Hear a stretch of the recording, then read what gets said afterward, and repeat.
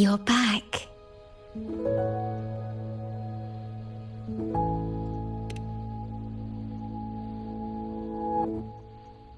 I am expressing myself through music, just like you taught me.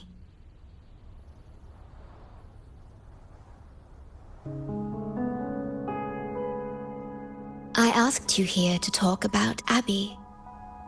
Have you noticed an increase in its hunger or fatigue lately?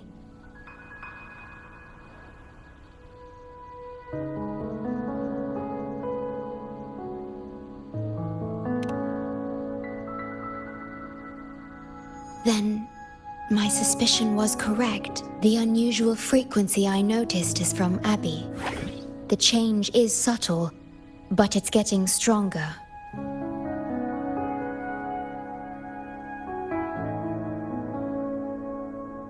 Its frequency is weakening. Abby was worried about how this might affect you and has been asking for my help.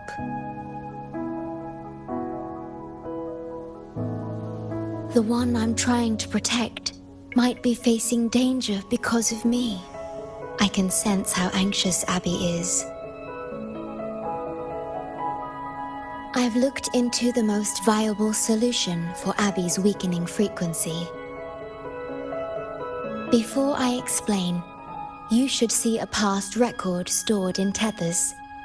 It's important for you to see it yourself. It may answer some questions. Please, hold my hand.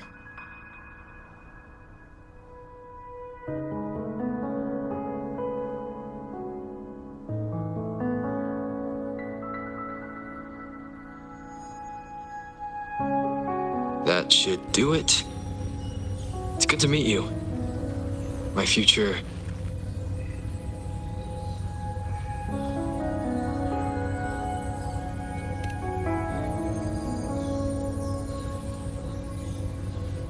me.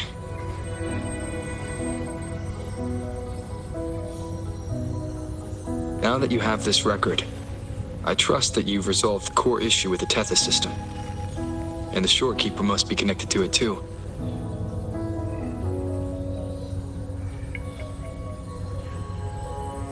As Chief Steward, you now have full access to the Black Shore's databanks, which hold thousands of years' worth of records. However, you may have noticed that all information about you is missing.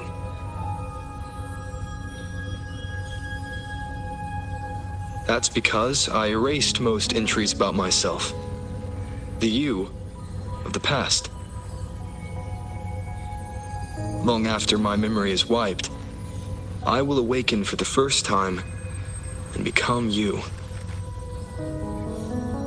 Once again, we will rove Solaris 3 and walk among the people.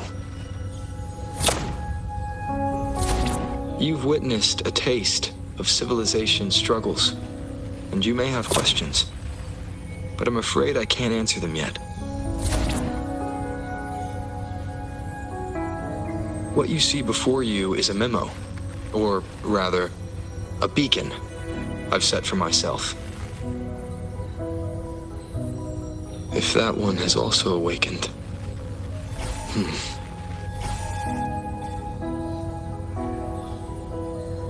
Seek out Imperator. We made a pact long ago.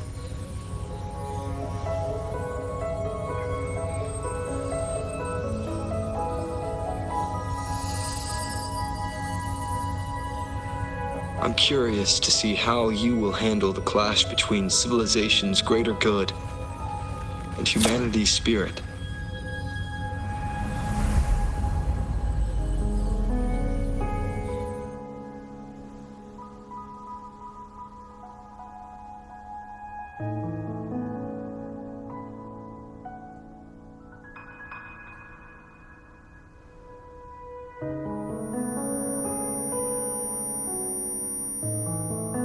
I found this when searching for information about Abby.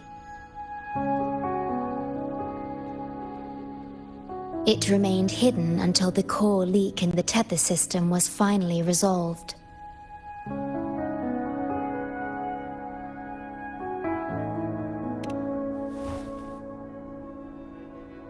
That message. I think I should trust it.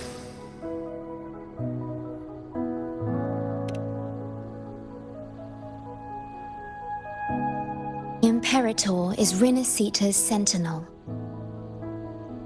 It is also the solution Tethys proposes. As Rinasita's sentinel, Imperator should have the knowledge to fix Abby's weakening frequency. Rinasita, also called the Land of Echoes, is renowned for its echo technologies. It's home to many like Abby who have physical forms. Rinasita. I may finally learn who Abby really is.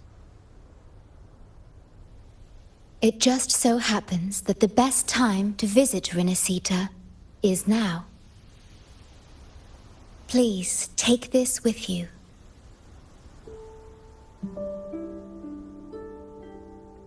To our esteemed business partner. As the celebrated Carnival returns to Rinasita, the Montelli family, proud organizers of this grand festival, extend an invitation for you to grace Ragunna with your esteemed presence and partake in the celebrations.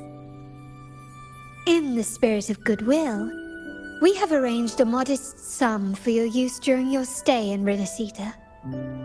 These funds are available at your convenience at the Averado Bank.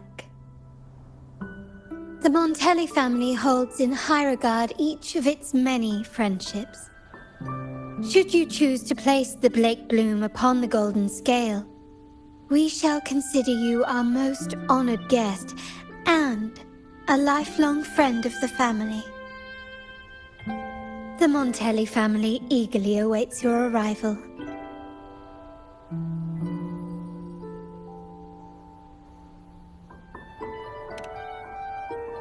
The Montellis are one of the leading families in Ragunna, a city-state within Rinasita.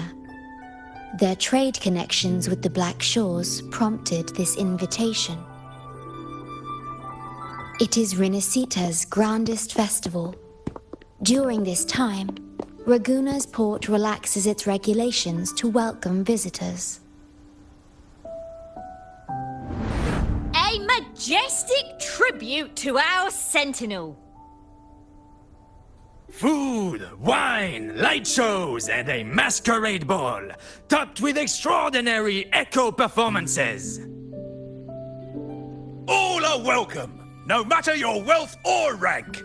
Celebrate with us and let the joy and merriment never end.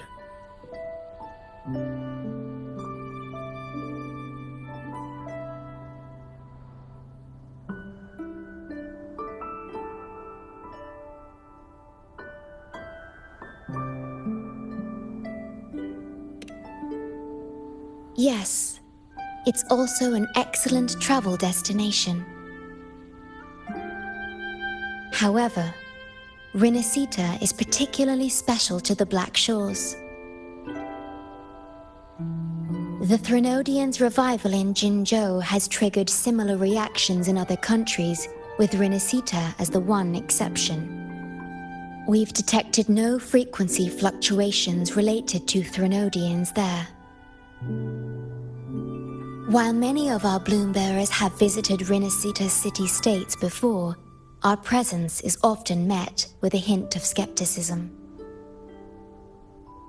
Given the circumstances, the best approach would be to visit as a guest of a prominent family.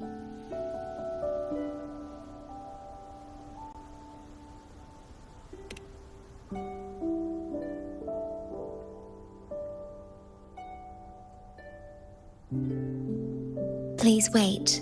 I'll open a portal for you.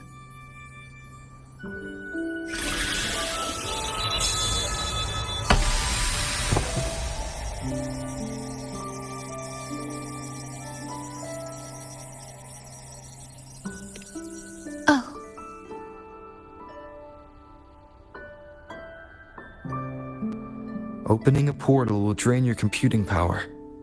I think it's better served for Black Shore's operations.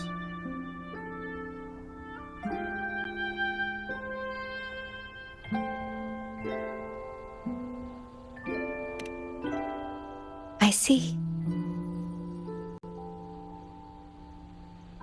I'll have Alto arrange your transportation to Renacita then.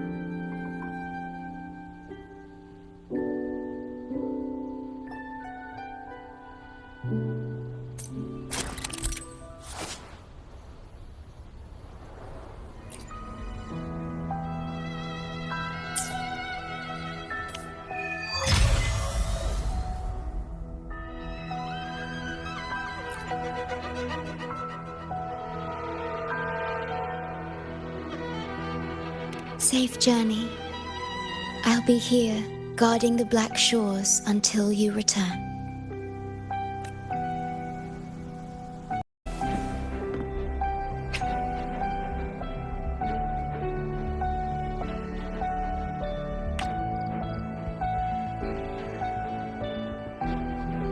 There you are! I've got your ship ready! You'll have to sail to Renacita, but the Threnodian ruckuses everywhere have left you with only the dinghies. Don't worry.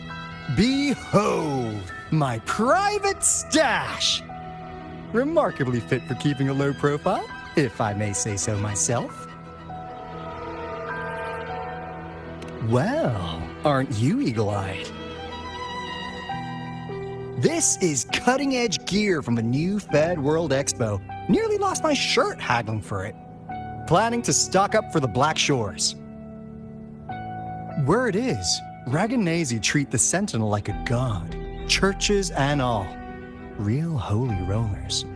When in Raguna, do as the Raganazi do, okay? Now, let me work my magic on the autopilot. Before you know it, you'll be cruising into Raguna. Just give me a holler when you're ready to go. Then off we go. Our destination is... Hold on to your britches. We're about to go from 0 to light speed.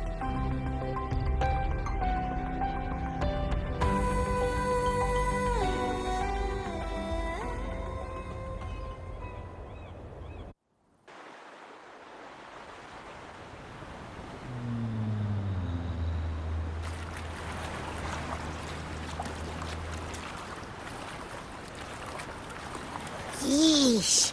This fog's giving me the creeps. I've got a bad feeling about this. Wait! What's that huge shadow under the water? It's getting closer. Watch out!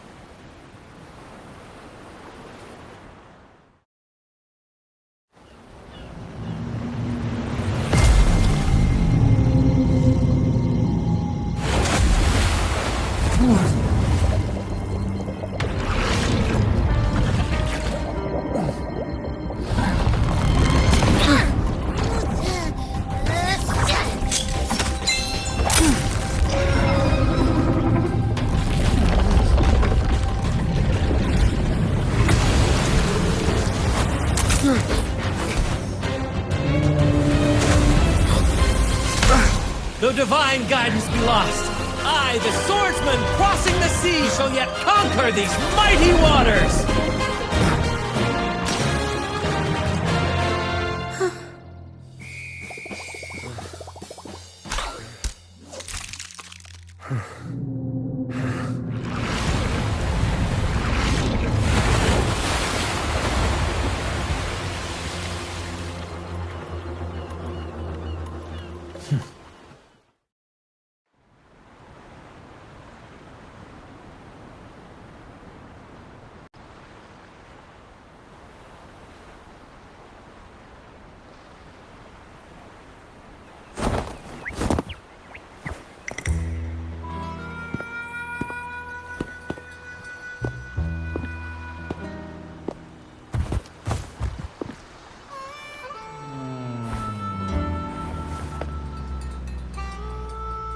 Ah, new allies born from the perils of the high seas. What better way to begin an epic story? Merely my duty, dear friend. The mists thicken once more, shrouding this ever-tumultuous path. A maiden voyage for you, I presume? These waters teem with colossal, mystical, tacit discords. That behemoth you saw is called Cetus the Tidebreaker. It is a gentle giant that usually keeps to deep waters and exhibits no aggressive behavior.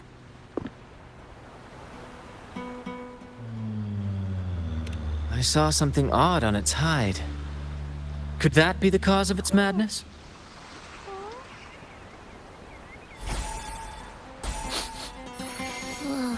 That big fella smells of sadness and anger all over. Well, well, who's this little beach ball? A talking echo. Clever little thing. Got a name? What? First off, I'm not little. And beach ball, really? Also, spill your name before you go asking mine. Oh, my. Where are my manners? I do apologize. Brant's the name. Captain of this fine vessel. As you can tell, we are a troop. A merry band of fools chasing freedom across the seas. Please forgive the lack of propriety. Now, travelers from afar, may I know your names?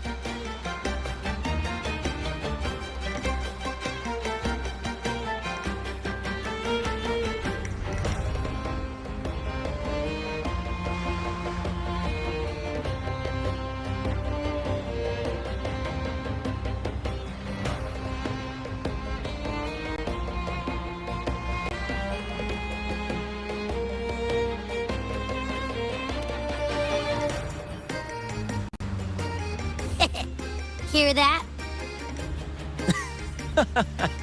Rover and Abby. Splendid! All who step aboard, guests of honor be. With names exchanged, friendships born at sea. Ahoy, crew! Let's give our new mates a proper welcome. Welcome to the one and only Troop of Fools!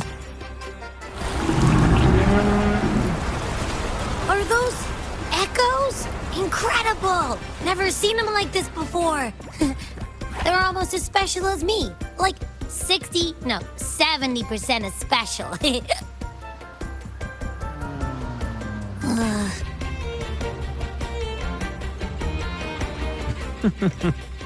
Your little companion is quite amusing. I presume you must be headed to Renacida for the Carnival?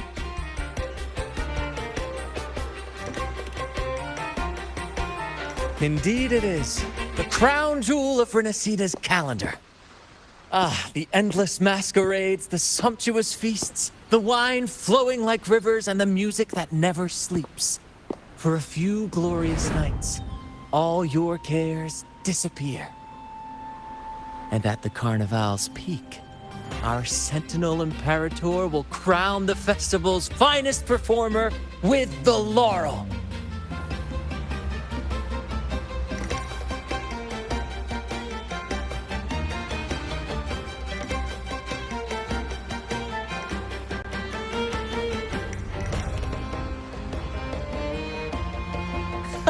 Of course not.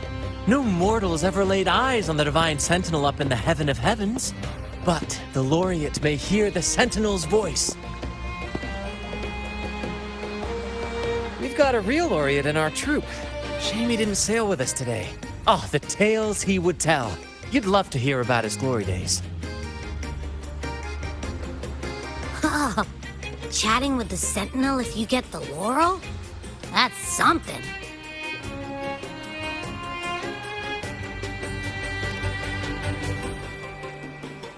Absolutely. It's been a decade since the last Carnival. We're not about to miss this one. Sentinel or laurel, it matters not. A troop of fools shall forever breathe freedom and unbridled joy into that city.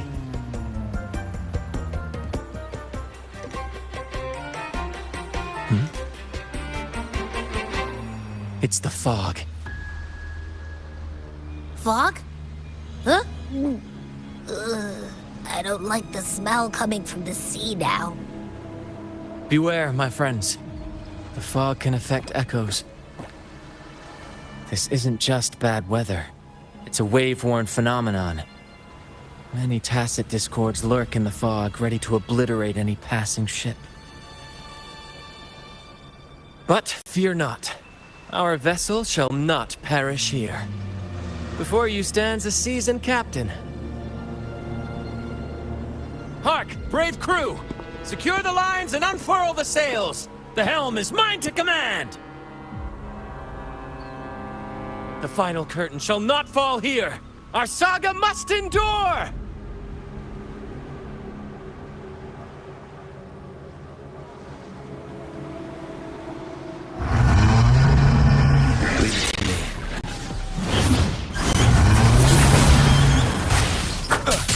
Bear with me, Lario. We're nearly through the fog. Rage on, Tempest! Your fury is but a breeze against our righteous course! Time to fight, my friends. I will hold the ship steady. Let the deluge descend! Our vessel stands firm! Our clarion call shall pierce the tempest roar!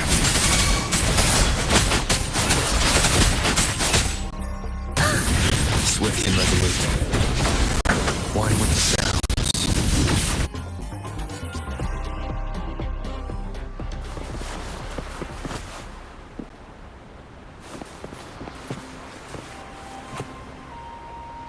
Thank you for your aid, my friends. Onward to Raguna we sail. Rest well as we journey forth. Settle in and take a good look around. No need to be shy, you hear?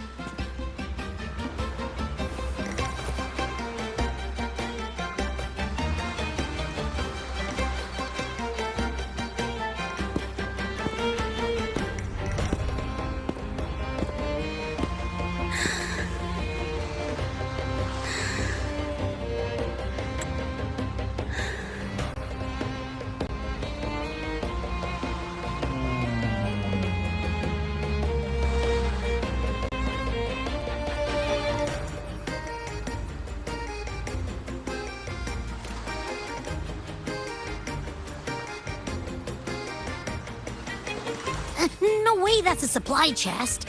Its frequency's weird.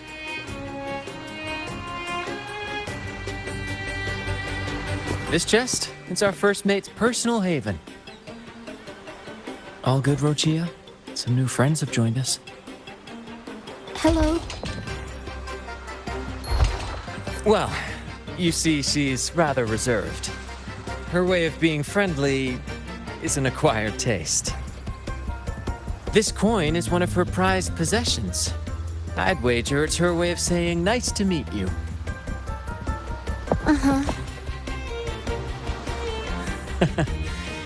Maybe she's taken by your rapport with Abby.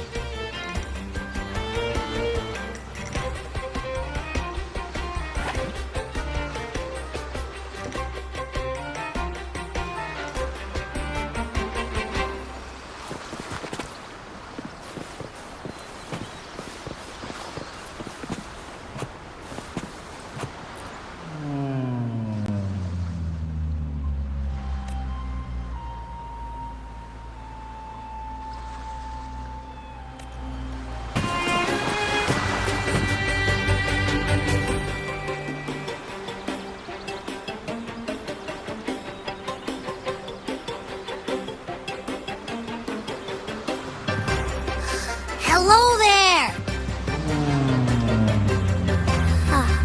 It's saying hi to us.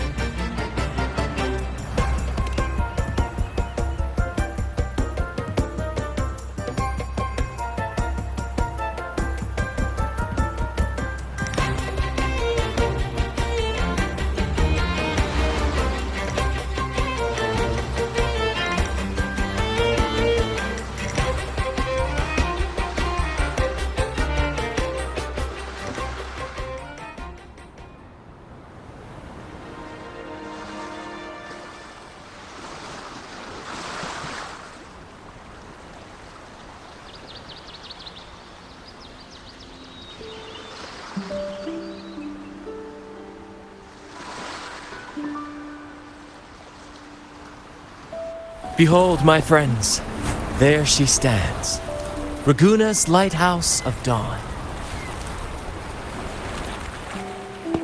Here we are, Raguna's dock. You'll find echo boats ahead to ferry you straight into the heart of Raguna.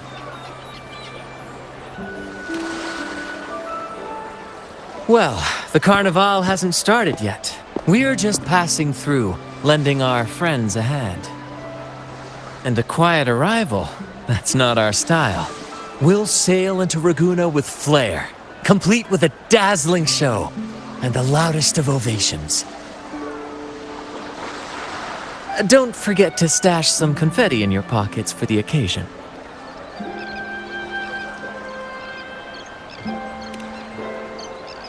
My pleasure. Speaking of which, where's that charming little companion of yours?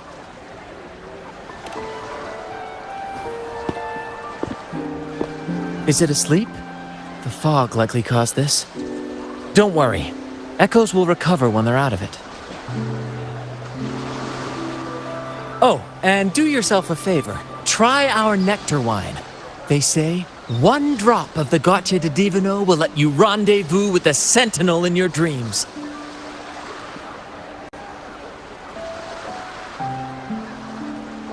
Ha! That might just be your shortcut to seeing the Sentinel.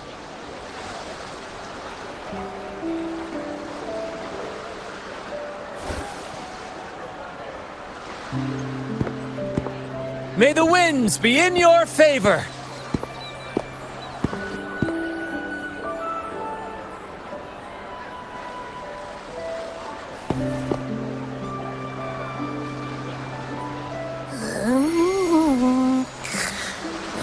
What? Huh? We docked already? Well, where's Brant and the crew?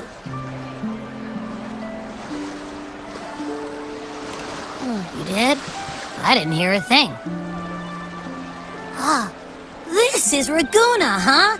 Ah, how do we get into town?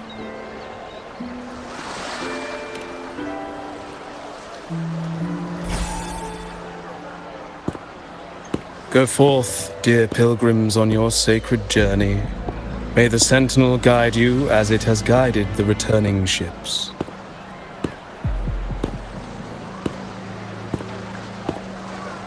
Go forth, Andreas, the fool. The benevolent Primus has blessed you with this sacred pilgrimage. May you find the righteous path on your voyage.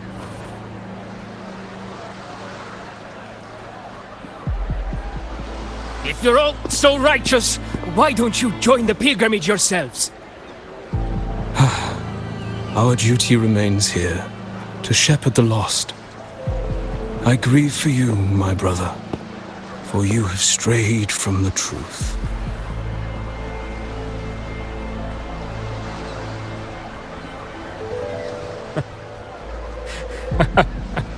Truth. Don't make me laugh. Your transgression is absolved before the sacred pilgrims sail. Go, now, and board with humility.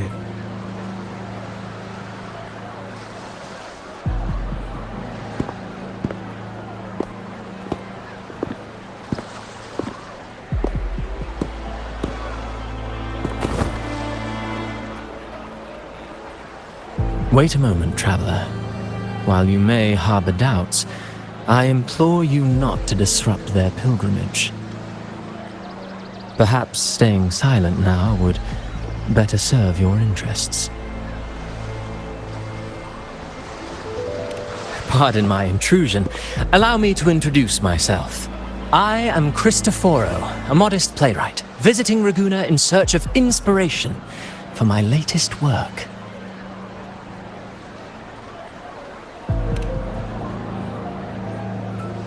A pleasure to make your acquaintance. I'm working on a play, tales of pilgrims striving to reach the Sentinel's promised land. Word of a new pilgrim sail about to depart brought me here.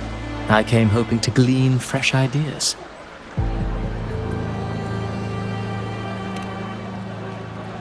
Yes, when Raganese first settled here, they revered the Sentinel. The Carnival was their tribute, a sacred right to commune with it.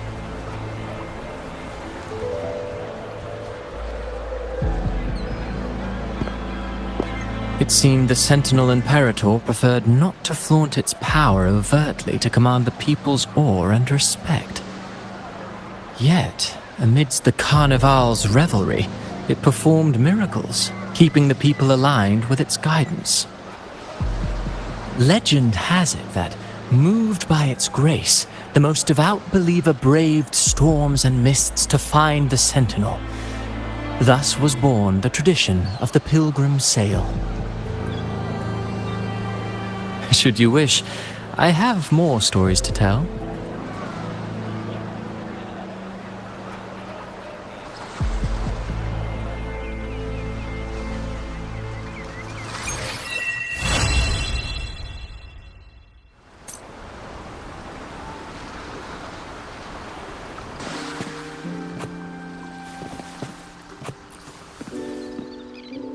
Hello there!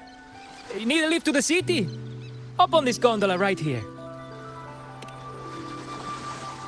Correct. In Ragunna, we sail in echoes. They are trusted and reliable helpers, gifts from Divinity. A third of a Ragunese's life is spent on a gondola. Pretty amazing, right? This little one will get you there safe and sound.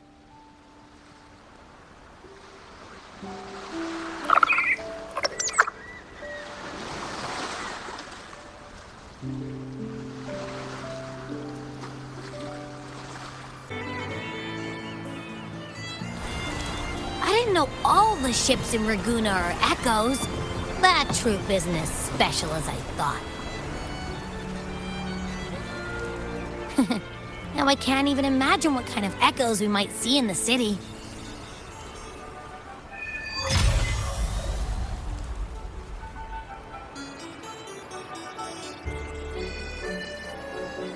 Maybe we'll come across some that look like you.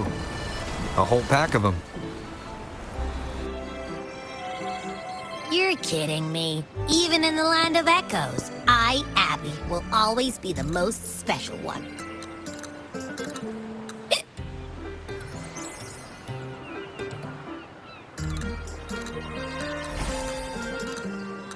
Approved. Welcome to Renacita.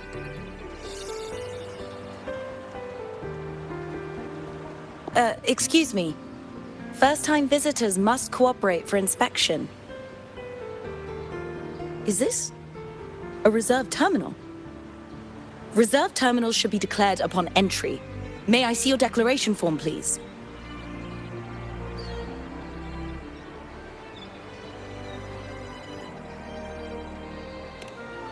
These are the rules. I'll need you to cooperate. Forgive the inconvenience. By the Order's decree, all visitors must undergo customs clearance to ensure safety. Or do you have a guarantor?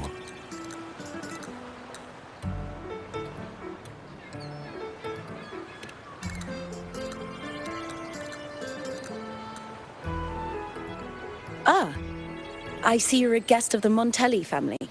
You're granted permission to bring your reserve terminal into Renacita. We apologize for any trouble caused. All echoes, even those in reserve terminals, are seen as divine envoys. Once they are baptized, they too will receive Imperator's blessings.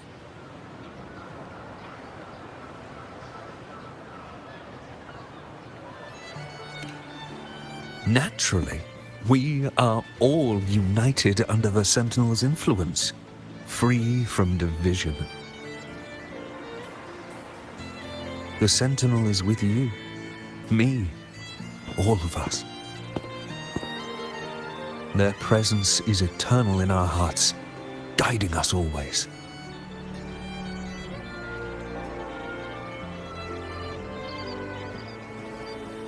Preach with respect and patience, lest you induce doubt and confusion.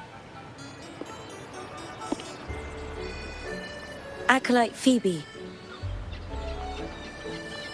I'll take it from here. Greetings, esteemed guest. I am Phoebe, an acolyte of the Order. The city of Raguna welcomes your arrival. Many visitors are here for the upcoming Carnival.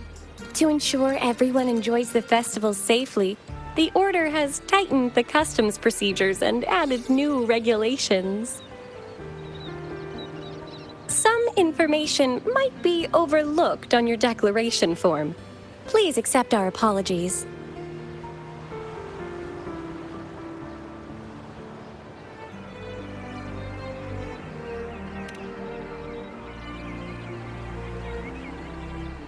Thank you for understanding. Please follow me.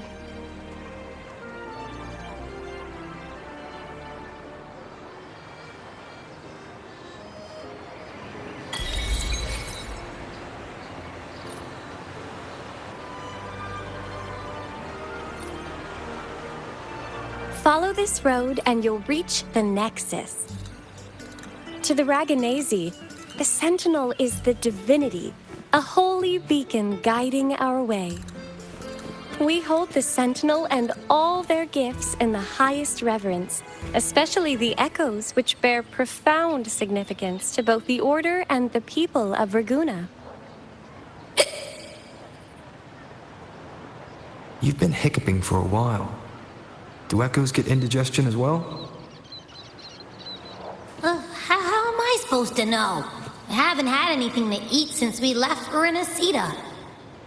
So hungry.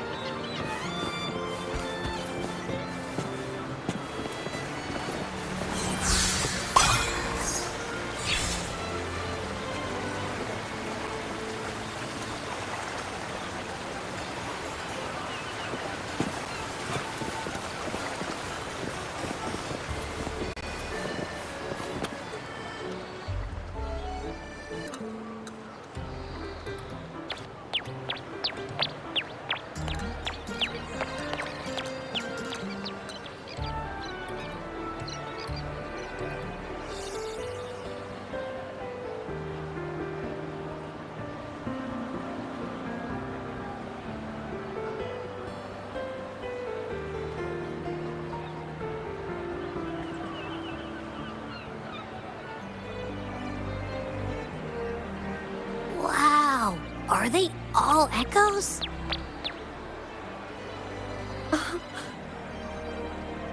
Yes, most newcomers to the city are amazed by the spectacle.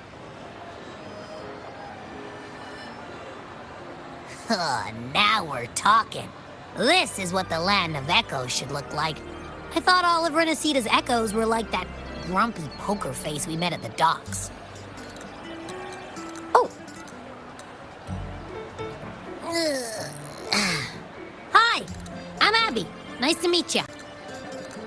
Oh, hello. I'm Phoebe. Nice to meet you too.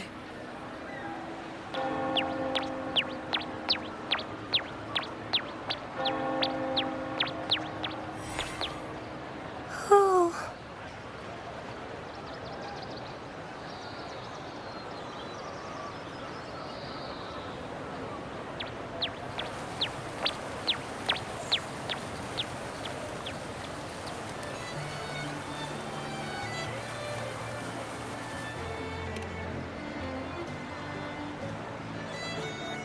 Yes, thanks to the Sentinel's blessing, most of the common echoes in Renacita are friendly and approachable.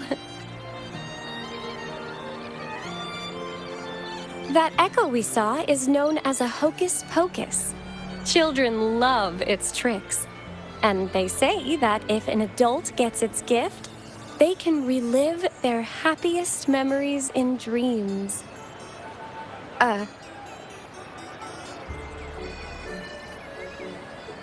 Sorry, I got carried away.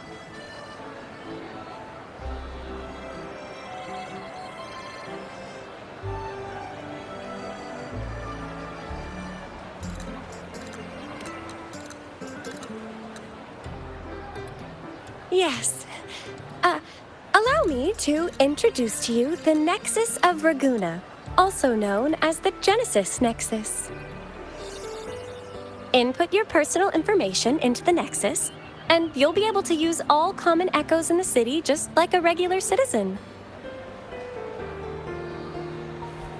Please, place your terminal here.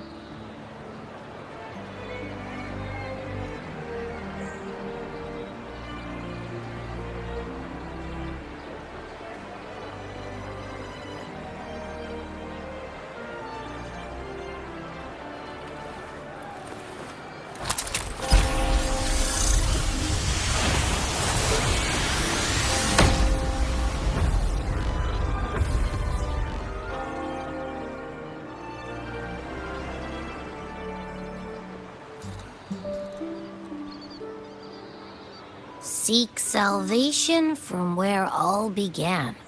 What's that supposed to mean?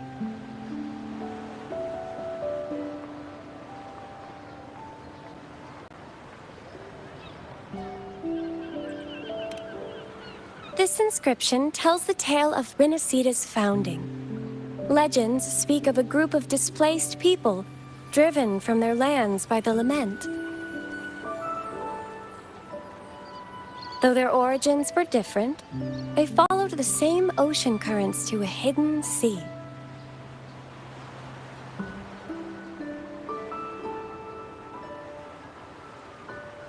They prayed for paradise, but were met with a nightmare filled with tacit discords. The sky darkened, the sea roared, and towering waves threatened to engulf them. At that moment, a radiant light pierced the clouds, and a voice resounded from the sky.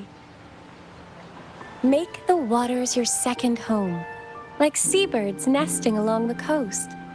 Build your shelters hither and thither, like stars in the night sky. Your fortress is fragile, made only of wickers and planks, but fear not, for it is strong enough to withstand the wuthering waves. Heeding the heavenly voice, the displaced united. A gentle breeze guided their ships, filling their sails with wind.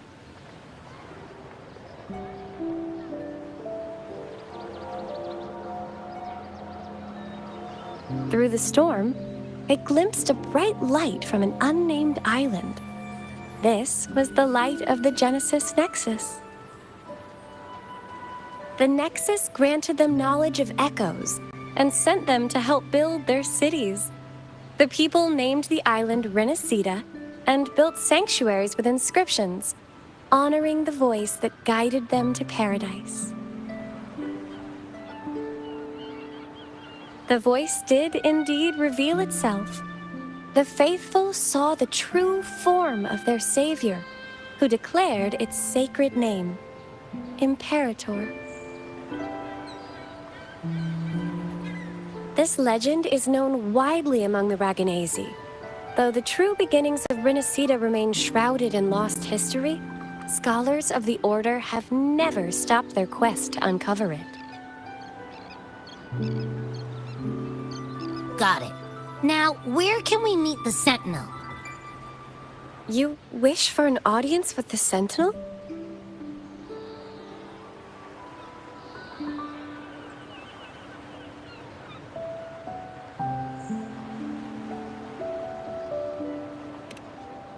Yes. The Sentinel bestows the laurel, through which the Chosen One can hear their voice. Only one has received such an honor, the current Primus, Fenrico. As the only enlightened one in recorded history, Primus Fenrico can directly connect with the Sentinel to heed divine oracles.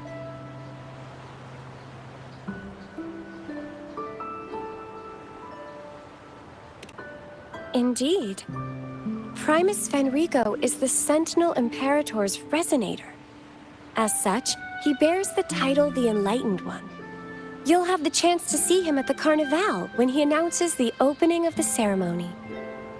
I hope you enjoy your time here in Raguna and join in with the festivities. If you need help with anything, just let me know. As an acolyte, it's my job to assist all our visitors.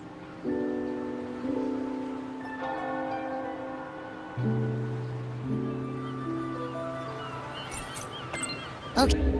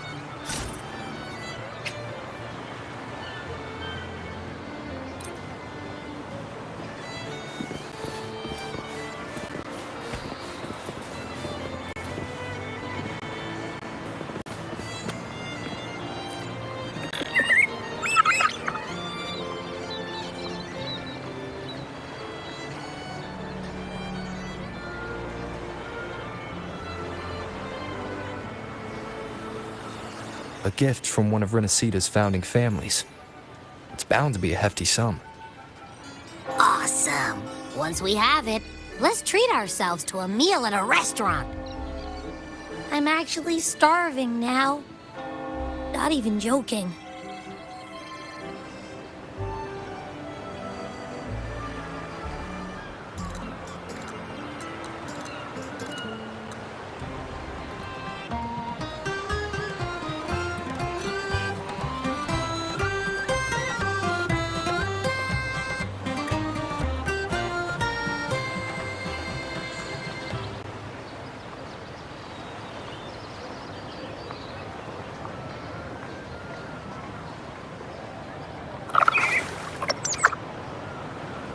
This is a testament to my connection with the world around me.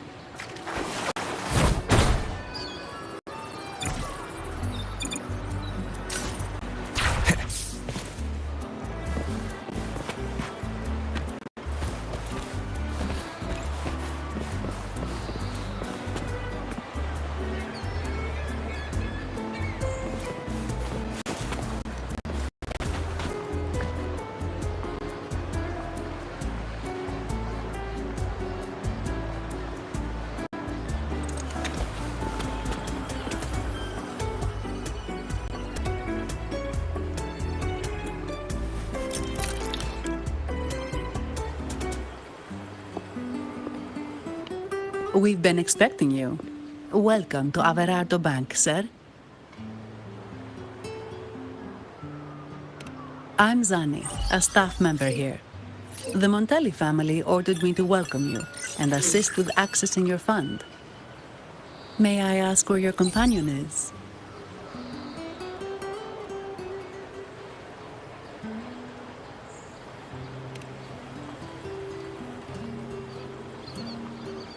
Understood. Your fund is ready. Please follow me. You may present your terminal.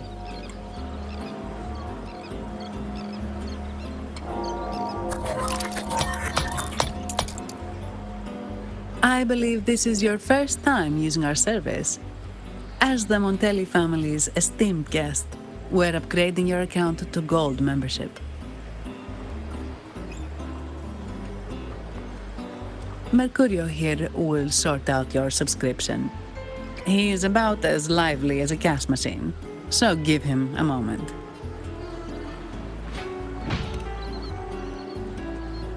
Yes, all echoes here belong to the Montelli family.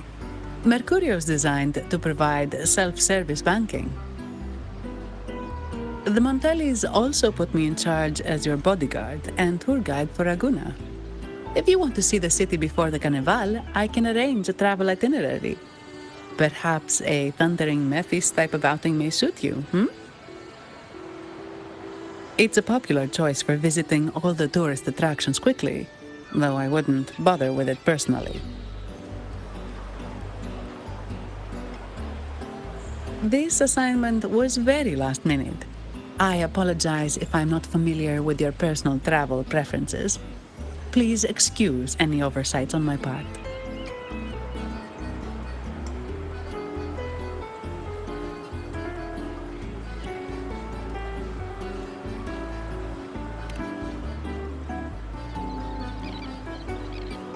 Not at all. The Montellis always treat their guests with hospitality. I'm simply following their lead.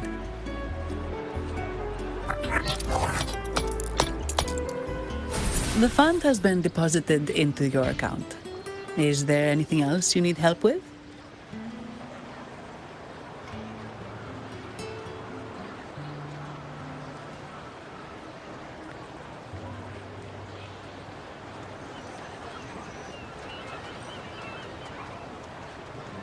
Yes. The nearest one is Trattoria Margherita. I personally recommend Pizza Tropicale. Would you like to dine there?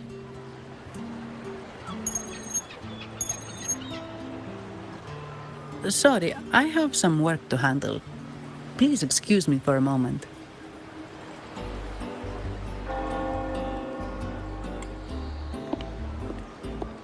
The last lots for the auction have arrived and will be escorted back by designated echoes. Make sure you get them on time. Keep an eye on number 23 and 56. They're foreign curiosities insured by Mr. Lombardi. Don't screw it up. All the details are in the memo. Okay, I'll leave it to you.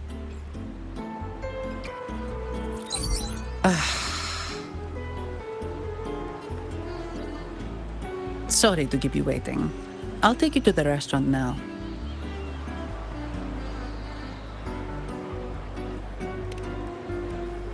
Yes, thank you for asking. The bank is short-staffed due to secondments, so I'm handling a few extra things.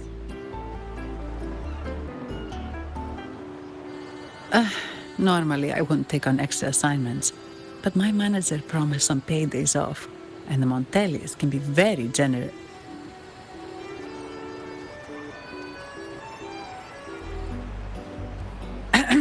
Sorry, too much. I'll do my best to meet your needs during your stay here.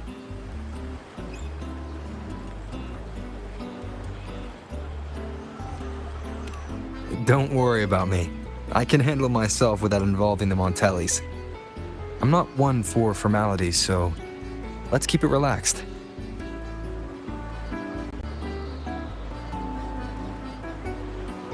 If that's what you want.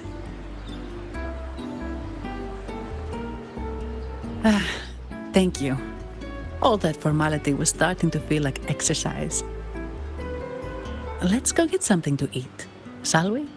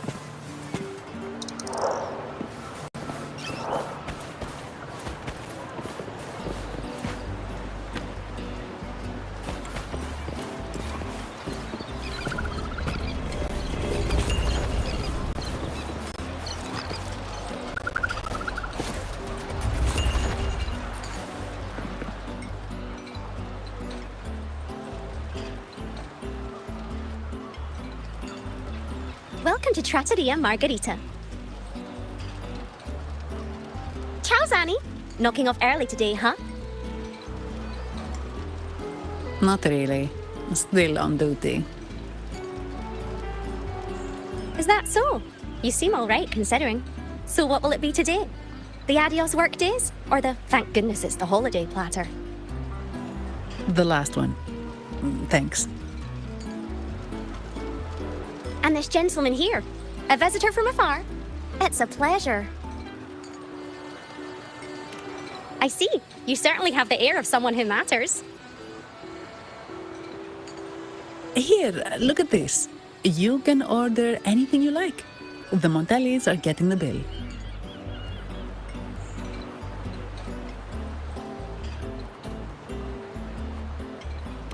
How about steak margarita and Nivola pasta? Both excellent choices. The woman speaks the truth. Take a seat. Your meals will be ready soon.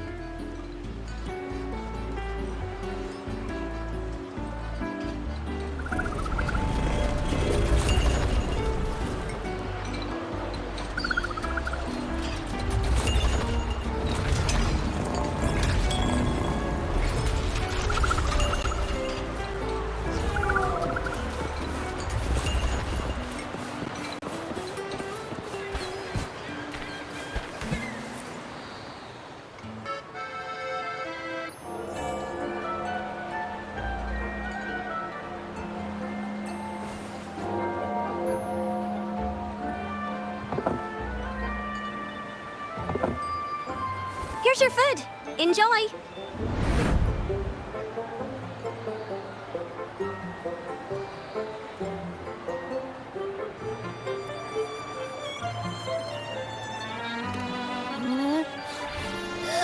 What's that smell? It's so good!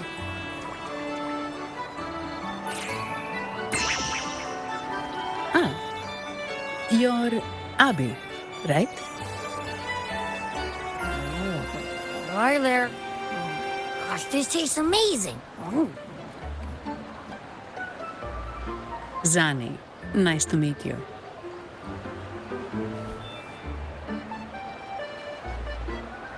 Did not expect to see an echo residing in a resonator's body. Interesting.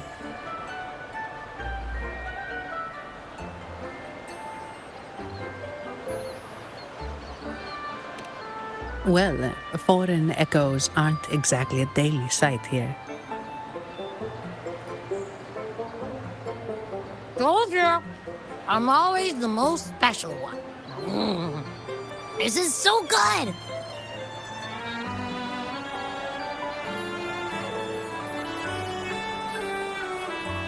All right, let's dig in. You will enjoy the food, of course. We Ragunesi take pride in our food traditions. For instance, never overcook seafood, or you'll ruin its natural taste. Always serve freshwater fish before sea fish, or its tender flavor will be masked. I'd start with this appetizer. It complements the main course. Hearty, but not too heavy. Perfect for those burning the midnight oil.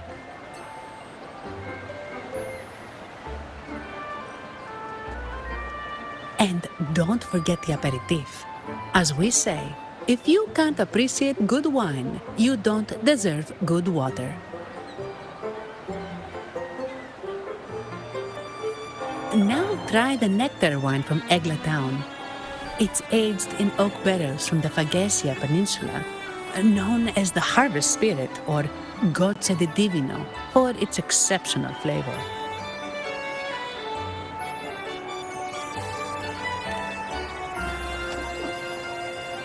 To you, guests from afar. And my vacation that never seems to come. Nothing beats a good meal. Wait, what's the buzz over there? Probably the Montelli's Echo Show. They've been rehearsing for days. getting ready to perform it for the Sentinel at Carnival. Intrigued, are we? The formal event will be even more spectacular.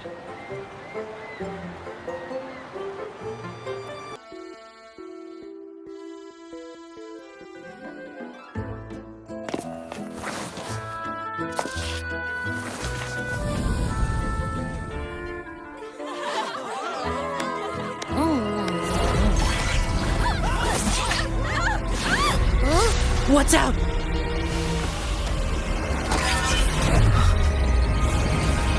Command, unify, ascend, converge. Thou hast come at last. I am the Imperator. Aid me, O Arbiter, that we may return the lost unto the earthly realm.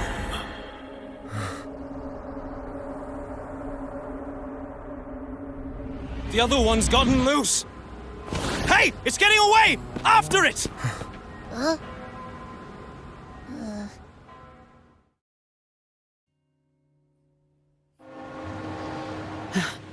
Are you all right? It's strange. Why did that echo suddenly lose control? I'm fine. Something's off with those echoes. Let's try calming them down.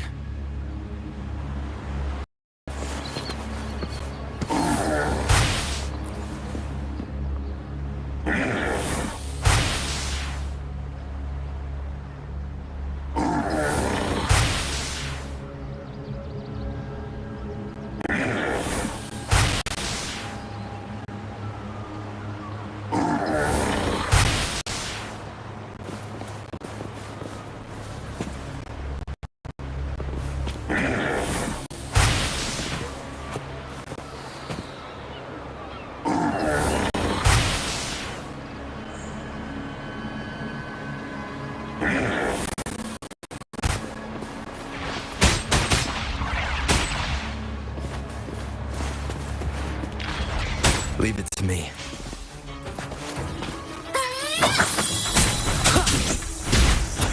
One with the sounds.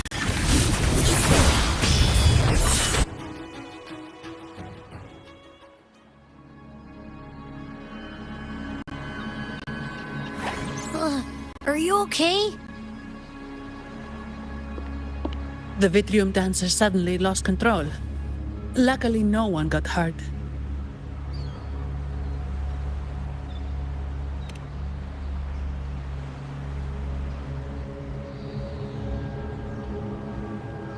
Now that I think about it, the frequency vibration I sensed felt a lot like empathy.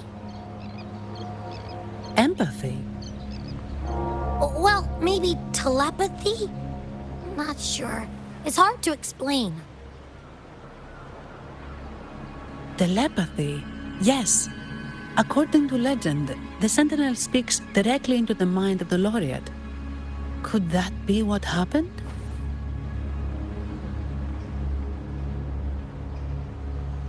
So, the Imperator is the Sentinel. But who's the Lost? Plus, it said it needs your help, but a Sentinel shouldn't need to ask for help, wouldn't you say? Something's not adding up. What a headache.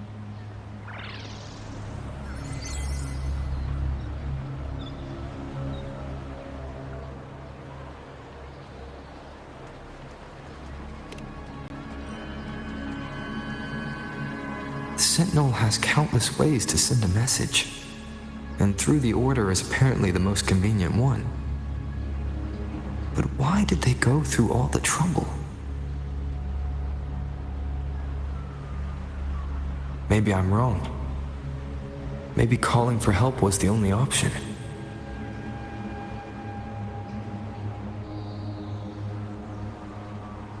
And with that message left on Tethys, could the Sentinel here be in a situation similar to Jue's? But it seems like the locals haven't laid eyes on their Sentinel. Everything feels off. That echo might be our only lead right now.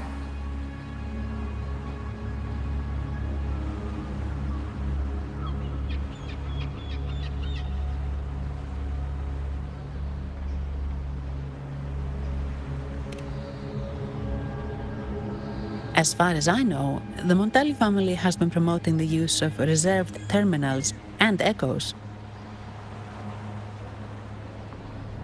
Most Ragunesi use common echoes and don't know much about the reserved ones.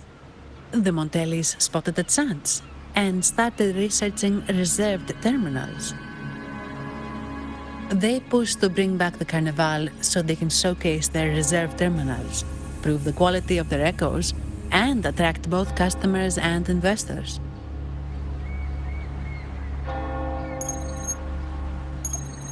Oh, sorry, just a minute. Yes, Mr. Alberto. An echo was... I see. Sorry to keep you waiting. That was Mr. Alberto from the Montelli family, also my employer. He extends a sincere apology for what just happened. They too are at a loss to explain what caused the accident. He told me that the Montelli family would investigate further. Please rest assured.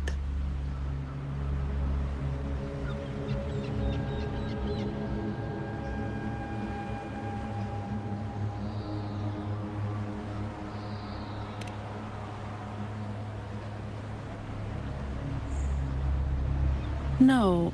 After all, such an incident only hinders their promotion of reserve terminals. They have no reason to rejoice over it.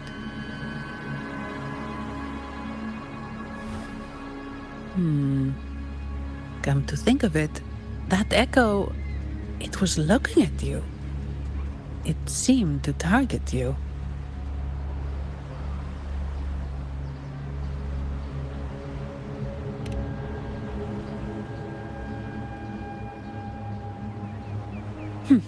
I won't pry into my ward's privacy.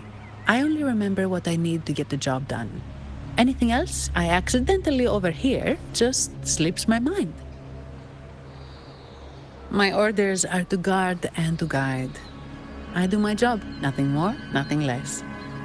So if you want to investigate, I'll stick with you until you're done.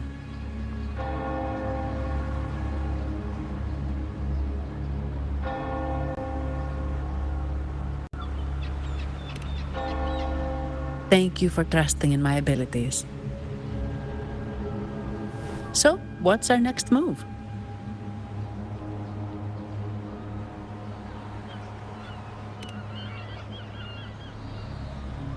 It was complete chaos, but I spied the direction it fled.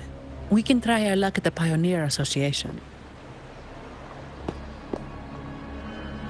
I know someone there whose forte might help us uncover some details we missed.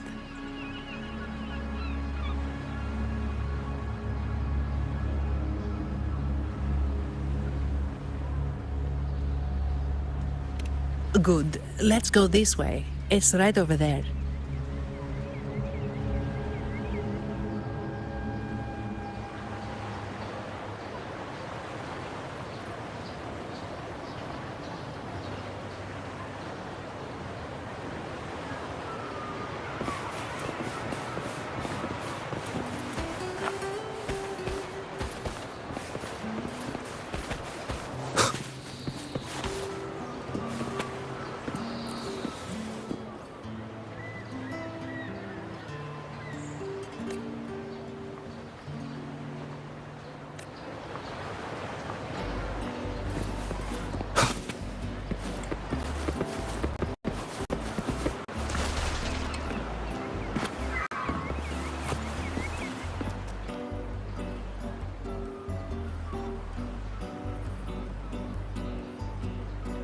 Dear Sentinel above.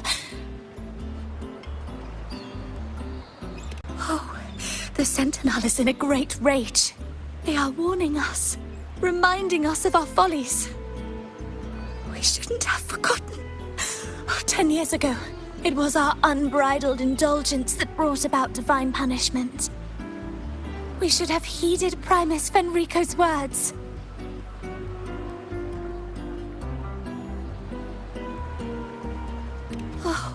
Dear visitor from afar, you may not know. 10 years ago, The Carnival angered the Sentinel and brought forth divine punishment. Primus Fenrico foresaw the shadow beneath the revelry and halted its spread. Simply put, many terrible accidents happened during that carnival, like Echoes losing control. Since then, the Primus ordered the carnival to stop. Most Dragonesi don't like to talk about that tragedy, so it's understandable you haven't heard of it. Echoes are messengers of the Sentinel. They lost control and attacked people because they were corrupted, reflecting our transgressions against the Sentinel. This year, the Order has approved the Carnival. We will return to our traditions. Dear visitor, please join us in praising the Sentinel. Only then can our misguided souls be forgiven. It may be a divine blessing, but it has committed an assault against the Sentinel's people. The corrupted will be purified under the holy light of the Genesis Nexus. As for the one that escaped, the Order will retrieve it as soon as possible to prevent further harm. In other words, the Echo will be reset in the databank. That's how we Ragunesi usually deal with malfunctioning Echoes. We deeply apologize for the disturbance caused by that undisciplined Echo. Now please excuse me. I have other matters to attend to.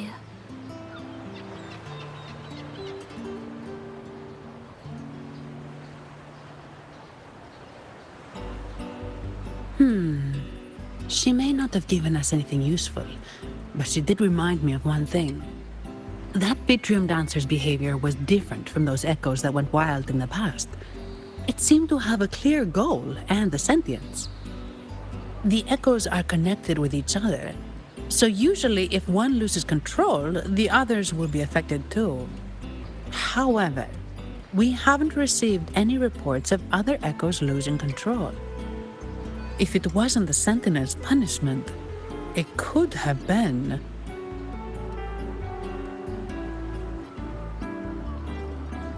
You're right. We need to catch it before the Order does, or we won't be able to get the information we need.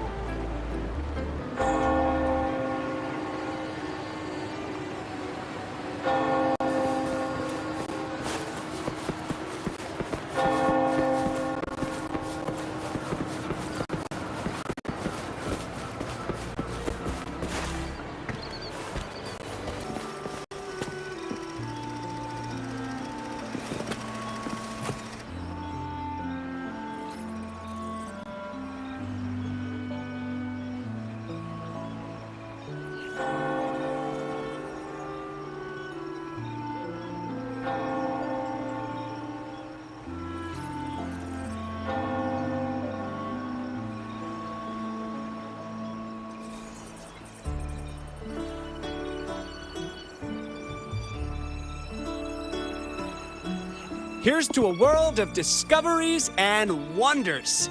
Welcome to the Pioneer Association. Miss Zanny, it's been some time. Have you finally decided to join us? No, I'm here for something else. This is Mr. Fulmin from the Pioneer Association. Oh, hello, you brought a new friend. Pleasure to meet you. I'm Fulmin, head of the Wuthering Film Studio under the Pioneer Association in Ragunna. How should I address you? Your name rings a bell. Oh, you're the legendary Rover! Savior from a foreign land, the dark thunderbolt streaking across the world. I've longed to meet you. By the Sentinel, let me seize this extraordinary moment.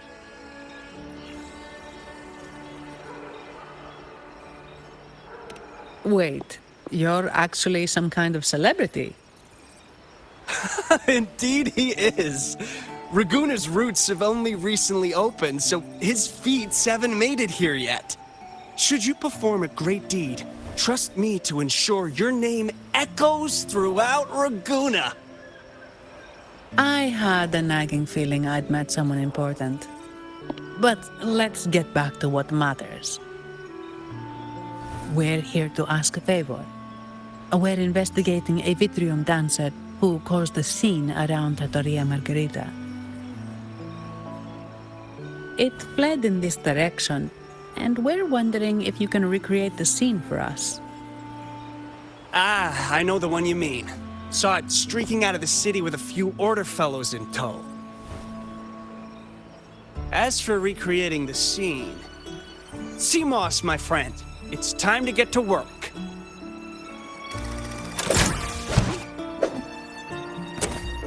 All right, where is it?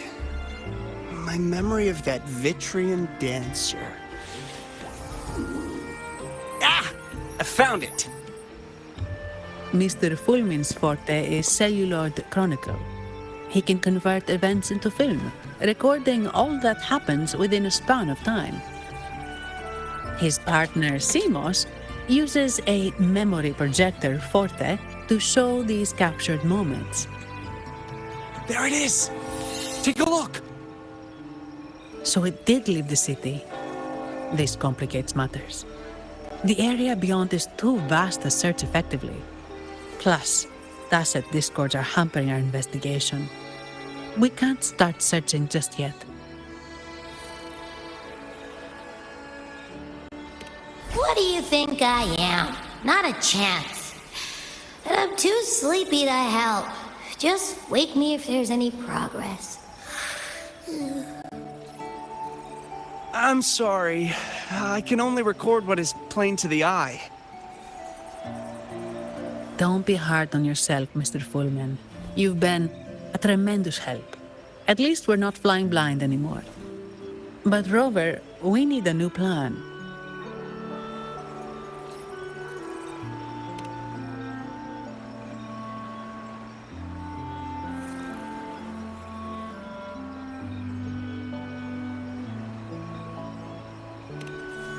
Give me a moment. Ah, yes! Look at this!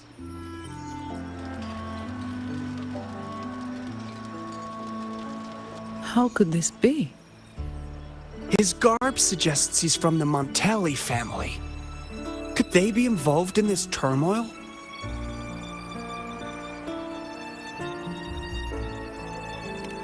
Indeed. But it's rare to wear a mask before the Carnival. He must have wanted to hide his face. With their eagerness to promote reserve terminals, the Montellis would be the last to invite trouble now.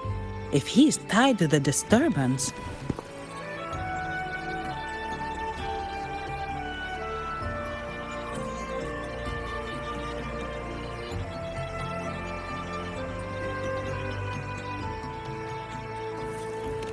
Then perhaps we should seek Miss Nyarla's expertise.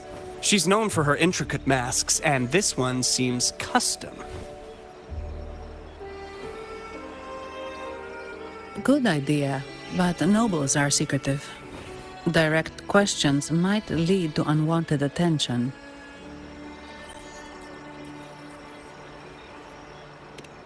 Aha, excellent. Let's make for the masked reverie.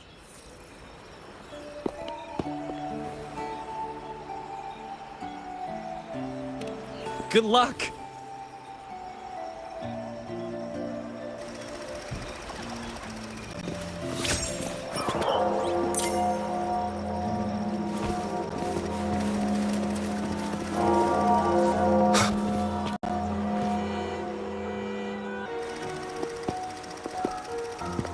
Has the perfume, compact, and jewelry set arrived? Yes, they have. Would you like them now, or shall we deliver them to your residence before tonight? Tonight? No, I'll take them now. Of course. I'll have someone fetch them immediately. It won't take long.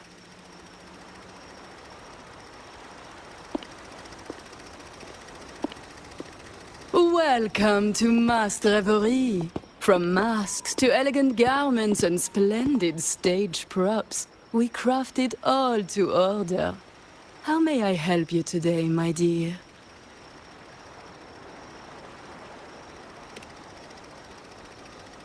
Oh, so eager to skip the pleasantries, are we? I'm right here. Do I seem invisible, or are you simply ignoring me? I am right behind you.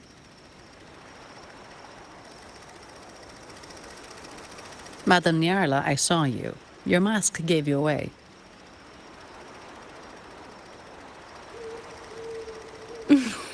Oh, don't spoil my secret so soon. It's not every day I get such a charming visitor. Besides, only by hiding oneself can the true beauty of a mask be revealed. Don't you think? But scaring the guests is just your twisted sense of humor, isn't it? I hope this didn't bother you. Invisibility is Madame Nyarla's forte. Madame Nyarla, this is the distinguished guest invited by the Montellis. He is very interested in carnival masks.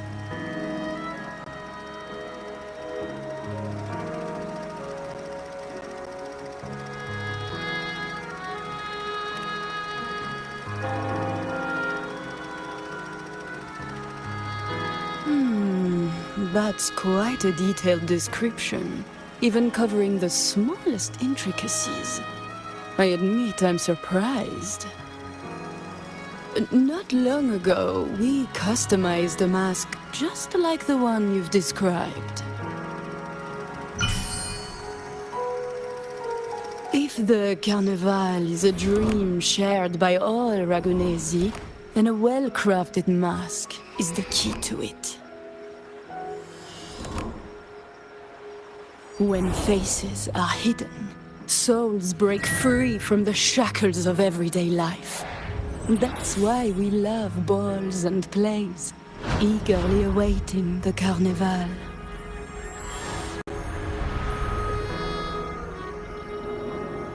Masks liberate our spirits. We believe they reveal what lies within. It is our honor to help our customers express their innermost selves.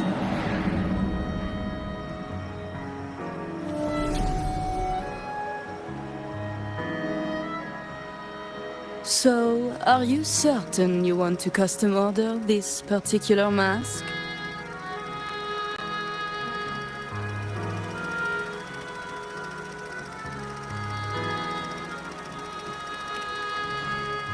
That's a very fine mask. If I remember correctly, the one Mr. Gilberto picked up last week looked very similar. If it's your first mask, a unique design might be more fitting. You have an impressive memory. I'll be on my way now.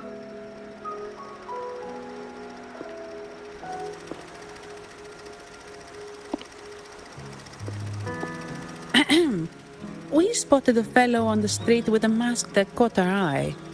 I didn't expect it to be Mr. Gilberto from the Fisalia family.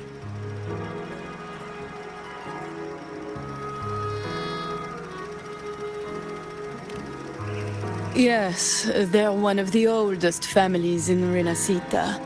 Their ancestors once ignited a war here, but they were defeated and driven out of Ragunna. The Fisalias are a mixed lot. While some hold honor, others bring disgrace to the name.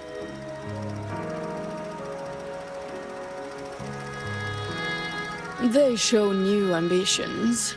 Lately, they've taken to more prominent roles in the city, flaunting their mining ventures and acting with increasing arrogance.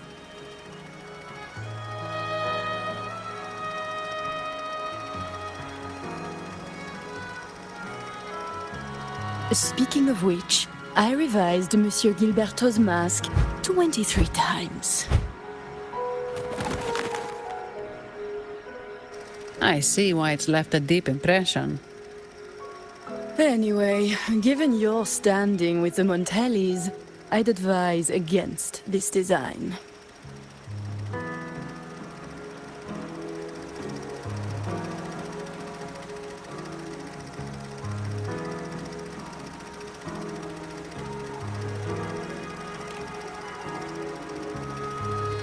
A rumor has it the Montellis plan to push for reserved echoes at the Carnival. It's your tension with the Physalia family. Best avoid any association. That incident with the Montellis' echoes going berserk. Unfortunate timing. Who knows how this will affect their promotion?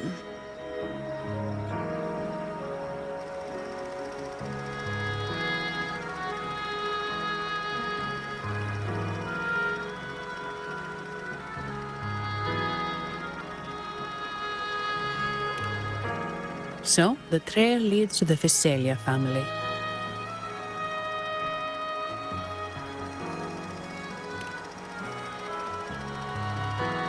The Physalia's residencies are near the Cathedral of Mercury. We could stop by the Order for more information. Thank you for the lead, Madame Niarla. Oh, and we will reconsider the mask's design. Thank you for your time. You're too polite, Mademoiselle Zani. You're my special guest, after all. Isn't it interesting how a small mask can both hide and reveal?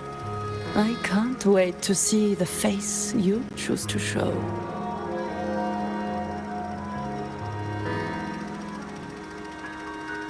I look forward to your next visit. This splendid reverie is always open for you.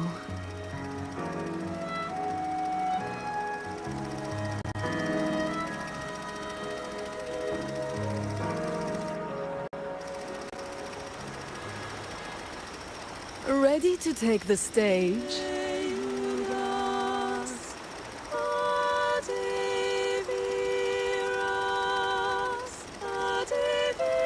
Ready to take the stage?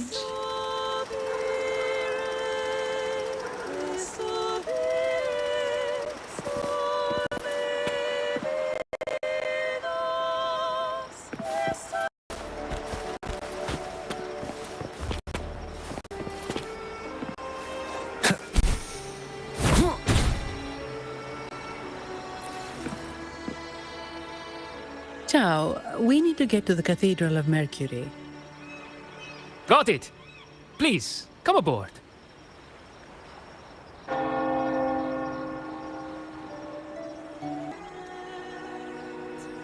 Legends say the Sentinel quelled the storm and stilled the waves, sparing countless lives at sea. To show their gratitude, people place candles around the statue, keeping them lit both day and night.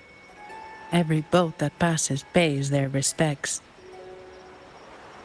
It may seem fanciful, but it's best to show respect as we pass by.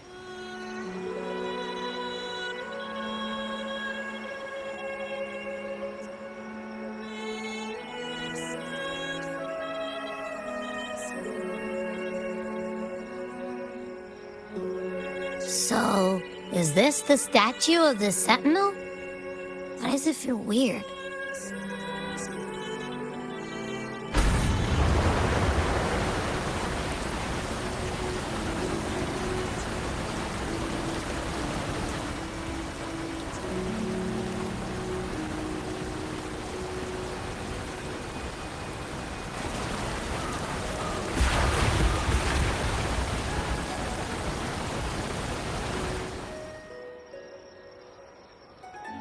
We are now in the Physalia Residency's territory. We should...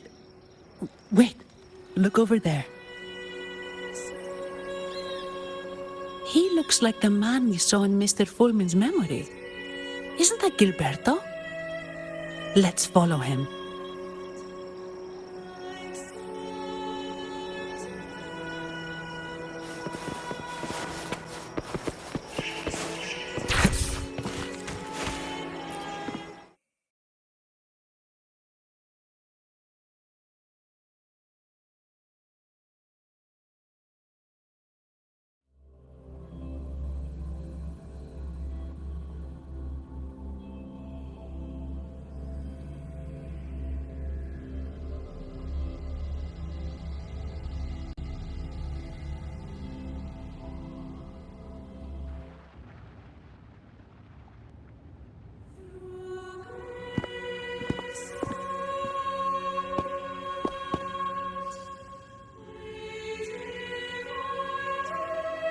Gilberto, how are things progressing? Your trust means a lot, Priest Alessio. The flower has been quite effective. A word of caution. Don't overstep. We can't afford unwanted scrutiny.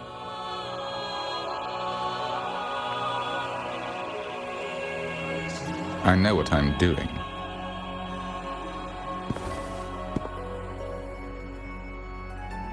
Our sanctuary isn't infinite. Some murmurs are getting harder to quiet.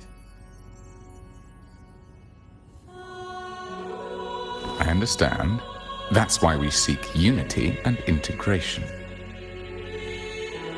Our beliefs are already one.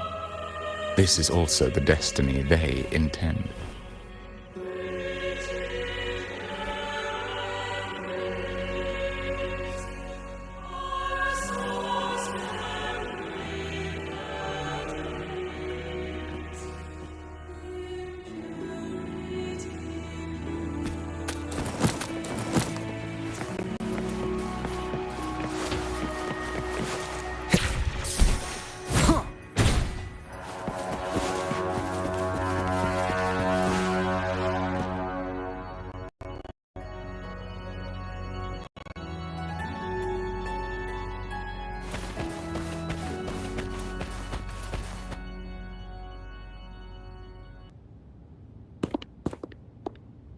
Ah, more seekers. What brings you to these halls? Sir Gilberto. Oh, Gilberto from the Physalia family. A pious soul. Frequently here in prayer. But not today, it seems. I've heard whispers of you. An acolyte mentioned your desire to meet the Sentinel. I assume you must be interested in following their path.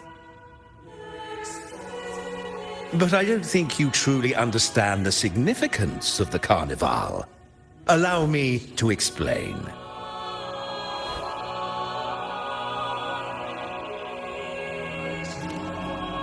You've probably heard about the connection between the Carnival and the Sentinel.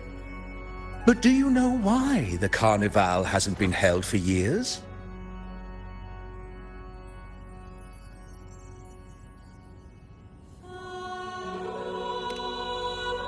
In the last Carnival, the sea fog shrouded the entire city. Echoes paraded like lost souls. A dragon roared above. And a beast in the sea stirred up towering waves.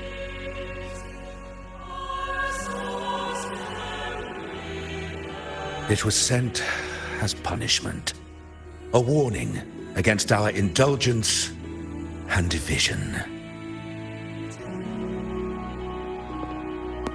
This is our Primus, Fenrico, the Enlightened One. Amidst that chaos, he stepped forward and quelled the Sentinel's wrath. Raguna's greatness was forged from its battles with the sea. It inspired a common goal in all our hearts. Without everyone working together, land cannot be cultivated, islands cannot unite, and dams cannot be built. A nation's strength lies in its unity. You see? This is why we preach restraint and control over our desires. Only through rituals can we strengthen our resolve, our unity. This is why we must banish those who stray from the right path, and impose restrictions on those who threaten the common good. We've dedicated ourselves to this cause.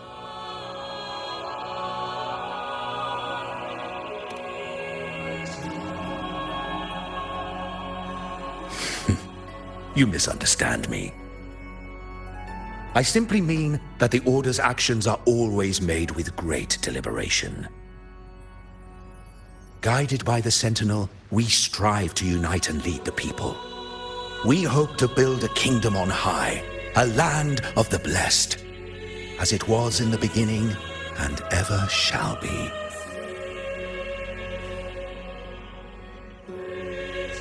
I trust you'll have faith in the Order's judgment.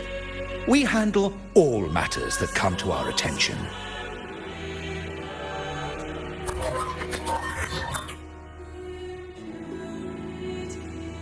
What did you say? How could the Montelli family? Forgive me. I must attend to pressing matters.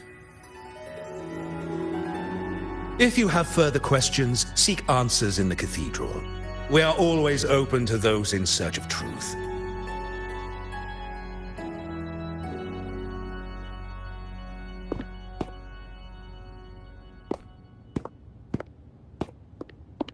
But I remind you to keep your distance from the sacred relics and honor our customs.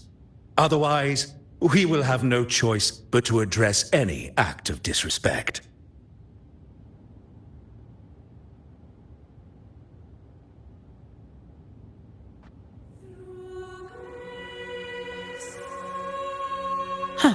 What's got him so rattled that he'd leave us like that? He's hiding something. We saw Gilberto enter the cathedral with our own eyes. He couldn't have vanished into thin air. Could there be a hidden chamber or secret passage within the cathedral? Now that you mention it, something's not sitting right.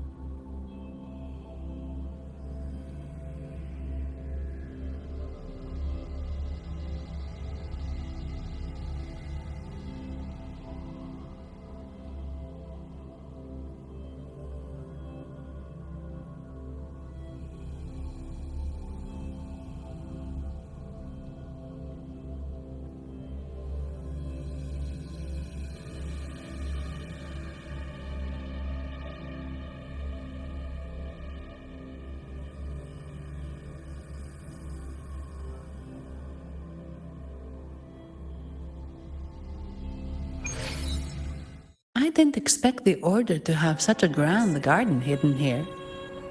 But where could Gilberto have gone? Let's split up and see what we can find.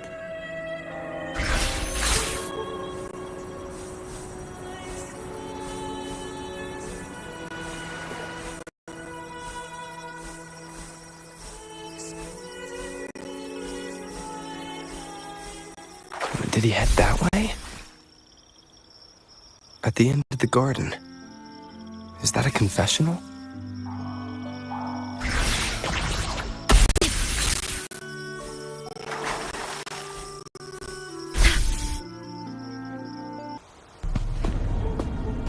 Looks like they're slowly finding their way.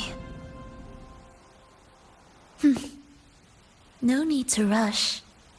I too am curious to see what truths await them. The grand revelry draws closer and closer.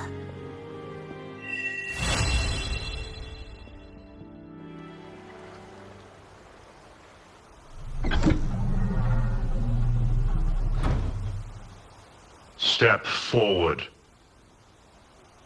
What burdens weigh upon your soul?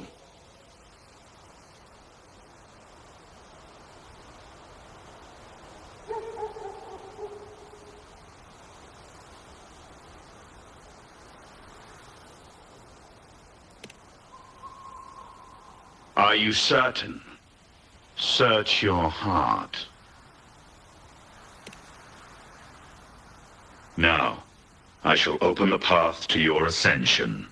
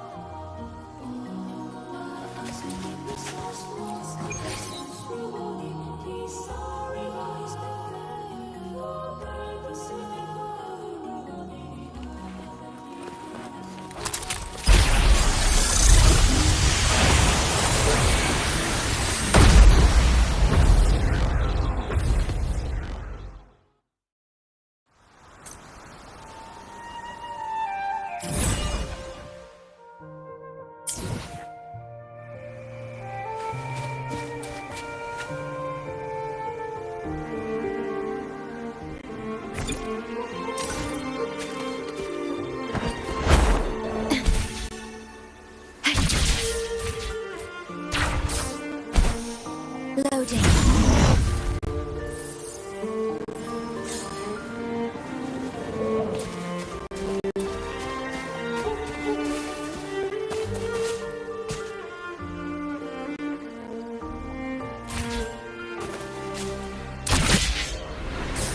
Wind, guide me.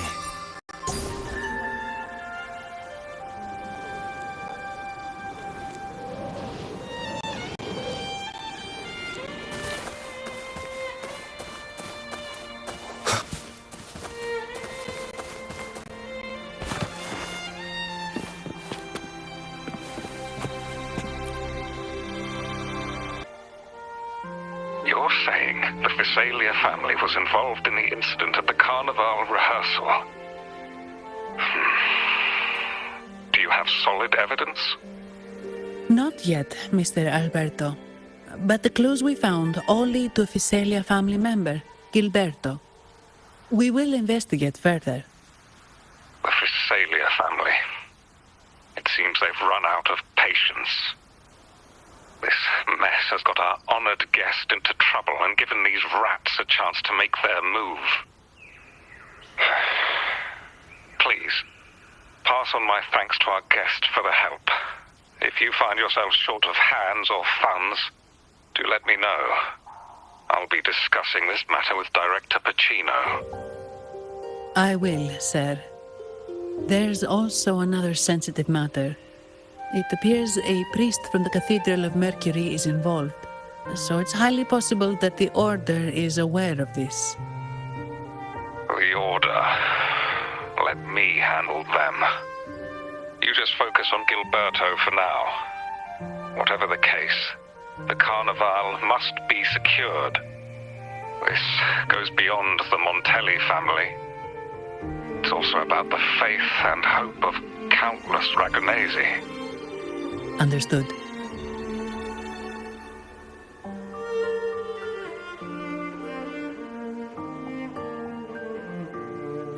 It's from Mr. Alberto. He's the head of Averardo Bank, my superior. But this doesn't sound like him. He's usually cautious and rarely makes outright promises, unless one of the big shots in the family is twisting his arm. If the top brass are alarmed, it can only mean that the situation may be...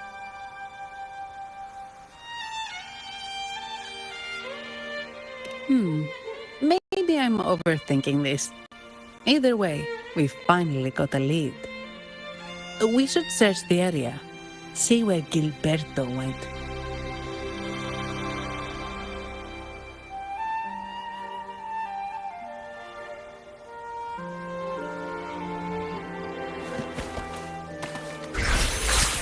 Terminate.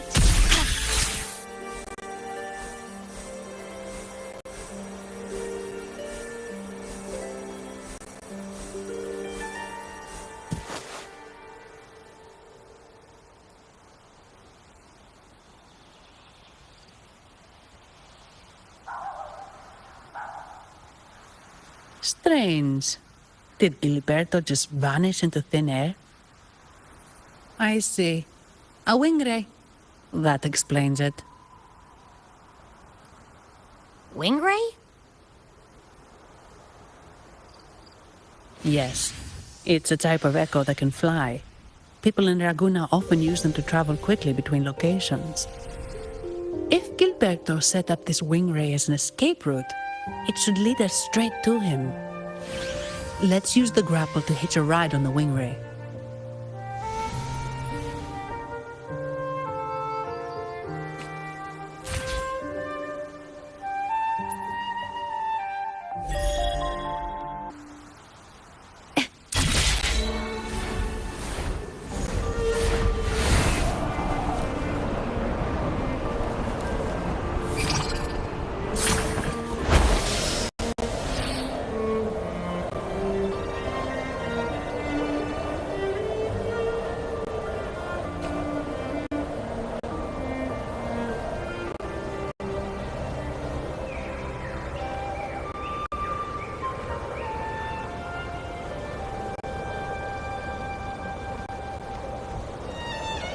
Wind guide me.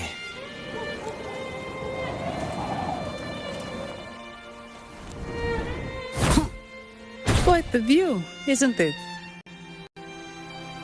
Welcome to Whisperwind Haven, known for its iconic windmills and flower fields. Legend has it, this was once the home of the Blessed Maiden. Some people are over there. Let's check if they know anything.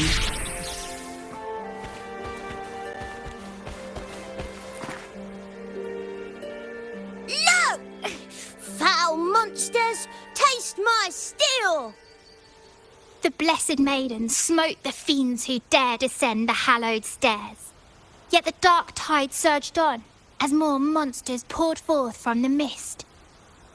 In this fateful moment, the Blessed Maiden beheld her destiny's end. Moved by the divinity, she chose to yield her life for the Sentinel's cause and Rinasita's people. Oh, Imperator, guide me! Wait. Your tone sounds a bit off.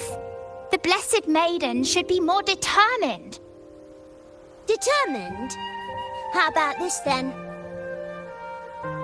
In Imperator's name, vile monsters, I swear your behind shall be met with the end of my boots! I meant determined, not angry. You've got it all wrong.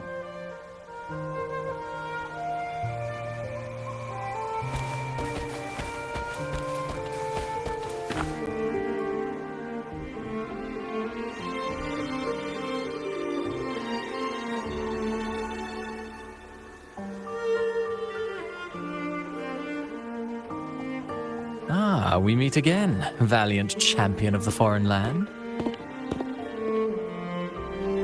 Our paths intertwine once more. A result of Imperator's divine intervention. Don't you agree? Pardon me, but this lady by your side seems rather familiar. I am Zani. I work at Averardo Bank. Ah, yes. You look quite chivalrous, if I may say so. Yet, with your weary face, I'm afraid I can only dub you the Sorrowful Knight. That's quite fitting. Do I thank you for that? Ah, no need for the formalities. Allow me to reintroduce myself. I am Cristoforo, a humble playwright grappling with modern trends. Delighted to meet you.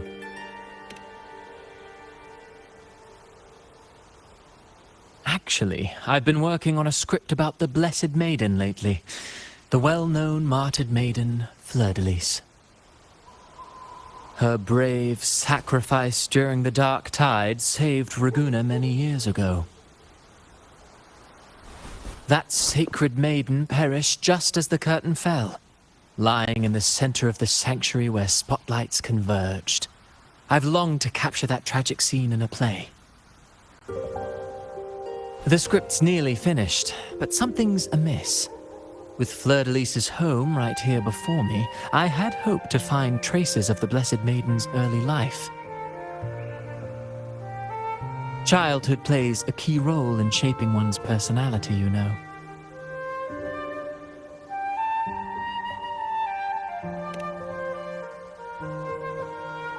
Sadly, no. I confess, I've made zero progress.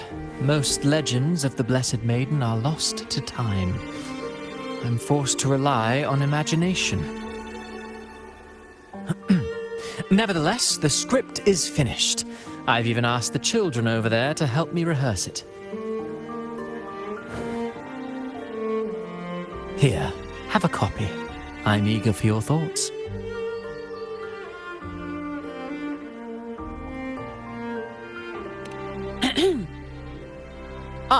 Apologies. I started rambling about my play again. Well then, what brings you here? We're looking for someone. Did you come across anyone from the Physalia family? The Physalias. Come to think of it, I had noticed a nobly dressed gentleman around here recently. Yes, he bore their crest.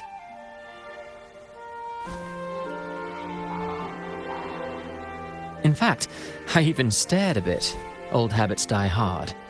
The Physalias rarely venture beyond city walls, you see. So Gilberto did pass through here. Thank you for the information, sir. Speaking of that man, word from the local villagers is that odd occurrences have plagued the area since his arrival. Odd occurrences? You've likely noticed the abundance of echoes here in Whisperwind Haven. One might say it's more their village than ours. But since that nobleman's arrival, echoes in the area have been vanishing without a trace. Like time lost forever. Books forgotten by people. And cherished memories faded away in time's current. Oh, Pardon me, my playwright's pen is running away again. Echoes disappearing. Sounds familiar.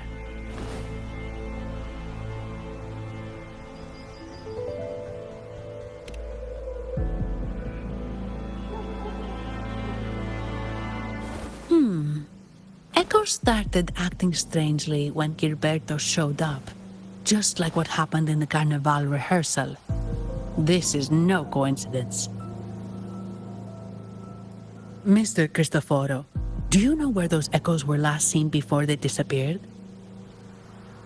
I'm in the dark as well. However, they might know a thing or two. These echoes are keen to find their friends too.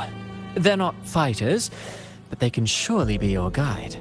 Why not take them along?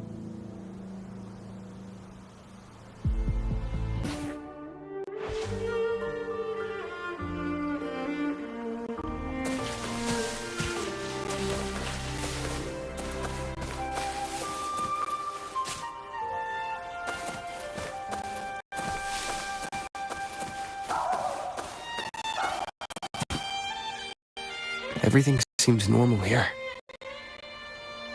Let's keep moving.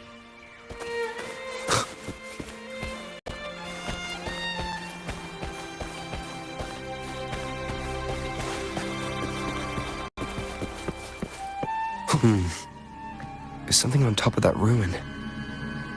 Are those corroded frequencies? Need to find a way up there.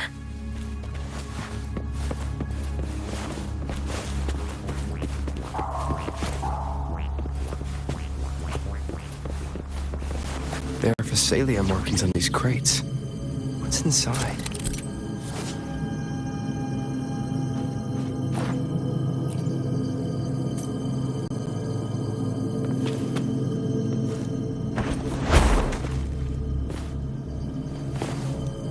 Something's been wrapped in these strange frequencies. I should clear them out first.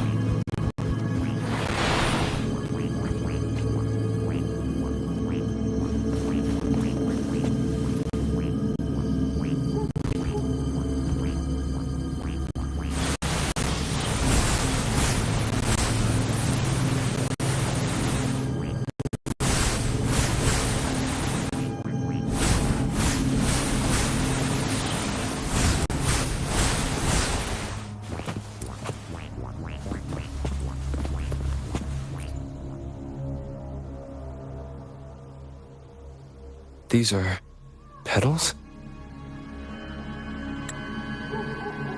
I think I saw them before.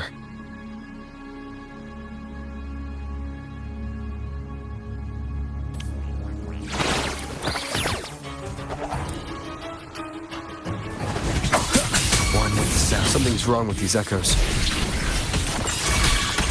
Looks like someone's pulling their strings, just like at the rehearsal. Need to find a way to stop them first.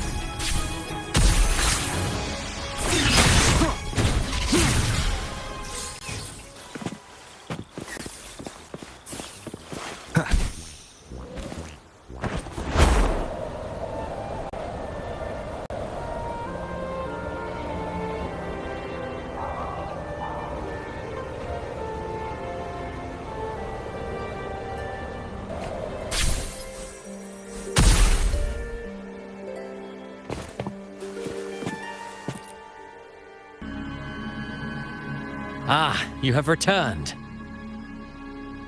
How did it go? Any discoveries to share?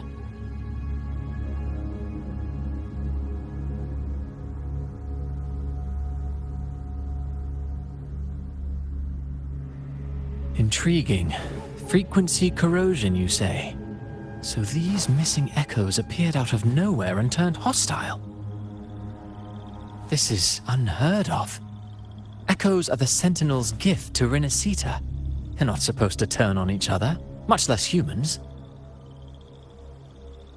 Actually, there was a similar incident with hostile echoes in Raguna City recently.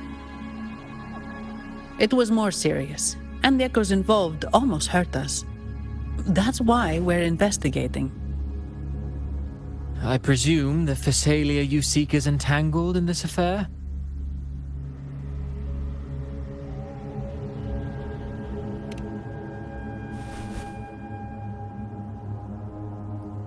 I see. Very well. Allow me to offer you my thanks. The frequency corrosion driving the echoes mad has been resolved, but we must still caution villagers and their echoes. They should exercise vigilance and avoid perilous areas.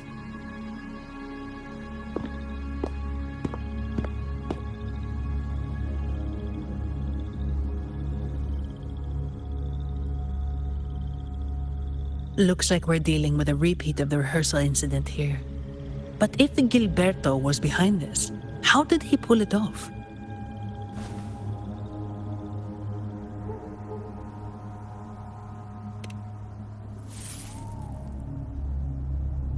Petals?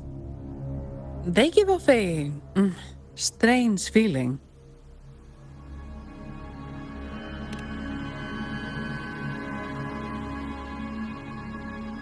All right, let's give it a try.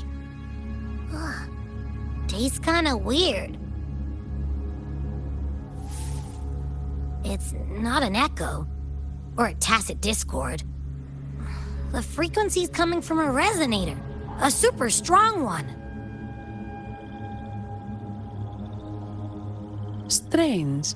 Gilberto's a resonator, but he doesn't seem particularly strong.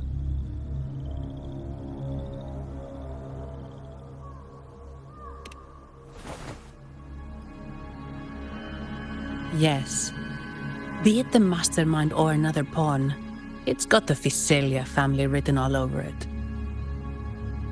They staged the accident, endangering civilians, and then used it to frame the Montellis. What a story. This is definitely headline material. Just think of the leverage the Montelli family could get with this scandal.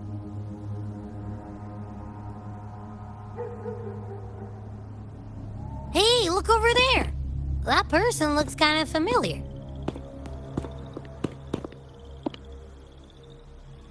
It's Phoebe. What's she doing here with all those echoes? Wait. I got an idea.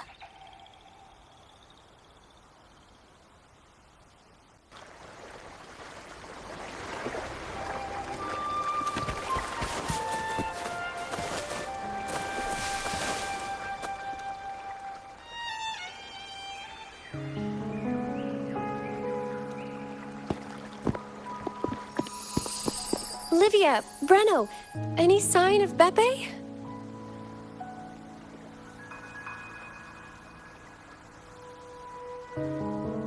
Strange. Where could Beppe be?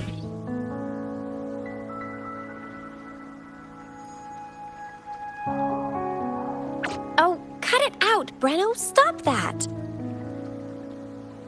Wait, Breno's right here. Then who's poking me in the back?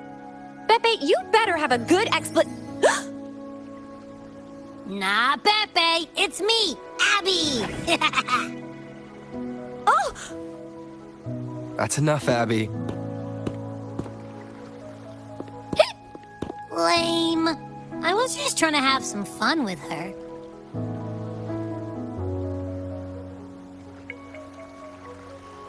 Oh, it's you. Pardon me. I thought you were at Raguna City. Didn't expect to meet you here. Oh, sorry, I don't think we've met. Greetings, madam. My name is Zani. Averardo Bank. Oh, I don't think we've met before. Well, it's probably because I haven't been to church much.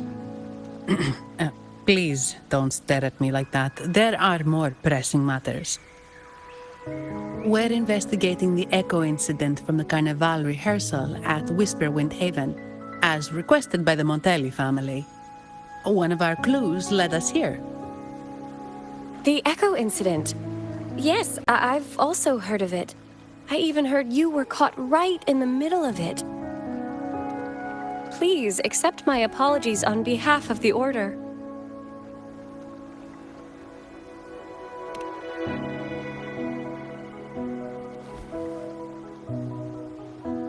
By the way, have any of you seen an echo named Beppe? They're about this tall and usually wander around here, but I can't seem to find them anywhere. May I? Sorry, we didn't see the echo you mentioned, but we found clues on their odd behavior. They all point to a member of the Physalia family, Gilberto. He's also caused similar incidents here recently. Echoes went out of control and attacked each other. The Order has also received reports of missing echoes in this area. Is it possible that the Physalia family is involved? I find it really hard to believe. From what I know, the Physalia family is deeply respectful of the Divinity. How could they commit such a blasphemous act? The echoes are gifts from the Sentinel. Have you seen this before? A pedal? The ritual one?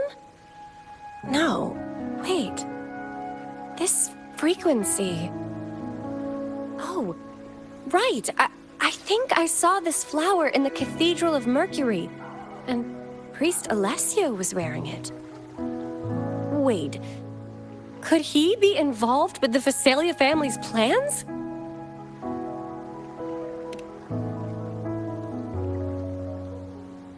Imperator granted us echoes, the skies, lands, oceans, and sustenance, to which we should all be grateful and reverent. I request to join your investigation. As a servant of the Sentinel, I simply cannot turn a blind eye to their unholy acts.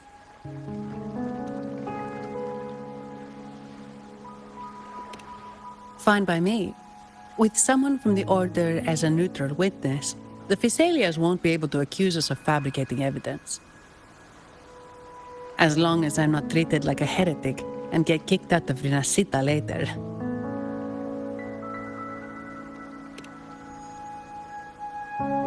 Great. It seems we've reached an agreement. Beppe? Oh, thank the Divinity you're safe. But what happened to you? Wait! Beppe! Oh.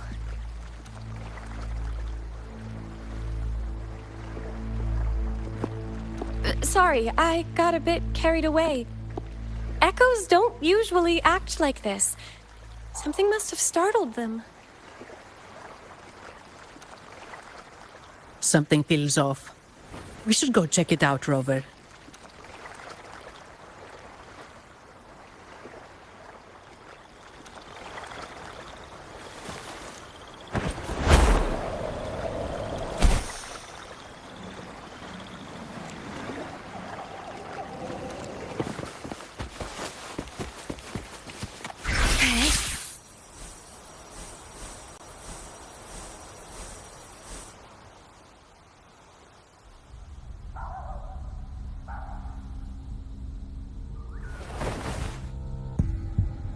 Excellent.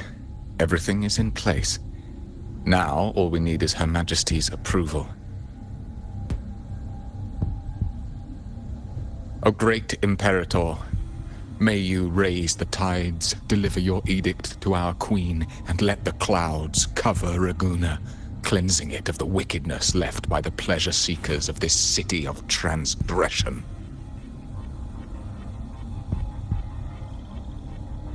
Is he praying? I know the Facilias are extremely devout, but who is this queen he mentioned? This prayer sounds odd. It's definitely not from the Order's codex. O divinity in the abyss, Lord of tides and riddles, may you soon be freed. Let all lies melt away under your power. May you grant me strength to overcome all who oppose you.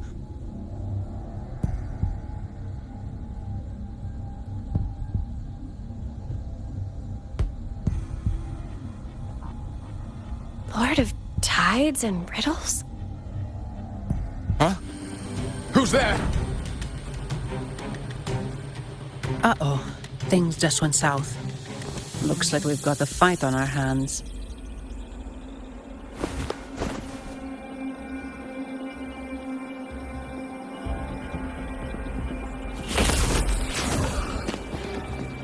You must be that outlander, right? The news of your arrival is all over Ragunna. Since you're here, I guess you've uncovered quite a bit. Though it's insignificant compared to the truth beneath the tides.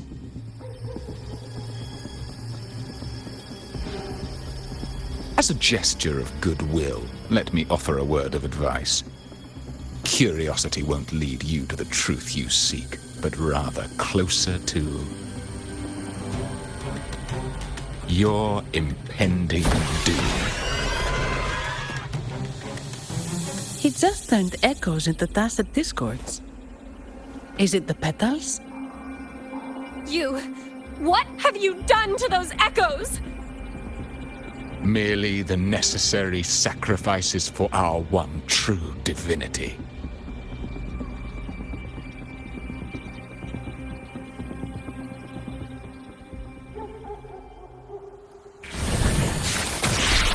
Loading. Eradicate. Upswing. What with the sounds?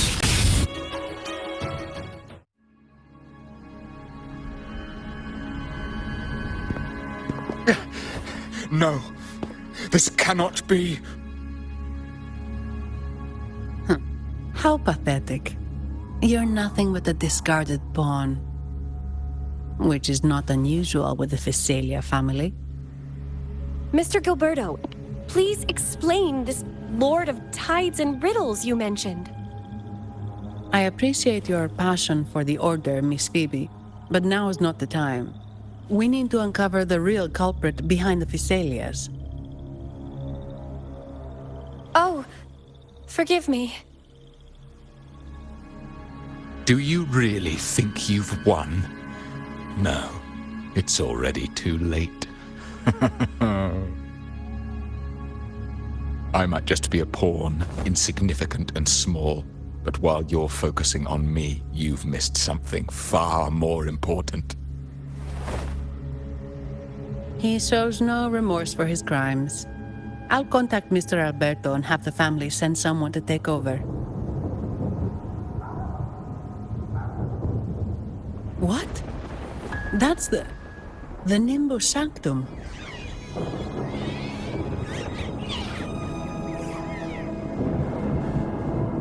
These echoes are converging towards the Sea of Clouds. What's happening? Magnificent! Lorelei is now ours for the taking. Just as the prophecy foretold, all shall be cleansed.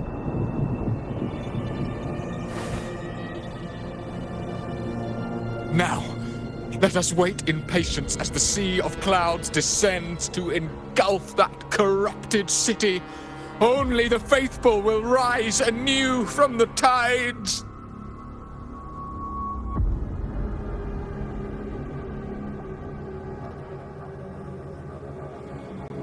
Lorelei. According to the Codex, Lorelei is a powerful remnant creature residing in the Atrium of Reflections at the center of the Nimbus Sanctum. Legends say the Sea of Clouds once flooded the Seminary of the Forgotten, reducing it to ruins before spreading to Raguna.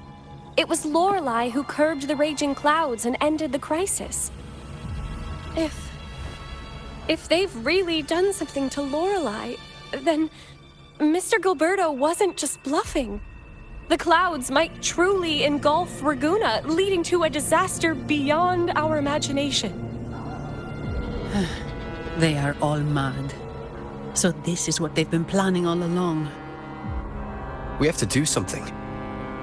You two go ahead. I'll stay here and watch him until the family arrives, just in case he gets any bright ideas. I'll stay with you. After all, this could provoke outcry from the Phasalia family. If I testify about Gilberto's misdeeds on behalf of the Order, they can't deny the facts or exploit the situation. I agree. But what about you, Rover?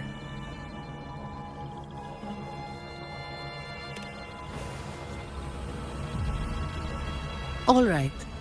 There's a port nearby where you can catch a gondola. It can take you close to the Atrium of Reflections. After we hand Gilberto over to the family, we'll meet up with you as soon as possible. Please be extra careful, Rover. May the Sentinel protect you.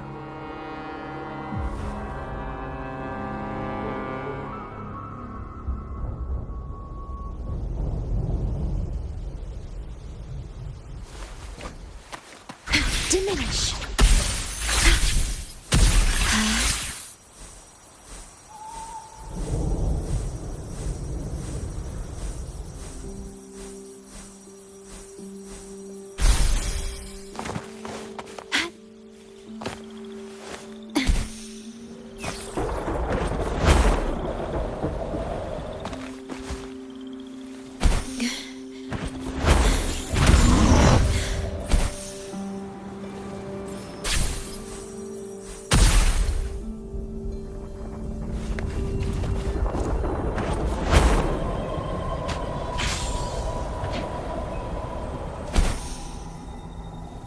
One with the sounds.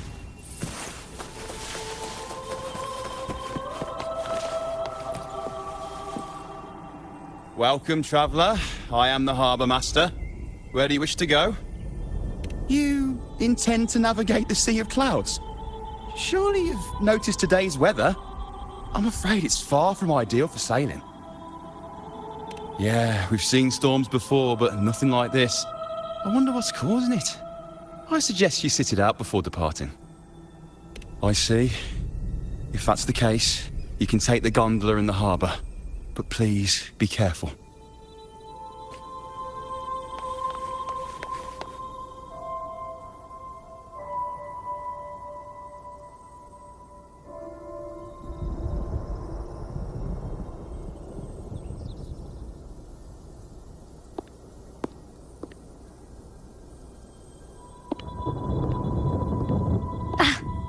Perfect.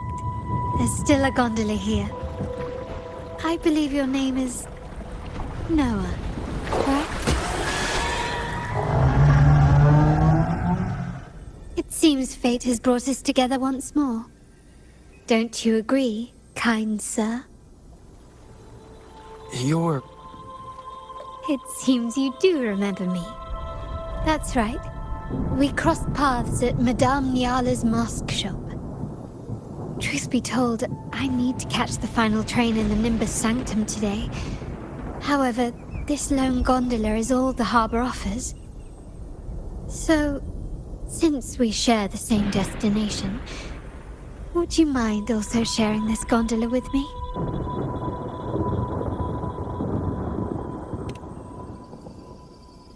Much obliged.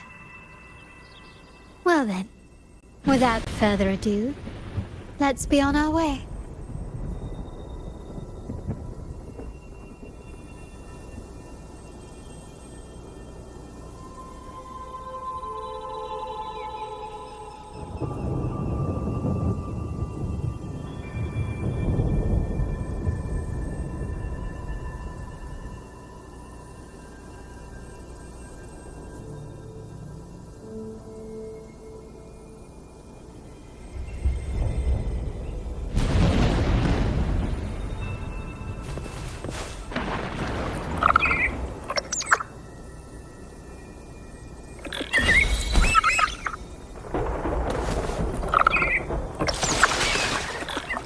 song?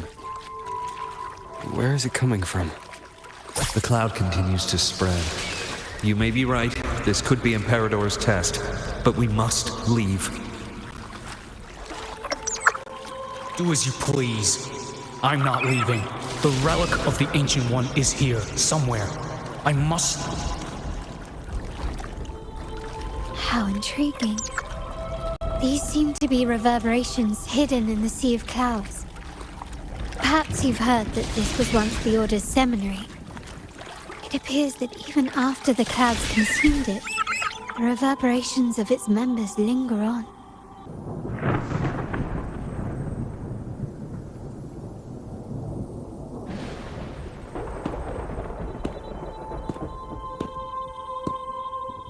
It seems we have some time before the train arrives. How about a little chat to pass the time?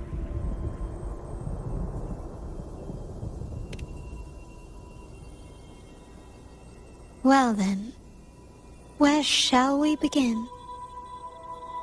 The city, an abomination of chaos, claims its first death at birth.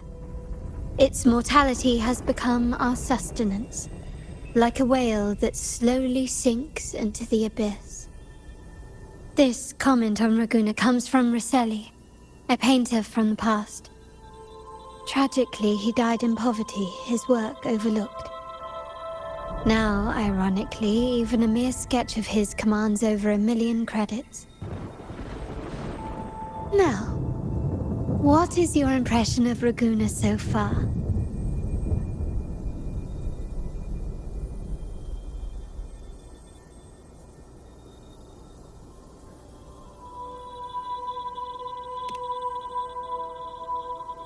A most prudent response.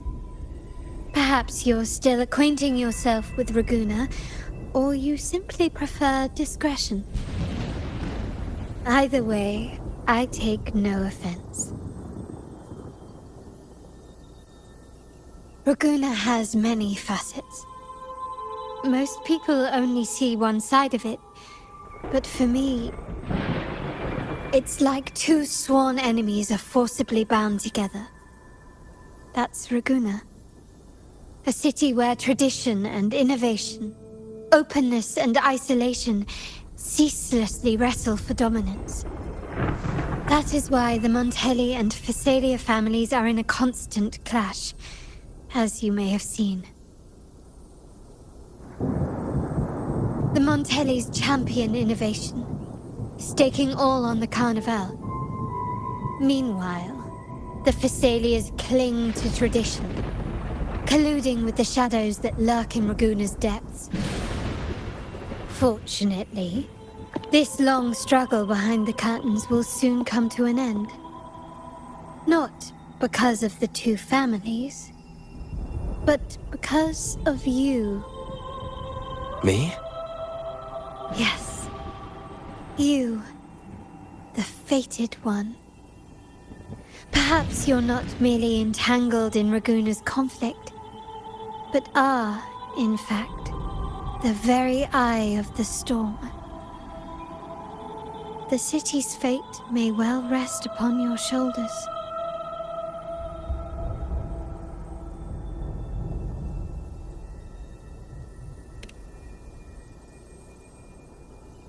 You may not have noticed it yet, but we are, and have been, in the same boat for a long time.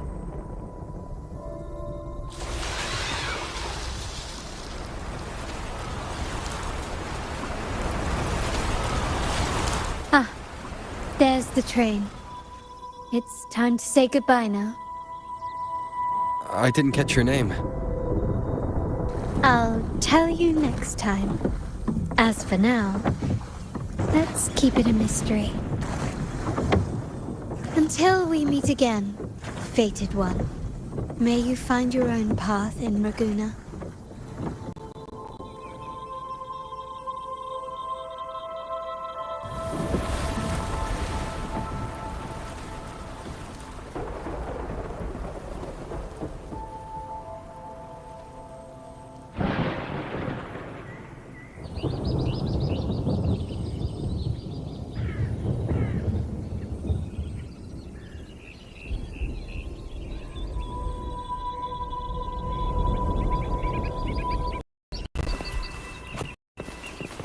Wind, guide me. So this is what's become of the seminary? I never expected this. You've been here before? No, but I've seen paintings of the seminary in the cathedral. It had an enormous dome and spires that seemed to touch the heavens. Then the order was forced to abandon it when a sea of clouds swallowed it.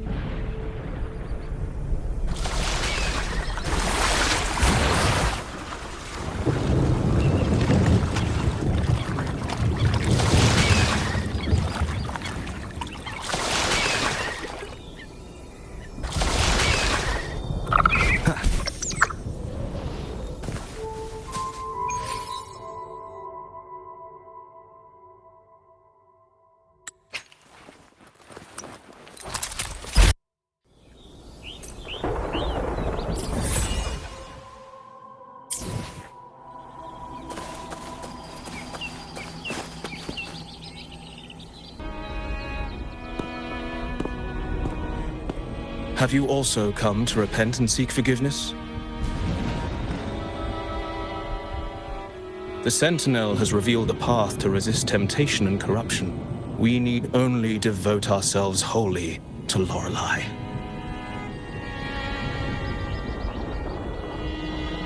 We're just here to see Lorelei. Patience.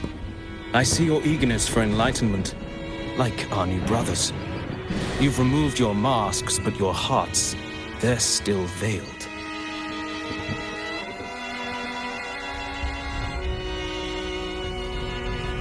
Everyone here wears a mask. Everyone in Ragunna, without exception, never unmasked. This is the source of our suffering. The mask veils our hearts.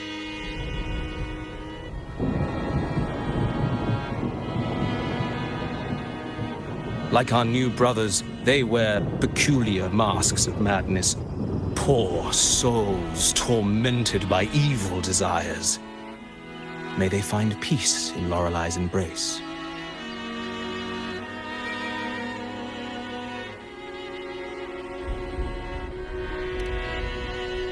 Yes, their masks are filled with madness, but even wrongdoers can seek redemption from Lorelei.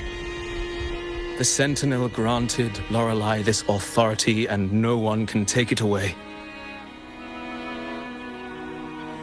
Follow Lorelei's song and your heart, and you may meet Our Lady. But if your transgressions are beyond redemption, you'll be lost in the sea of clouds forever.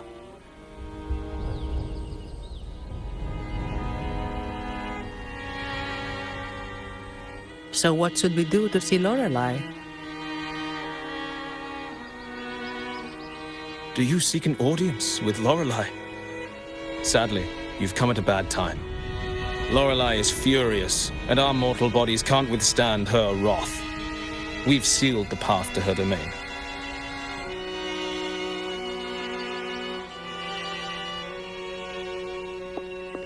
We appreciate the explanation, but we believe Lorelei is in danger. We're here to help her. Someone's planning to exploit her powers. The path has been closed. You must leave. Doesn't look like we'll be talking our way past him. Let's find another way, Rover.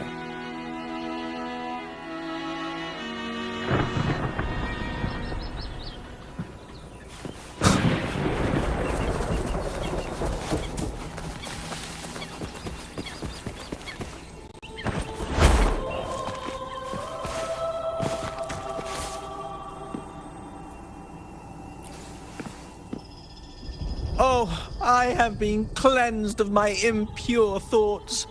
I can finally escape from my wrongdoings. Sing, dance, for we have been granted peace and freedom. Yes, we only need to relish this moment. Oh, you've also come to rid yourself of your misdeeds. Then join us. Sing with us. The door has been shut. Simply sing along and it will open before you. Just sing. It doesn't look like we'll get more out of them. Let's go check somewhere else.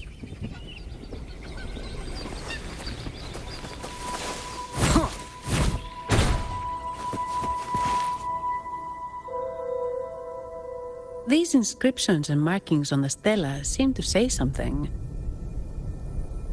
But most of these are worn out and don't look like modern Renacita script. Phoebe, can you read any of it? Let's see. This seems like an ancient holy script dedicated to recording the deeds of Sentinel Imperator. As for its content, I shall grant this power to the Knight Queen. May she, during the day, sea of clouds. Much of this text is illegible. However, the adjacent drawing is mostly intact. It shows Sentinel Imperator speaking to a massive creature. And the creature slowly shifts from an immense amorphous form into a humanoid shape. Could it be Lorelei?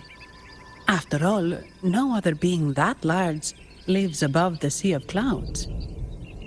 Actually, I'm not sure if the other figure is the Sentinel.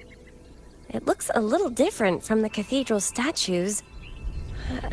Maybe it's just the lack of clarity in the drawing. Anyway, does it mean Lorelei and the Sentinel are somehow connected to each other? Nothing about the barrier, though. Are there any other clues? We should investigate further.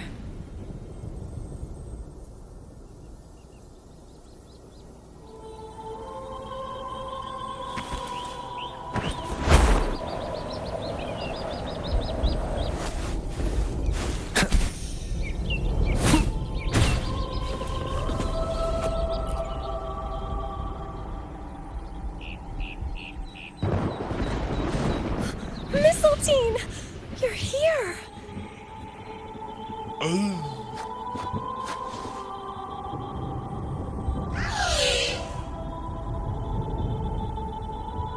This is Mistletoe, one of the missing echoes. They probably followed the singing. Mistletoe, do you know how to remove the barrier? Now, how would an echo know that, Phoebe?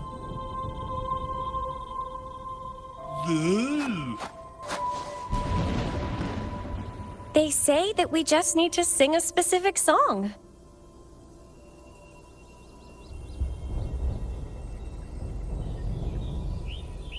You can understand what it's saying?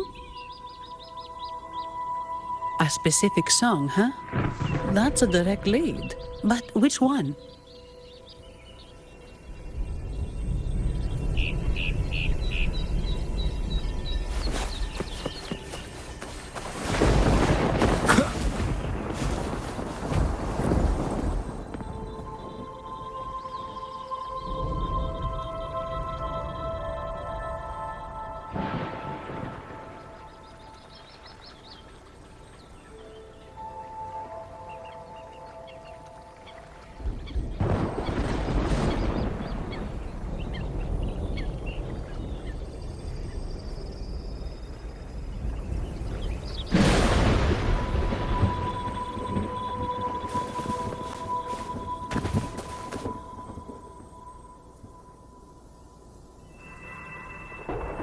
I guess singing is our only option for clearing that barrier.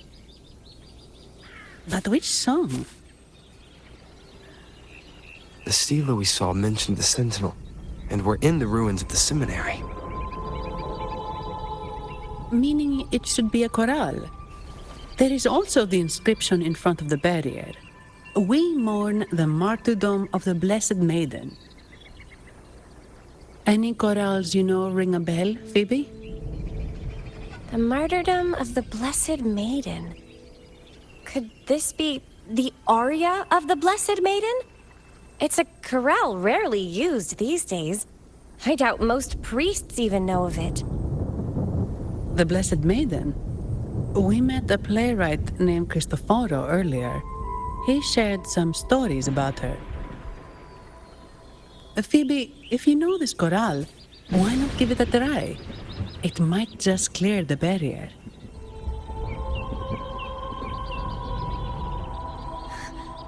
Me?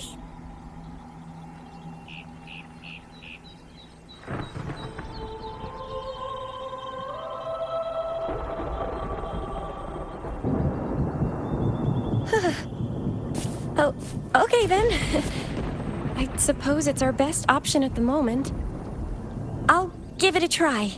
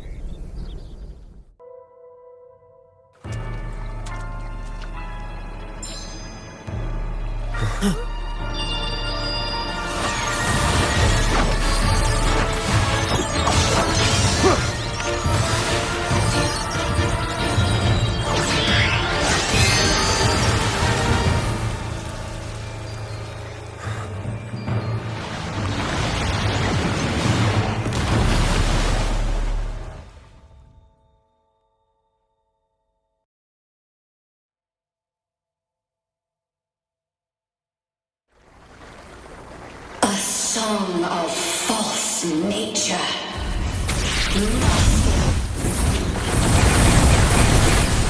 A twisted view. Tear it to shreds.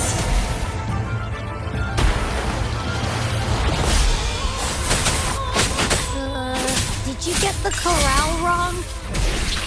I'm sure I sang the aria of the Blessed Maiden. Not good. She doesn't seem too pleased with that one.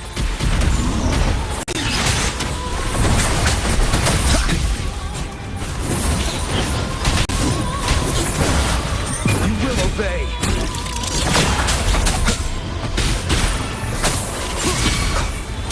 Leave it to me. Feeling of pain loading.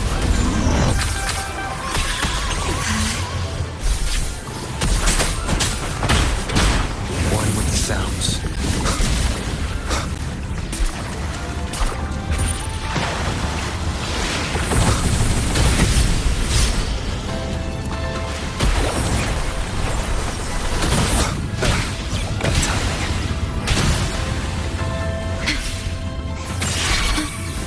Swift and resolute.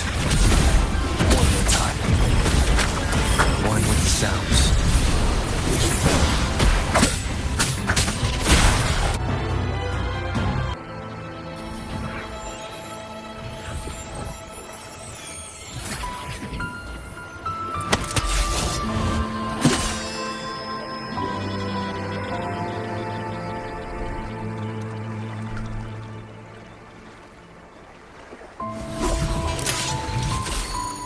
That flower looks like the petals we found in Whisperwind Haven. It's the Fraxidus. I've dealt with them before, and I've seen a flower just like this.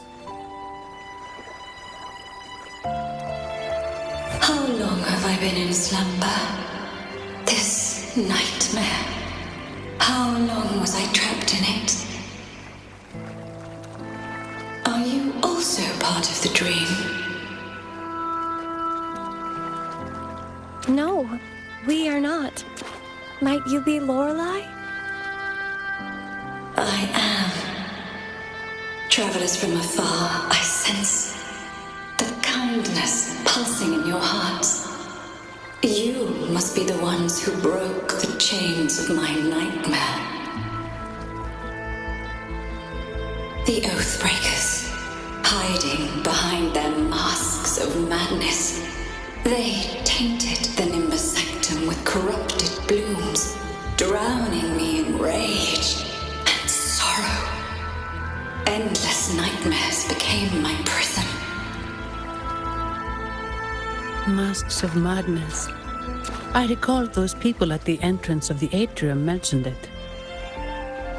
Had you not freed me from my nightmare, I would never be able to fulfill the Sentinel's task. The tides of the Nimbus Sanctum would have engulfed the whole of Raguna, just as they once claimed the sacred temple, now lying in ruins beneath you. Wait. The Sentinel. Does that mean... Yes. The Sentinel molded me from a mindless being into the form you see, and bestowed upon me the most precious gift, a soul. They commanded me to restrain the clouds and prevent the remnant energy within it from dissipating. Can you contact Imperator? I need to meet with the Sentinel. Unfortunately, it lies beyond my power. The Sentinel's link to the mortal realm is severed. Only through collective prayer and a rite at the height of the carnival, only then can mortals briefly commune with them. Right. You mean the Carnival? No! That's impossible! The current Primus, Fenrico the Enlightened One, was given a direct oracle from the Sentinel. The Sentinel has always been with the people. I'm afraid the Sentinel's current state transcends mortal understanding. Your Primus is no exception.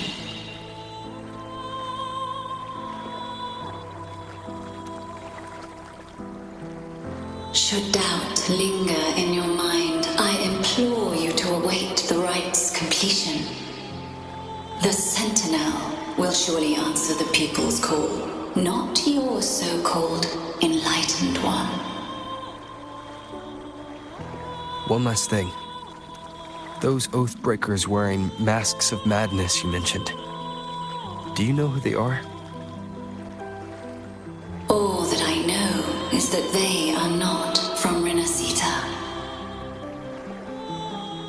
In the whispers between dreams, I heard them speak of their leader, a woman they called the Conductor. Conductor. It is time I return to my slumber. Their wicked acts have scarred the sea of clouds, and I must mend it within my dreams.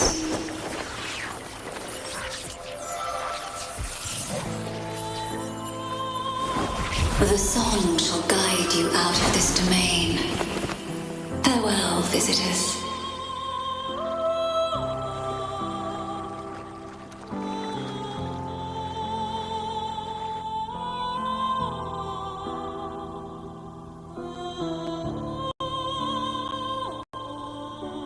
What a wild turn this job's taken. Seeing the legendary Lorelei up close almost makes it worth the trouble.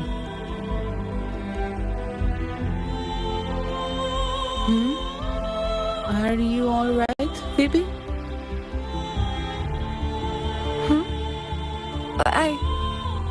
I'm fine. I'm just processing Lorelei's words. Forgive me. I need a moment to reflect.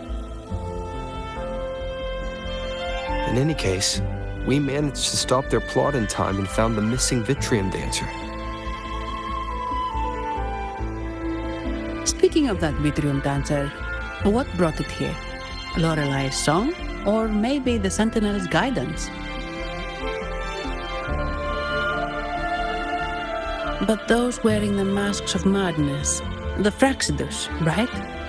I'm curious about their role in all this. I think they supplied Gilberto with the flowers that turn echoes into tacit discords.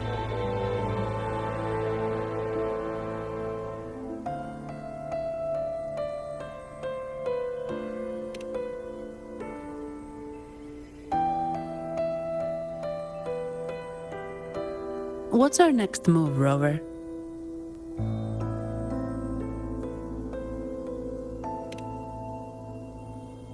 You're right.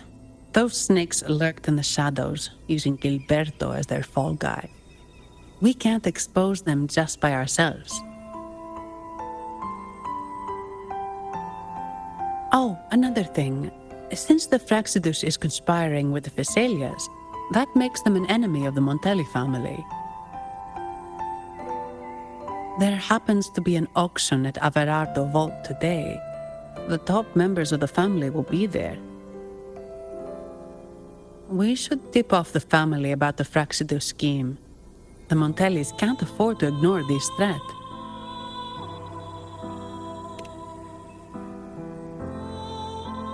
What about you, Phoebe? I intend to return to the Order first. While I believe Lorelei is truthful, I can't imagine the Primus would deceive our people.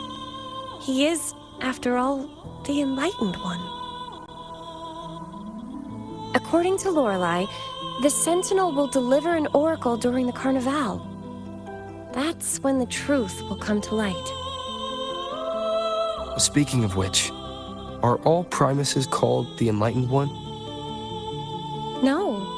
Only Lord Fenrico has ever directly communicated with the Sentinel. Previous Primuses were merely indirect representatives, not the Enlightened One.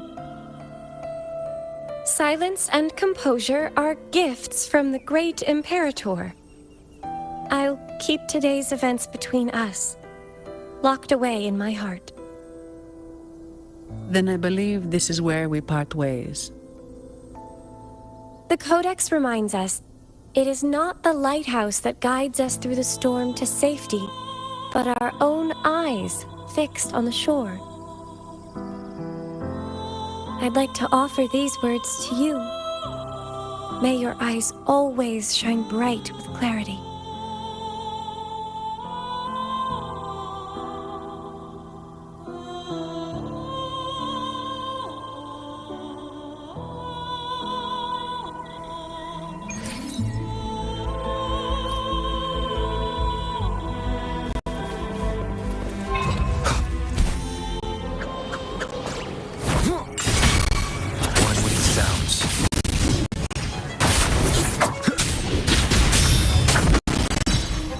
It's the same echo boat we were on earlier. Was it also attracted by Lorelei's singing? Cherish every gain. It's called Noah. Noah. Well, I can't understand what it's saying, but it's perfect timing. We can have it take us to Averardo Vault.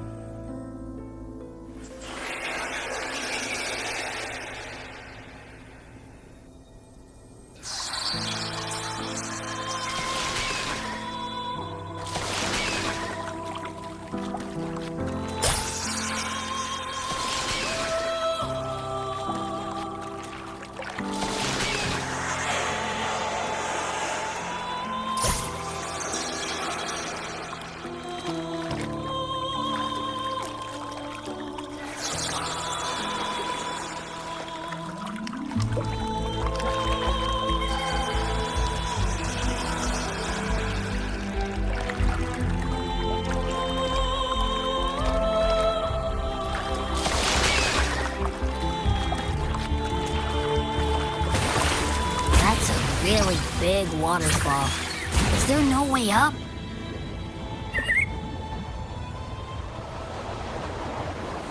Whoa, really? You can take us upstream?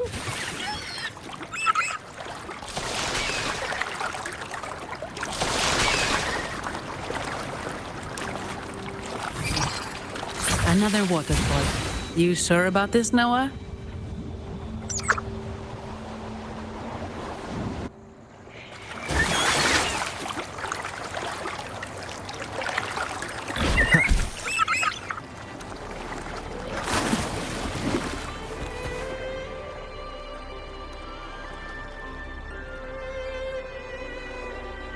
Averardo Vault is just up ahead. It seems this is where we part ways, Noah.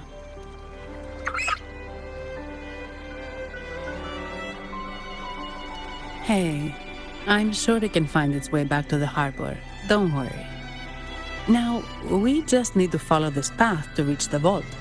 Let's go.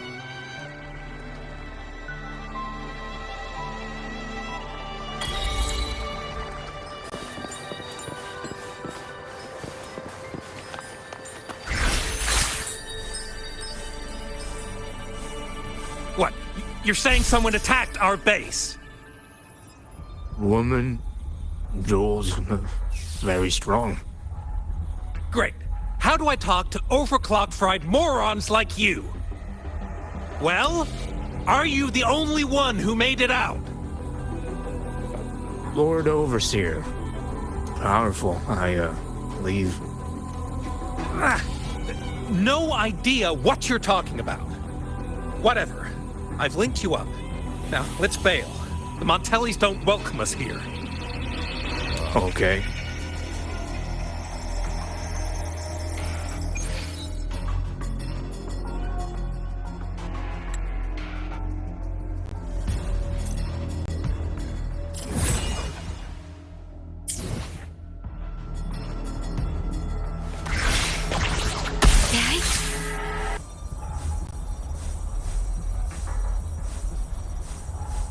Wait. Who are you? So, the Montellis called in some muscle, huh? No, this is... Enough! Take them out!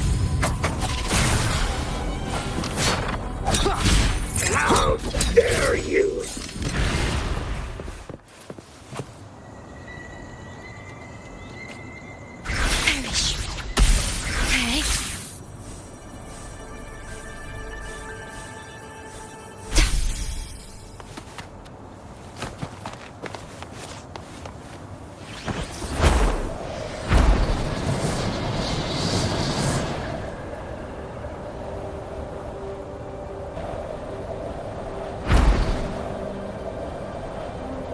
Terminate.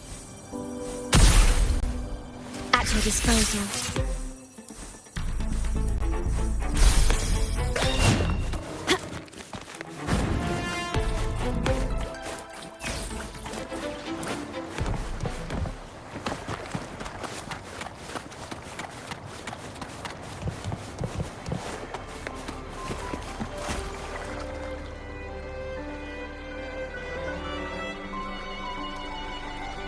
Welcome to Averardo Vault. Do you have an appointment? My name is Zani. I am an employee of the bank. Here's my ID. This invitation. My apologies. Welcome to Averardo Vault. How may we assist you today? We're not here on business. We've come to brief the family on the Echo incident from the recent Carnival rehearsal. I'll arrange that immediately. Please proceed to the main entrance. A staff member will greet you there.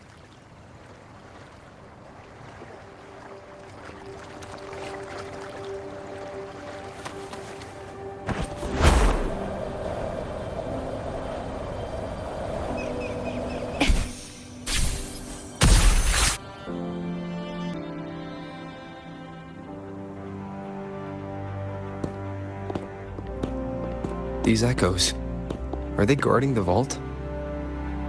Yes, but I've never seen them in action before.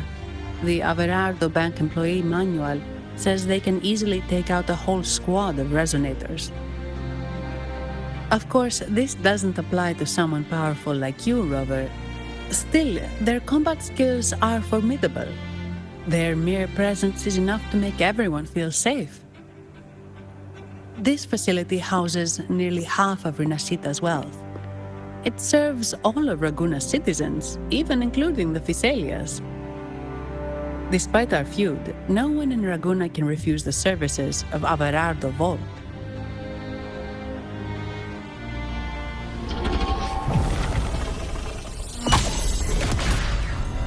What the? I thought they only responded to hostility.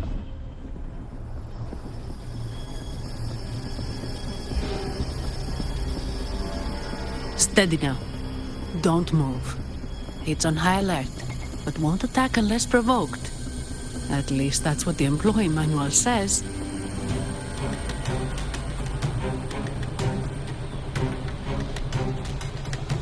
Stand down.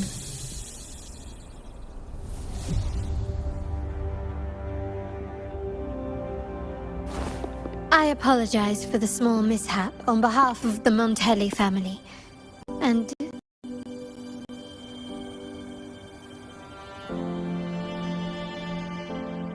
what a pleasant surprise to see you again so soon. And you. Yet your expression betrays no surprise. Rover, allow me to properly introduce myself. My name is Carlotta. Carlotta Montelli. Montelli? You are the second daughter of the Montelli family. Yes. Please, feel free to call me Carlotta. Also, I trust the remuneration meets your satisfaction, Ms. Zani. It was you who tasked me with receiving Rover. Surely a distinguished guest such as Rover deserves the attention of our most trusted employee. I'm aware of your purpose here. On behalf of my family, allow me to extend our deepest gratitude for your endeavors. Your eyes show curiosity about me and my role in this drama. However, this isn't the place for such discussions. Please, follow me.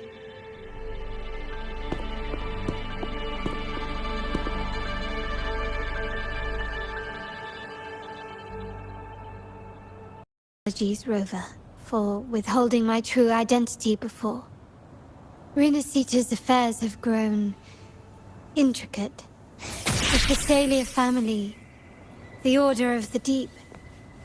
You've likely noticed that many desire the Carnival to fail. We Montellis, having tied our future to its success, became their target.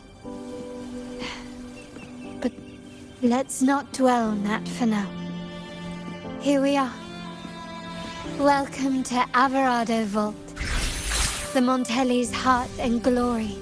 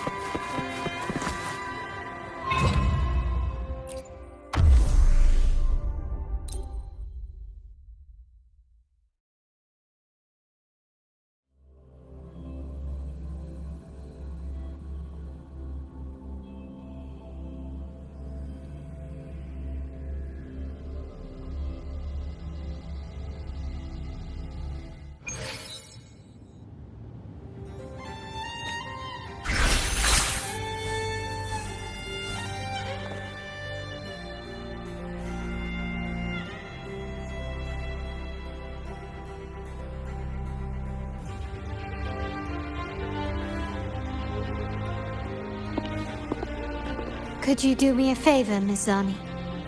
Please secure the evidence in the property room and fetch me the jewelry and perfume. Jewelry and perfume? You mean... Yes. You know where to find our dressing room, I presume. Inform the stylist it's my request. She'll prepare everything. Meet us at the vault's side entrance. Got it. I'll go right away.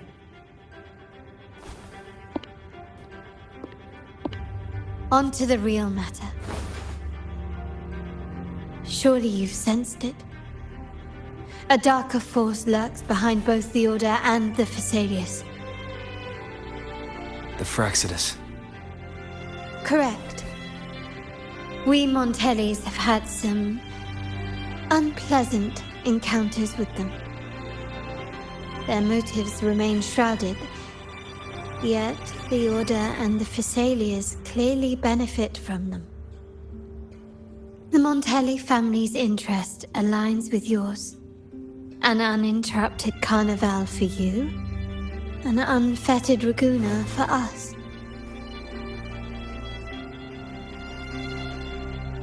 The invitation we sent was meant to be a token of goodwill.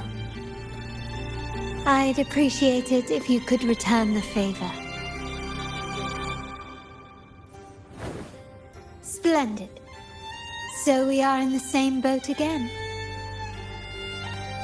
I must first deliver the evidence you and Miss Zani collected to my uncle, Mr. Capello. He oversees Carnival affairs and liaises with the Phasaelius. I'm sure he'll find the Fraxidus information most intriguing. I'm afraid I must take my leave. Please, feel free to explore the vault at your leisure.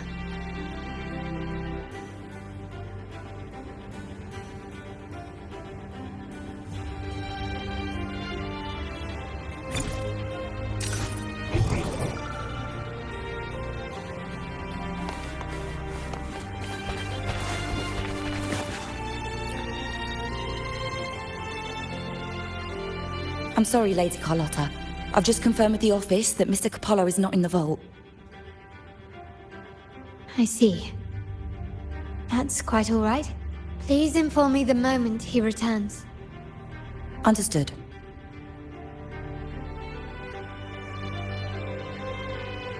Oh, Rover. I'm afraid we've hit a slight snag.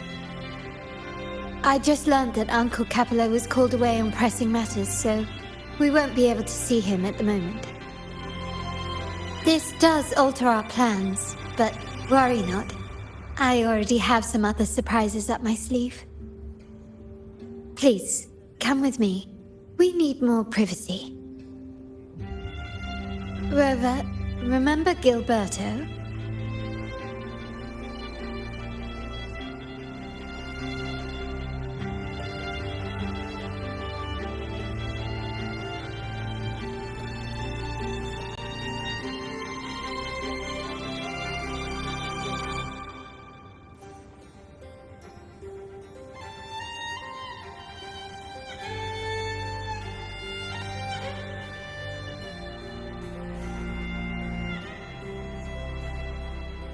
Yes. Thanks to you and Miss Zani, he could not escape and is now in our custody. The family gave him a rather spirited welcome. As it happens, his bravado crumbled quite quickly. Once he saw the Nimbus Sanctum restored, he sang like a canary. Your quick action has secured us vital intelligence. To put it simply, Gilberto revealed that we have traitors in our family. Which is not entirely surprising. Our family has always had its cracks. Given the right incentives or pressures, human weaknesses are all too easily exploited. I'd actually begun to look into this matter before your arrival at the vault. And now it's confirmed that the traitors are in the vault's tuning room. doing what they believe to be secretive with the help of the Fraxters. Now they probably won't even notice us with their attention fixed on the property room. I guess that they're desperately destroying any evidence against the Phasalia family and the Order.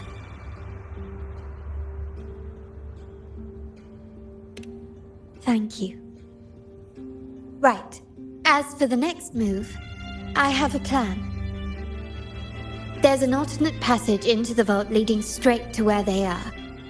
We can surprise them when they least expect it. But I can't manage this alone. I could really use your help.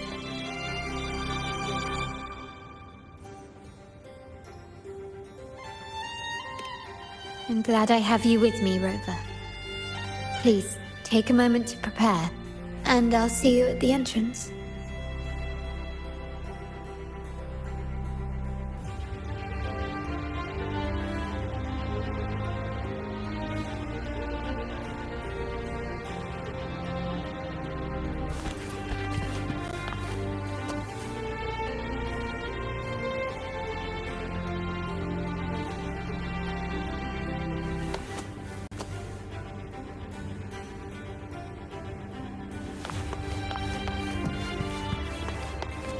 Rectify.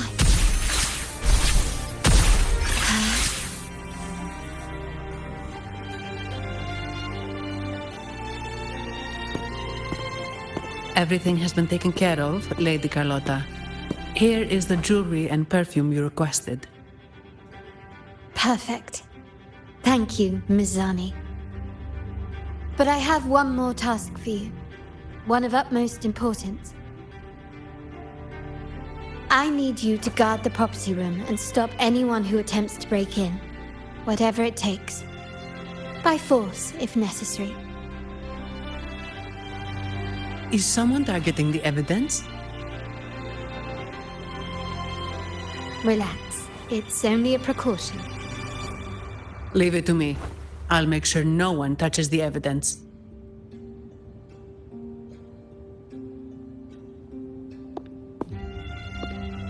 Rover, we've implemented a two-tier security system. Once inside, please hold your position until I signal. I'll clear the path for you from above. Then you may need to use the terminal to unlock the path on my side.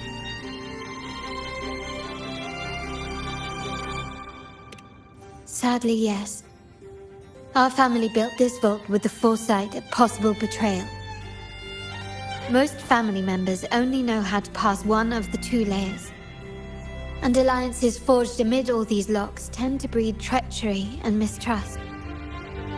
To enter the vault without being trapped to death, two people must have absolute trust in each other. So, do you trust me, Rover?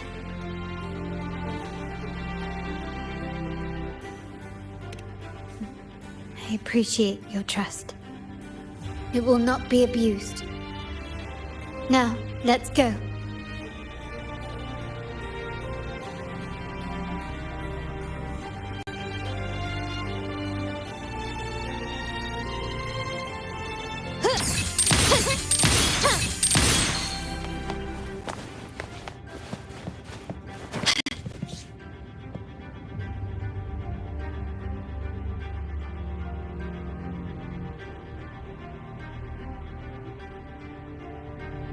Can you hear me, Rover?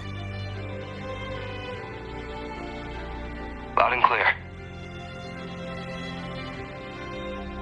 Just a moment. I need to access the upper control room to unlock the door on your end.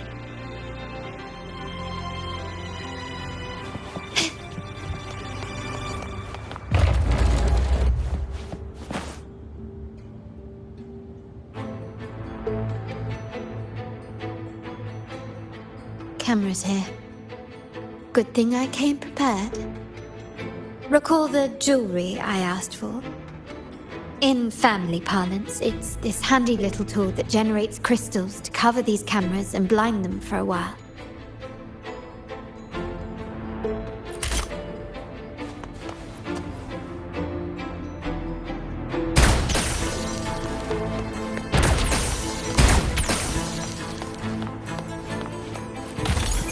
craftsmanship. A wise investment.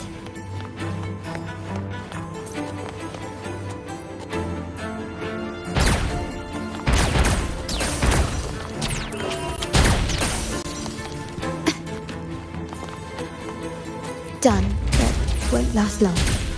I have to keep moving.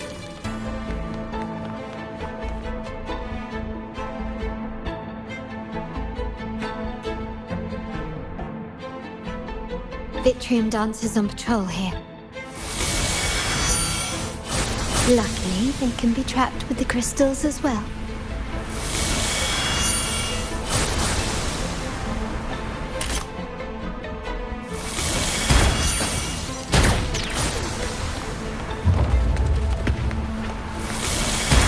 It worked. How did these artifacts get here? Strange.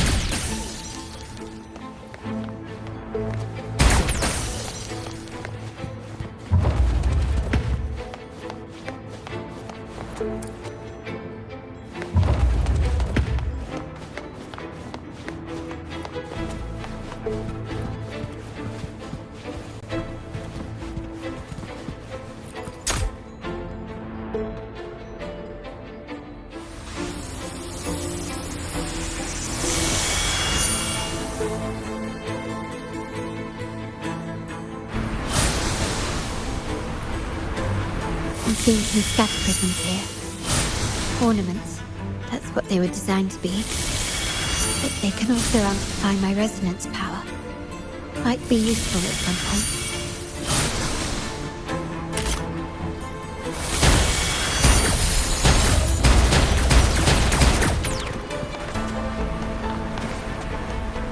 Can you keep up?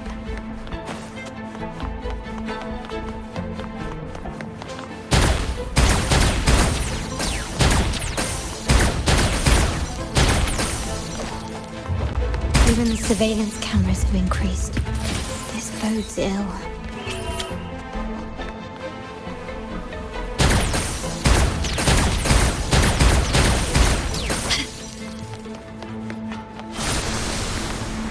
So, if jewelry set means this gadget, what about perfume?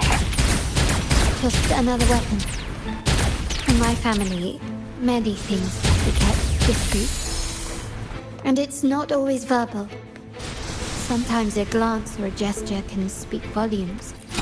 Which, of course, demands a deep mutual understanding.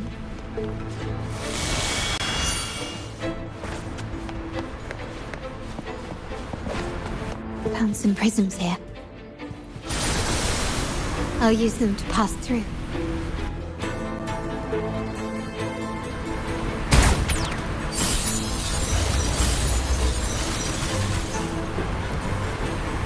Can you keep up?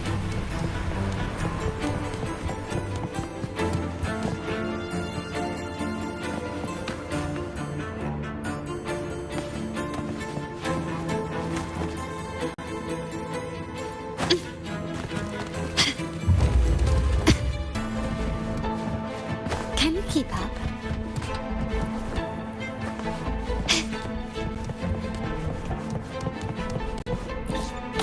Anything catch your eye?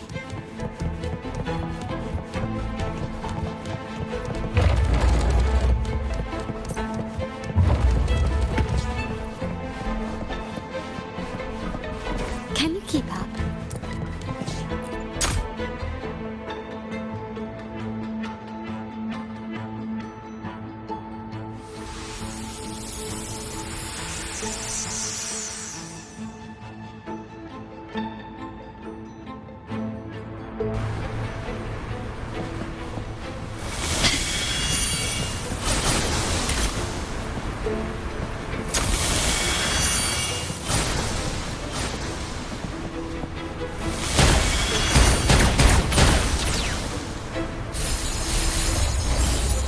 Can you keep up?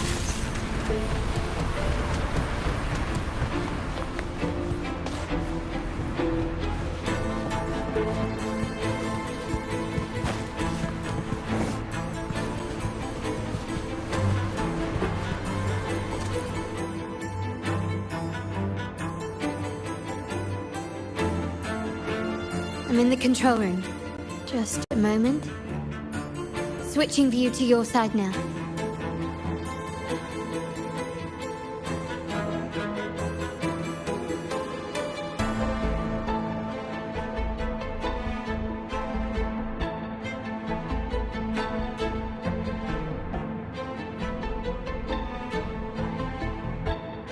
Done. The door before you should be open. Beyond the door, you should find the other control room. Beware of the patrolling echoes.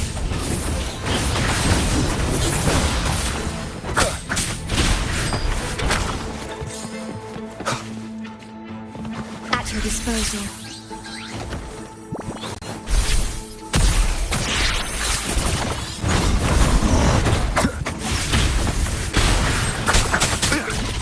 One with the sounds.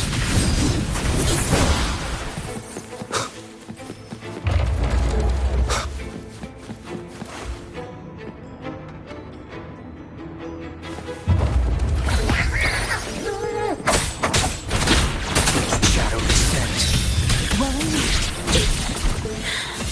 Loading.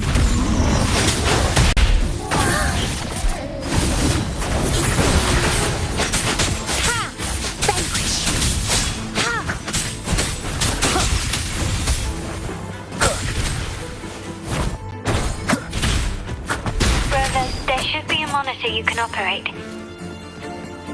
Let me know once you find it.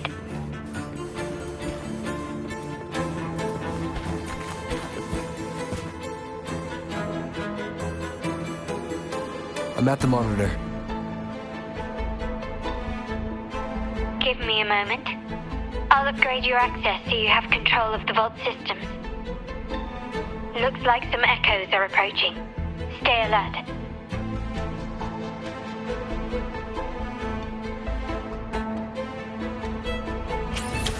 Leave it to me. Down with the curtain. One with the sounds. Leave it to me. Loading. Swift and resolute. Be gone.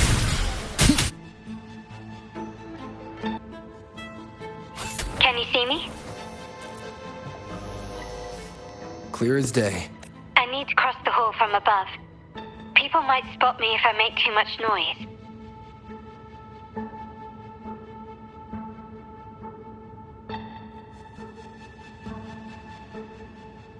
So, could you maneuver these chandeliers to form a pathway for me?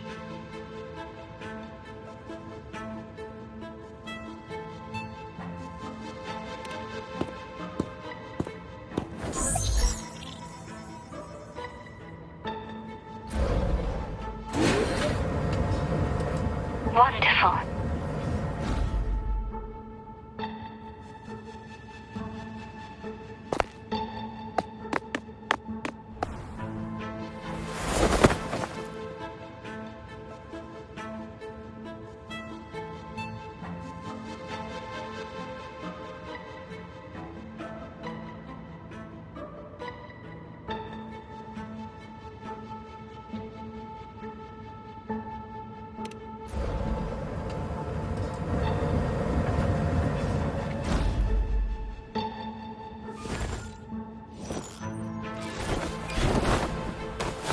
Perfect.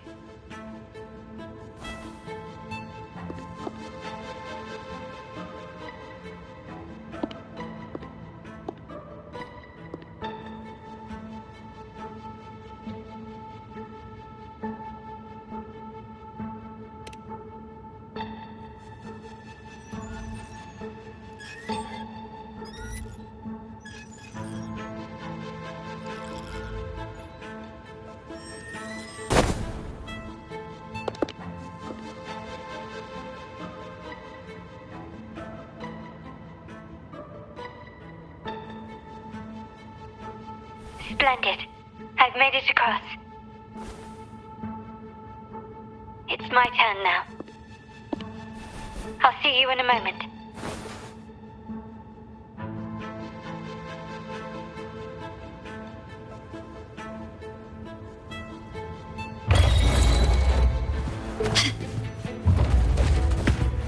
Still recognize me?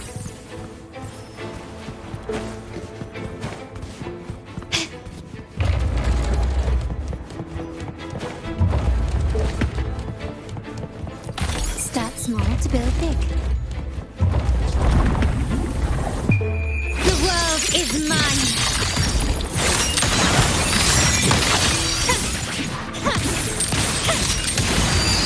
Masterpiece complete. Quickly and swiftly. Still recognize me?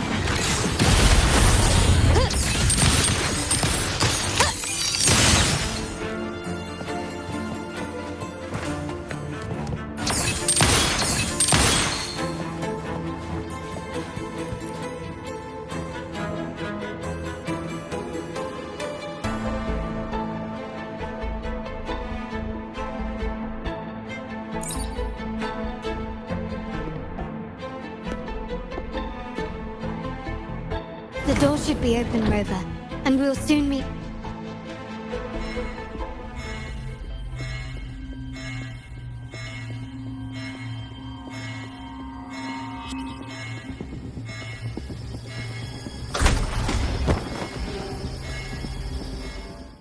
Rover? Looks like the signal's been jammed. Thank the Sentinel, it didn't set off the central alarm. I should still be under the radar. Phew, and it saved me some footwork. The path is blocked. Wall dashing seems to be the only option.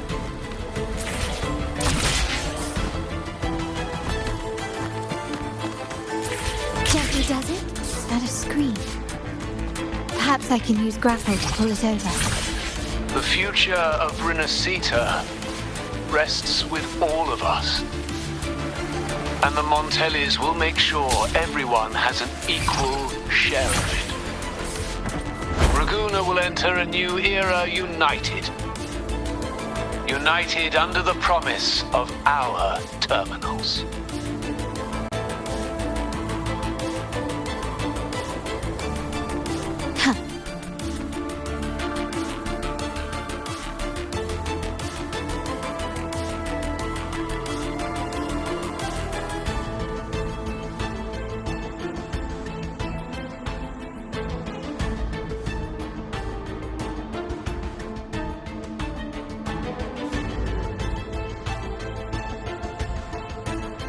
Carlotta? Hello? The comms are cut off. She must be in trouble. Gotta hurry up.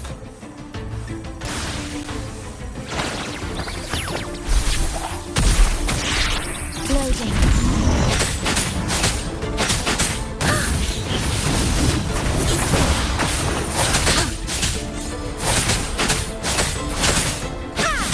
Upswing. Wine with the sounds.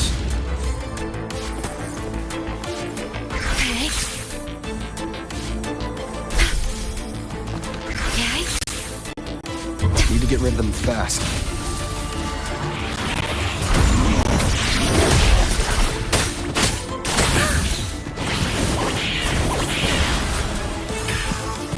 Upswing. No mercy. Swift and resolute. Wine with the sounds.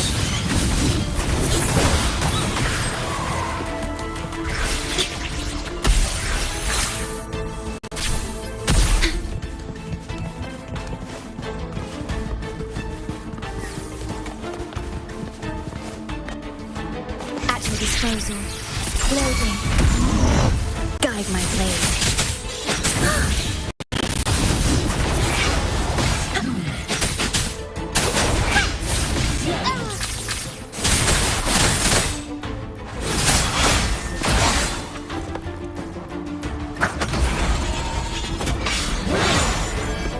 Wine with the sounds.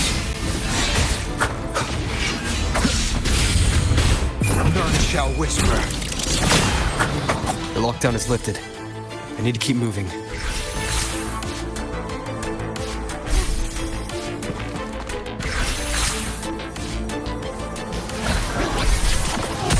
Loading.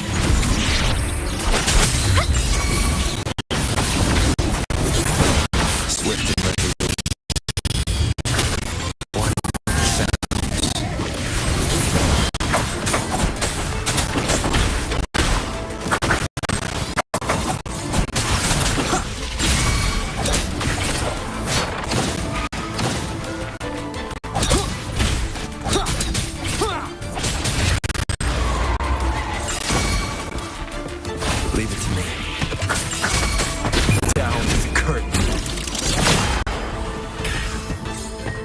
Guide my blade. Eradicate.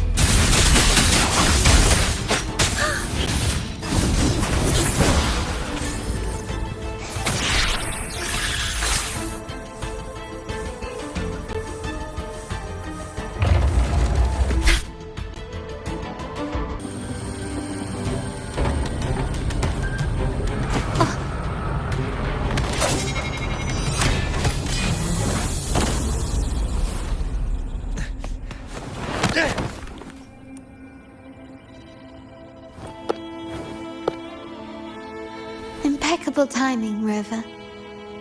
You never disappoint. I noticed surprise in your eyes. Let me guess. That's quite some skill for a lady of nobility.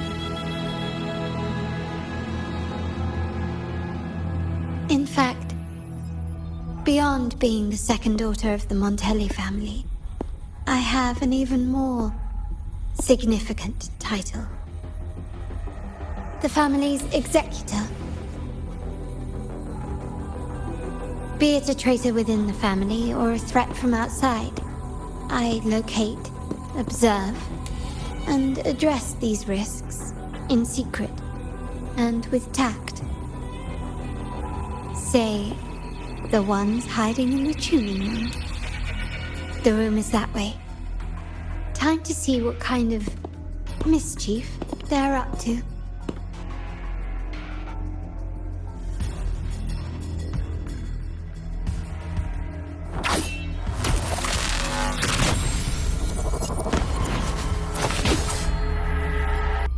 Seems they've left a little surprise for us. But if they think this will stop you and me, then they're gravely mistaken.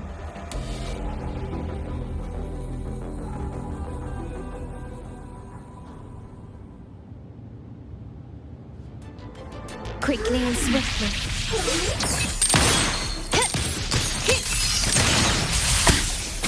I am grafting you. Loading. Swift and resolute. None shall whisper. One with the sounds.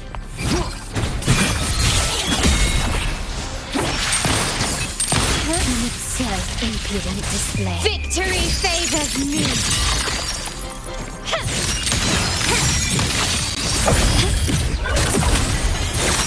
Still recognize me? In the name of the Montellis.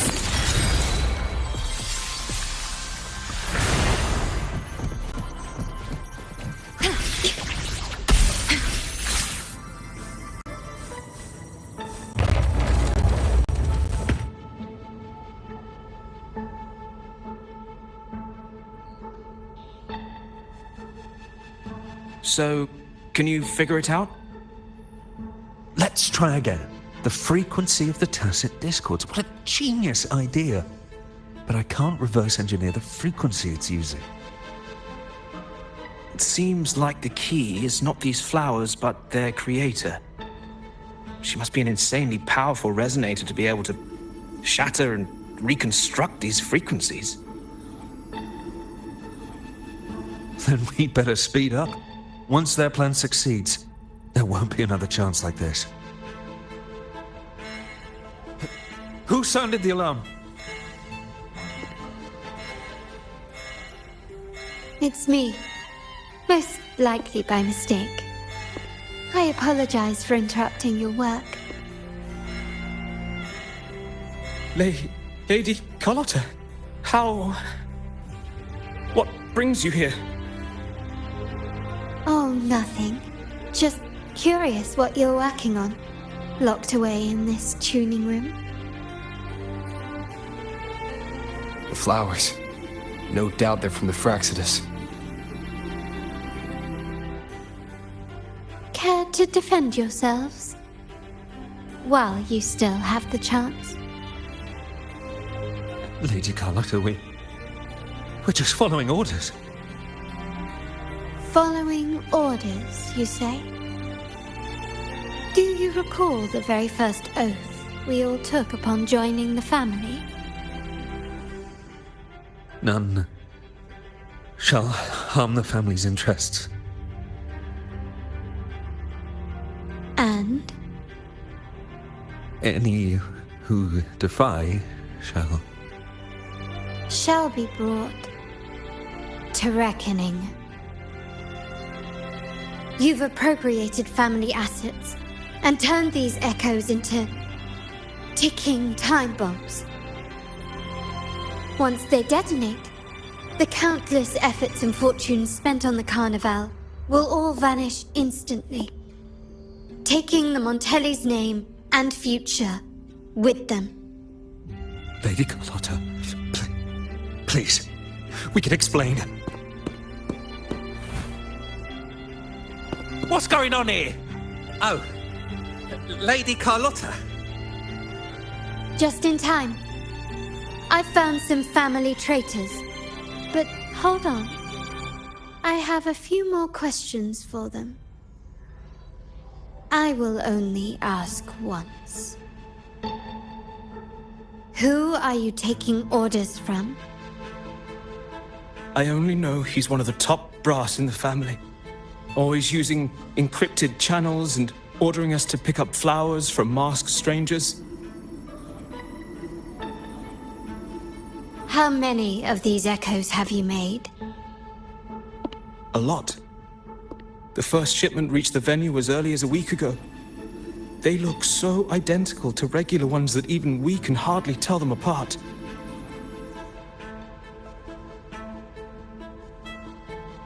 Good. Take them away and scrutinize all their recent transactions, including the source of every last credit. Then, handle them, as per the family rules. Yes, Mom.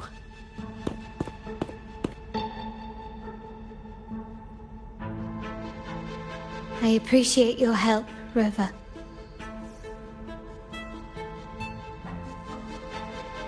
I knew those tuners wouldn't dare do this alone. Someone far more dangerous is pulling the strings. Using echoes to disrupt the Carnival. Having family weakness on a silver platter. Enemies within are far more deadly than those without. Their schemes won't prevail. I will not sit idly by and watch them ruin the long-awaited Carnival. We're done here. Let the guards take care of the rest.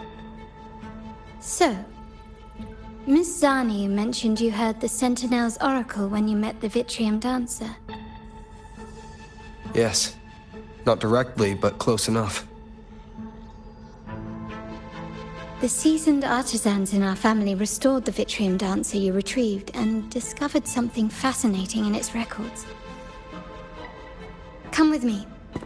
This might answer your questions.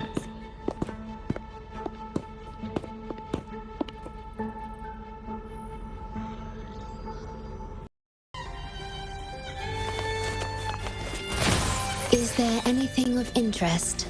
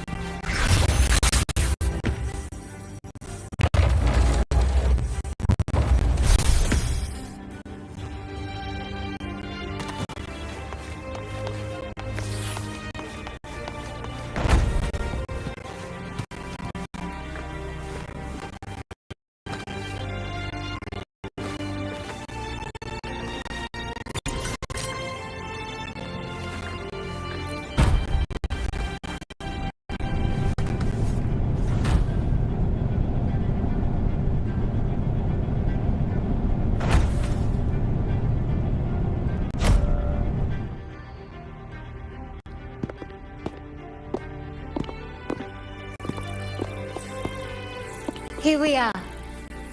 The true splendors of Montelli's heritage.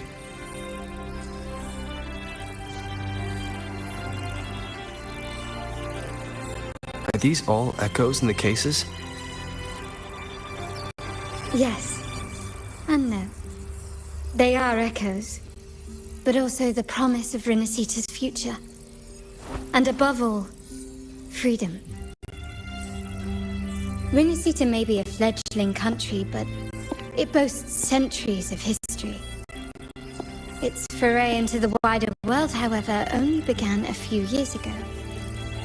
Don't you find it peculiar? Renacita, the land of echoes, leads the world in echo technology, yet stands so insular and unadventurous. What do you suppose is behind all this? The echoes themselves. Sharp as always. Renacita's common echoes are bound to Genesis Nexus, making seafaring with them almost impossible. But their power is essential for dealing with tacit discords and other threats at sea. You could say the reliance on common echoes has shackled our ambitions to venture beyond our borders. To break these shackles, the Montelli family has invested in reserved terminals. It's not about short-term benefits, but the future for the whole of Raguna.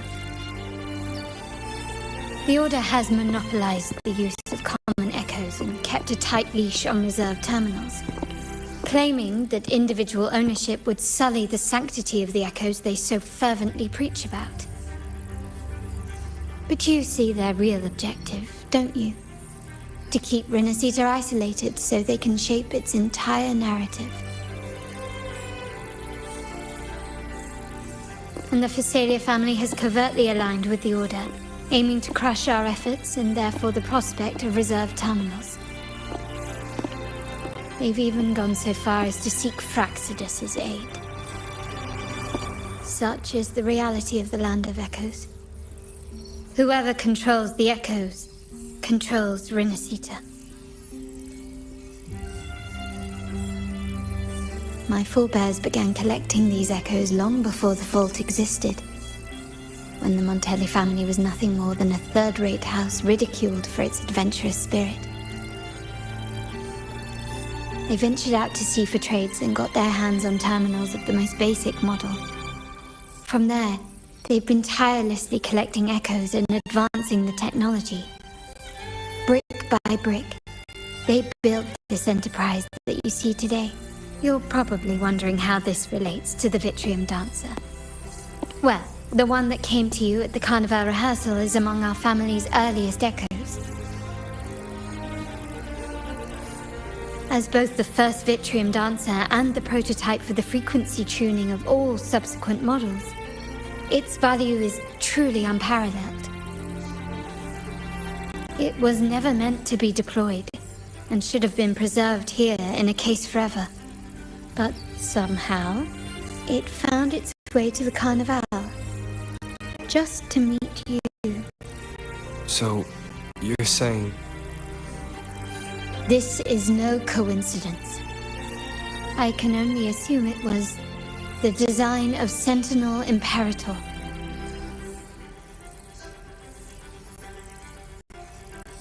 Here are some files about the Vitrium Dancer.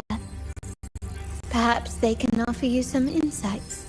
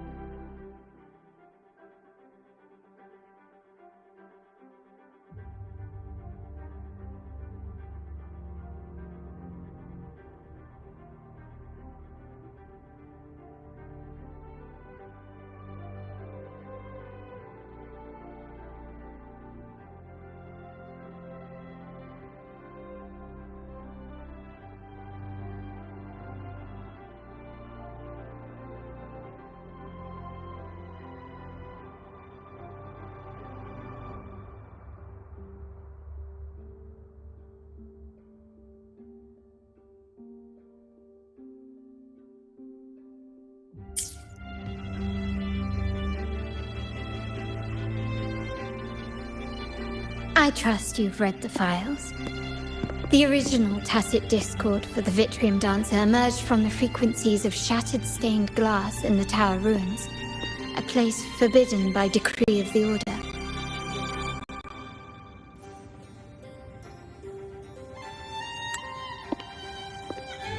Before the Codex era, those stained glass windows were used to depict the tales of the Sentinel. Out of all of the echoes, they chose the Vitrium Dancer to deliver their message. Because...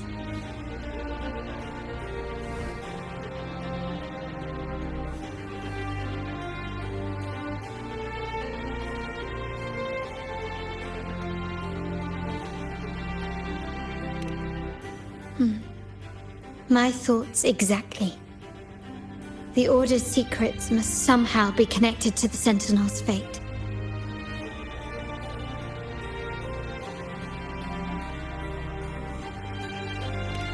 The Montellis have long pursued the buried secrets of Renacita. The Order's tampering with the Codex, and the mysterious erasure of the Age of Ignorance and the Age of Conflict from our history. If anything can break the chains around Renacita and grant freedom to all, it must be the truth.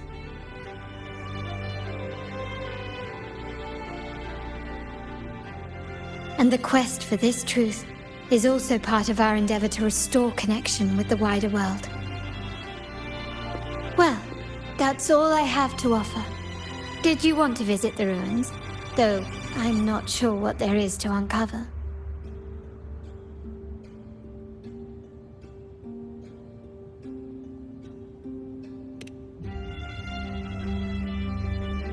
In that case, I'll accompany you. The family will take care of everything else.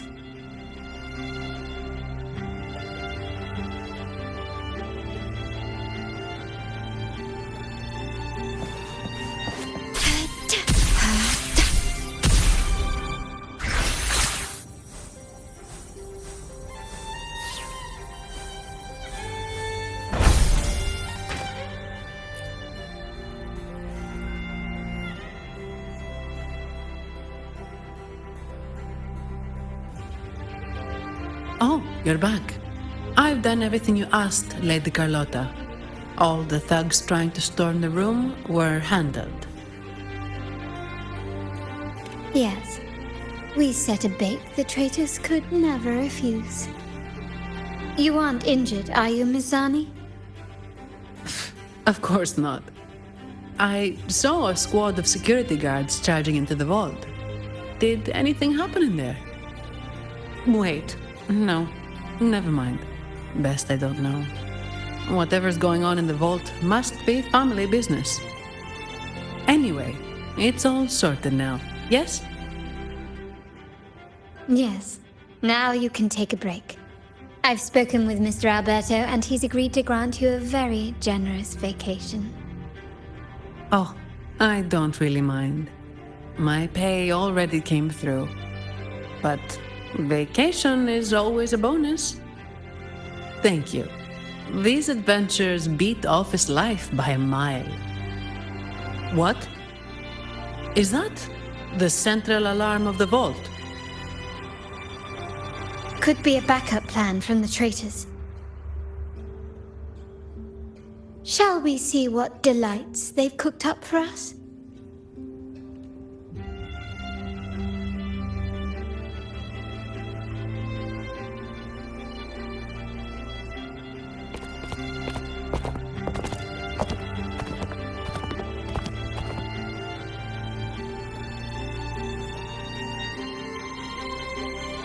Lady Carlotta, we have a situation.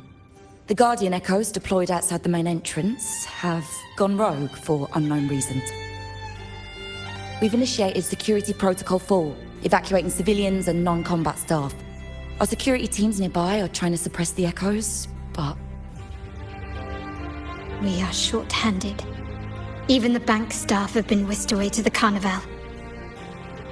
Yes, Mom. If possible, could you authorize access to the Vault's Echo Collection? That won't be necessary. I'll address this personally. about your safety. Don't worry. I've got her back. I'm with the bank's security team, and I've handled my fair share of these emergencies.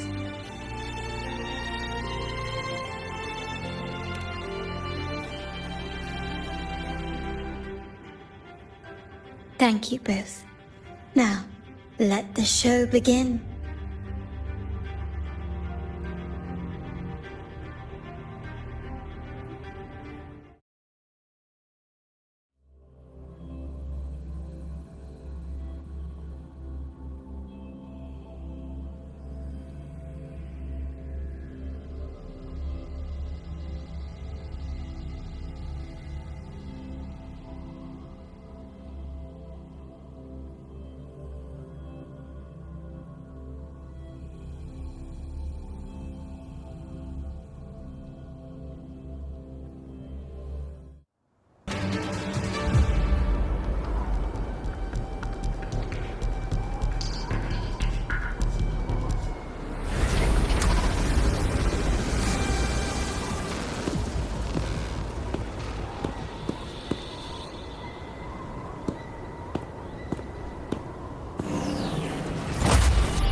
Make it quick and clean. Copy that.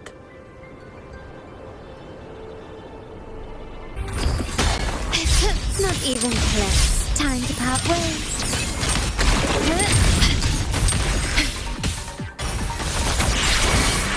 Swift and resolute. One with the sounds. Leave it to me. In war with time.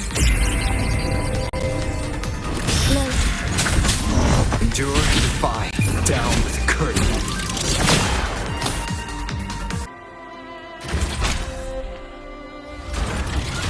Mizani, do you mind handling the cleanup?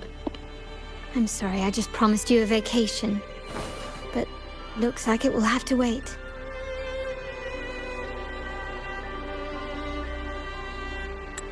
Oh, it's fine. Just a bit of extra work. I can't stand by and watch my colleagues getting hurt. Besides, you have bigger things to worry about. Just let me handle this.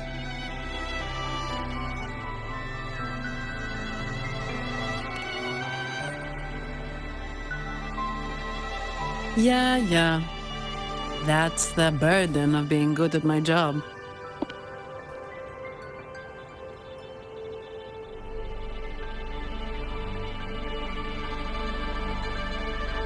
There's more to this attack than it seems. The Order must have been behind it, right? Yes. At this juncture, neither the Fraxidus nor the Physaelians have any reason to interfere. It's some hidden truth about the Order the Sentinel is leading us towards. The traitors must be watching us, knowing truth is on the verge of revelation. I have a feeling that whatever's coming next will not be easy.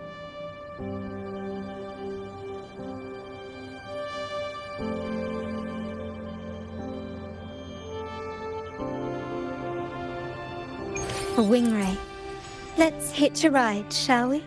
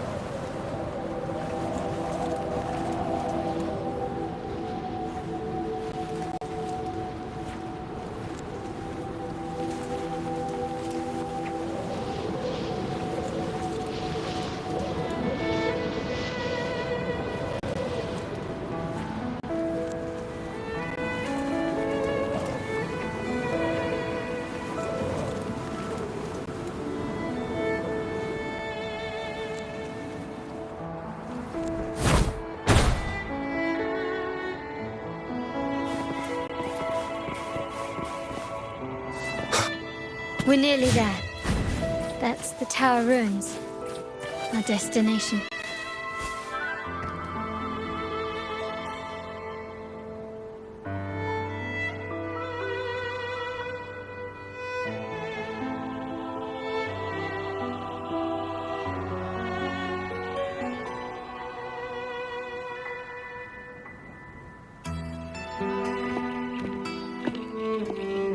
This is where my family first found the Vitrium Dancer.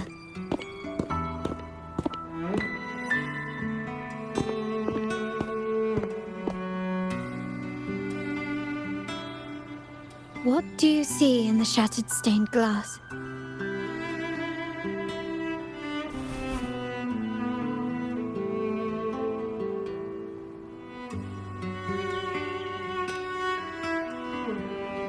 This seems to chronicle a legend of the Sentinel, and the tale of how the first Primus founded the Order. I've learned of this history before, but many details have faded over time.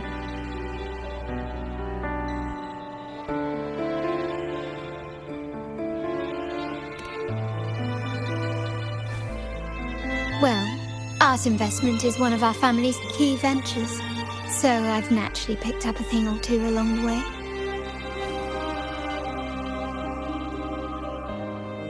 There's a stone tablet over there. It might offer some clues about these stained glass images.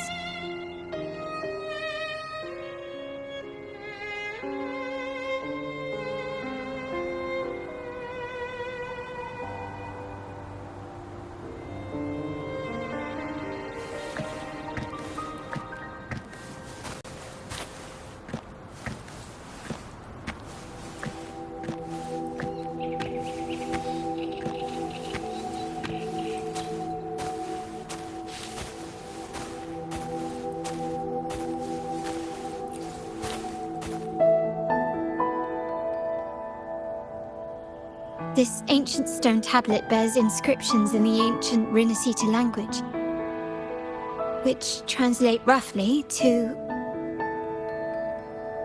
Once whole, the divinity was rent by warring creeds. From their holy wounds sprang the curse of dark tide. On this day shall I depart. Though the woes of Rinascita yet endure, the shattered divinity hath chosen their herald. On the grandest of days, the maiden, crowned with golden laurel, shall commune with the divinity. Thus she becomes the prophesied, enlightened one, through whom Rinascita's woes shall end. It seems to be some sort of prophecy. We might have to piece together the clues from both the stone tablet and the stained glass to unravel the secrets. These ancient relics that spawn tacit discords often carry special frequencies, likely the key to restoring them. Let's use the terminal sensor to reconstruct their frequencies and align them with the tablet's inscriptions.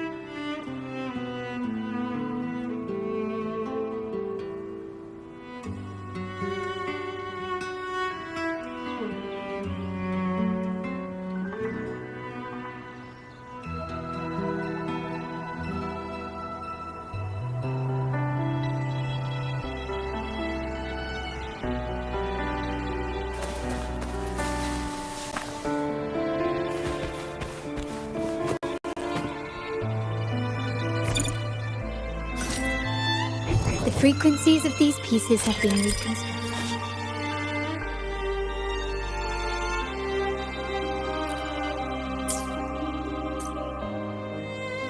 Now we only need to assemble them onto the stained glass.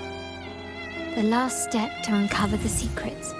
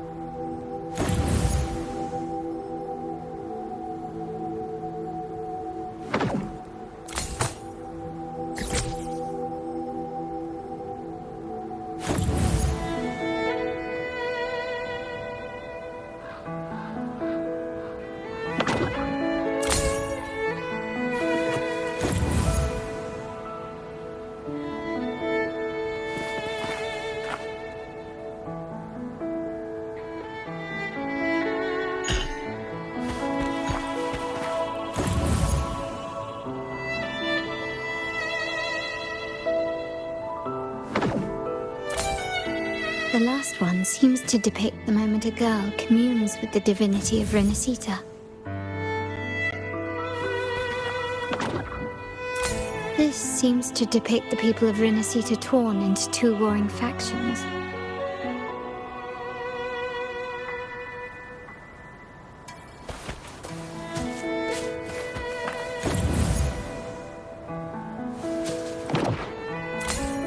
This one shows a man in Primus attire, wielding a lantern-shaped relic to dispel shadows in the monsters within.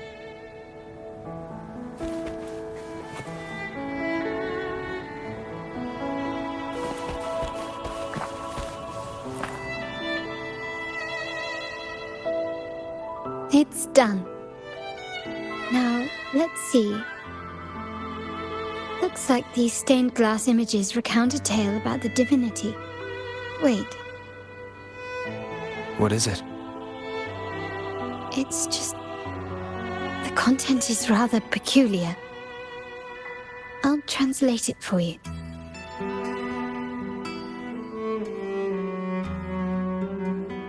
Together with the inscriptions on the tablet, it should be... In the earliest days of Renacita, there were two divinities. One rules the sky and the other the seas, eternally at odds with each other. Amidst the turmoil they wrought, Renacita evolved.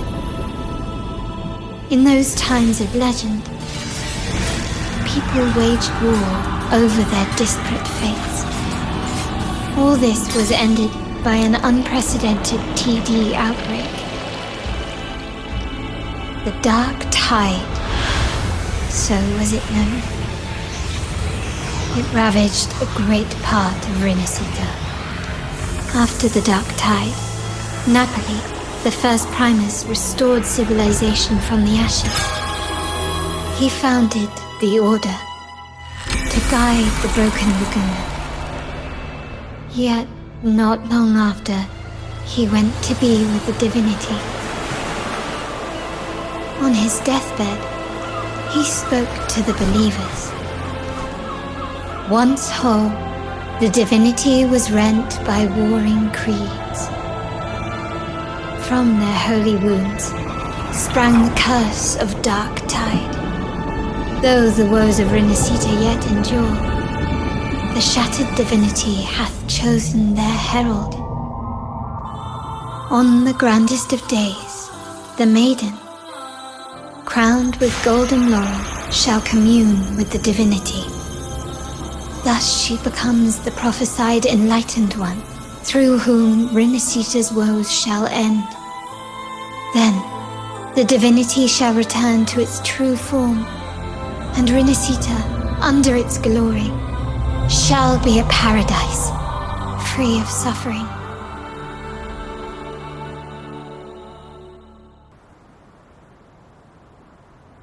Renacita has two divinities.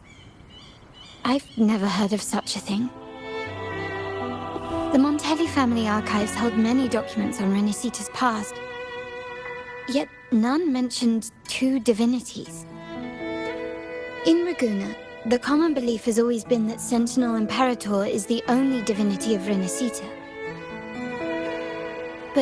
If the images on the stained glass window were fabricated, why would the Order deface them and declare this tower forbidden? There's only one explanation. These are not fabrications, but buried truth. If this is indeed the Order's doing, we must leave here immediately. North of this tower is an island. It should be beyond their reach. Once we get there, you will discover another truth the Order has buried. Watch out!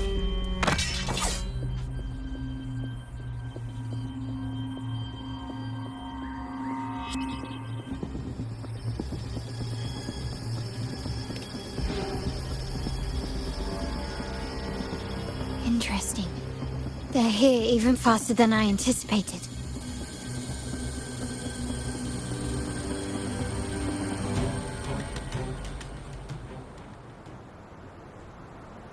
Apparently, the Order believes the images on the stained glass to be real.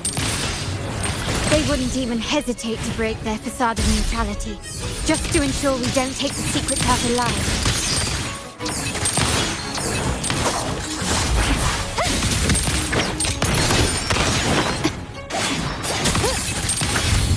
One with the sounds.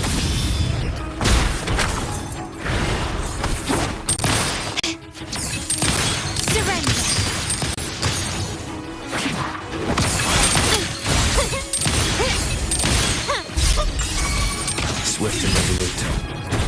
Nowhere to hide. One with the sounds.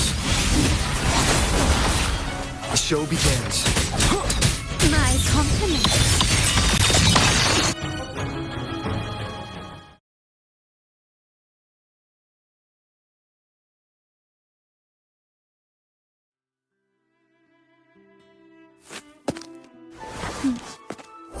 Keep it safe. I'll handle the rest.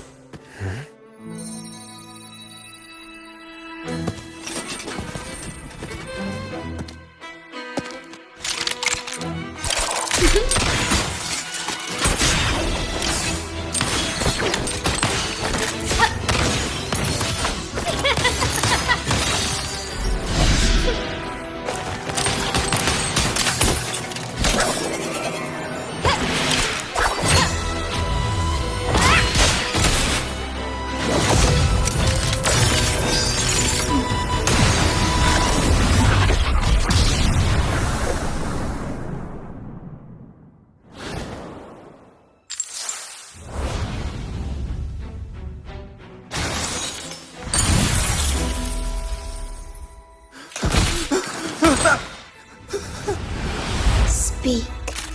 Who gave you the order?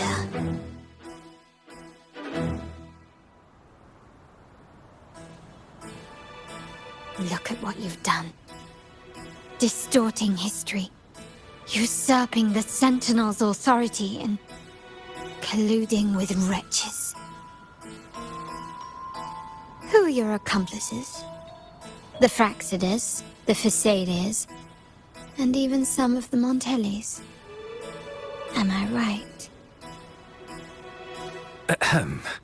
Well, I'm afraid I don't understand, Miss Carlotta.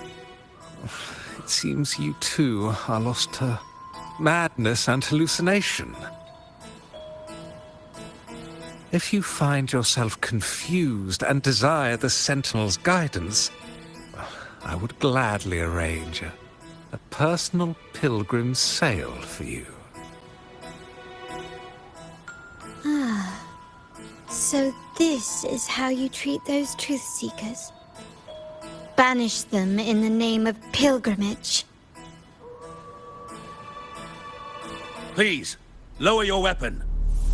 There is still room for discussion, is there not, Miss Carlotta?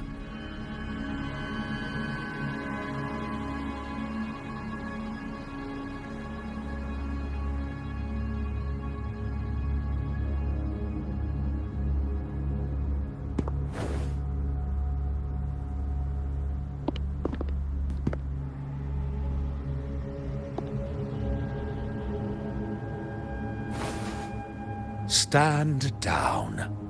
Enough blood has been shed today. Imperator would not revel in senseless sacrifice. The pilgrim's sail is for the transgressors to seek rebirth, not for you to threaten our friends. Repent for your reckless words. Forgive me, Brother Alessio. Ah, honored guest. You have been misinformed, as the truth is not what it seems. My Lord Fenrico has arranged your audience with the Sentinel. Why not hear the Sentinel's wisdom for yourself?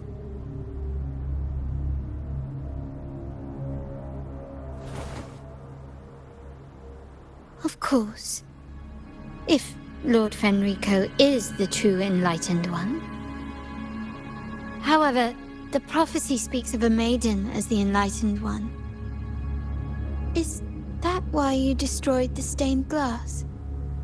To pass Fenrico off as the Enlightened One? So he can seize the Sentinel's power and rule Raguna? Oh, you stubborn people of little faith. You've surely been tempted by evil and swallowed its lies. Lord Fenrico is the undeniable Enlightened One and will guide us all.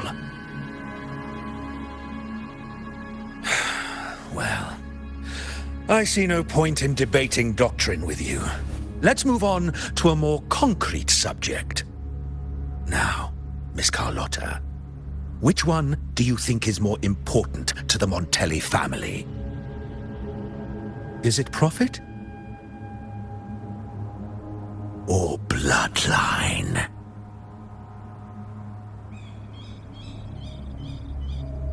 How? That's Uncle Capello's pendant. What did you do to him? Good question. What did we do indeed? Quite a faithful one he was. Wouldn't hand over this pendant, the emblem of his faith. But we managed to persuade him. Whether he should be deemed faithful now depends entirely on your actions.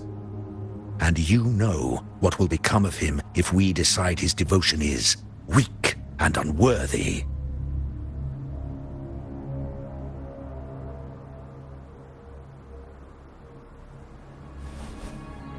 My actions. What do you want me to do?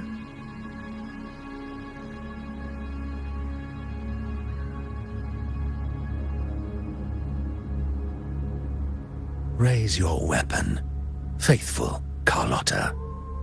Choose wisely now. Where shall you aim? Whose heart will taste your bullet?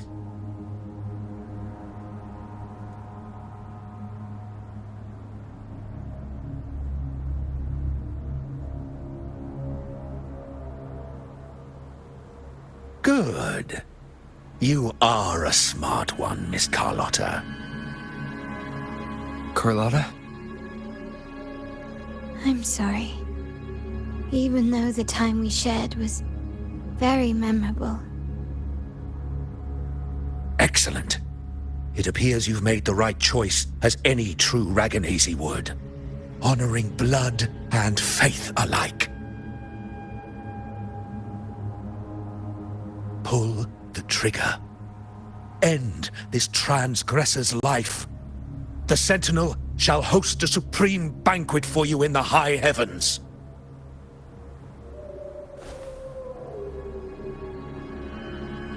Farewell.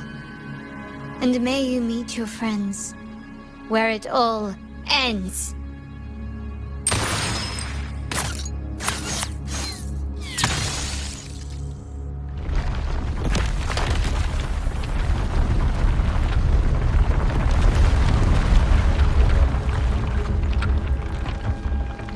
You've disappointed me, Miss Carlotta. There's a saying in Raguna, even the finest bullet can miss. It was only a mistake.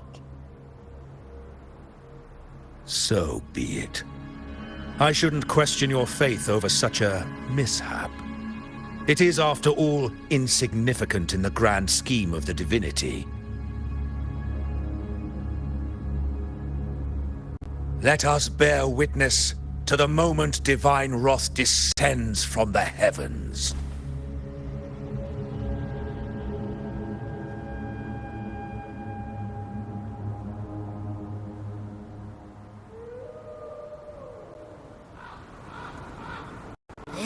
That was close. I really thought the bullet was coming for us. So, was it all part of your plan? We were improvising. Then you two sure have great chemistry. Anyway, those bad guys are still after us. So let's get out of here. Didn't Carlotta say something about an island up north? Let's go check it out.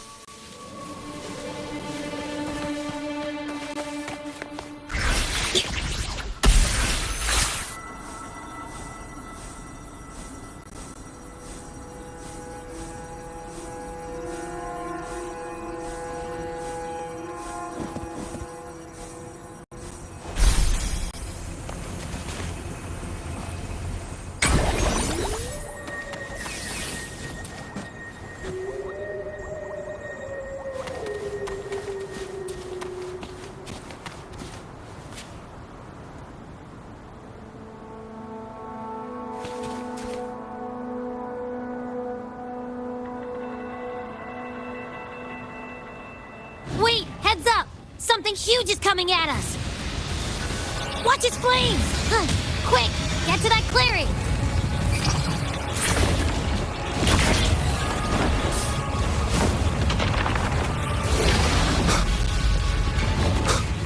Leave it to me.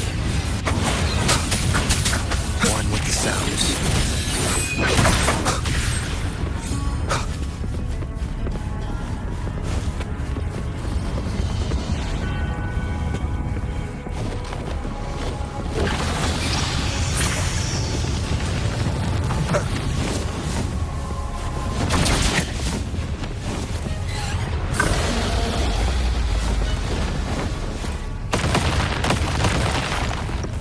One with the sounds.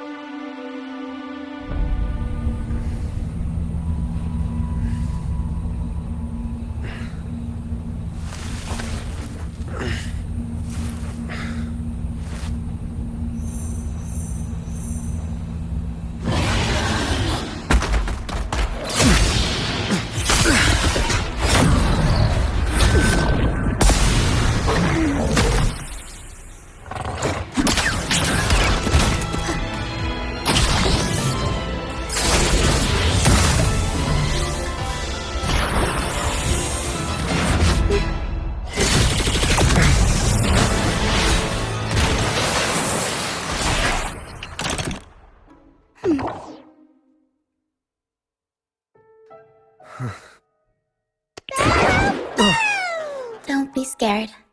Paro is just saying hi. She seems to fancy you.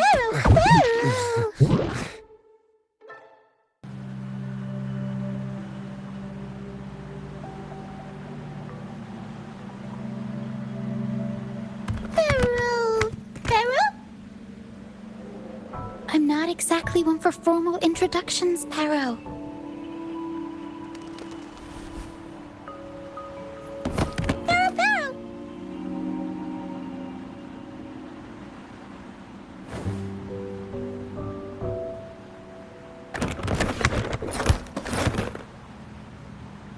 I know this isn't the first time seeing them.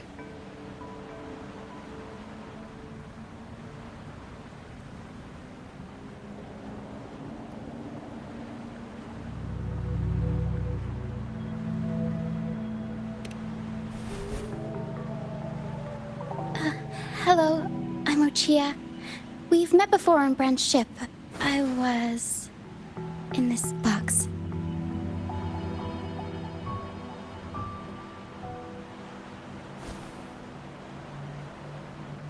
This is Paro, the actual owner of the box.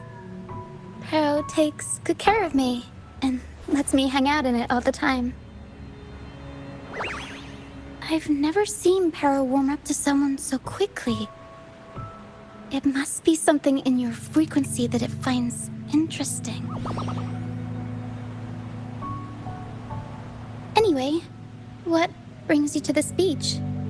It's not exactly a place for a stroll. So you were attacked by that dragon and fell off the bridge.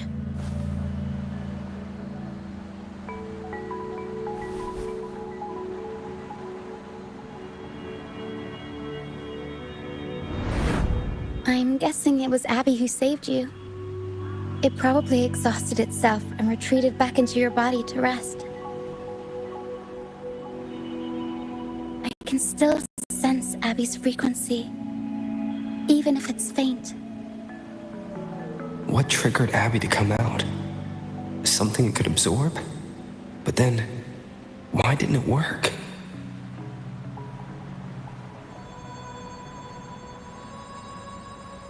That dragon's behavior is odd. It never leaves its territory.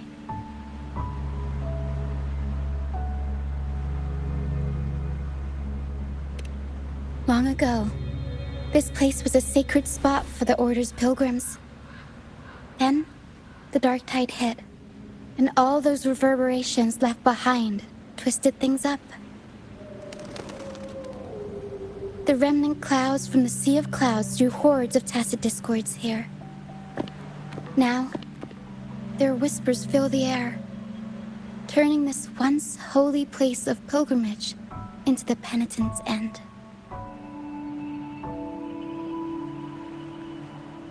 This Dragon of Dirge is a local tacit discord. It grows by feeding on the others. We were supposed to pick you up like Miss Carlotta planned, but things went sideways.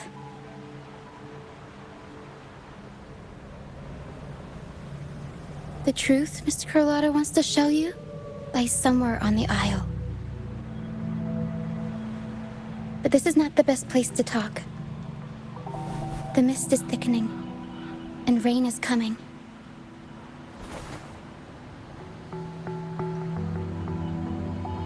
The mist is dangerous here. It traps reverberations, and when it collects enough, they quickly form into tacit discords.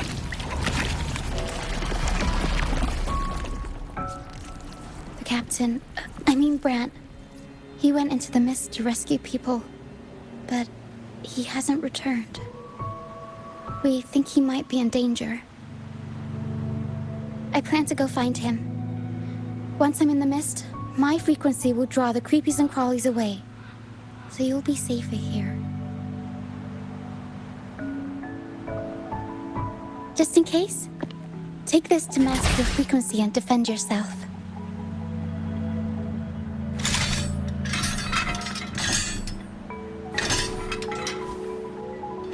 Ta-da! works, Pistol. One shot and it'll send the Tacit Discords packing.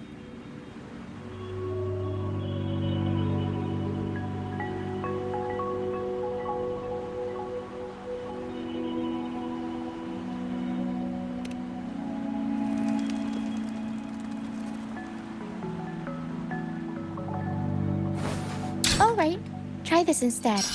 Ta-da! Captain's Parlay Saber.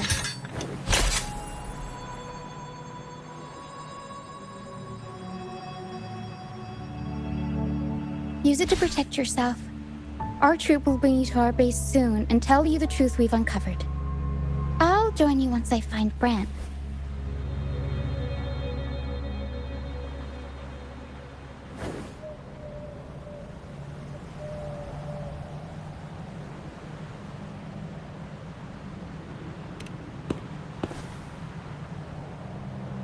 But the mist is dangerous. Alright, fine. It's better you see it for yourself. I'll be glad you don't have to fend for yourself alone.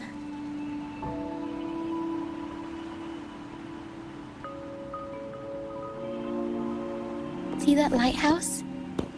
It's the only safe place in the mist. We'll head there. Brant might have taken shelter there too.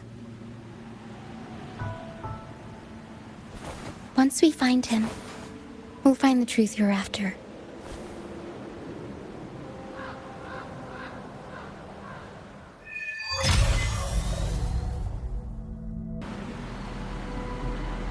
The area up ahead is where the sea mist is thickest. Try to avoid the dark phantoms in the mist. They could turn into Tacit Discords at any moment.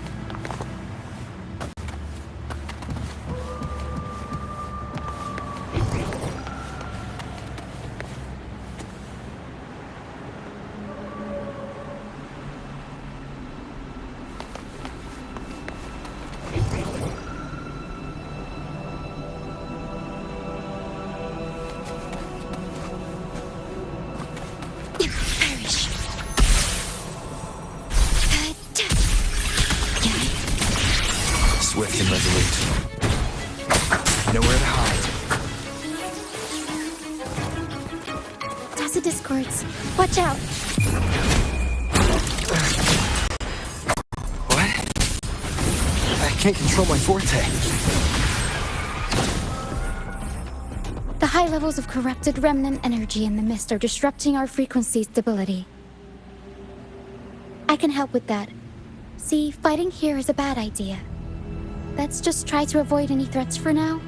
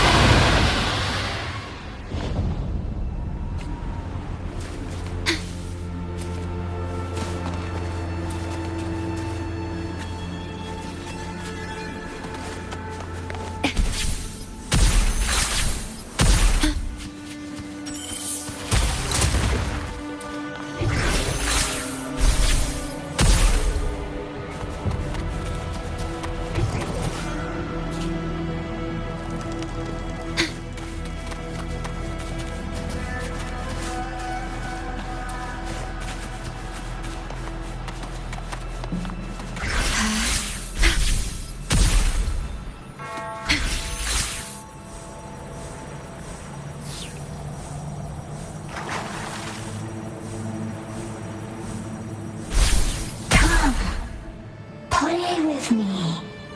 Look for me. Don't worry. They're just reverberations. Potential tacit discords in the making. Some of them are actually our friends. We can follow them to find our way out. Okay.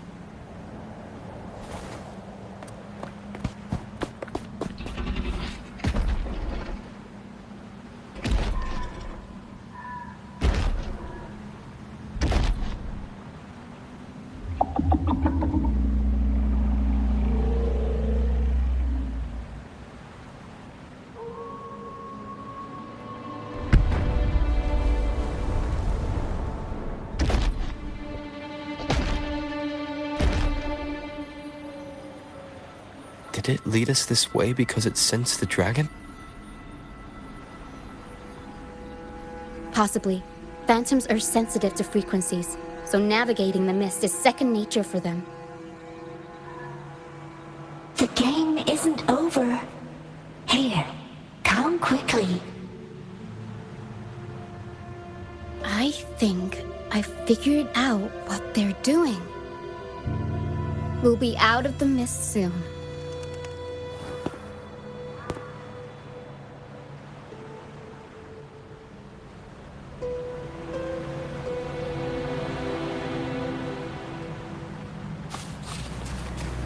Diminish.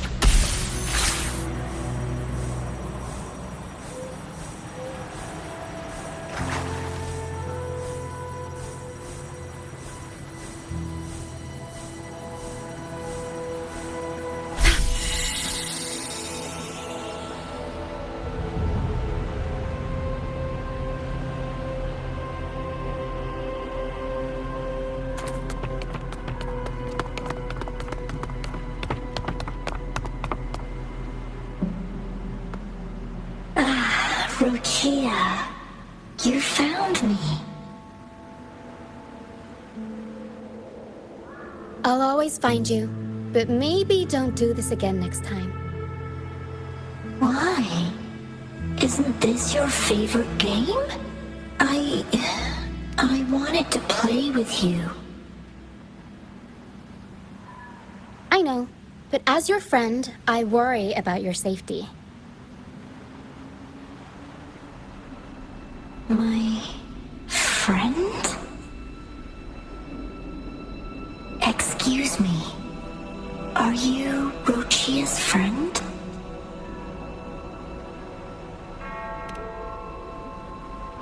Ah, how wonderful.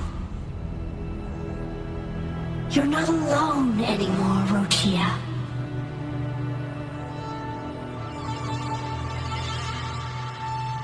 Yes, I have friends now. I'm so happy for you. All is well. Fly to the high heavens. We are born free, and our souls will soar even in death.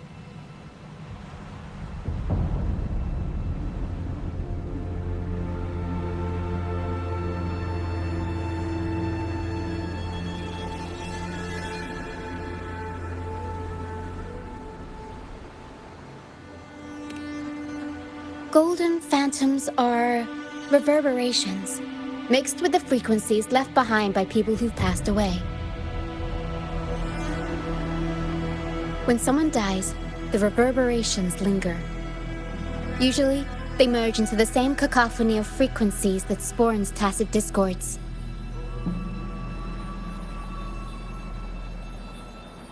But sometimes, a trace of their final will remains, and the mist shapes this into phantoms.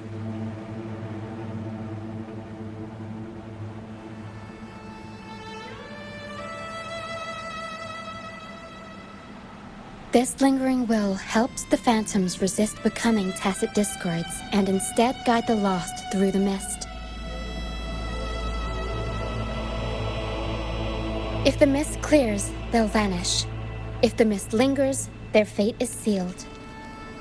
It will only be a matter of time before they merge with other reverberations and become tacit discords.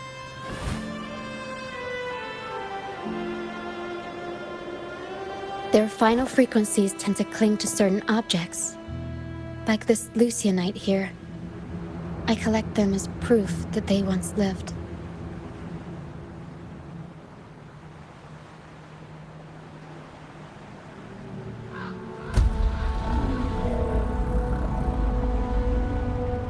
Otherwise, the dragon will devour every last trace of their frequency.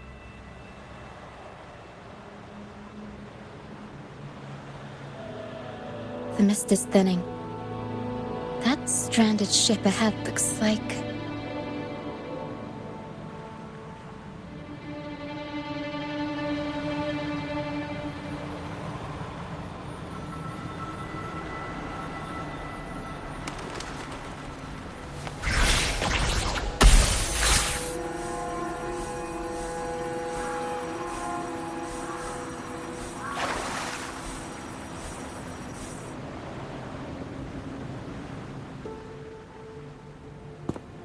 Pilgrim sail. Why is it here? In Raguna, those who break the law are sent to the Order Tribunal for sentencing. Those who violate the sacred doctrines are branded as fools and sent away on the Pilgrim sail.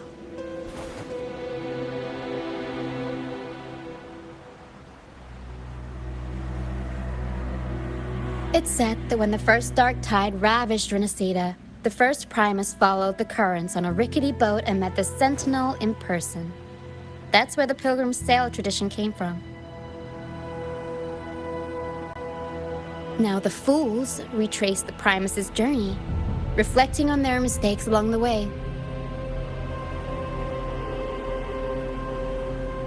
There's a strong undercurrent around this isle, likely caused by that first dark tide.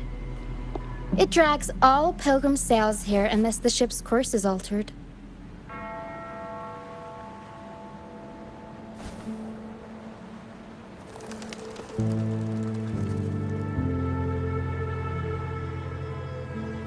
No reverberations on the ship, nor in the mist. The people must have escaped. But with the mist this thick, we need to stay on guard.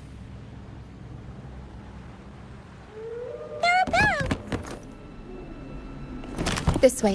Head to the lighthouse. I hear the sounds of fighting. Watch out. Tacit discords are gathering.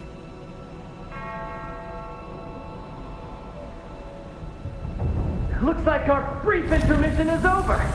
Time to let the ghosts have their moment on stage. Come on then. Let the flames of battle ignite our souls. Wait, is that Brand? Only Grant would call them ghosts with that kind of flair. It must be him. But I can't tell where he is in the mist. Anyway, let's deal with the trouble here first before we go look for him.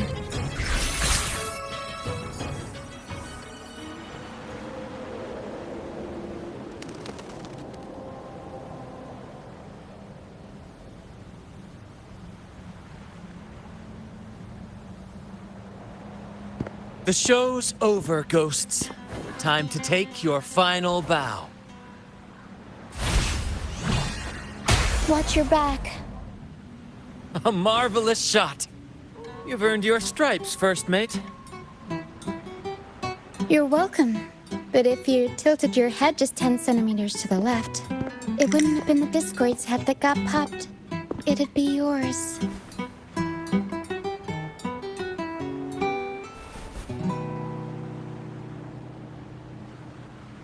Not on your watch. Besides, fortune always smiles on me. Except in bets. And we've crossed paths with the rover again. Can't get luckier than that. We shouldn't have let him get caught up in this mess. He was worried about us and insisted on coming. Is that so? Then our gratitude to you is even greater for your timely aid.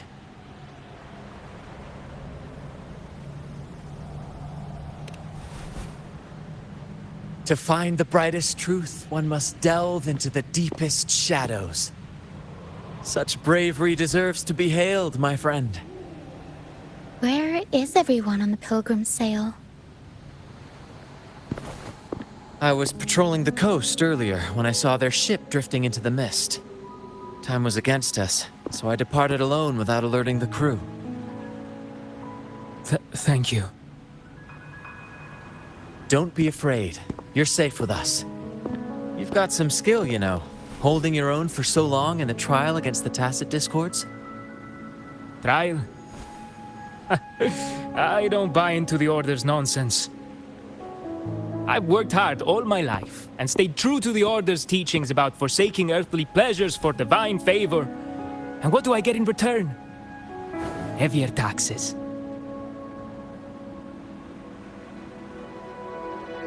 When pirates ransacked my merchant fleet, leaving me with nothing, I turned to the Order for help. They said it was a divine trial and left me to rot. I stood before the Sentinel statue, asking if my suffering was really their will. But all I got was silence. Why should I wait for peace in the afterlife when I could be living for today? How is that a crime? As for salvation, I don't believe in it. And I certainly don't need it. Here's a proposal. How about joining our troop? We are wanderers adrift upon the seas. Or perhaps you're more familiar with the name, the Troop of Fools? The Troop of Fools? Could it be? Yes, we are, like you, by the Order's decree, marked as fools. Fools on the Pilgrim sail often meet their demise in a storm, or they're swallowed by the waves. Even if they do survive, they still face hunger, thirst, and the unforgiving wrath of nature. Maybe it's luck that brought you here so swiftly, and unharmed at that. Look around. This is all that remains of the Pilgrim sail. This is always their final destination, where the fools meet their end.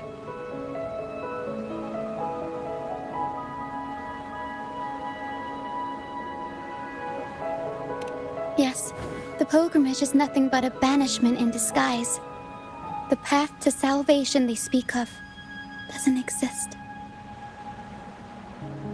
Otherwise, how could this once sacred place now look like such a hellish wasteland? Wait. Sacred place? No wonder the others were talking about it on the ship. They believed the Order's promise that prayers at the sacrificial arena would grant them forgiveness. They must be heading up the mountain now. I didn't expect their faith to lead them that far. If only they knew it was just one of the Order's lies. Captain! First mate! We're here to help! More hands make light work. I called in some help to escort him back to the base once the mist cleared. The first mate's foresight is unmatched. Then the three of us can head up the mountain. But beware, my friend. By the end of this pilgrimage, you will witness the Order's cruelest deceit. The dangers ahead will only intensify.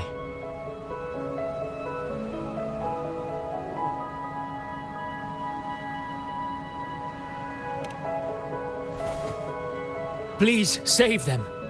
I hope it's not too late. Don't worry. There's more to our troop than you think.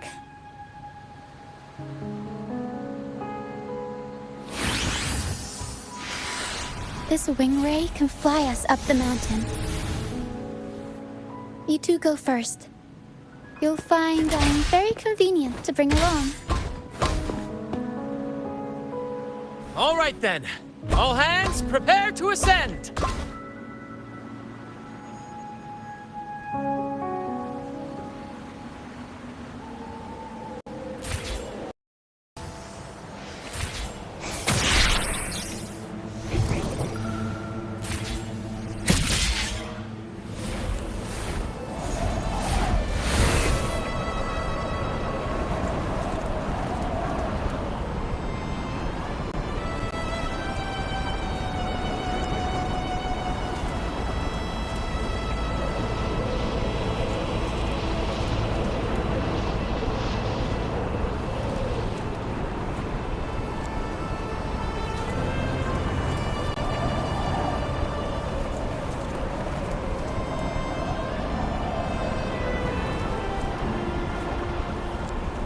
Tacit discords incoming. Stay alert, everyone.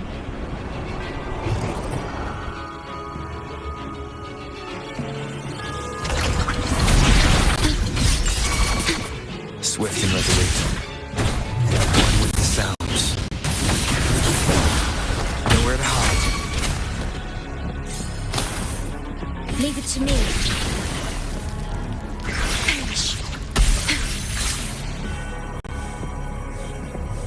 These are human footprints. Looks like they're heading to the arena. Be gone, you vexing wretches! The sacrificial arena's right there. Let's take them down in one blow!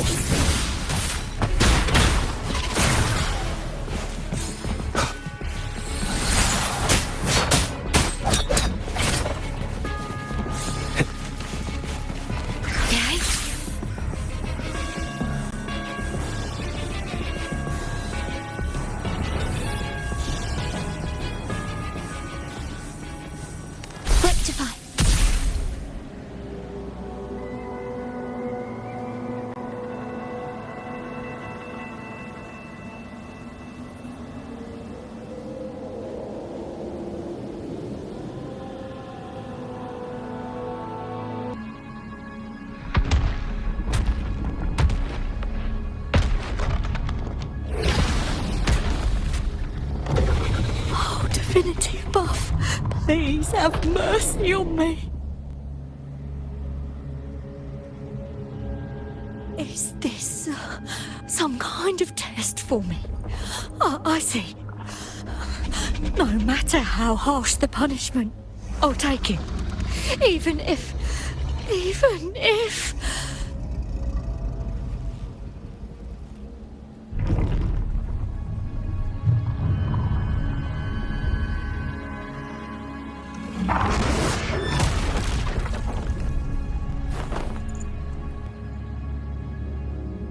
if it means death?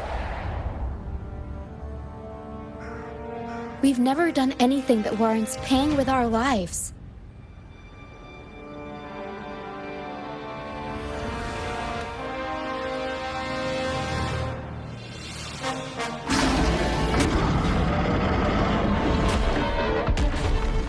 I'd wager mercy isn't on the table. However,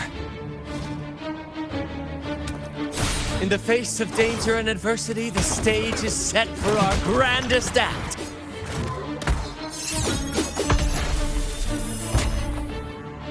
Brant, you handle the tacit discords. I've got the dragon.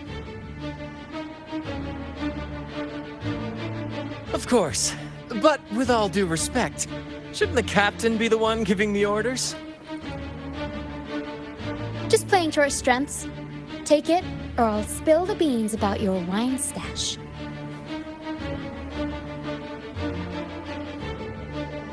Why, aye, first mate.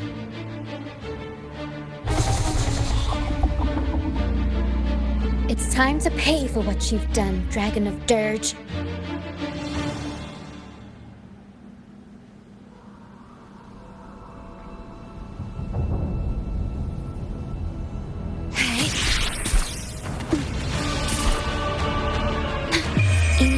With time. Loading. No mercy.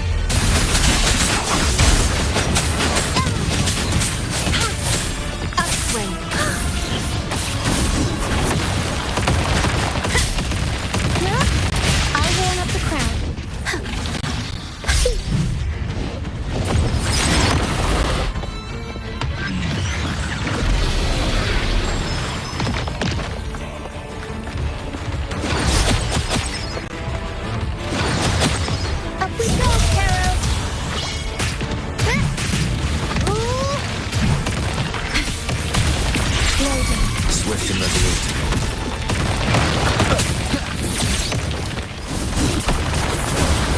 Down the curtain. Leave it to me.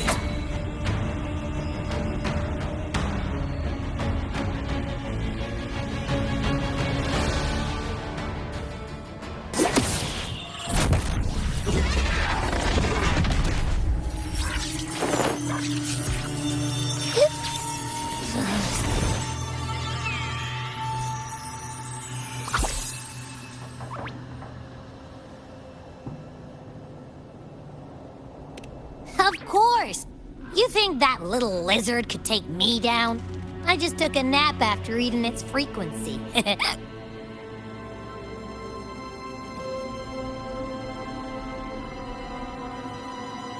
But seriously, that was close.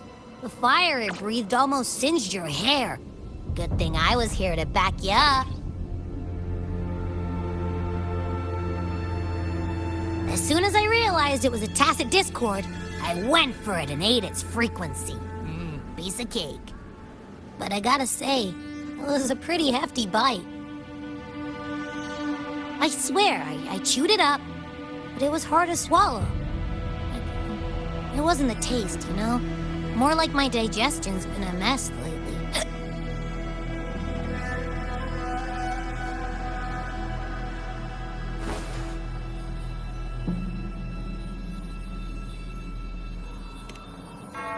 That's not the point. The real deal is, I found something crazy in its frequency. You said you somehow experienced empathy with the tacit discord back in Jinzhou, right? How about trying that again with this guy?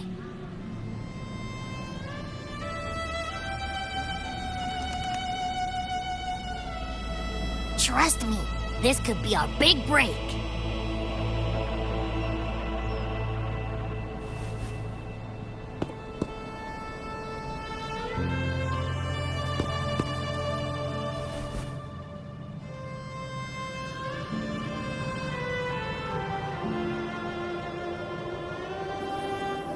Gehenna, a wretched soul mourned by none. You are reborn to fulfill our sacred rite, illuminate the path of salvation. Become the fiery hand of judgment, purging all transgressions. Cleanse every soul ensnared by their own indulgence. Those who cannot withstand the trial by fire shall forever be barred from our pure land.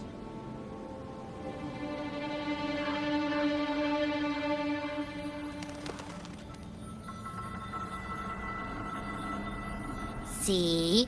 I wasn't lying.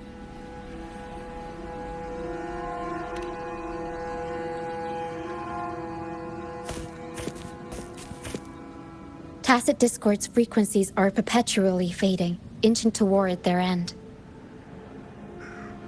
Their only way to maintain their existence is to consume other frequencies as food. The dark tide and mist enveloping this isle have drawn in countless tacit discords. Their frequencies should have been enough to feed the dragon. If what you saw is true, then the Order must have used some trick to control the dragon, making its frequency fade away faster than it should. That means they could be responsible for why the dragon began attacking all living beings, including humans. In time, it ended up becoming a harbinger of death. I found this during the previous battle. It seems the Fraxidus had their hand in this case as well. So you know them too. Seems we have much to discuss. Our troop usually earns a living by performing on the nearby islands. Sometimes we take on escort missions for merchant ships as well. That's how we first got acquainted with the Fraxidus. At first, they were just lurking about, raiding ships. But as the Carnival drew near, their actions grew suspicious. We noticed them lingering around a certain sea. Remember Cetus the Tidebreaker? The creature that attacked you when we first met? After we parted ways, we went searching for it to find out what had gone wrong.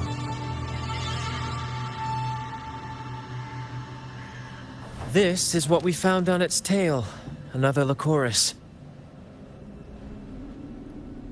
Alas, the Tidebreaker slipped away into the deep beyond our reach.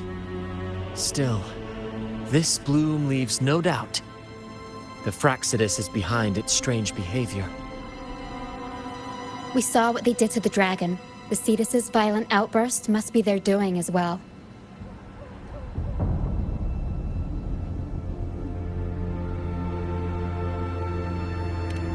They say the Carnival is a ceremony to resonate with the Sentinel. Those who claim the laurel may be graced with a miracle, a direct communion with the divine. At first, we thought you were merely a curious traveler, intrigued by the Carnival and our Sentinel. But now, seeing how far you've come, there's more to your quest, isn't there? Our troop has always sought the laurel, and we won't sit back while others threaten the Carnival. If they're your foes, then our paths align. Remember I mentioned one of ours who once claimed the laurel? He wasn't with us when we first met. But once we reach our base, you can speak with him about the Sentinel. It won't be long now. After such an adventure, a well-earned rest awaits.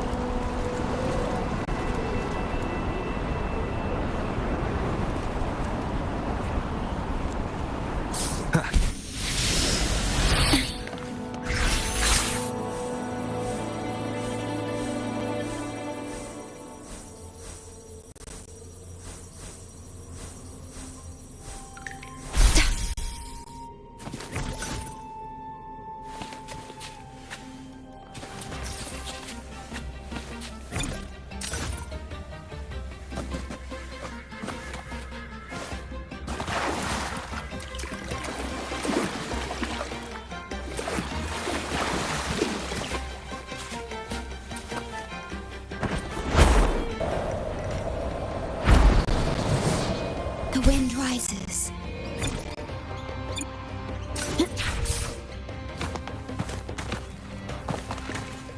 Rectify.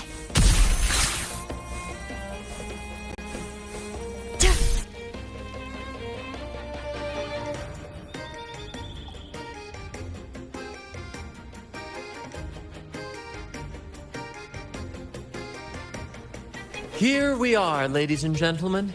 Allow me to present to you our sanctuary. A haven for all the surviving fools at the edge of the world.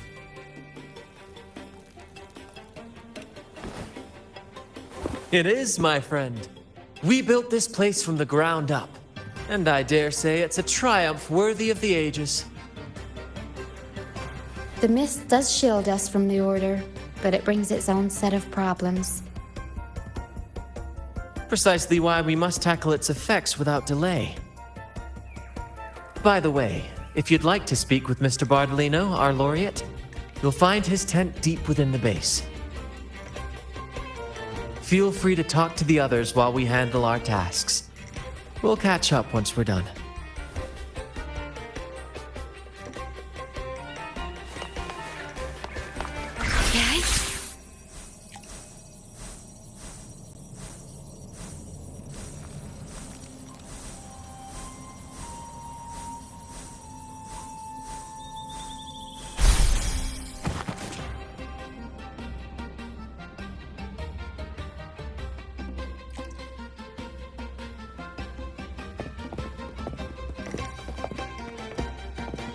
Relax, young man. Life's only just unfurling its sails for you. Why sit there like one of those dour statues in the Order's halls? Don't be afraid to show a little spark. I was just thinking about my future. Is Raguna truly lost to me forever? Some have found their way back, but under the Order's watchful eye. Is that really what you want? A life without freedom? Listen, you don't need a grand stage to leave your mark. A true Ragganese can turn even a ragged tent into the finest theater. That's what I'm preparing to do.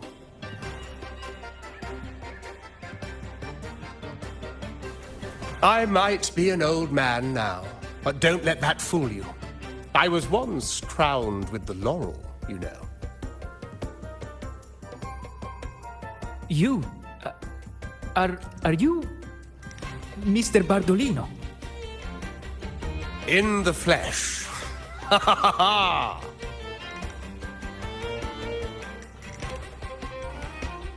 As I took my final bow on stage, a bright light pierced through the clouds, shining down from the sky. And then, a radiant laurel descended upon me, and I heard a voice. It was the Sentinel's voice, ringing in my head. I asked them a question that had puzzled me since childhood. The ultimate philosophical riddle. What should I eat tonight? And they answered. The body is the temple of the mind. To keep your mind sharp, do consume healthy food, such as the loris salad. But why loris salad? I was baffled, and the meaning still eludes me to this very day. I've never been quick-witted, though. The Order's doctrines never quite took hold. Acting, however, that is where my true passion lies.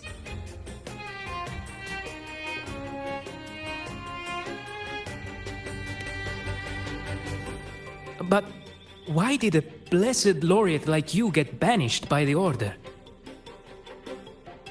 Back when I won the laurel, Raguna was led by the Holy Maiden. She promoted all sorts of grand celebrations during the Carnival, an unceasing tide of revelry. Stages sprang up on every corner of the city, performances dancing through the streets, and shops adorned in vibrant hues. Even on rainy nights, you could still hear music playing in the square. Some performers wove their critiques into their acts. Sharp as she was, the Holy Maiden noticed. She refined city policy with each whisper of dissent.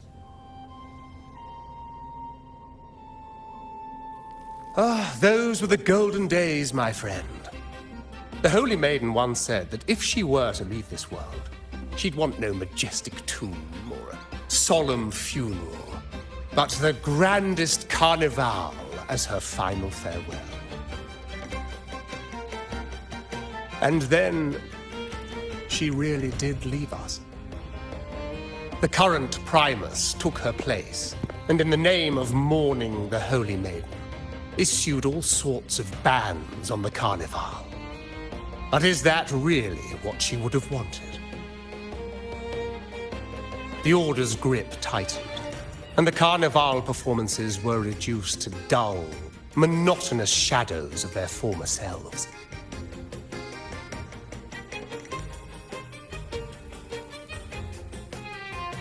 One year, I strung a wire from a gondola to the top of the clock tower in Liberty Square, and another from the tower to the Thessalia's mansion.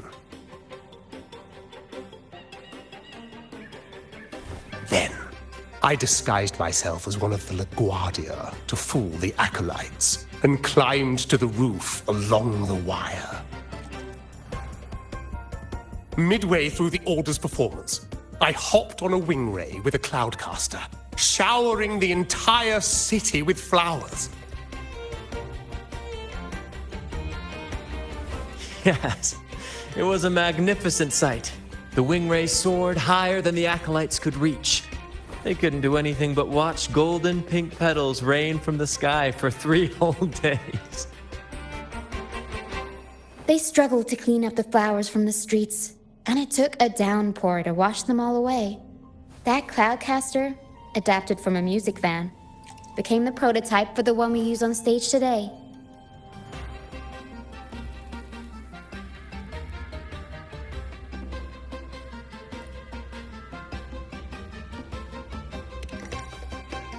But that's all in the past. To this day, I'm still not sure what crime they pinned on me. Maybe walking the wire without protection? Anyway, I'm just an old relic now.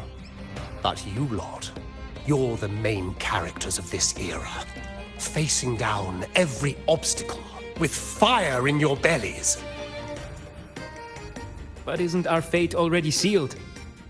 Without the so-called salvation the Order preaches, we're doomed to our banishment. Just lost souls, dying in obscurity. Life is short, and we weren't born just to atone. The Order may banish us, but they can't take away our right to sing.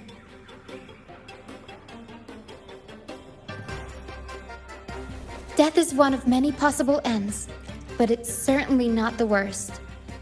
Perhaps being forgotten is what the Order wanted for us.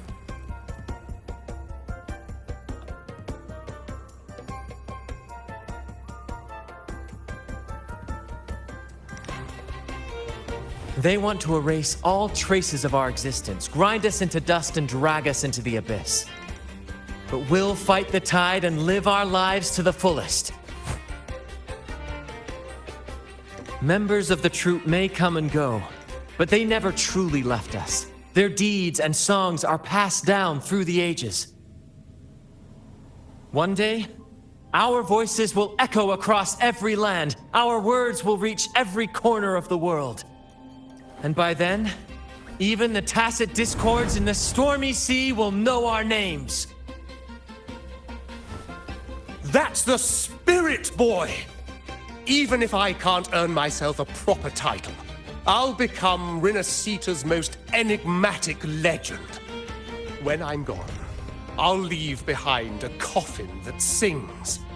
Or maybe turn into a lark, singing every day and night!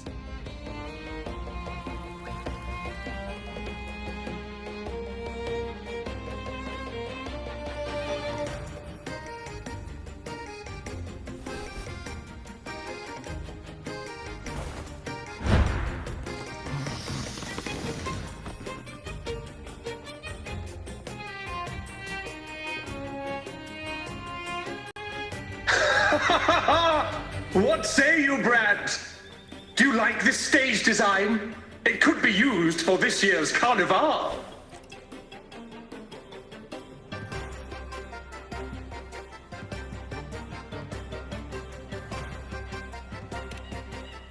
Our little chat reminded me of those good old days. So why not relive that scene I just mentioned?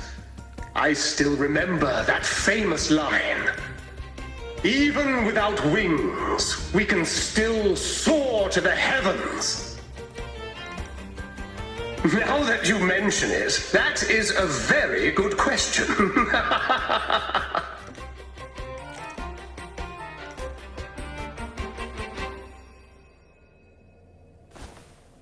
Please don't mind him. We like our performances big and bold, after all.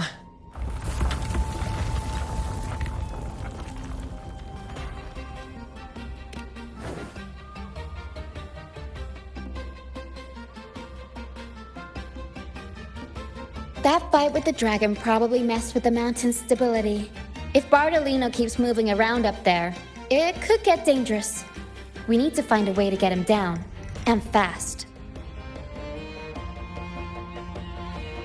We might need your help with this. Taro should have some useful items in her box.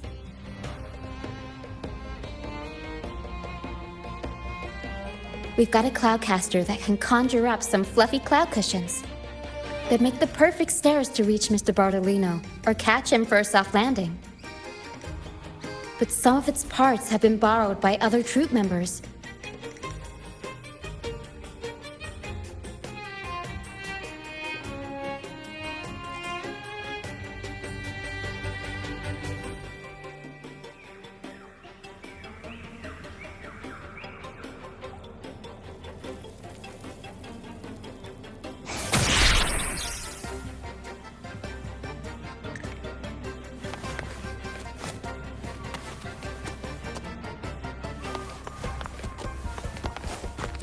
The wind rises.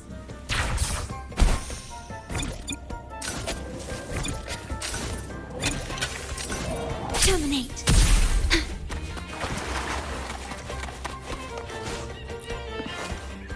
Come on, fish! Come to my net. Yeah, I borrowed the reel for me fishing rod. We scavenge all sorts of stuff from the beach and fix them up as needed. Nothing goes to waste. Don't be fooled by appearances. This stuff can be pretty versatile.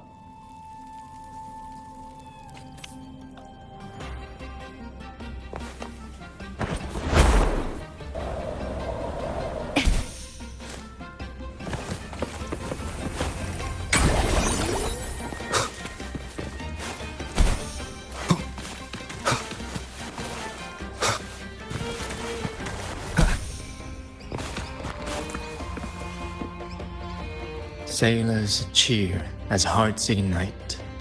Soon we'll break these chains so tight. Set the course, embrace the storm, sailing on till light is born. The Cloudcaster. Oh, I use its base as a desk.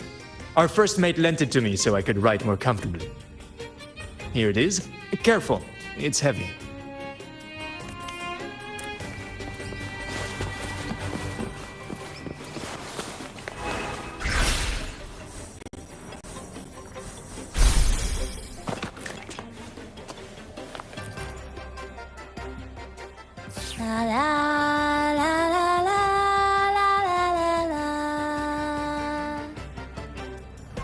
I'd rather be a wild flower, ignored by all in my own power, than a rose that bends and sways, bathed in grace, but lost in dismay. Cloudcaster. It does ring a bell. Here, the resonance unit. It helps me find the right pitch and rhythm. Works like a charm. You should give it a try too. Good. We have all the parts now. Time to work, Pero.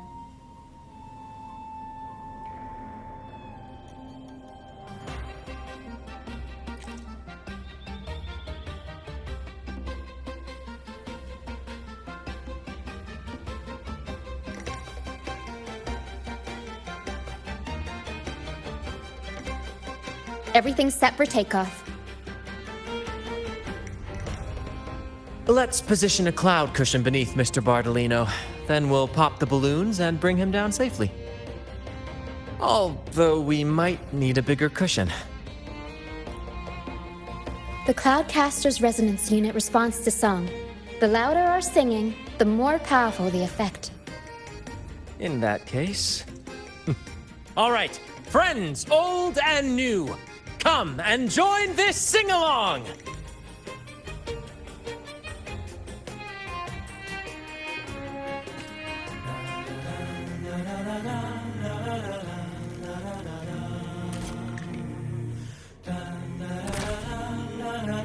Bullseye! How about showing off that aim again with the rest of the balloons? Almost done.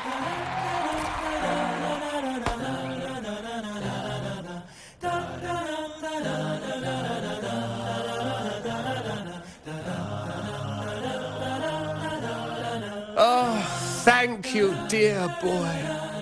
You helped me complete this performance and fulfill one of my dearest wishes. Please, I'll gladly give you my most prized possession.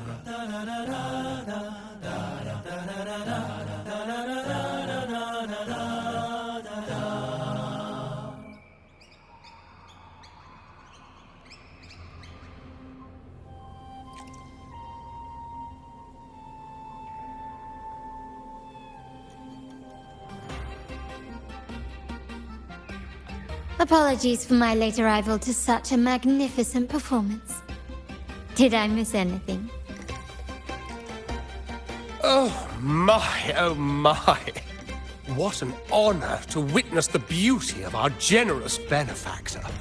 Thank you, my lady, for rescuing this humble soul in his moment of need.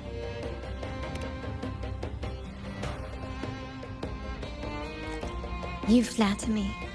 The family's protection extends to all who stand by us.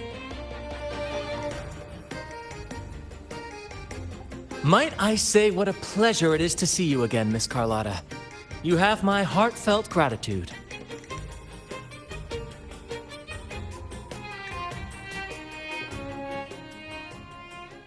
Is everything going smoothly with your family, Miss Carlotta? Yes, thank you. The Order's scheme was uncovered as planned. Uncle Capulet was rescued, and Grandfather has handled the rest. I still owe you thanks for improvising with me in front of that priest.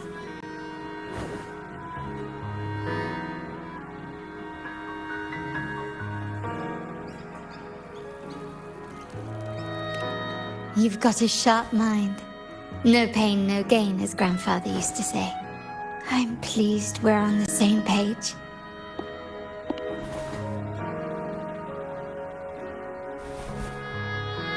Your kindness is much appreciated. The Montellis won't forget this. In return, I'll share everything I know.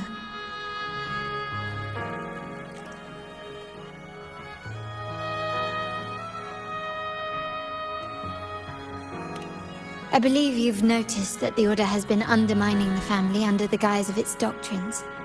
Alienation, monopolization, just a few tricks up their sleeve. Their true motives, however, run deeper. Their alliance with the Fraxides speaks volumes. While we don't know the full extent of their conspiracy, one thing is clear. Their sights are set on this year's carnival. The carnival is likely where you'll find clues about the Sentinel.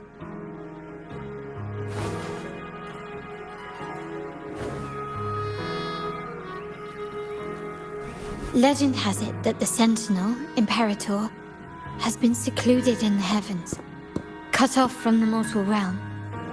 The last record of the Sentinel is from the Carnival a decade ago. At that time, the entire city was shrouded in mist. Ghosts roamed the streets, a dragon roared from the sky, and a sea behemoth raged, summoning towering waves. Do any clues come to mind?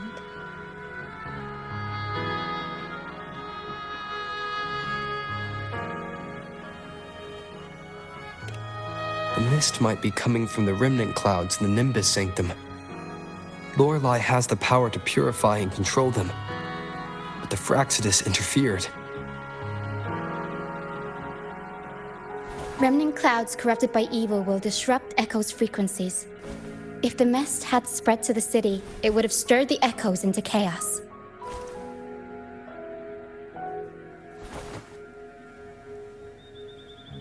We are lucky that you and Zani, along with that acolyte, awakened Lorelei in time. You prevented the mist from spreading and averted the waveform. The Fraxides must still be licking their wounds.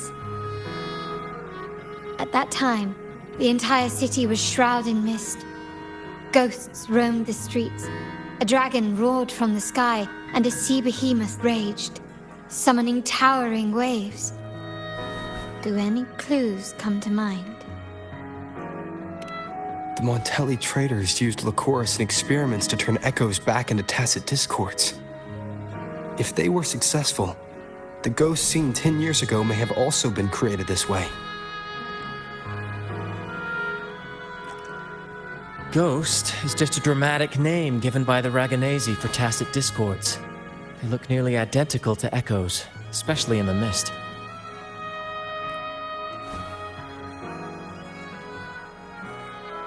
With your help, Grandfather has thwarted their plan. No corrupted echoes will appear at this year's carnival.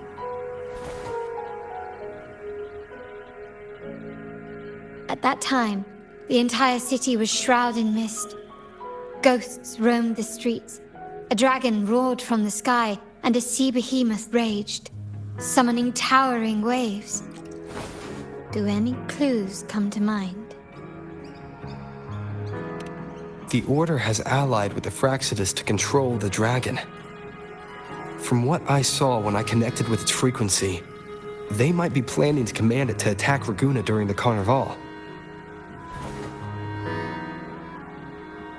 After the tacit discords took over this isle, the Order used them as an excuse to forbid any entry.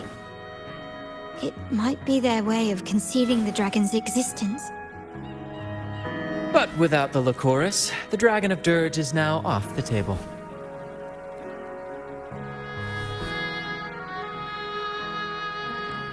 At that time, the entire city was shrouded in mist. Ghosts roamed the streets, a dragon roared from the sky, and a sea behemoth raged, summoning towering waves. Do any clues come to mind?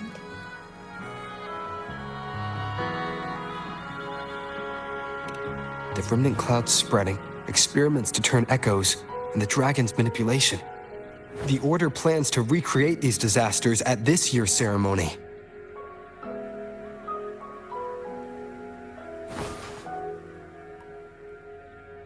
The Order and the Fraxidus are allies. To prevent the Carnival's sabotage, we must stop them. But what is their motive?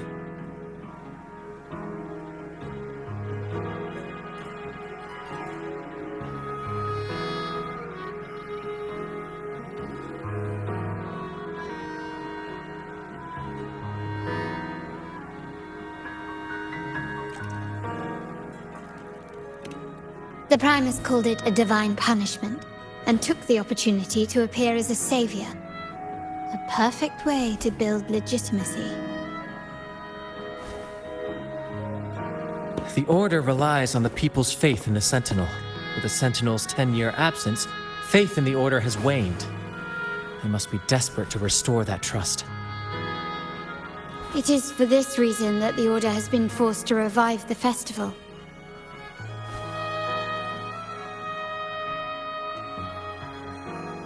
Let's consider the implications. If the Carnival proceeds unhindered, how would it affect the Order?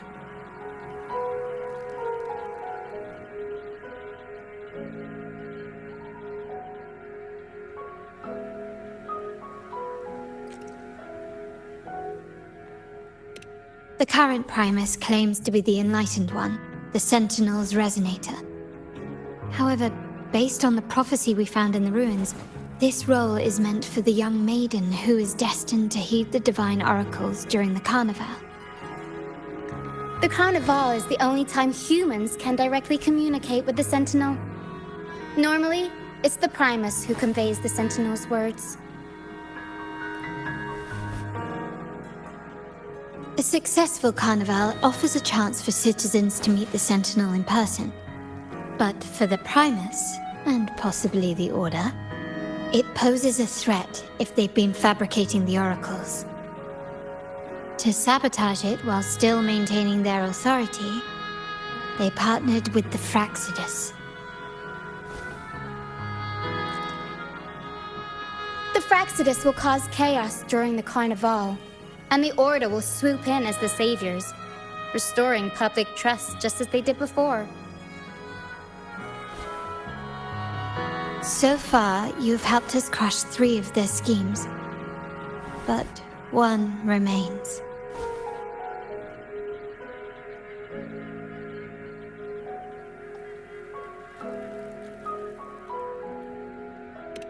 We have evidence that the Cetus is being manipulated, and the Fraxidus are setting up their final plan.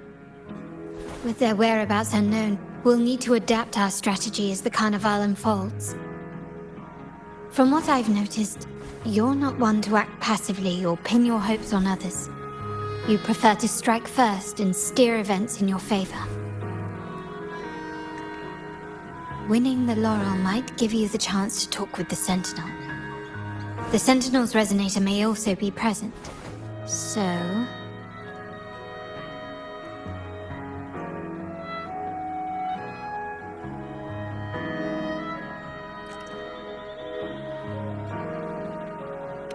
Our aim has always been clear: to restore the Carnival to its former glory with a performance for the ages.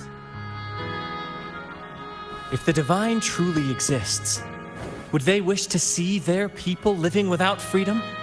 Or witness a festival twisted into a tool for tyrants? If we win the Laurel, we'll show that such punishment is absurd. But if that's truly their design, we shall break those divine shackles ourselves. Whether Divinity exists or not, we will fight for Raguna's freedom, where everyone has the right to live and pursue a future of their own choosing! The Montellis share this vision. Only in a free society can a fair and open market thrive.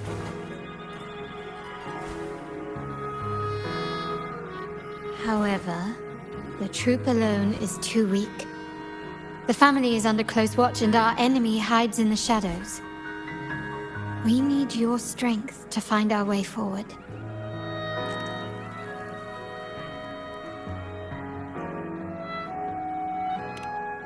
Thank you. I'm pleased we've reached an agreement once more.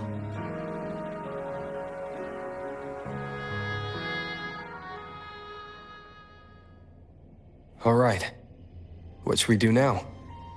Any plans? Since the Order intends to sabotage the Carnival and incite chaos amongst the guests, confronting them directly only plays into their hands. You've seen the troops' unique approach to combat, haven't you? That's precisely why we're allies with them. We will turn any disturbances into a theatrical performance. I can see our friend here is still a bit confused. No worries, my dear boy. We'll have a quick rehearsal before the Carnival begins. Speaking of which, Ms. Carlotta, would you honor us by joining our performance? Me? I do have some stage experience, though I must confess I may be a bit out of practice. We don't know what challenges we'll face, so your help will be needed, Miss Carlotta. Plus, it's a chance for you to get to know our methods. If you insist. Wonderful! As the festivities continue, if you're both ready, please join us on the stage of the troop liner.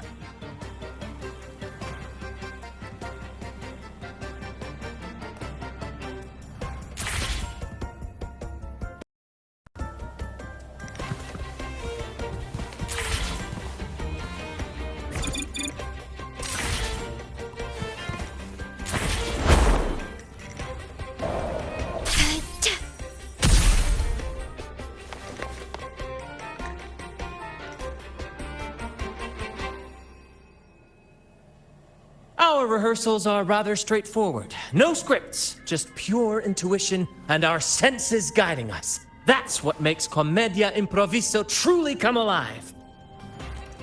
For our improvised comedy, we start with a theme. From there, we build our lines and act on the fly, responding to the unfolding show and audience reactions.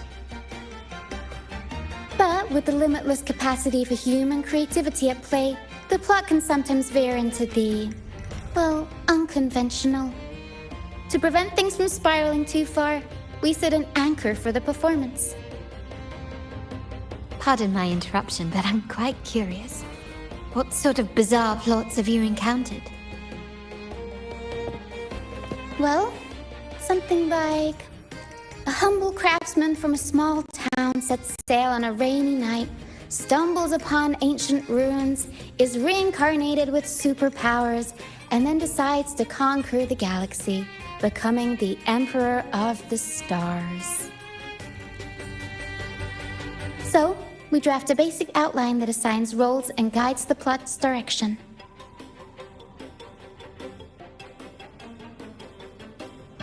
And this time, our outline is: a kingdom is attacked, monsters run rampant, and the Demon King has kidnapped the Holy Maiden.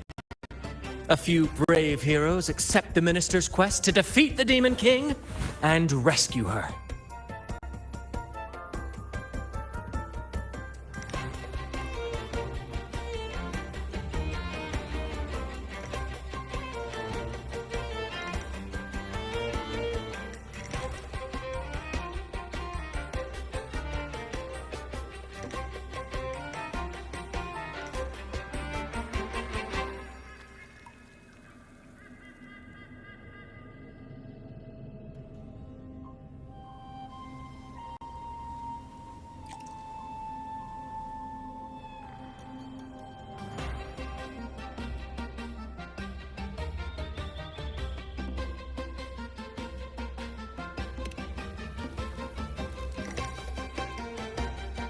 This outline holds special meaning.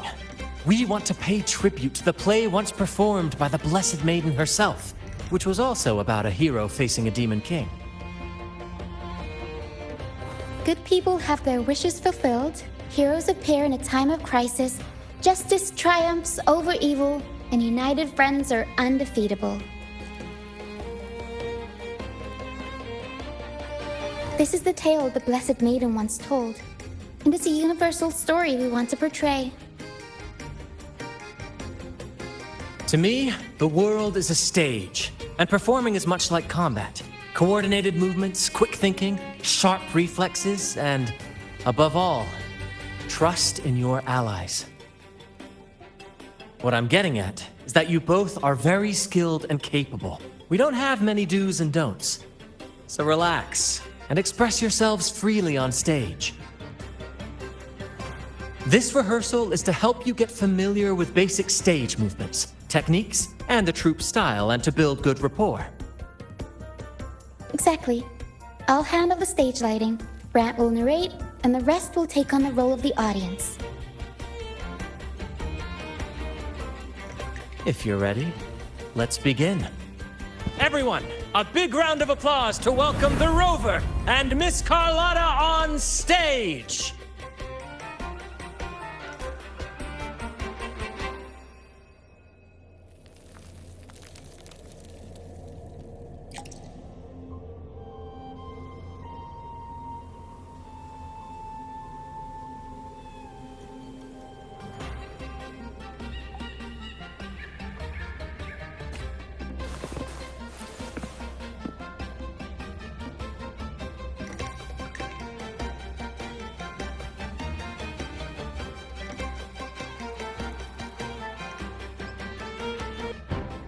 All right, next I'll spin the prologue of our tale, setting the scene for how our brave heroes first crossed paths. Once upon a time, a hero roamed the world. Undaunted by the lack of a divine vessel, he embarked on a perilous journey across tempestuous seas. Alone in the dark, a young girl of untethered spirit soared against towering barriers with wings of defiance. The winds of fate brought them together.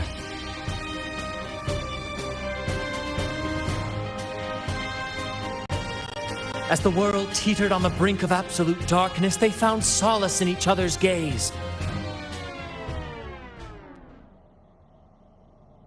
Together they became unshakable allies, standing strong against the tides of fate.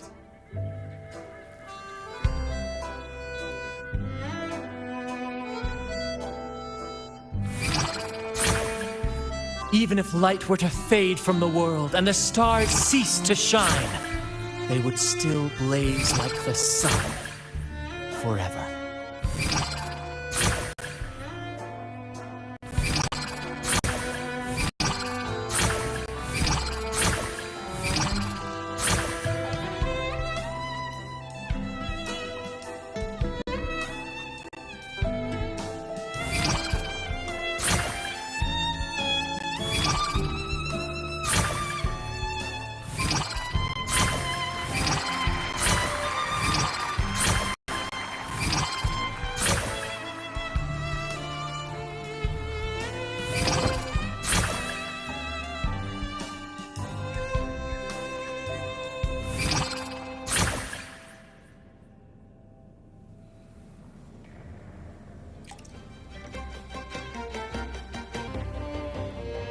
Bravo! Bravo!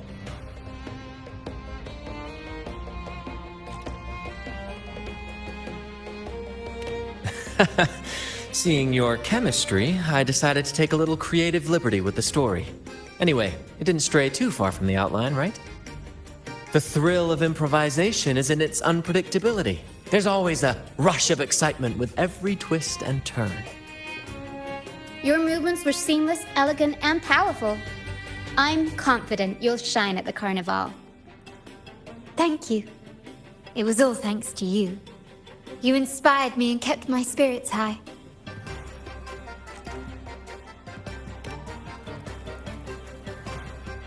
You'll master it in no time, I'm sure. All right, that's enough for today. Let's save the grand reveal for the carnival. Oh, and speaking of which, there's still something we need to prepare for you, isn't there? You mean the essential item for the carnival performance? Don't worry. I've taken care of everything.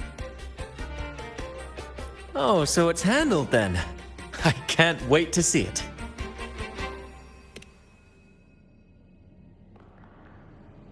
I have a small gift for you.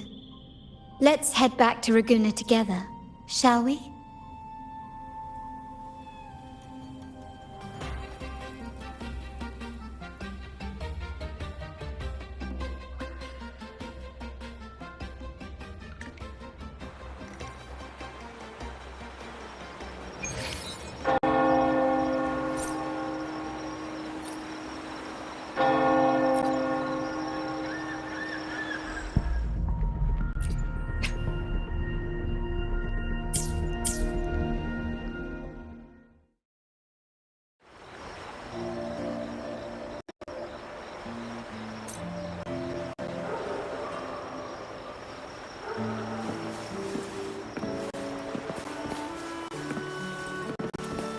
This way. Please, follow me. Where are we going? Please allow me to keep that a secret for now. I wouldn't want to spoil the surprise. But here's a hint. You've been there before.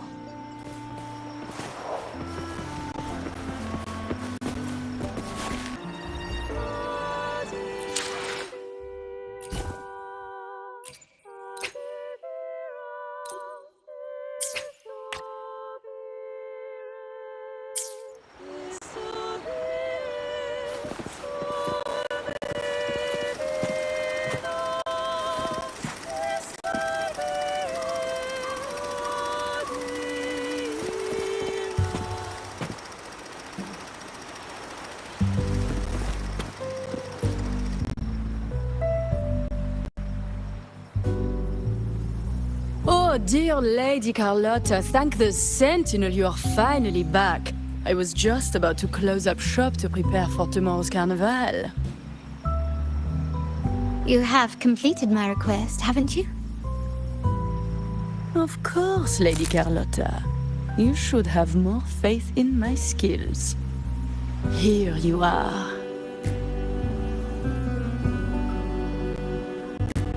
A small token of my appreciation. Abby, I have something for you. Wow, really? I get a gift too? Ha, you're so nice. So that's why Lady Carlotta was so insistent on using only the finest materials and meticulous craftsmanship for this piece. For a moment, I feared she lost faith in my skills and was plotting to hand over the shop to someone else. But now I see why this little creation was so important to you, Lady Carlotta. Nyala, you do have a flair for dramatics. Ahem. Anyway, why don't you unwrap it?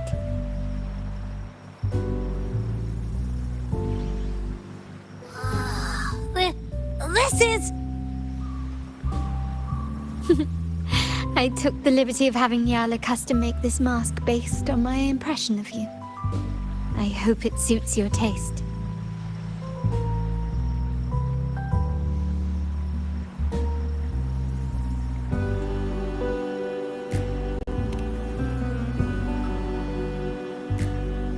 I'm pleased you like it.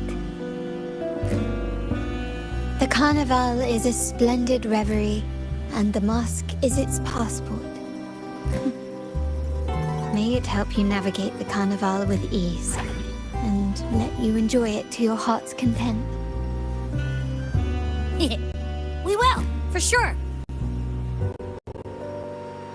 May I take a bit more of your time? Walk with me through Ragunna tonight. I have some additional information to share with you.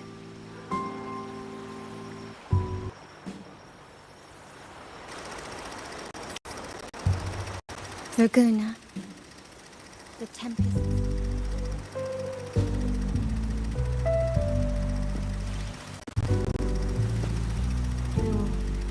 The sapphire that crowns Solaris.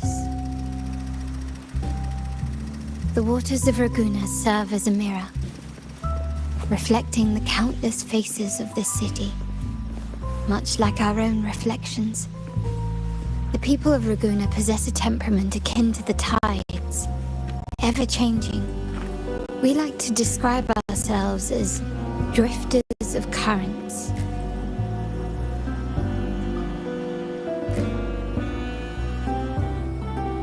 There was a time when the currents swept us into the jaws of uncharted waters, where relentless storms and voracious waves awaited. But after weathering such trials, they revealed to us a hidden gem, the shores themselves. My family has always been drawn to the thrill of a new voyage. One stormy night, fate decided to play a hand. What we discovered there on that island, the technology and novel ideas, was nothing short of a blessing in disguise. Exactly. When we heard the Blackshaws were hunting for a legitimate entry into Ragunna, I thought, why not bring them into our little venture? Hence the invitation. My family has always been drawn to the thrill of a new voyage. One stormy night, fate decided to play a hand. What we discovered there on that island, the technology and novel ideas, was nothing short of a blessing in disguise. There exists only one relatively safe route from the Blackshaws to Ragunna, a path known solely to the Montelli family. As long as you stayed on this course, you were bound to encounter the troop. My family has always been drawn to the thrill of a new voyage. One stormy night, fate decided to play a hand. What we discovered there on that island, the technology and novel ideas, was nothing short of a blessing in disguise. Our intentions might not be as grandiose or ominous as you think. We seek liberation, and to achieve it, we're pursuing the truth behind Renacita's origins. Legend has it that when people first arrived on this island, Genesis Nexus was already here, welcoming them. The prevailing belief is that the Sentinel gifted us this technology, and despite nobody ever seeing the Sentinel in person, we talk with them through supposed telepathy. Notice anything strange about that story?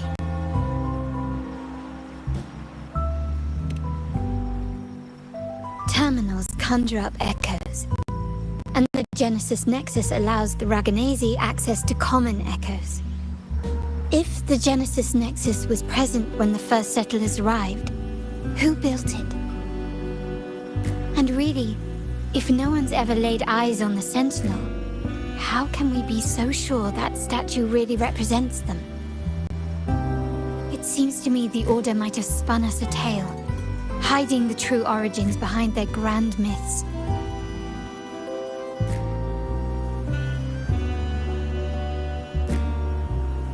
No, we have no ambitions to rule or to renounce our faith. And really, this city should not be ruled by any one entity. The hour grows late. I have arranged accommodations for you at Palazzo Grotta in the south. Let us walk there together, and I can share a story along the way. Think of it as a bedtime tale. I learned it from the troop. It's about Fleur-de-Lis, the Blessed Maiden.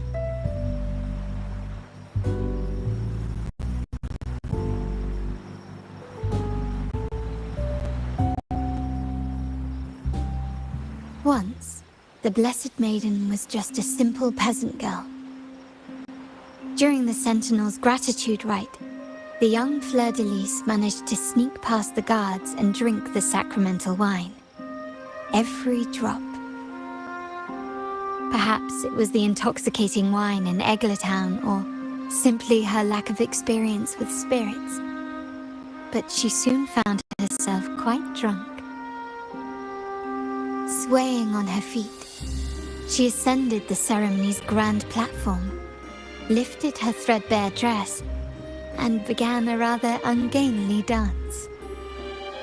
Seizing the sacred horn, she played a carefree folk tune, dodging the guards and weaving through the crowd with surprising agility. Remarkably, the crowd, as if drawn by an unseen force, followed her lead, transforming the solemn ceremony into a wild parade of cheers and revelry. Naturally, the Order was less than pleased. The pilgrim sale did not yet exist, so Fleur-de-Lis faced 3 days of confinement. During that time, she used her prison walls as a canvas. That unforgettable day of disordered revelry left a lasting mark on all who witnessed it. Is it not remarkable? A rebellious girl, chosen by the Sentinel to become the Blessed Maiden. If the Sentinel indeed permitted such a girl to serve as their spokesperson, it suggests that all this joyous revelry is not something they disdain. Perhaps they too enjoy poetry, painting, tears, laughter, romantic tales of nights, and dancing amidst crowds, much like ourselves.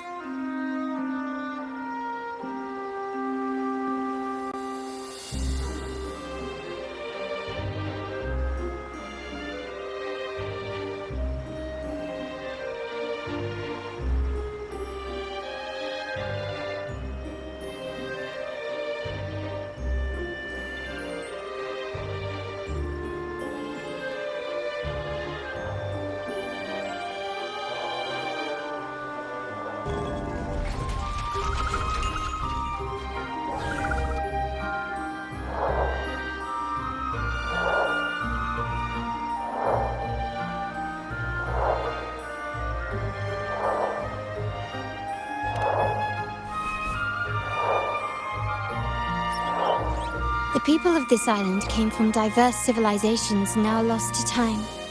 But through plays and tradition, they sought to preserve memories of their heritage. In the past, while the clash of cultures led to conflict, the Raganazi united through faith, restoring balance even if precarious. To maintain this unity, We've always needed both a sentinel and a play based on a shared legend that gives us roles. Yet this play has endured for so long that we've become defined by our roles. Noble, commoner, believer, merchant. What was meant to unite us now stifles us.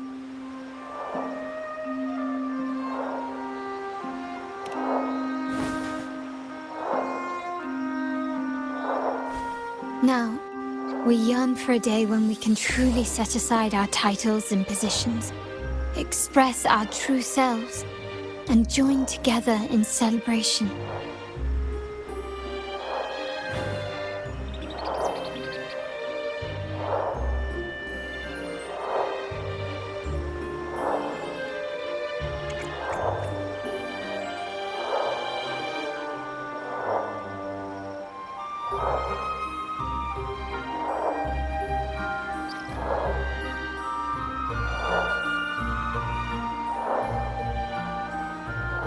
Yes.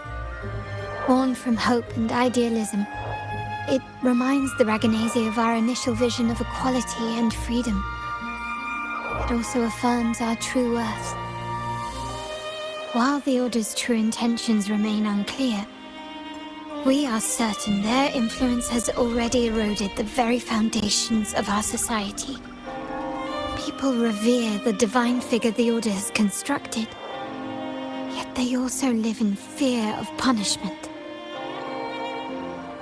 Legends become accomplices in fostering ignorance, and faith becomes the loyal executioner of cruel punishment. An invisible cage has trapped us all. Speaking of freedom within a cage is absurd. Fear and ignorance are our foremost enemies.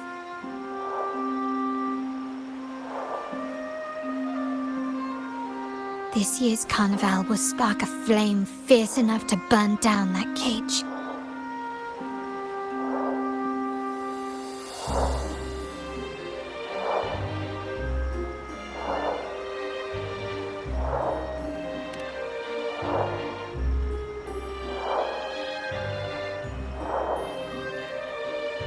Rest well.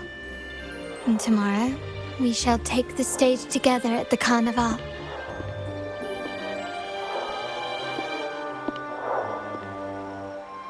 Good night.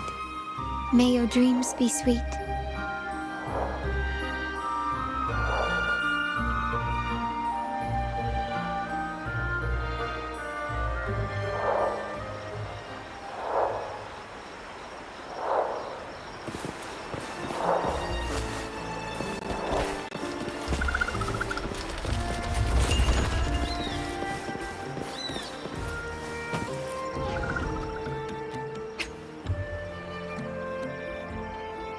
Welcome. Lady Carlotta already notified us of your arrival. We are prepared to check you in whenever you're ready. Very well. I'll escort you to your room immediately.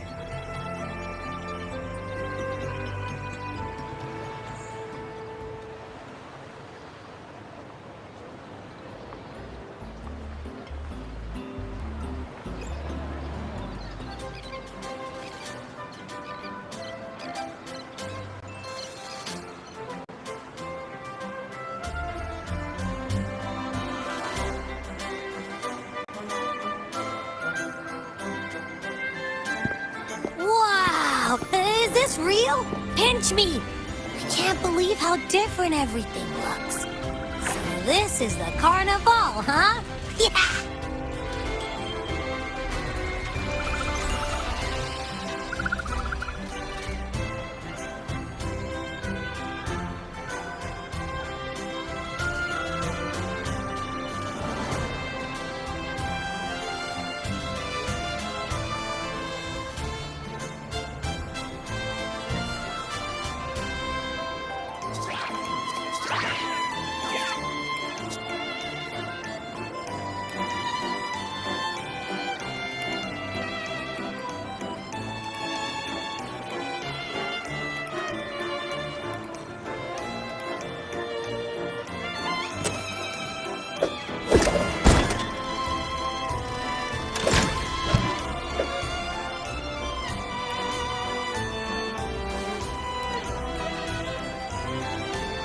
can't wait to explore.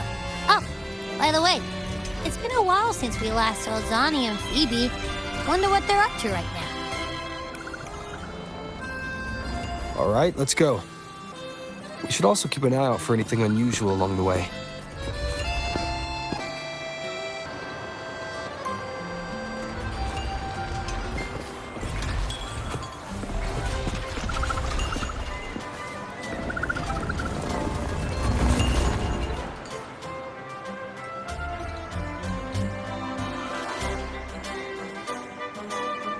Miss Margarita, is my order ready yet? Yeah, I was about to say, I have been waiting quite a while. Sorry, we're swamped with orders. Becky and I are doing our best, but it's a bit chaotic. Becky seems to be having some issues too.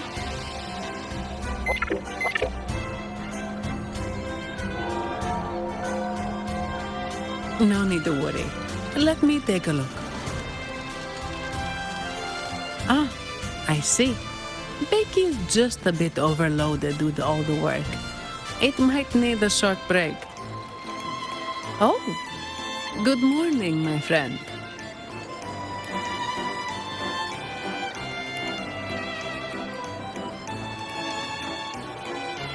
I'd love to, really. Look, see this mask? However, it's crystal clear to me that keeping things running smoothly is a top priority right now. Lady Carlotta has already briefed me on your plan. Along with the other family members, you can count on my full support.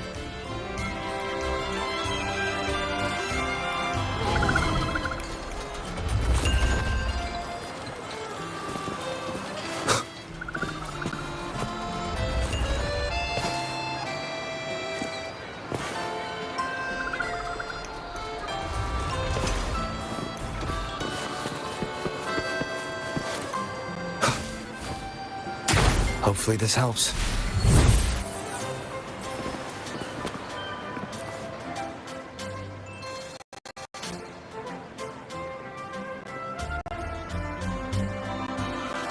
Is that sea moss from the Pioneer Association? Something seems off. Why does he look sad?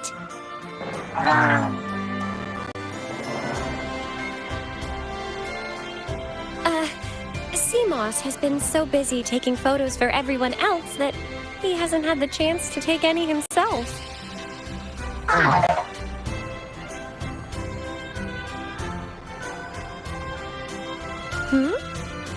You want a picture with me? But...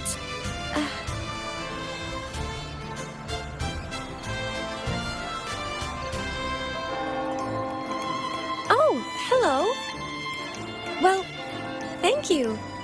Yes, a photo would be wonderful.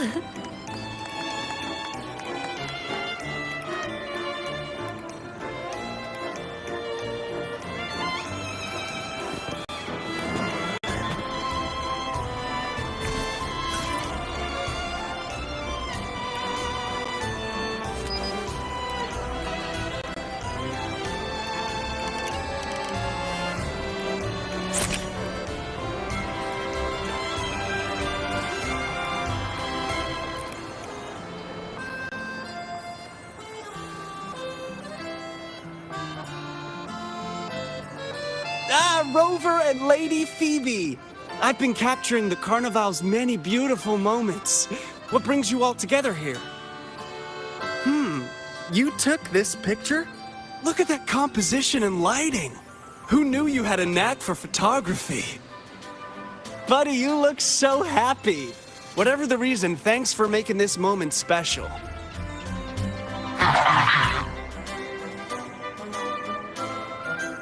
It's all thanks to Rover. He fulfilled Seamoss's wish. Just like us, Seamoss wants to savor every moment of the Carnival and leave with no regrets.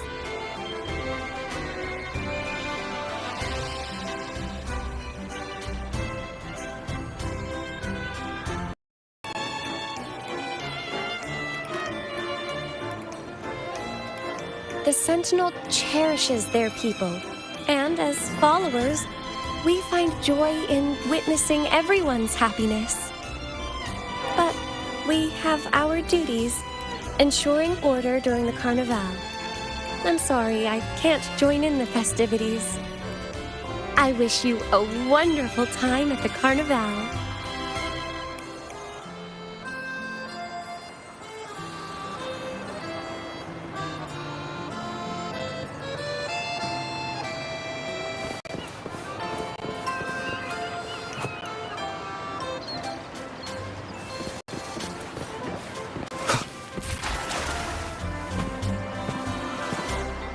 Companion now.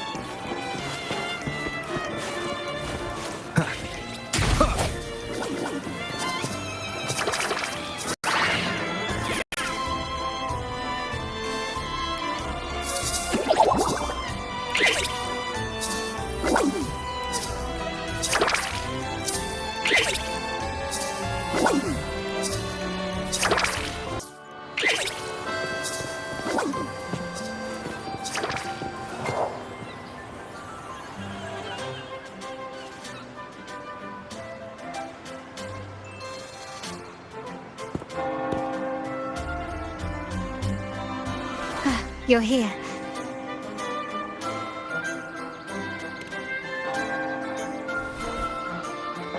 For the Raganazi, the Carnival has always been an occasion to revel with abandon. It's what they truly desire.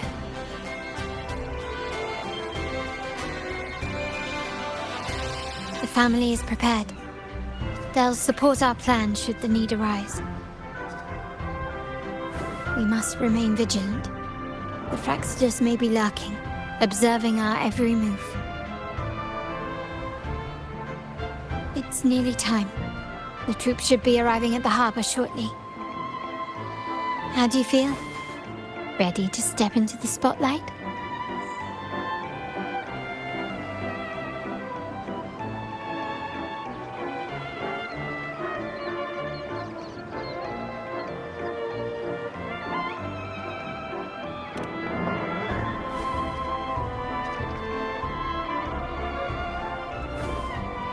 It's only natural. It's your first show.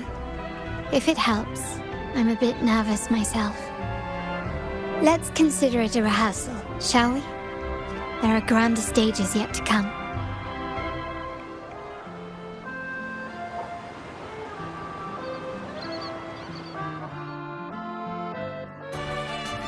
The time has come.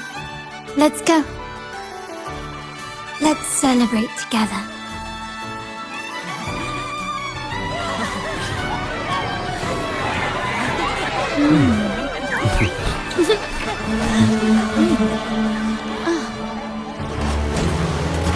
When freedom is unchecked, the insidious evil of division takes root. People of the Center, do not lose yourselves in these fleeting pleasures. Remember what unites us all. What is that?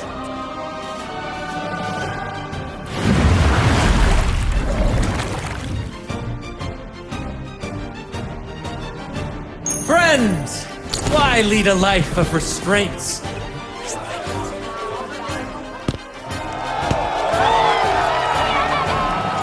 Why not live like there's no tomorrow?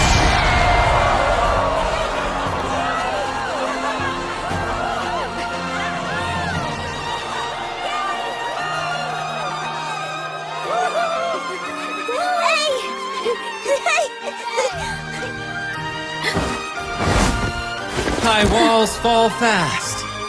All you free spirits, join us to set sail again!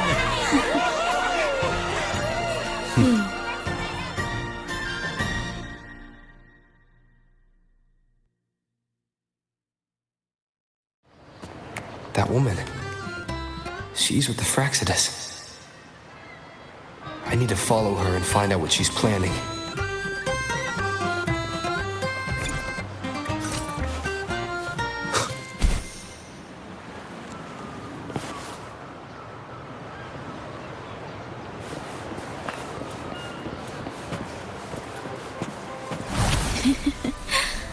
Right this way.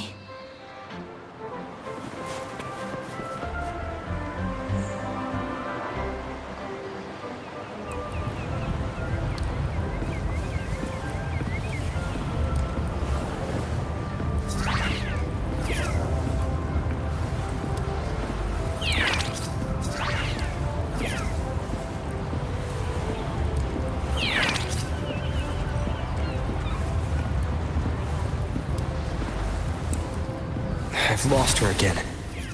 Where is she trying to lead me?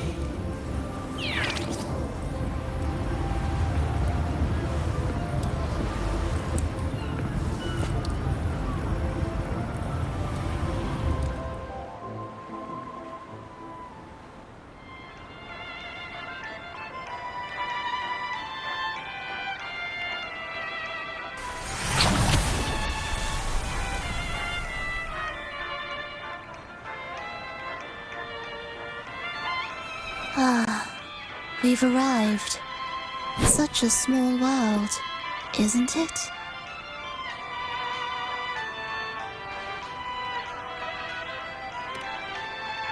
Aw, don't fret. I've been invited to this grand feast as a conductor. Decadence, indulgence. That's the Carnival. A vivid daydream and grand illusion for all.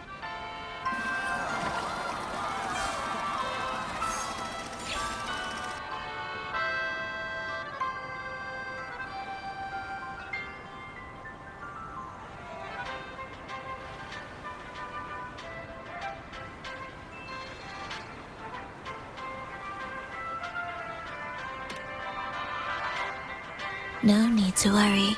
I won't disrupt their little daydream. Besides, we still have business to do here.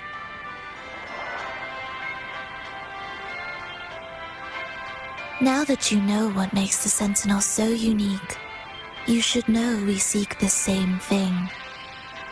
That extraordinary resonator.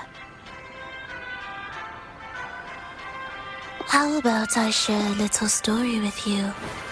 A gesture of goodwill for our cooperation.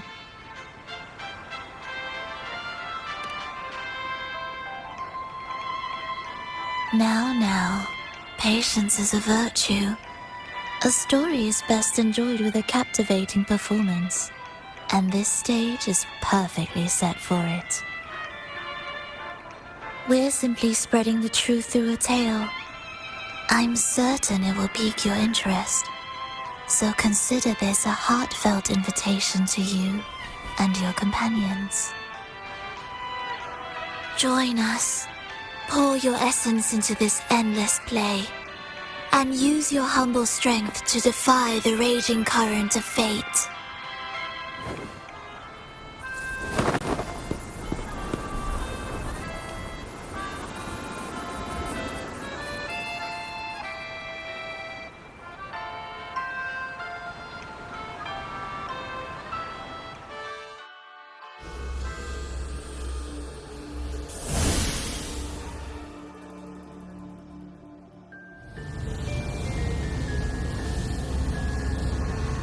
The stage is set, and the curtain rises. Actors, the moment to dazzle has arrived.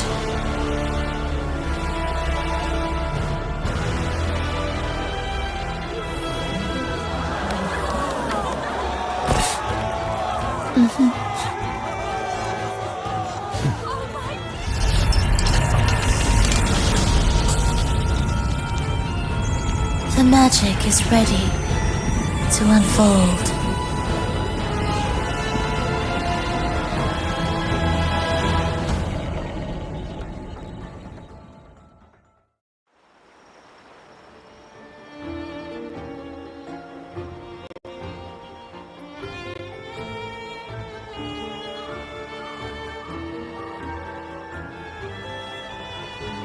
As anticipated, the Fraxidus is on the move.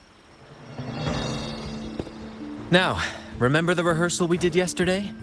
All our preparations have led to this very moment. She intends to use those Lycorises to summon and control the Tacit Discords. If we destroy the Lycorises, we can neutralize them. Everyone is in position. We'll manage the West Plaza. DB is stationed at the East Plaza, keeping an eye on things. The main stage is all yours for the grand performance.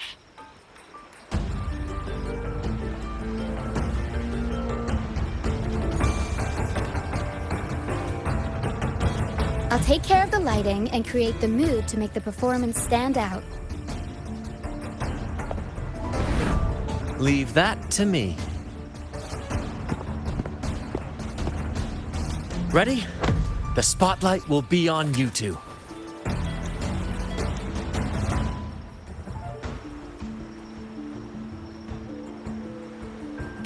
The curtain has been lifted. We can't keep our audience waiting. Then... Ladies and gentlemen, the grandest and most spectacular performance of the Carnival is about to commence. Let us give a warm round of applause as our actors now take the stage.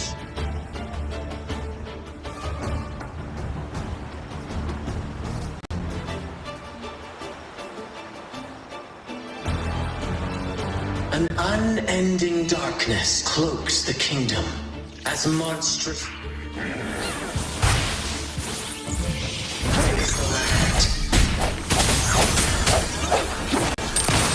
The Holy Maiden has been captured by the Demon King, and chaos descends.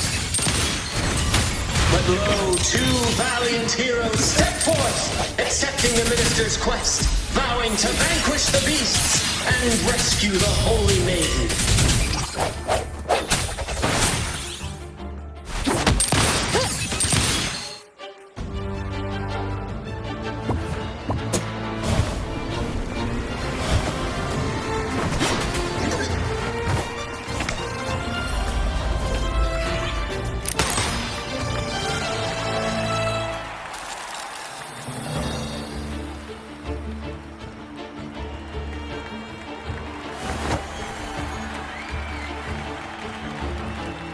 The heroes breach the first barrier, sweeping away the monsters within the city.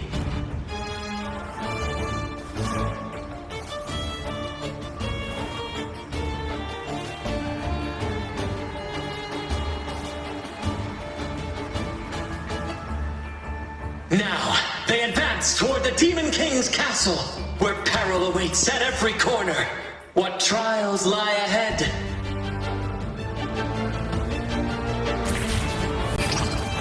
Gently, Desert.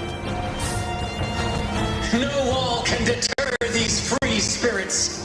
Even the stars seem to cheer on their brave...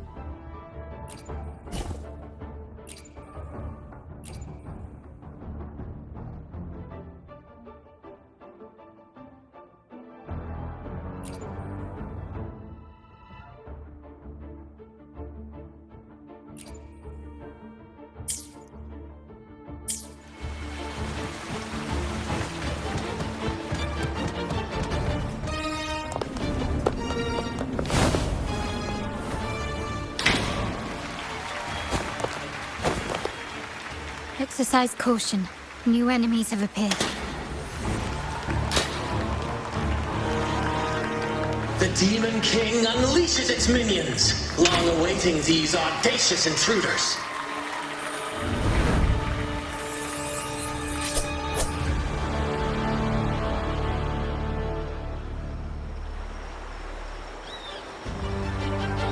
quickly and swiftly. Stand down.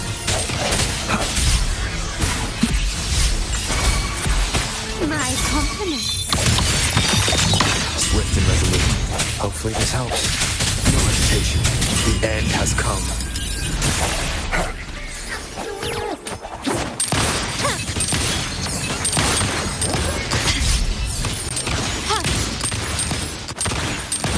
You've crossed the wrong person.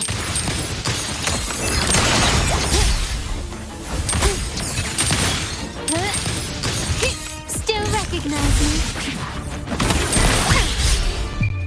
The world is mine. Don't confront them head on.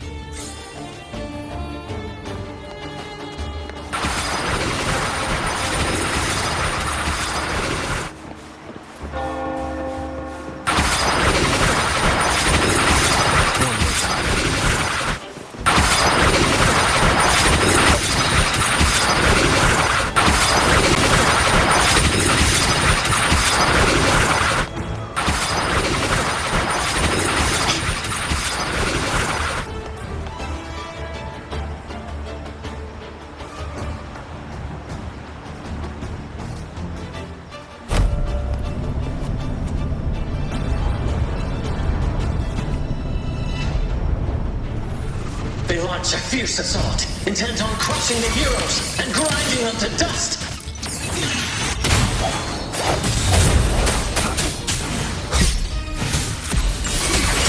My compliments. Surrender.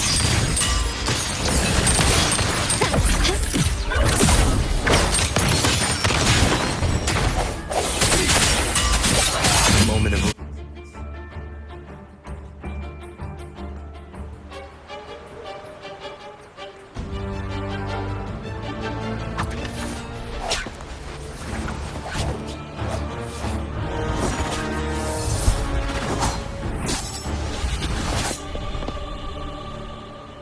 Watch out!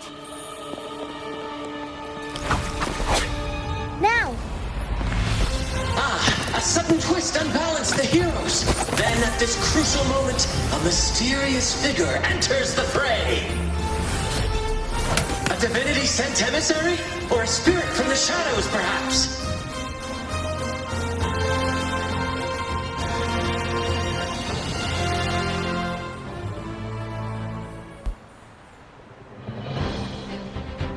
She seems moved by their passion and righteousness. See her join the heroes' ranks.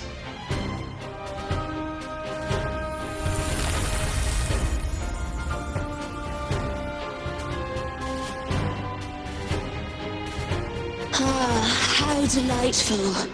I await your shallowed, bated breath.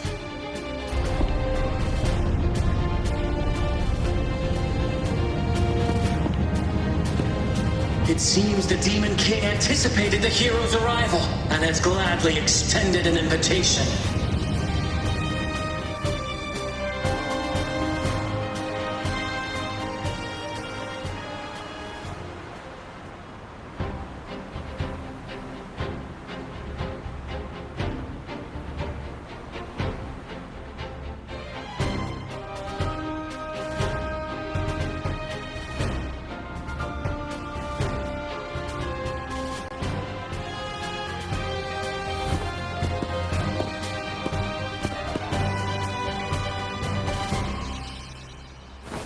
With unyielding determination, the heroes accept the challenge.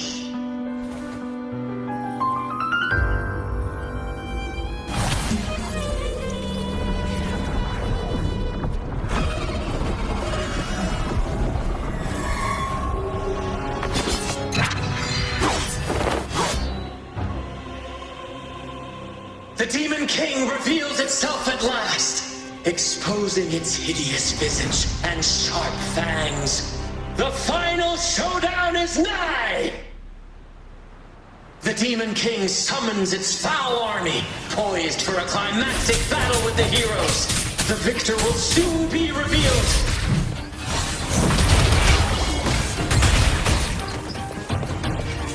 I'll warm up the crowd.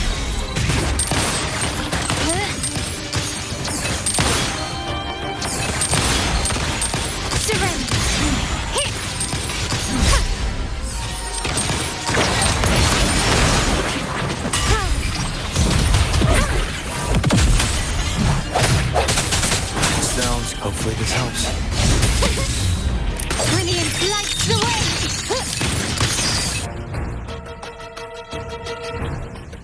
Amidst the clashing swords and the cries of the minions, the heroes face the Demon King. Victory belongs to the righteous and the brave!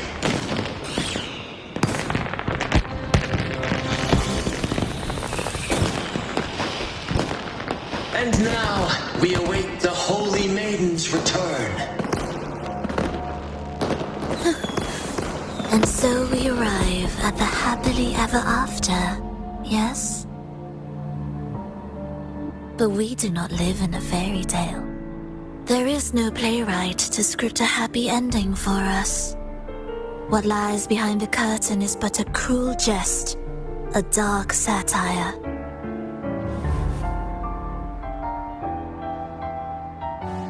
Let me reveal the truth behind that idyllic ending.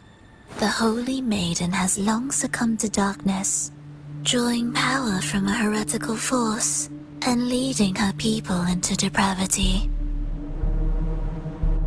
And the minister, having uncovered this truth, has vowed to root out this corruption himself.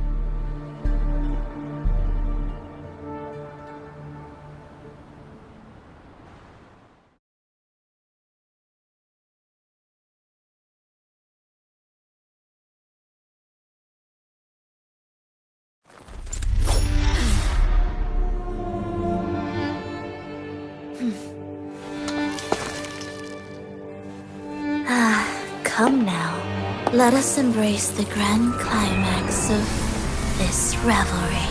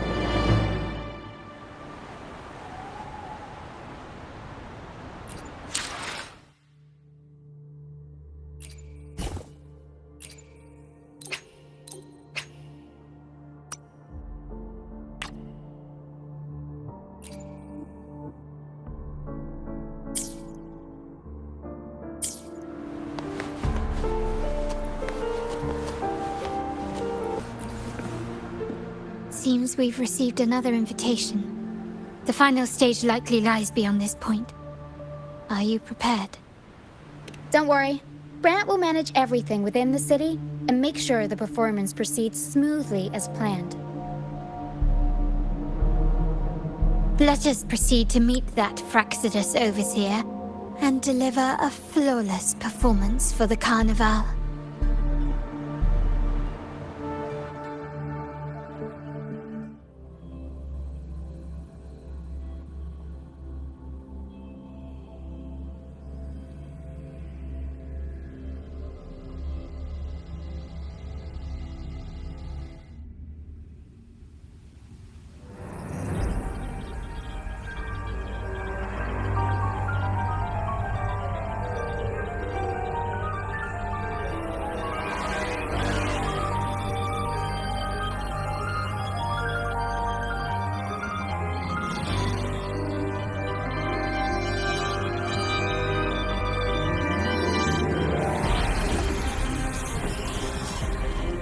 The wildcat has sounded thrice, and the hedgehog four.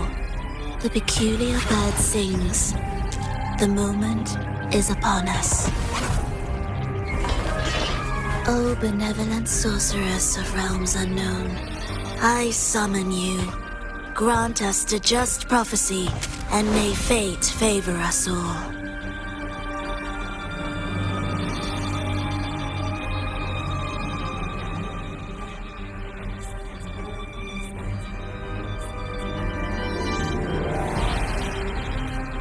The night veils the world in darkness, while the feast captivates all.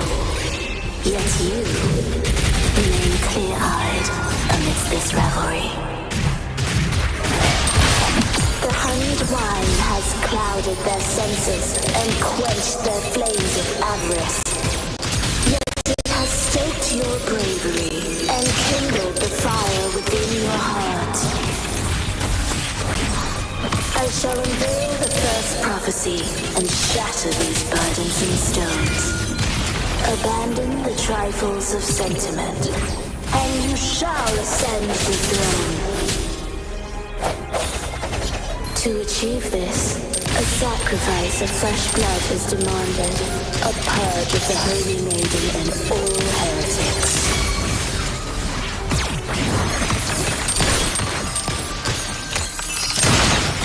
Swift and resolute, one with the sound. I sense your weakness, moment of resonance. My compliments. Glory demands more. A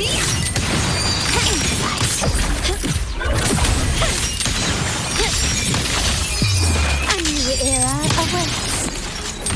Still recognize me? My king, what halts your advance? You have already tainted your feet in the river of blood. There is no retreat. The path born of injustice must be fortified with further transgressions. The soul must be steeled in bitterness.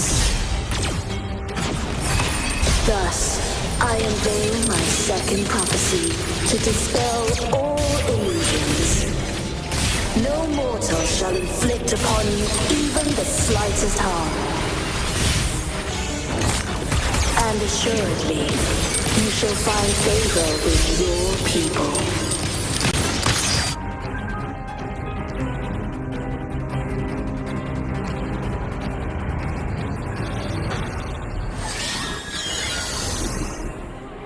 Defy destiny, mock both life and death, and rise beyond good and evil. Abandon all doubt and grasp at unreachable hopes. Now, hear the third and final prophecy. Pleasure born of violence shall end in violence.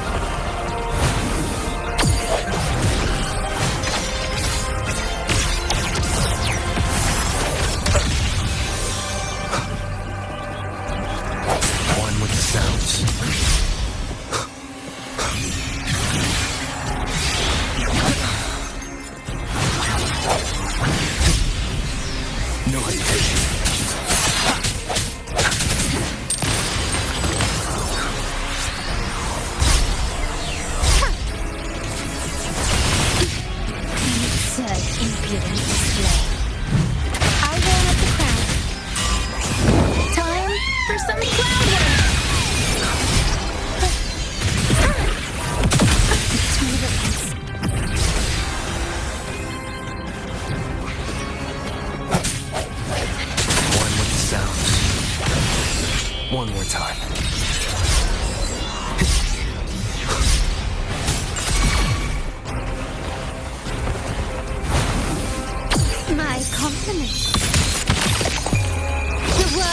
is mine!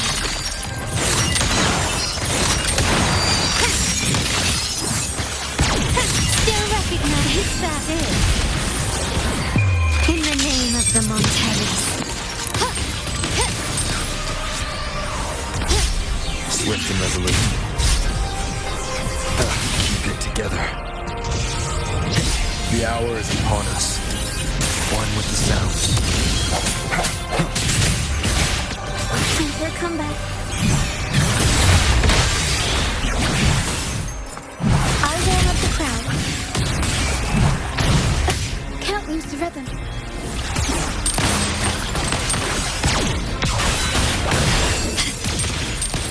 Still recognize me?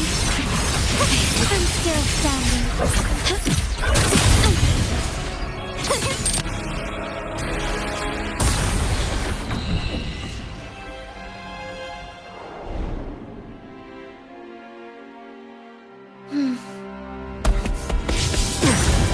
What a pity. The prophecy says the king will not take his final bow in this act. Reality beckons. Have you glimpsed the truth in this dream? 2 prophecies fulfilled, but the third? I await to see how you will rewrite it.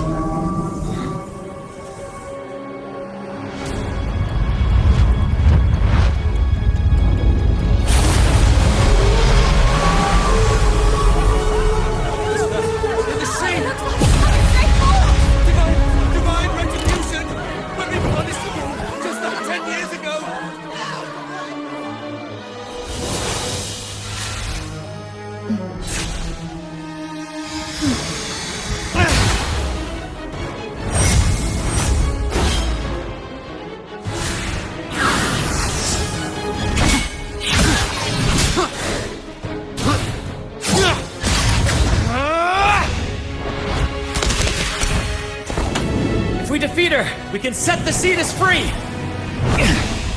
We'll give this performance the perfect finale!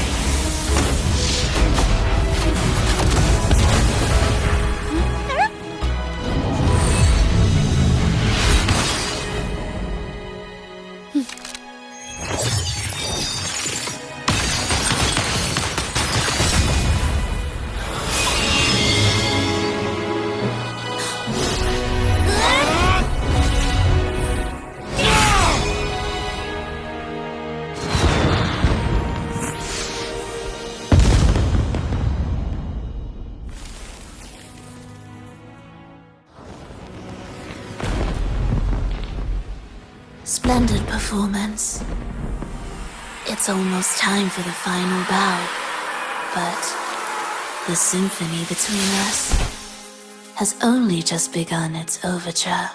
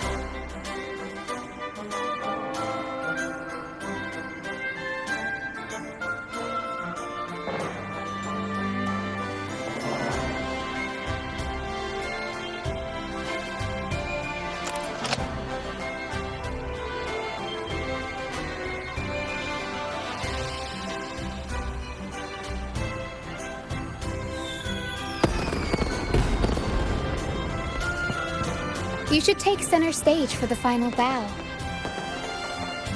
Hear that? The thunderous roar of applause. Ah, it has been far too long. This is the true essence of the Carnival. At last, the crisis has been resolved.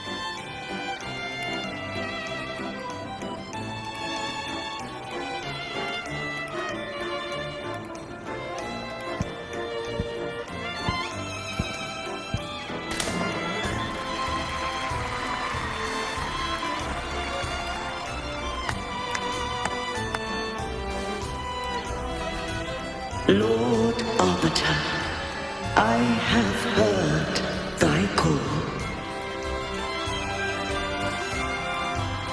I have awaited thee for what seems like an eternity.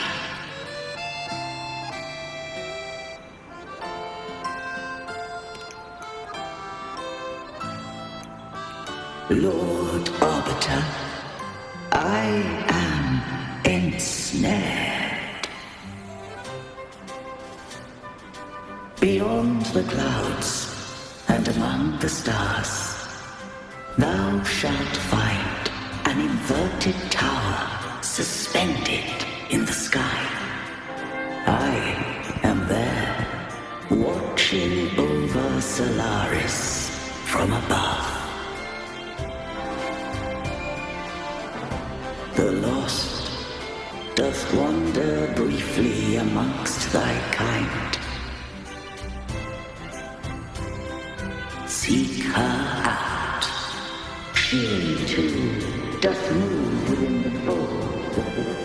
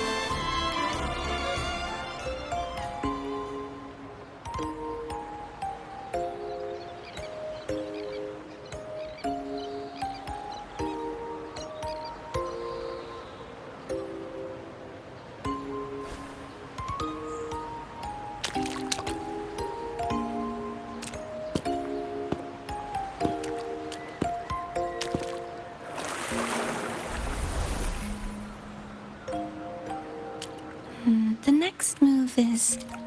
Am I getting this right? It feels a bit off.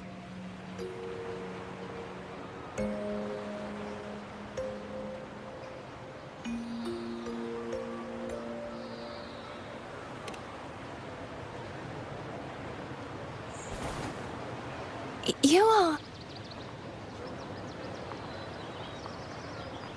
No, never mind. Anyway, your performance was splendid.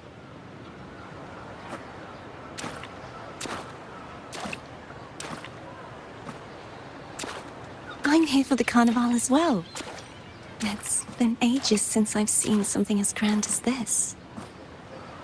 I love hearing the laughter and cheers of a crowd, no matter the occasion.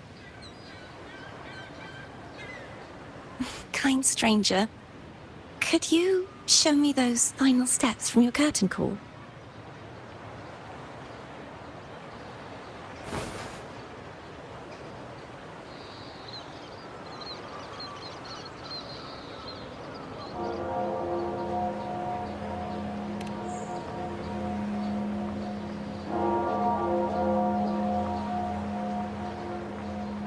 I'm sorry, but I can't stay here any longer. I must return.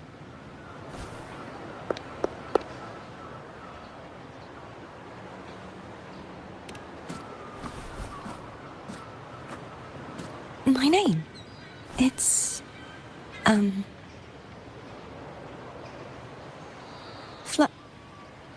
No.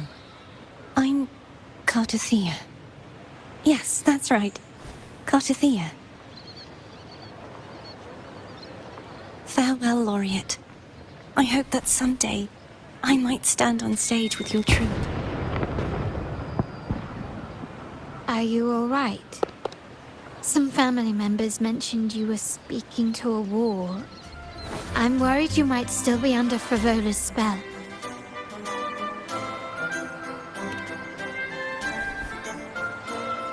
See who? Are you truly all right?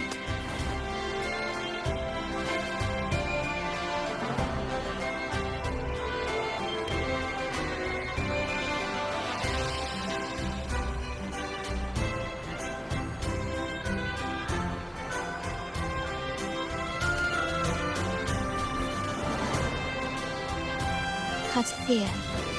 I'll make a note of it. If she was indeed here, she is likely still in Raguna. I will have my family start searching.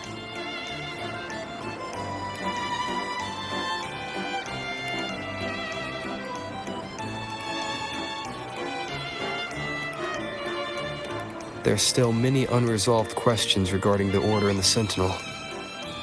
We need time to sort through what we've gathered. Rushing into action now might only alert the Order's spies and disrupt what we've worked so hard to protect. You're right.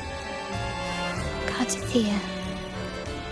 I will have my family find out more about her. If we find out anything, I'll contact you, and we can discuss our next steps together.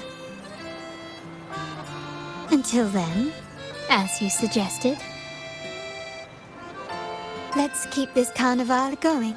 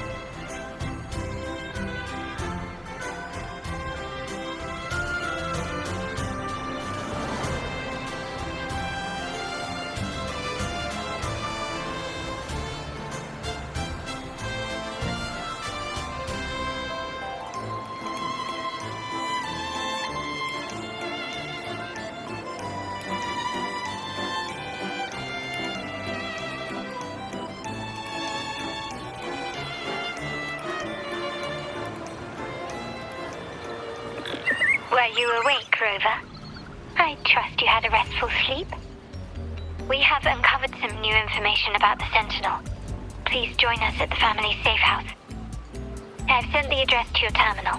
Brant and Rotia are also here. We are awaiting your arrival.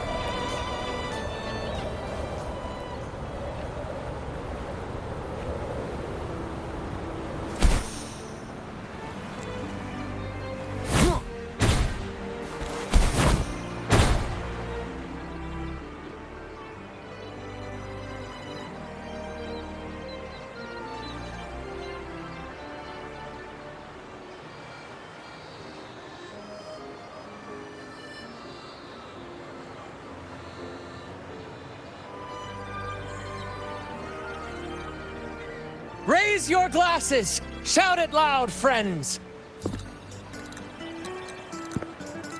To us! To the Carnival! And to our very own laureate! A name that echoes through the world, destined to roam the skies before shaking the earth!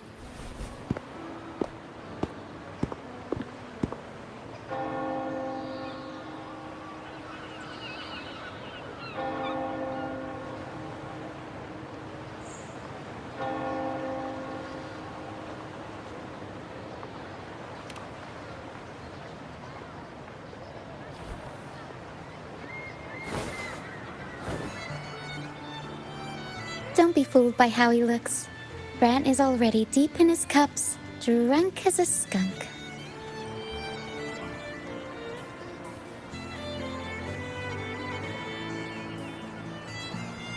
Oh, let him enjoy himself. The taste of victory is still fresh, and after such a battle, we should celebrate to the fullest. Drink your fill, everyone. This round's on me.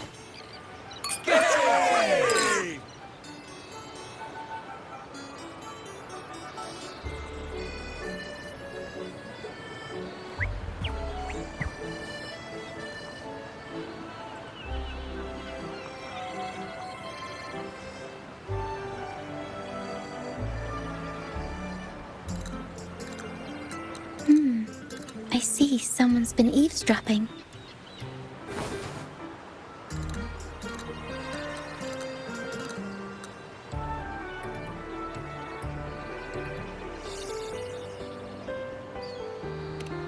A devout acolyte wouldn't enter such a place without a good reason.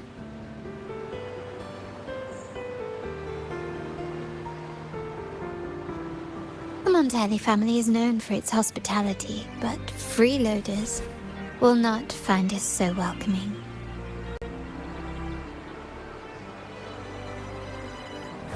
Friends, let's keep the mood lively.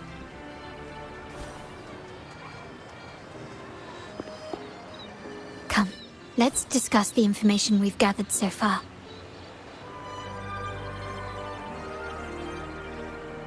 During the carnival, you heard the Sentinel's voice and found a girl named Cartathea. We've dug up some information on her. In the Order, every high-ranking acolyte is given a new name. We contacted the acolyte Phoebe. After some digging in the Order's records, she confirmed that before taking on her holy title, the Blessed Fleur-de-Lis was called Cartathea. But the Blessed Maiden, she martyred herself 20 years ago.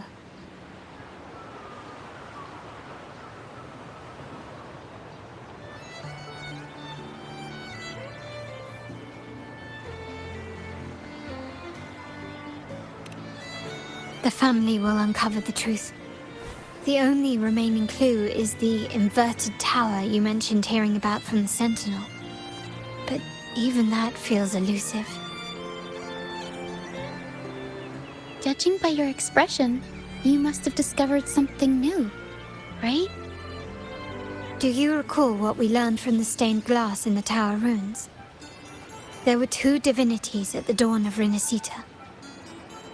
If one refers to the Sentinel, then the other, who could stand alongside them, might be the Threnodian. The two are undoubtedly linked, so uncovering one could lead us to the other. Remember Gilberto from the Physalia family? It took a lot to get him to talk, but we finally got some information from him. As he tells it, the Physalia family's long-revered deity is none other than Leviathan, the Threnodian from the sea's depths. It's hard to believe, I know. But recent events have only reinforced what we discovered from the stained glass. The Physalia family has been on this island since the founding of Renacita. So their worship of the Threnodian may have persisted for centuries.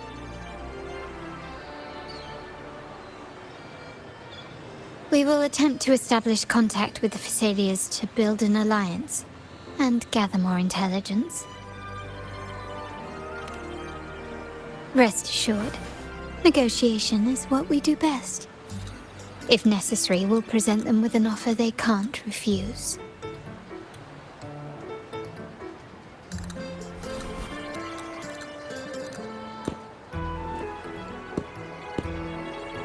Excuse me for the interruption. Greetings, esteemed guest. The Primus wishes to invite you for a conversation at the Cathedral of Mercury. Would you be so inclined? How curious. Since when has the Primus become so interested in social calls? It could very well be a trap. I'm merely conveying the Primus's invitation. The choice is yours.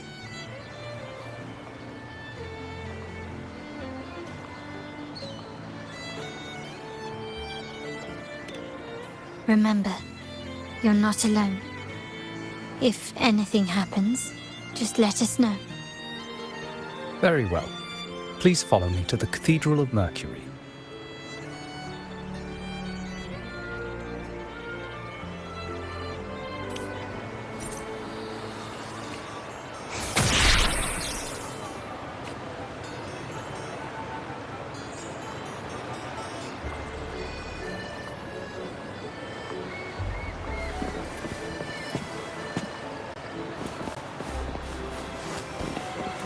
One with the sounds.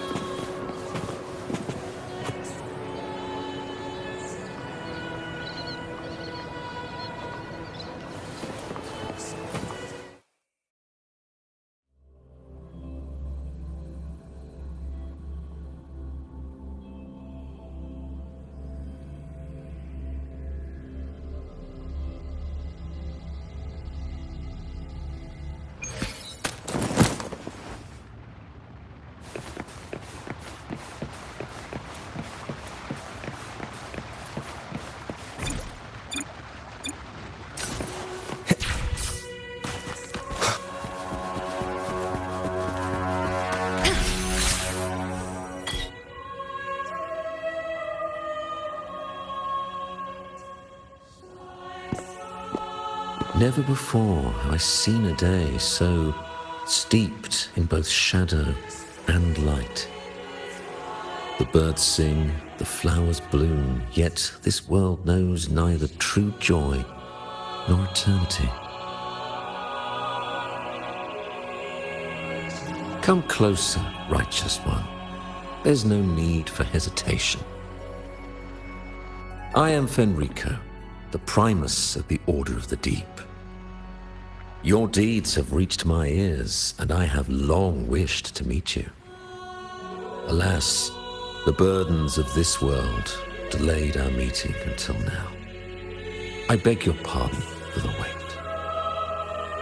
Please accept my respect for you. You and your troop have shown great talent and ambition, breathing new life into Raguna. I ask you to deliver this message to your companions. From this day forth, the troop shall have permanent rights to perform within the city.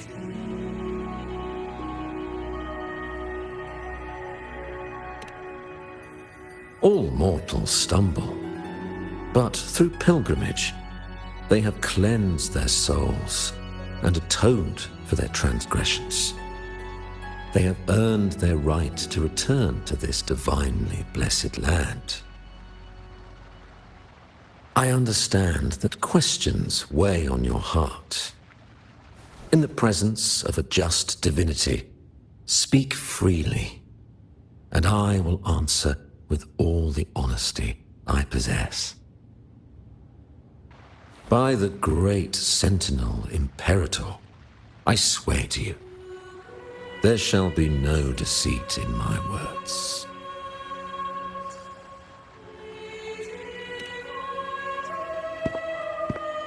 You have walked a path similar to theirs. Indeed, you have the right to meet them. However, due to the Dark Tide 2 decades ago, the Sentinel's body was gravely wounded and remains in a state of recovery.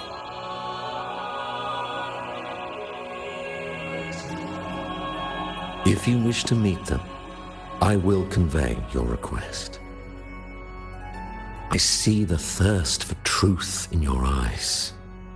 It is clear that doubts still linger in your heart. Please, voice your concerns. Fleur-de-Lis.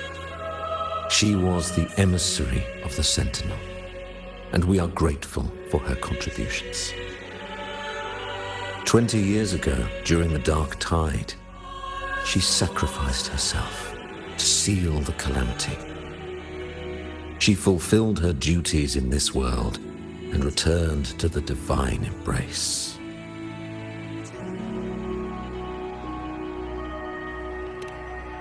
Do you know how the Dark Tide came into being? In Renacita, wars were waged in the name of faith, tearing apart the Sentinel as our faith divided, weakening their divine power.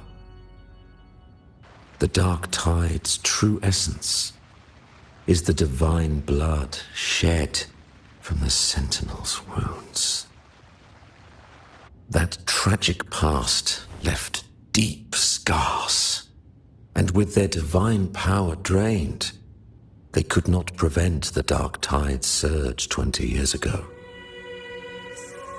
The Blessed Maiden chose to martyr herself.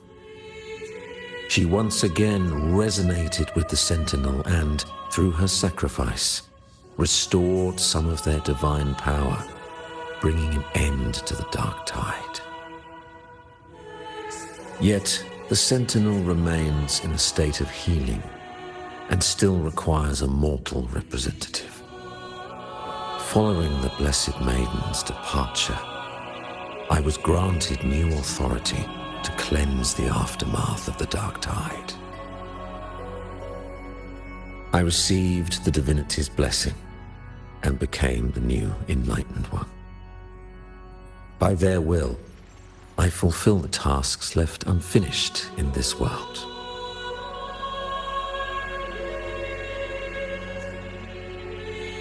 Therefore, we must unify all beliefs, ensuring the purity and unity of our will to prevent another tragedy.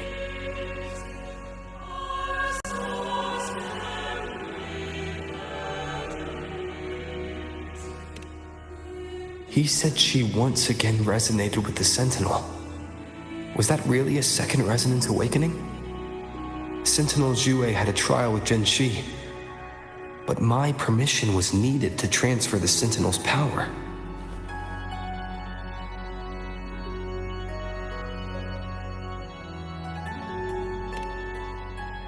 I swear, my words are without deceit. I see in your eyes that you have walked further on the path of justice than I anticipated.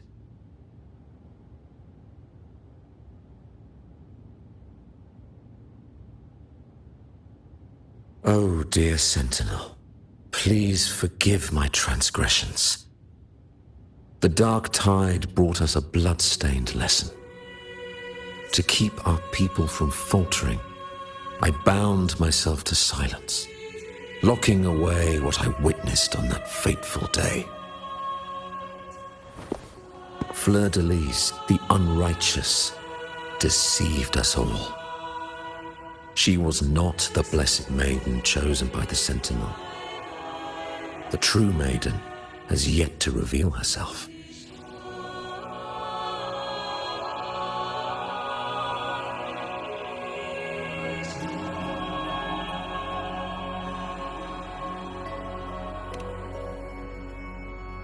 You must know that a being capable of rivaling our divinity exists in this world.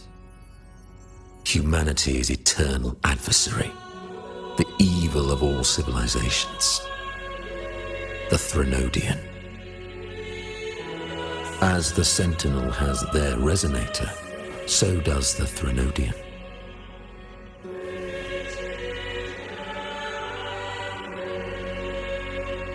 Fleur-de-Lis was shaped, both body and spirit, by our ancient enemy.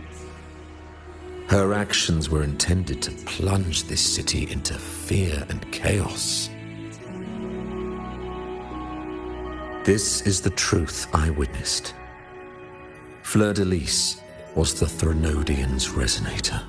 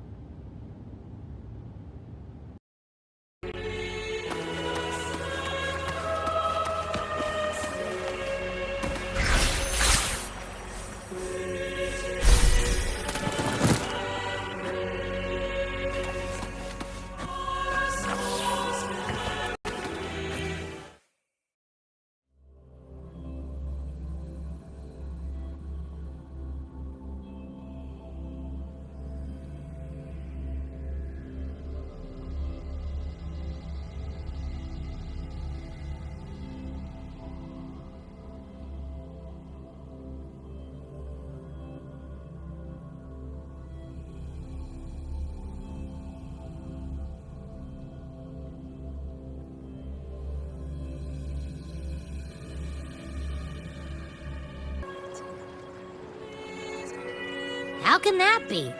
That blessed maiden, could she really be the Threnodian's resonator? What if the Primus's words were a bunch of baloney? But we saw Cardathia following the Sentinel's instructions. They wouldn't mix up their own resonator, right? Now my head hurts. Who was she really with? The Sentinel or the Threnodian?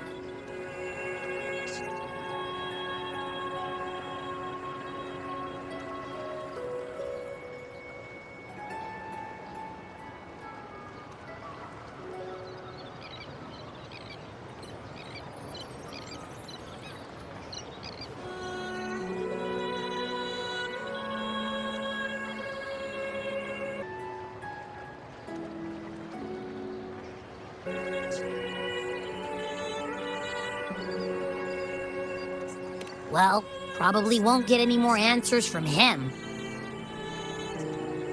All the clues we've gathered so far point to the Threnodian. And the Phasalia family worships the Threnodian. We'll have to wait for Carlotta to arrange an audience with them. Something tells me this carnival is just the beginning. There's more ahead. I'm sure of it.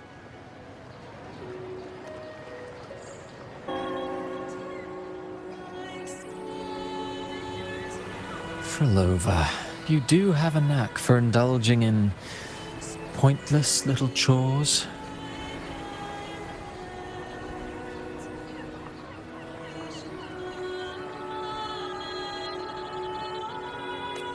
Why, there's no rule against an actor making good use of the intermission.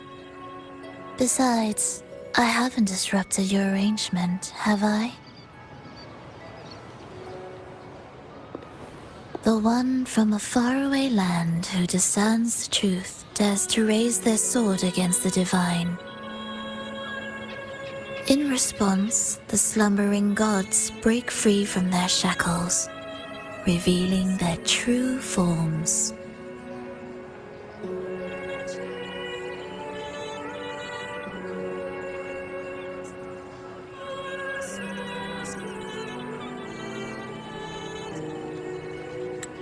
The possibility of the second resonance awakening is now a certainty, so we just need to see if that special resonator truly exists. Was the Blessed Maiden a resonator for the Sentinel or the Threnodian? Or both?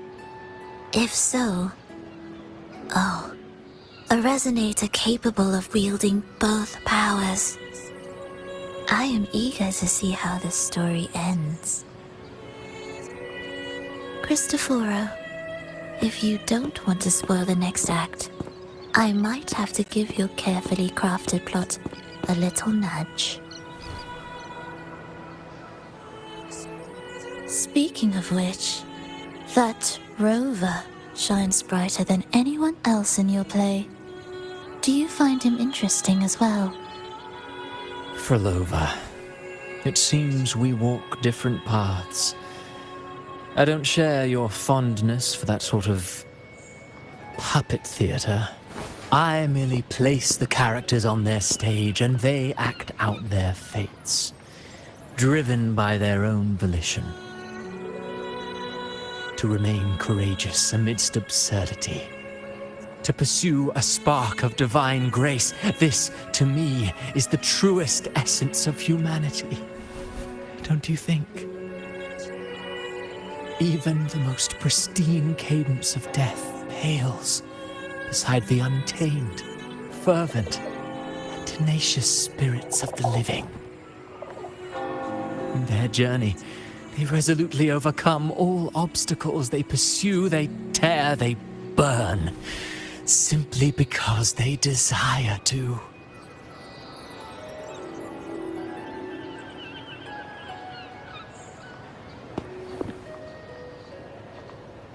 I think you should leave your secluded mansion. Take a walk and listen to the voices scattered across the world. Perhaps. From Huanglong to Rinasita, he has indeed added a few unexpectedly beautiful notes to my symphony. I am certain that, even without any direction, he will walk the path that destiny has laid before him. All things ascend toward a singular point of convergence, and what awaits at the end is immortality. Before the tides of fate, we are all but humble servants.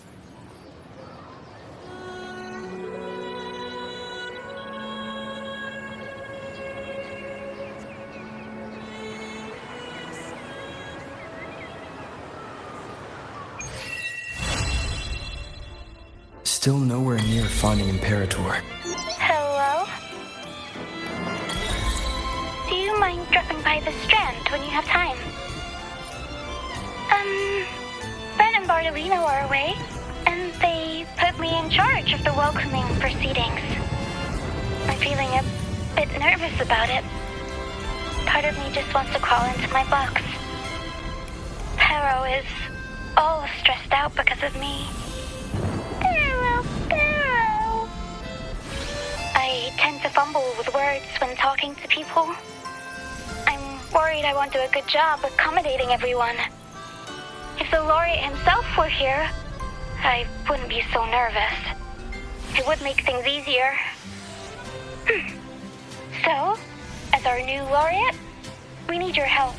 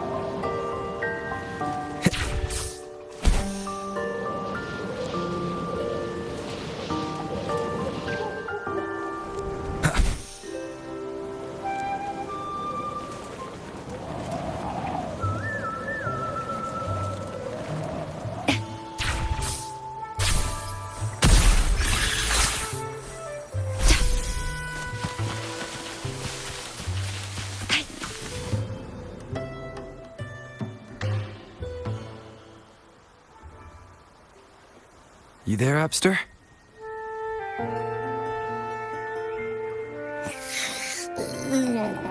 What's up? It's taking longer for Abby to react. Hey, there's nothing to worry about. I'm just a little beat, that's all. Oh, earlier, when I was half asleep, I came up with this great idea for finding the Sentinel. Let's hear it.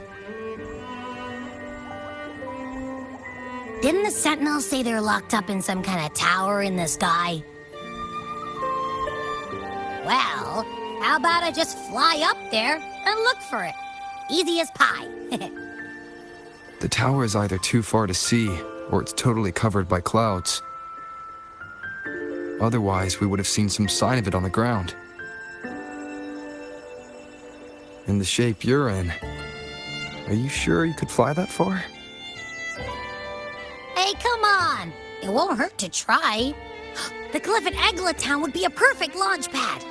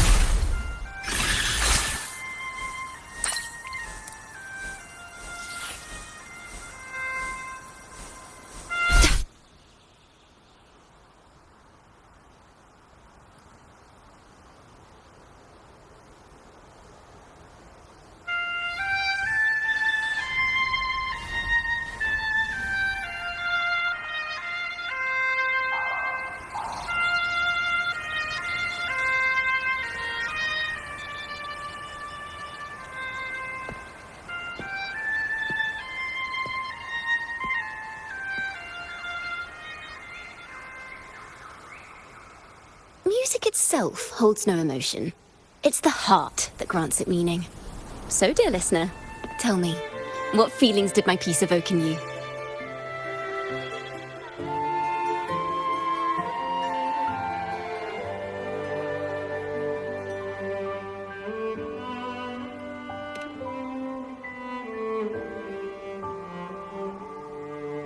Wow. A very valuable insight. Thank you. That brings me closer to completing my piece. Salutations, Rover. My name is Dracona, a wandering bard. I'm glad to have met you.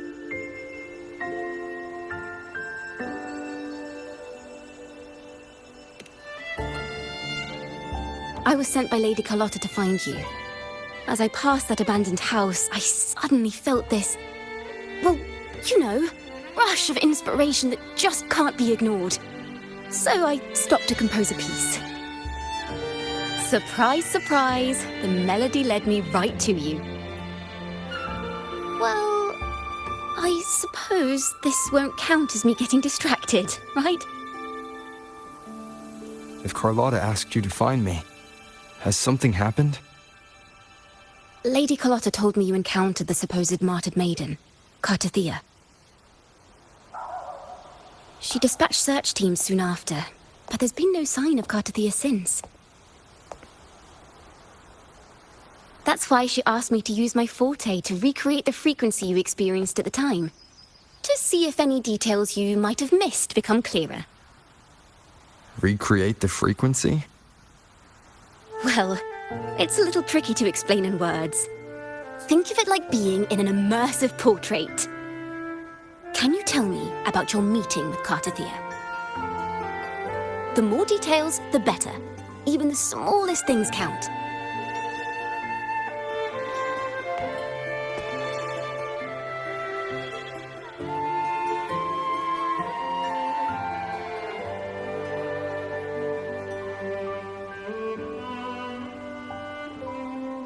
Let's see here.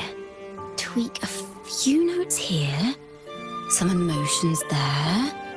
Textures. That should do it.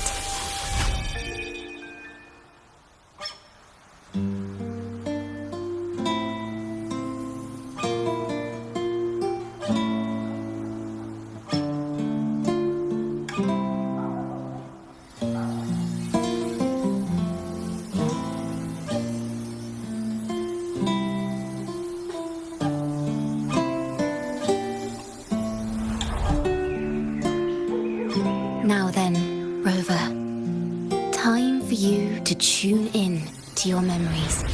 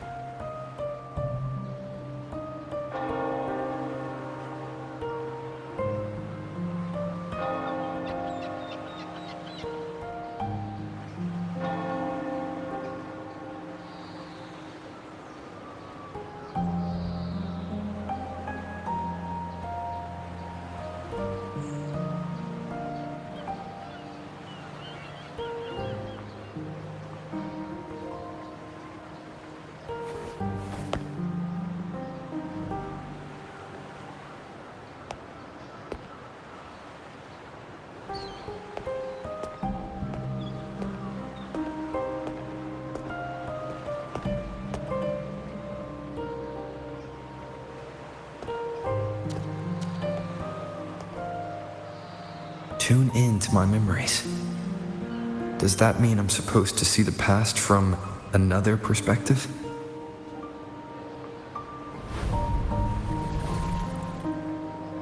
Laureate.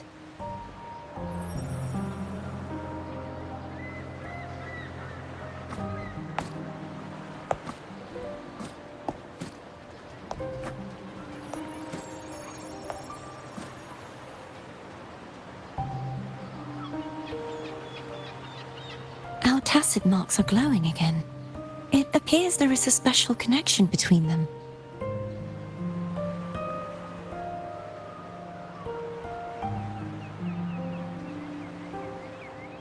What is the meaning of this? Someone used their resonance ability to help me relive this moment. But this seems unexpected. How did you first come to notice me? The Sentinel. Imperator's voice guided me to you. You heard the Sentinel's voice? Then tell me, am I their resonator?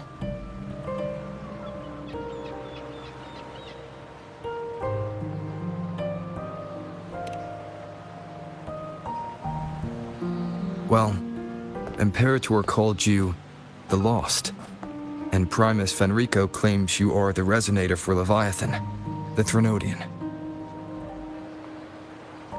But you really don't have any idea?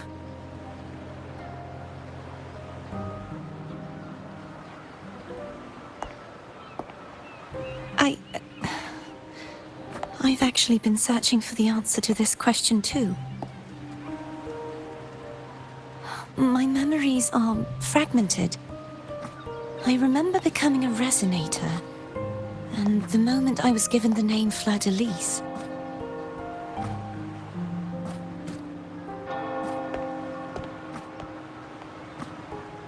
I also remember fighting something, but the details and the outcome of that battle are lost to me.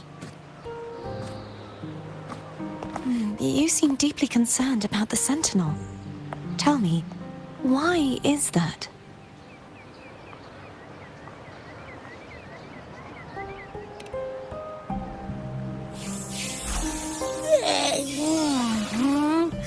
You rang?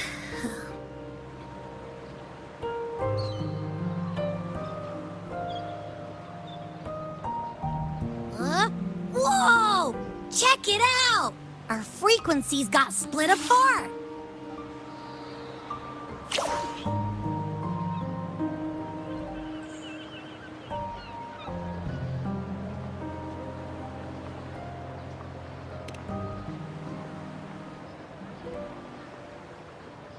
Basically, we're sorta in that hover mode you once joked about. Nothing new to me, though. This must be the frequency that's entangled within you. Is it some kind of echo?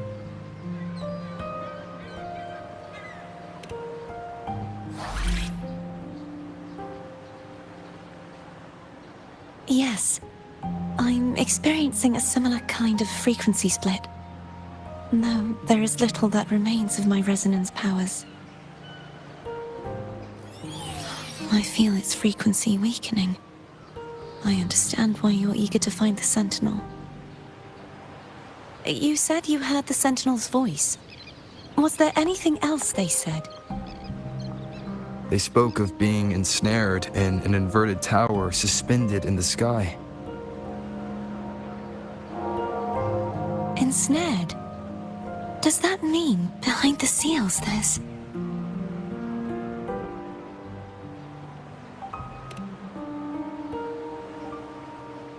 I'm sure you've noticed that I was drawn here only as a frequency. My true form currently resides inside an inverted sonorosphere, suspended high in the sky. At its center stands a tower, its gate locked by 3 seals. I've sensed a voice calling out to me from behind them. Could it be the Sentinel?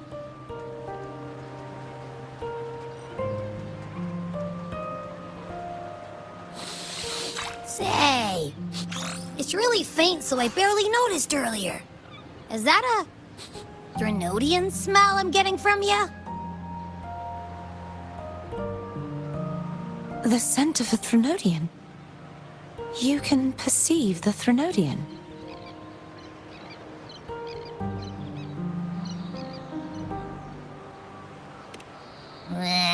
It's not an exact one-to-one with that big Ovathraxula meatball I had.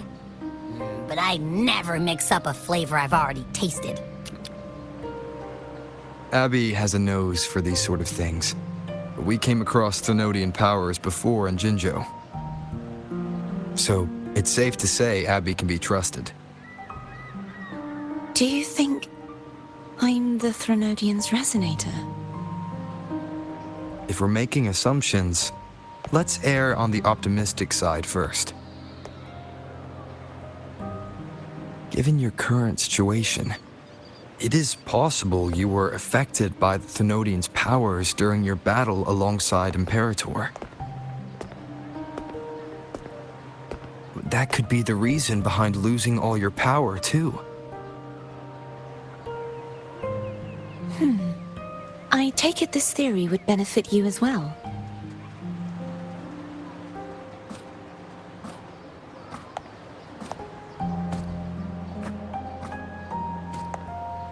After all, that unique echo of yours needs the Sentinel's powers for treatment, does it not? Even in adventure tales, it's not always the witch who loses her memory. It could also be a blessed maiden, trying to regain her powers. In that case, it appears we share the same goal of finding the Sentinel.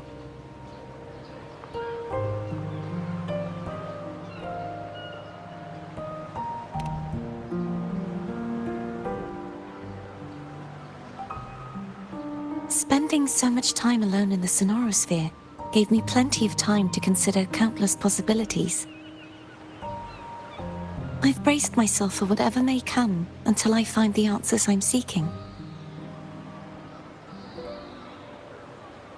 I want to know what's going on with Imperator in that tower. And I want to speak with you in person. How can I reach your sonorosphere? A part of the sonorosphere is actually on land, though its outer perimeter is surrounded by a barrier.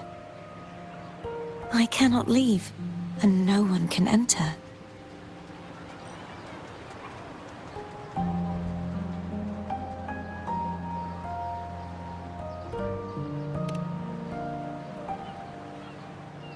I'm afraid that won't do. That barrier also acts as the power source that maintains the sonorosphere's integrity. If it's destroyed, the entire sphere will collapse. And the ruins, along with the tacit discords it houses, would come crashing down on Raguna. It would be catastrophic. You said no one can get in. Has anyone tried? Yes. I've occasionally sensed someone wandering outside the barrier, as if searching for a way inside. Perhaps they know something. Any distinguishing features? Almost like a deep-sea jellyfish.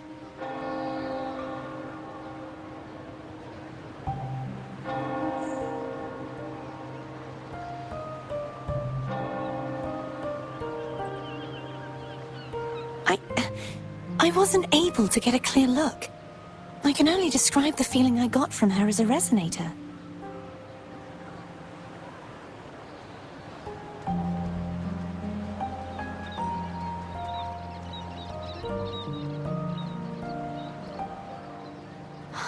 It would seem this resonance ability can only last for so long. I'll look for a way to find this person you mentioned. Something tells me you will keep your promise. No matter the outcome, this may be my chance to find the answers I've been looking for.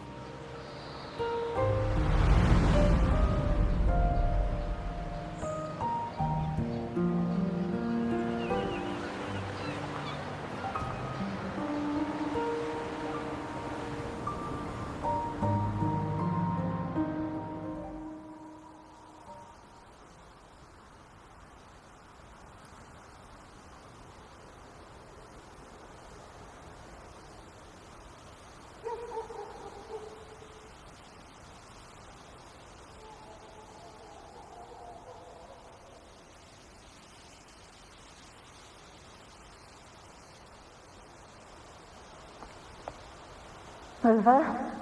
Rover? Oh, thank goodness. You're finally awake. How are you feeling? Any headache, tingling feet, upset stomach?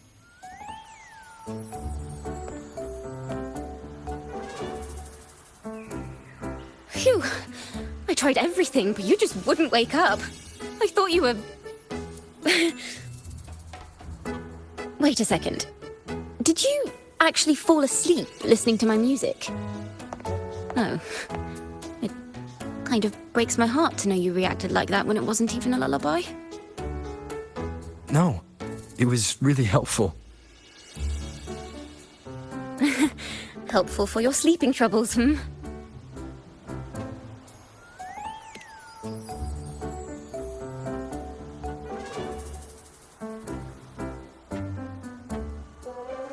Wow. So my forte created a special connection that led to some unexpected developments.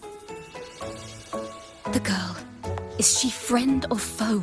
What truths lie behind the seal, and who is that mysterious wandering figure? I have a feeling this is going to be a very exciting song.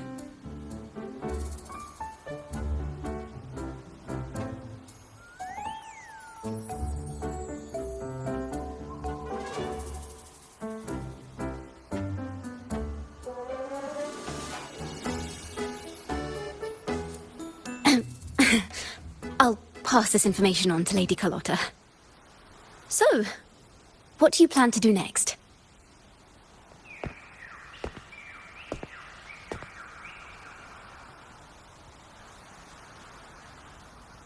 Pardon the intrusion, my lord. My name is Sebastian. As per milady's instructions, I have been entrusted with the honor of inviting you to the Phasalia estate for a discussion. The Phasalia family. The one that's likely worshipping the Threnodian. Why does she want to talk with me?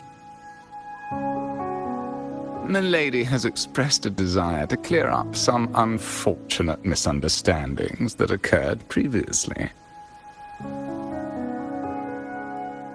Tell her I accept the invitation, but at a later time.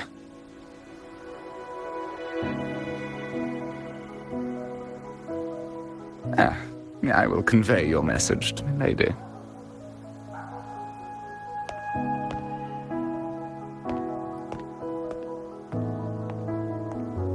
Didn't expect the head of the Phasalia family to come looking for you. Especially while they're still in the middle of negotiations with Lady Carlotta. She's just as unpredictable as the rumors say.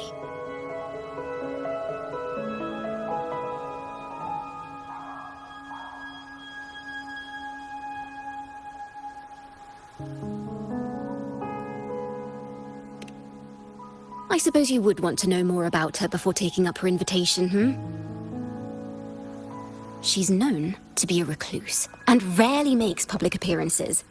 No one outside the family even knows her real name. They just call her the head of the Phasalia family. I've heard quite a few rumors. Which one would you like to hear first? I have Shadow of the Ancient, Lady Bane, or maybe Entangler of Hearts.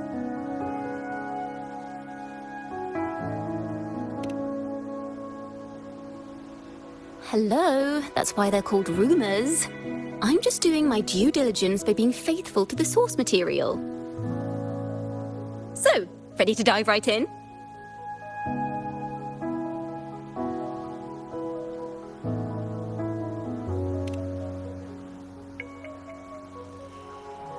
Well, long story short, the Phasalia family was one of the first to set foot on these islands and establish order in Renacita.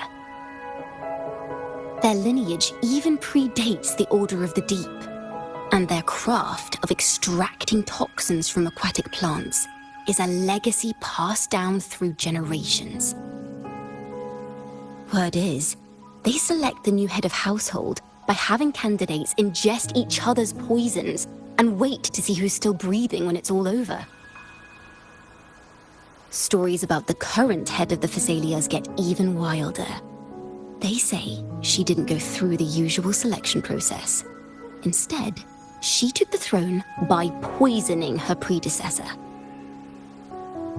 Others say she's a master in the art of manipulation, drowning her victims in hallucinations until they agree to her terms without even realizing it.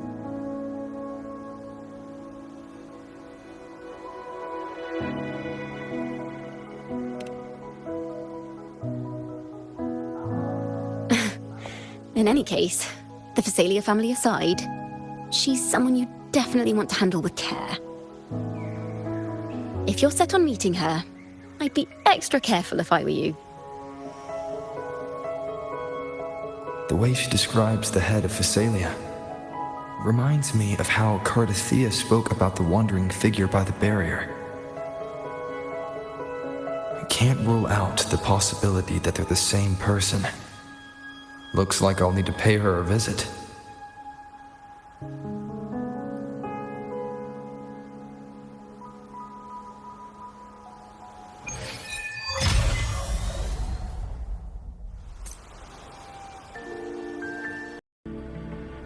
To think the head of the Phasalias approached you when I was still in negotiations with her emissaries. Was it meant to be a diversion all along? They invited you and you alone. As a Montelli, I'm in no position to intervene. That being said, if the Phasalias try anything against you, I'll get you out, even if it means storming through their front gates. In the meantime, I'll keep looking for more information and the person Cardathea mentioned to you. I'll call you as soon as I find anything. Got it.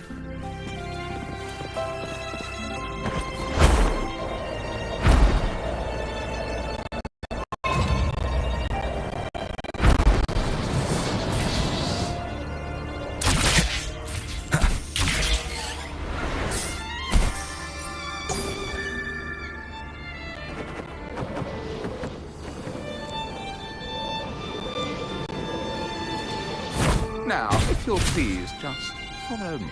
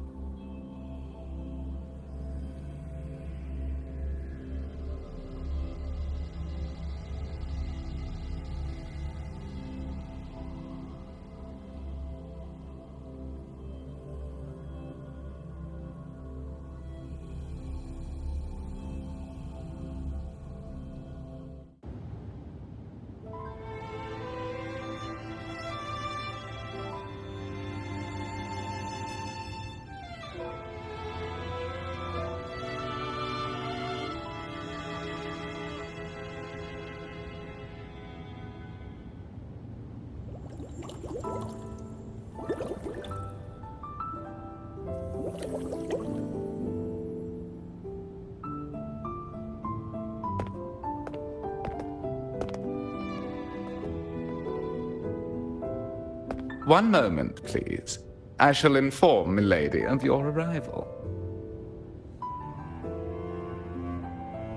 That won't be necessary.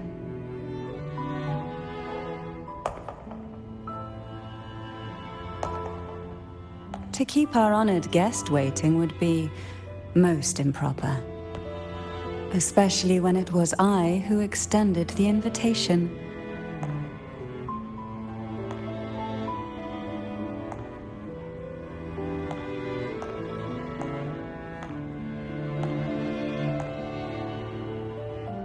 Cantarella Phasalia, 36th matriarch of the Phasalia family. I'm pleased to make your acquaintance.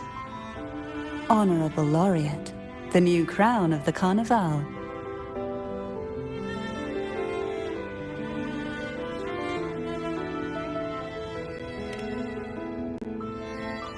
Very well. If you insist, I see no reason to refuse.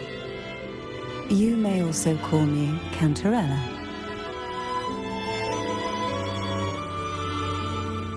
Now, shall we proceed to my study?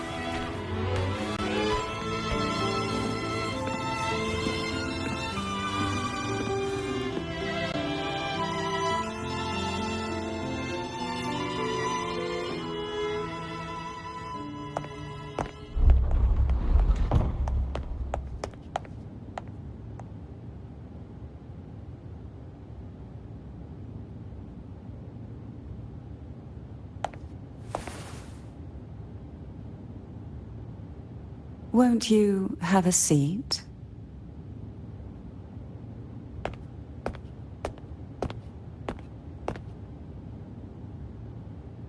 I hope you'll accept this tea as my way of apologizing for the incident with Gilberto.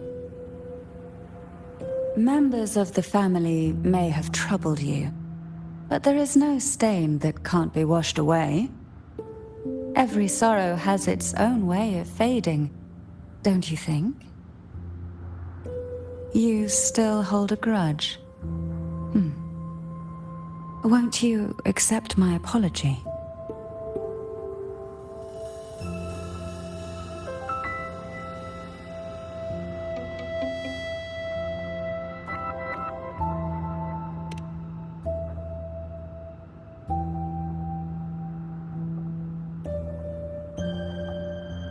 This tea, is it from Jinjo?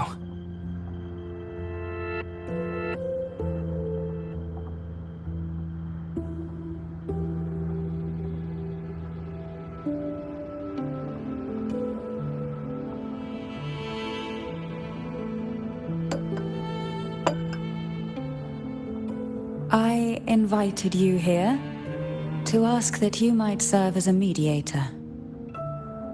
Before we get into that, there's something I want to know. I imagine it concerns the Phasalia family's true beliefs. It would seem Gilberto's mind is beyond saving.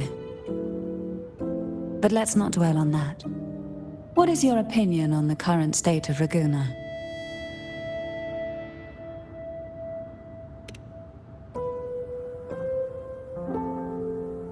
So you've noticed something is amiss. As expected, from someone who's felt the weight of a Threnodian invasion firsthand. And what exactly do you find most unsettling? Why haven't the Thenodian and the Sentinel ever shown themselves? because the Threnodians' invasion of Raguna has long since concluded. The Threnodian, so named Leviathan, possesses the power to merge and assimilate.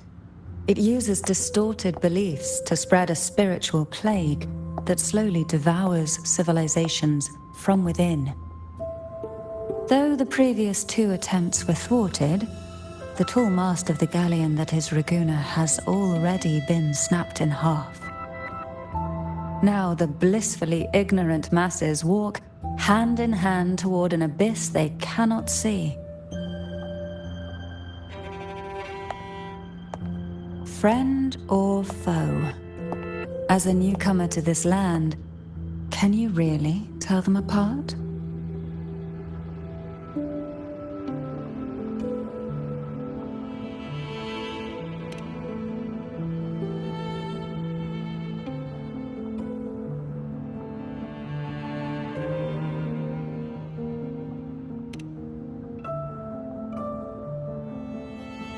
Yes.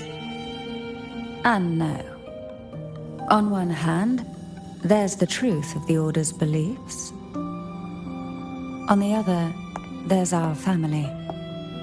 The Threnodian doesn't take kindly to those who know the truth. We've always been under its whispers. Once the soul fractures, the mind will follow, until only a puppet remains. Now that we've come this far, there's nothing for me to hide. My only hope is that once you learn everything, you will carefully consider my request. Come. The truth you seek lies in the deepest part of the castle.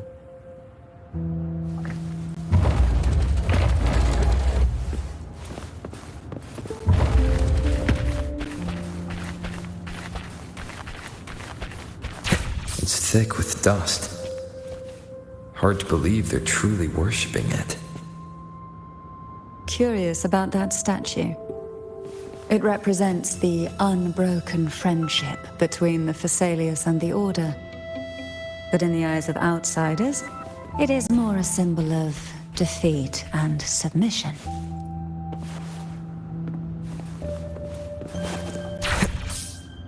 The aroma from these plants. It's the same scent that was in the study. These are violacas. They produce a unique fragrance, wouldn't you say? Violacas are a vital ingredient for our elixirs. It even has a soothing effect on its own. This is it.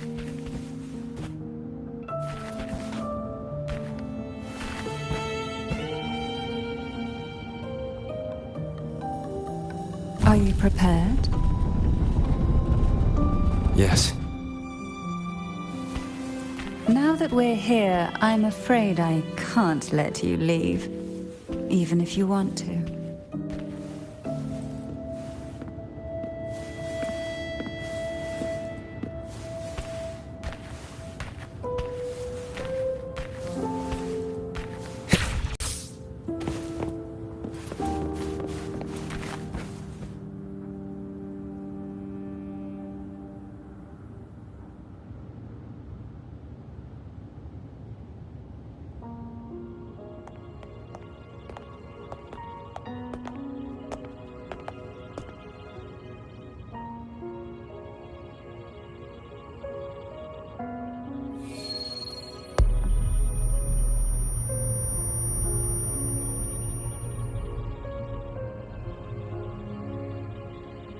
Just as I expected, the Threnodian took notice of you the moment you learned the truth. What you see in this sanctuary is the Sentinel in their true form.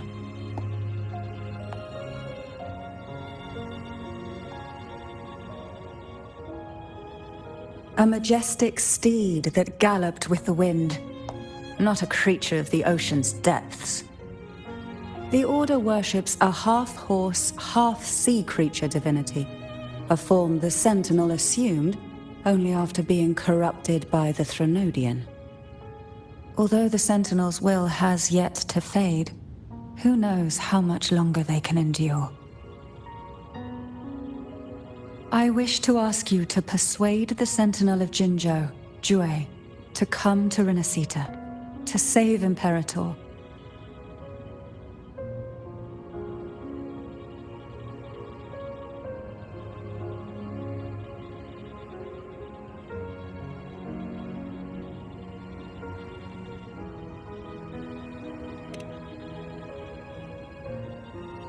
Both Jinzhou and Jue owe you their future.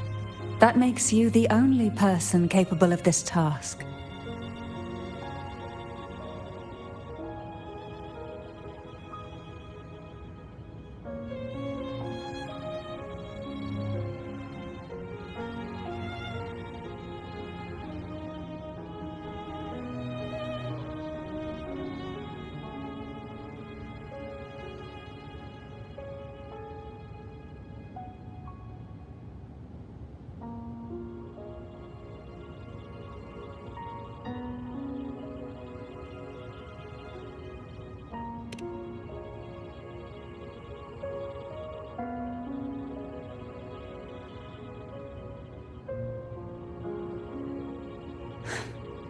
I understand the position you are in.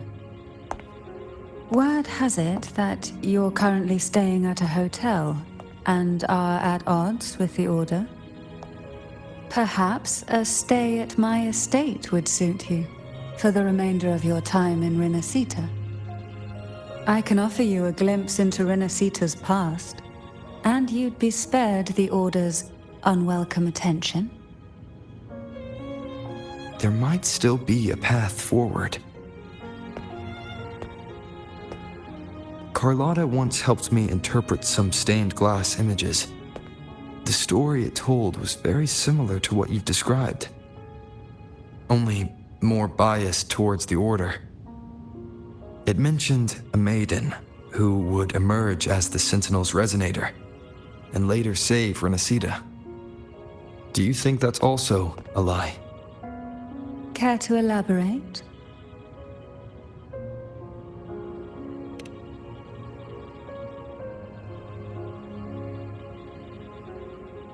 The part regarding the maiden isn't entirely fiction. The Sentinel does indeed appoint a maiden to be their resonator, though not in the way the Carnival would have you believe. No. It's through resonance with a very particular artifact.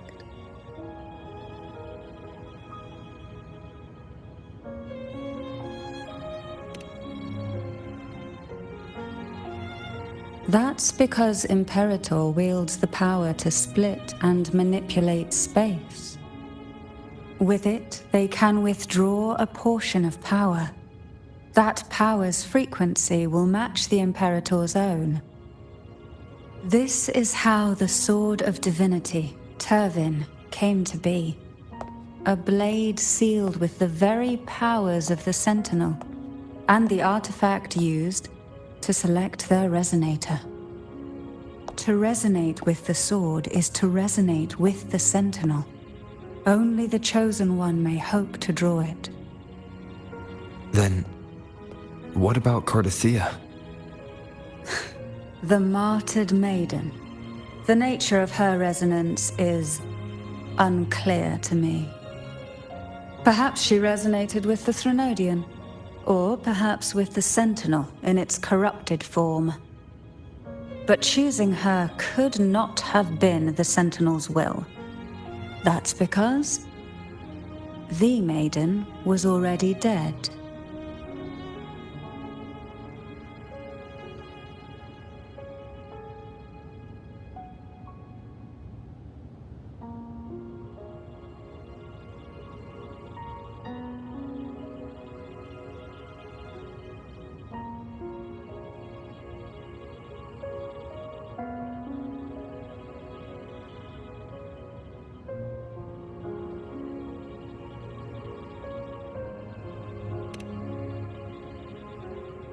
In the past, each year the Phasalia family would hold the Divine Trials, to select those with the strongest will, these young women would attempt to resonate with Turvin's powers. While overclocked, of course. Though none succeeded, some saw fragments of the truth hidden within the resonance. I was one of them. There was a moment where I glimpsed the Sentinel's corrupted form and the inverted ruins suspended in the sky. I also learned that only Turvin can break the barrier of that sonorosphere. When I awoke from that vision, I discovered a line of words inscribed onto my hand. I would never mistake my own handwriting. That is precisely why I'm searching for other possibilities. The words were, "The maiden is dead."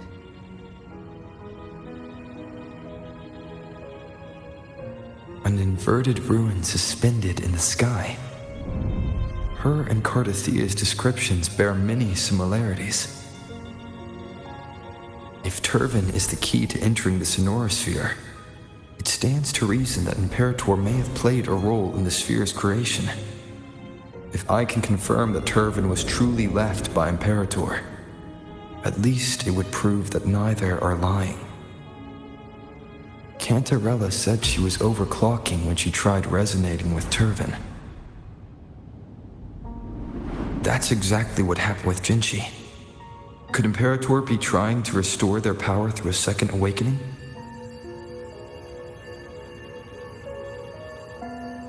If that's the case, my permission should cause a reaction. That's one way to confirm what they're saying.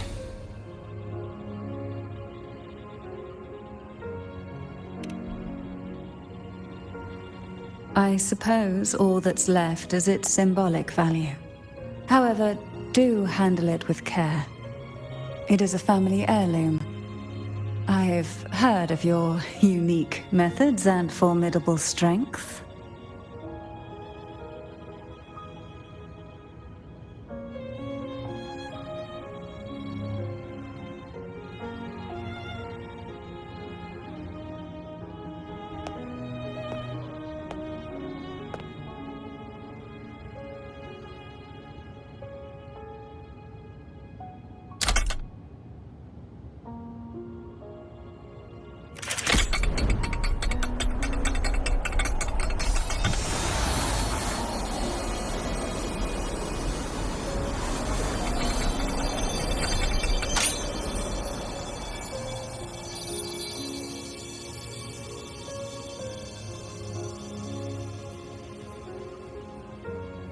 Rover, who are you really?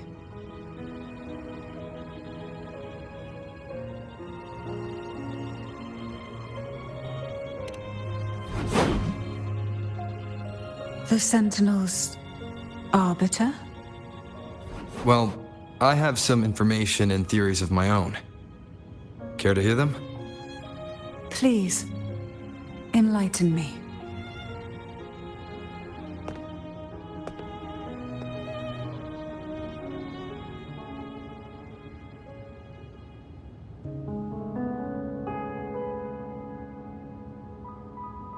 I would never have imagined someone already considered a martyr could still be alive. What surprises me even more is the connection you have with the Sentinel. We Thessalians revere Imperator as our one true divinity. And yet, here you stand, the arbiter of the Sentinel. Would it be more fitting to address you as Master?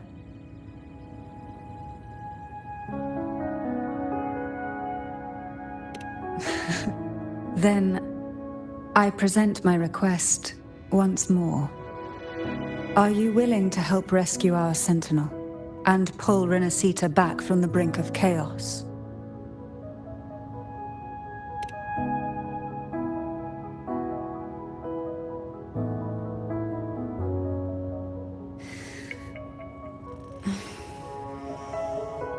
Turvin can only serve its purpose while in your hands. You should have it. The only question now is how we reach Cardathia and Imperator Sonorosphere. We can discuss it on the way. So you're the one that Cardathia sensed wandering outside the Sonorosphere? A question that you already know the answer to. Why bother asking? Although being described as a jellyfish. There is a cable car in the lower levels of the Phasalia estate that leads directly to the Sonorosphere. The mechanism beside that wall can activate the lifts. Are all these mechanisms really necessary? Convenience isn't the only reason for having them. Some were specifically built in case an outsider decided to visit.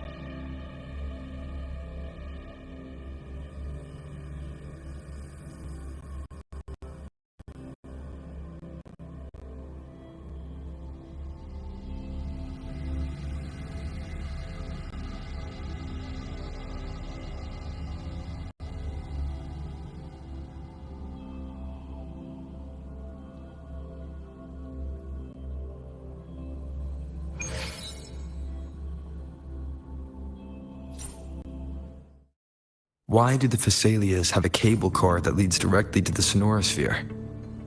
Before it became a Sonorosphere, it was a seminary known as the Avenolium. The martyred maiden once pursued her studies there.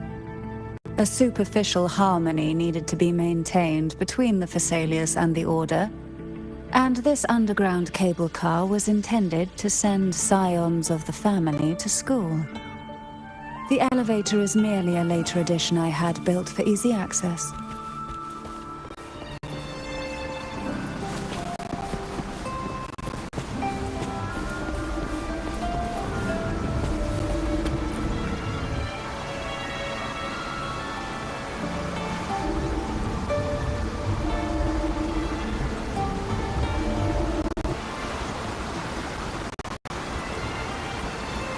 You seem perturbed.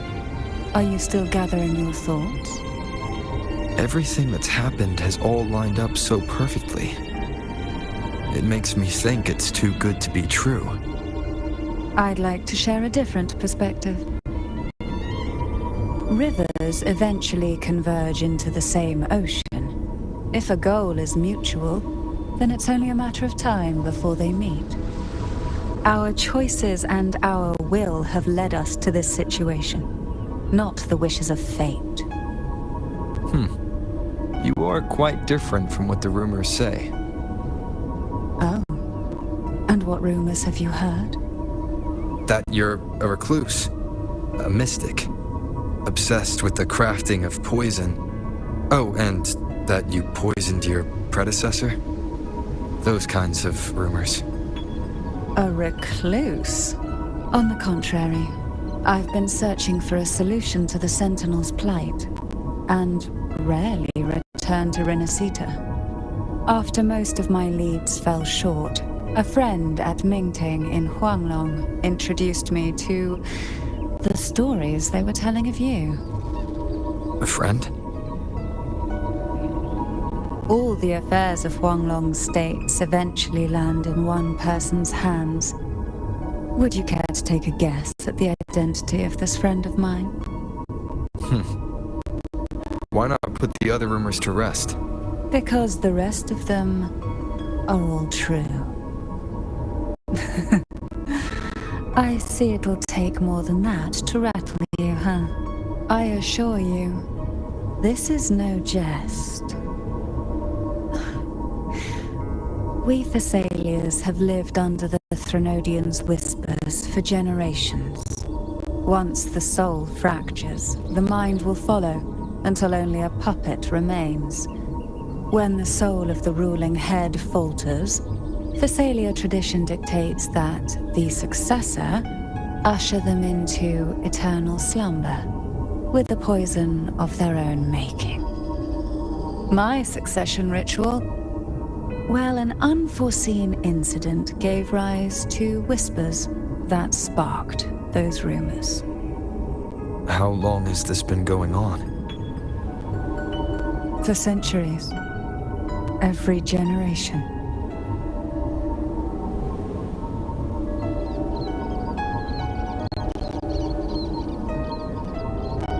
Outside, they call me the Bane. But historically, every head of the Thessalia family has carried such a title. It just so happens that I am the most potent one yet.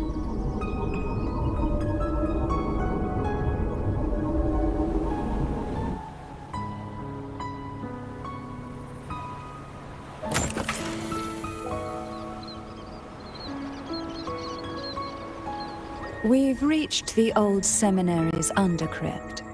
The gateway into the sonorosphere itself lies at its center. We shall continue on foot from here.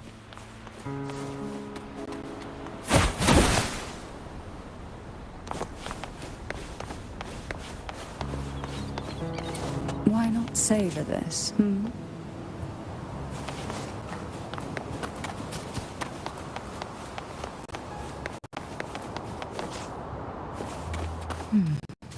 Strange. This area was clear of tacit discords on my last visit. And there's no tacit field nearby. Could they have come from the sonorosphere itself?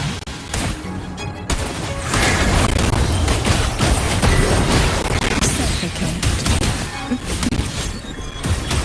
Try not to blink.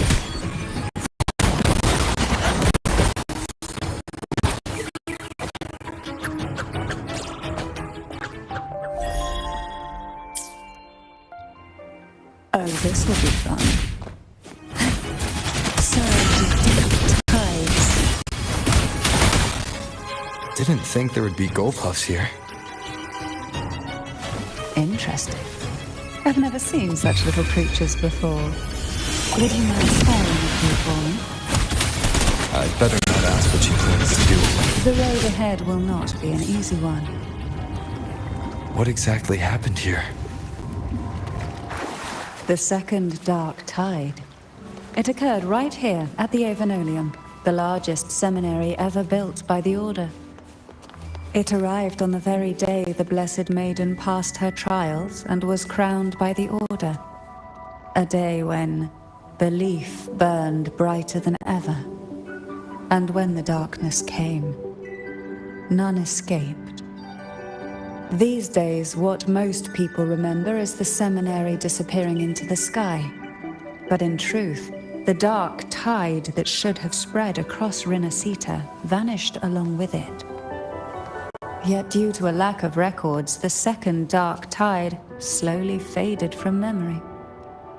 I was there when it all happened, still an ordinary member of the family, watching it unfold from a boat just outside the seminary. It wasn't until later, when I attempted to resonate with Turvin, that I gained a partial glimpse of the sonorosphere's interior. It sounds like someone inside the seminary did something to stop the spread. Precisely. It could very well have been Cartathia's doing, but, as with the first time, there's also the chance it was the Sentinel who turned the tide. I can sense the conflict within you, the temptation to trust your maiden. But it's best to keep those thoughts to yourself, for now. For the Threnodian knows where the heart is weakest, and it is there it strikes the hardest.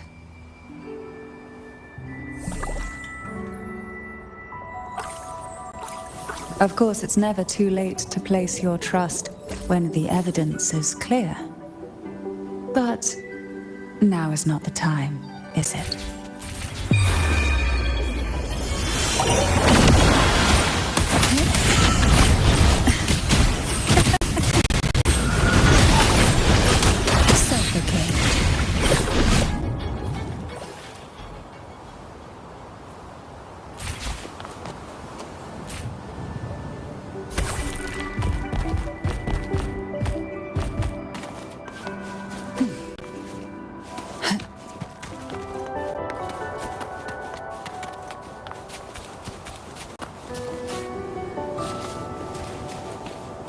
Who will sink into the depths with me?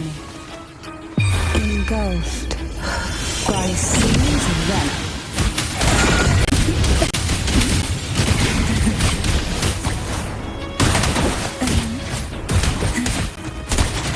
Surge of deep tides.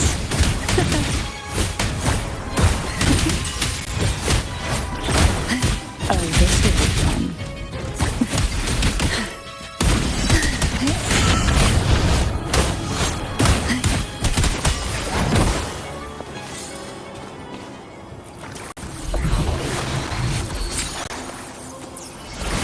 What we want has a way of appearing when least expected.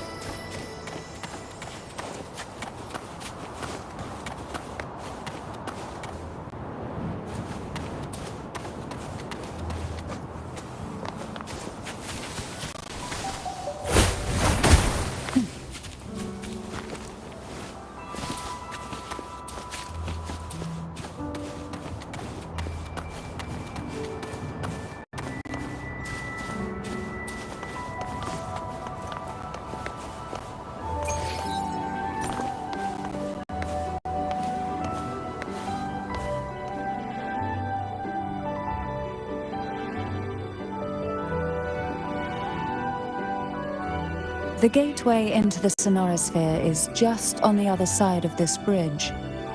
This is the furthest I've ever managed to venture. Judging from the bits of information the Sentinel gave me, Tervin is the key to entering the Sonorosphere. And who can wield the Sword of Divinity but a Blessed Maiden? But you said you left yourself a message saying that the maiden was dead. That's why I sought aid from the other Sentinels. It's a shame they all refused. Luckily, you've brought me a new hope.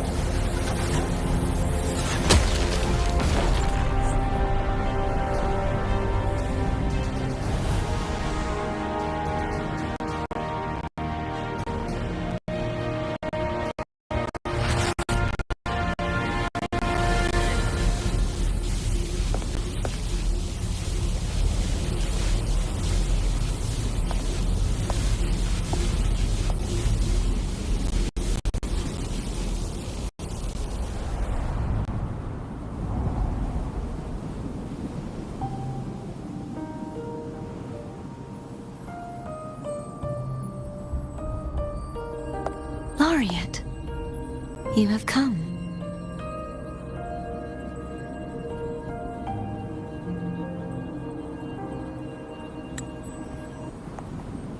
Greetings.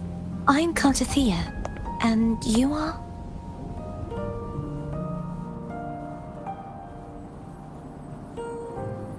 Cantarella Phasalia.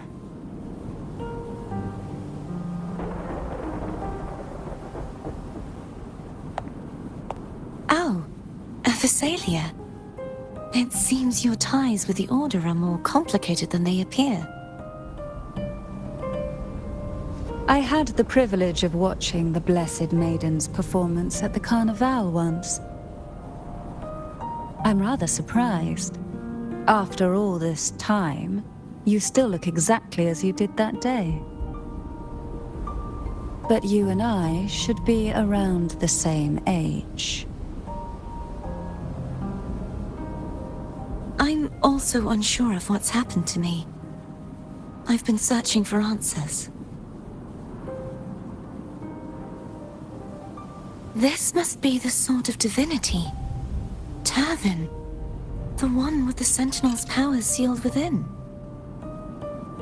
You shouldn't have knowledge of this sword. Memories flowed into my mind just as you entered the Sonorosphere, granting me information about the sword's origins. Cantarella said that only those who resonate with Turvin are granted glimpses of its knowledge.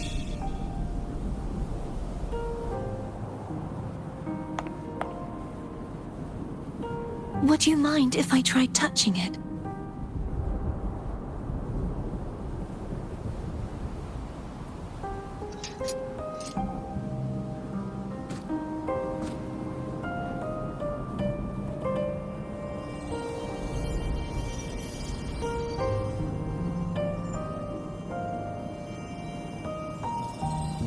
The question of whose resonator I am is now perfectly clear. If I am not the Sentinel's resonator, then that must mean... Don't jump to conclusions just yet. That doesn't prove you're the Thenodian's resonator, nor that you aid its cause. Huh?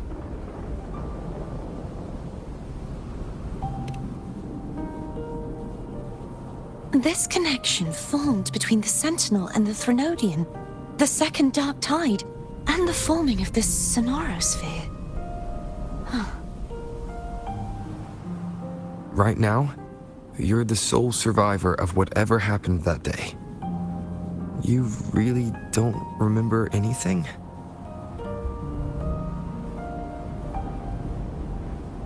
As you spoke, I remembered a few more things. There are 2 other swords. The Sword of Discord, Hognis, and the Sword of Virtue, Haltia.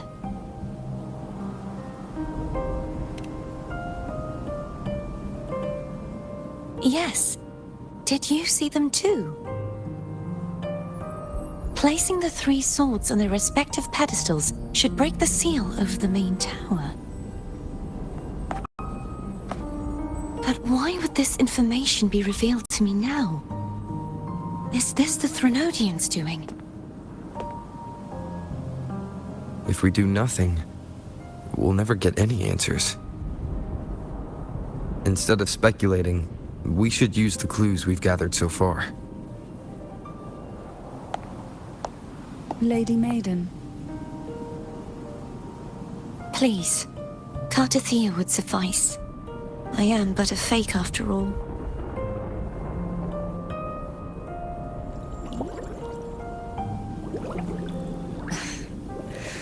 I've waited for this moment. This chance to save the Sentinel. And my family. I will not turn back, even if this does turn out to be a trap. If the thought of the final answer troubles you, then I suggest you step aside. Rover and I will take care of this matter.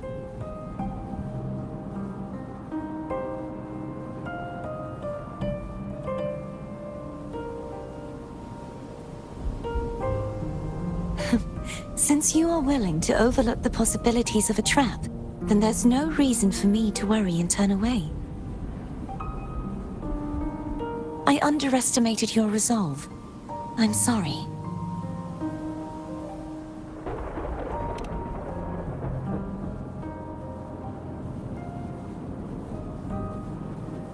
Simply place Turvin on the pedestal behind me, and this tower will elevate itself.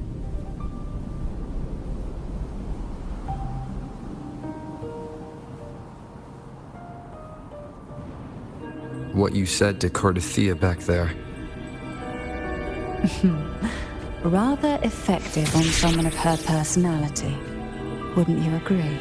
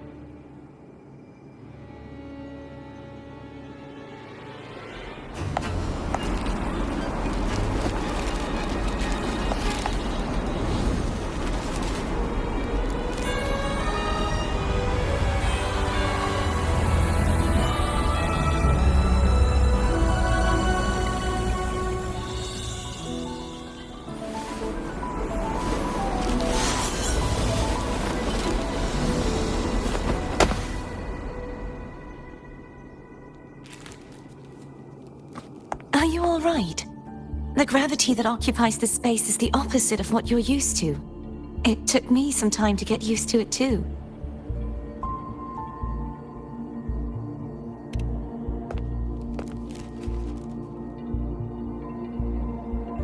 I believe it's to prevent them from falling to the ground.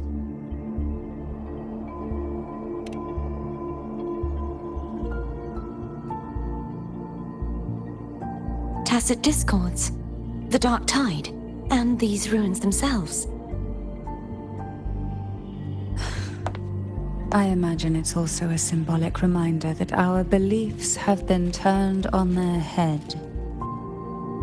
This view matches with what I saw at the time. Until you get used to the gravity here, I suggest we travel via phone.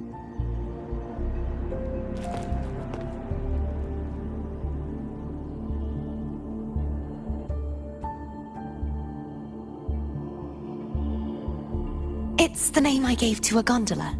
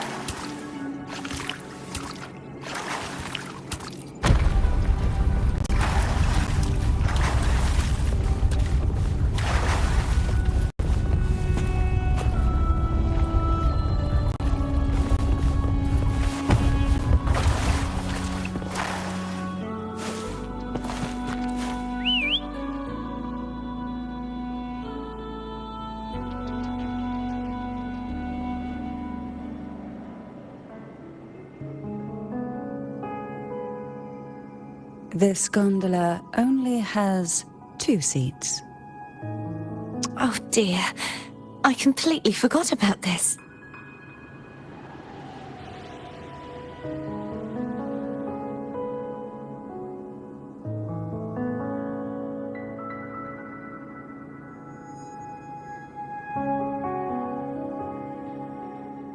Greed will get you punished, you know. I'm afraid Foam would refuse that suggestion. The 2 of you can go on ahead.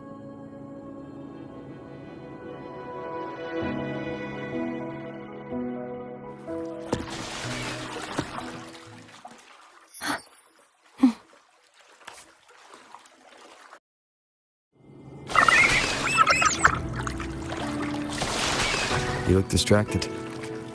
Still thinking about what Cantarella said about fearing answers. My powers are very weak, and many tacit discords roam the sonorosphere. Thus, I've been limited in the areas I can explore. All I can do is sit here, lost in thought, trying to figure out who I am. Are you afraid of knowing the answer? I am afraid, but not.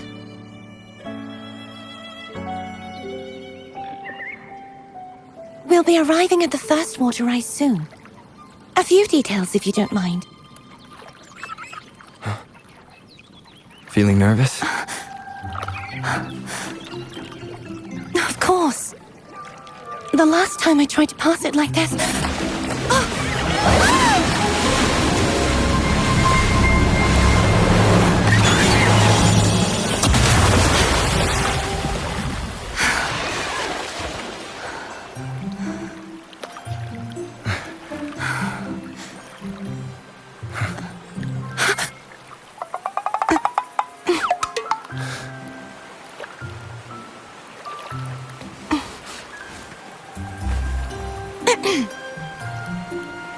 Where were my manners? I can assure you that won't happen again. As for the rest of the way, I see it clearly now.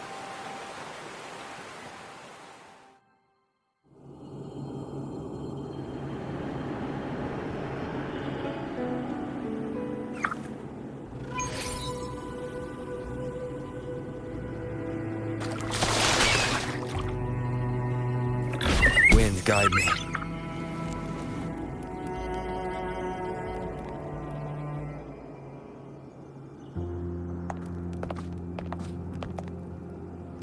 Vines, over there.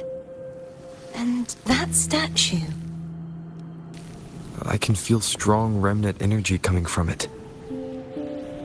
The Order's remnant spark must be inside the statue. Legends speak of how the first Primus used it to purify the first dark tide. I see now. The lingering remnants of the dark tide must be trapping the spark. To release it, we'll need to clear away the remaining remnants binding it. Once we have the remnant spark, we can use it to burn through the vines.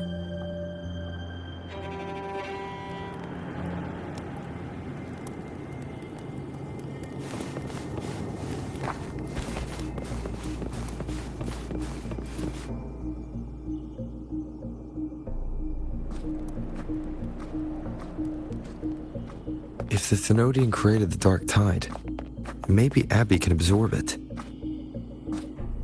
Abby is still unwell. Perhaps we shouldn't burden it further. More dark tide remnants. Good thing there isn't much. Leave it to me. Don't worry. This much I can still handle.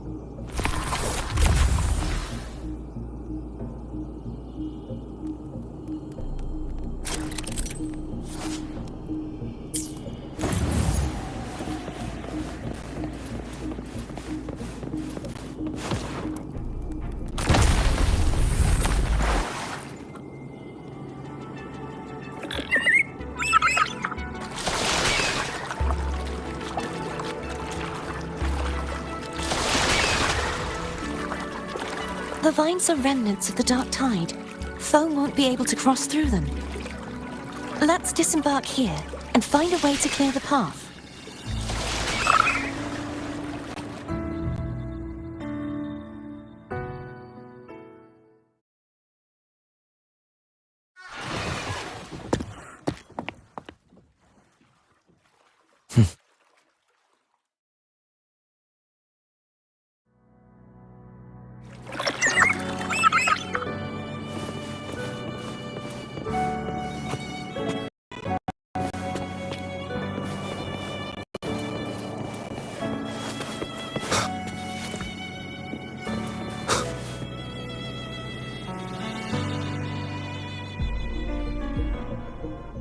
This calibrator seems to be operational. One moment. That should do it. Why don't you give it a try?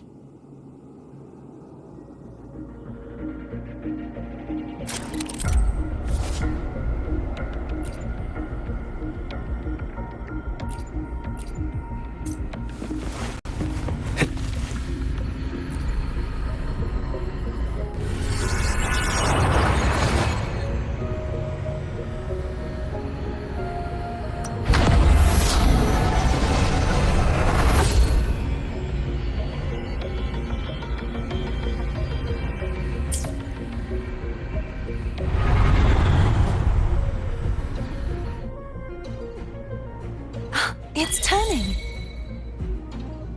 Rotate the gravity calibrator to change the direction of the gravity's pull. If we use this, we should be able to reach areas we previously couldn't.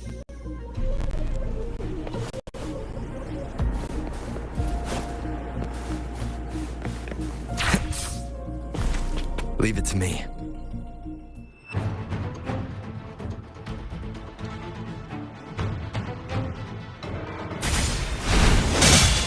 One more time.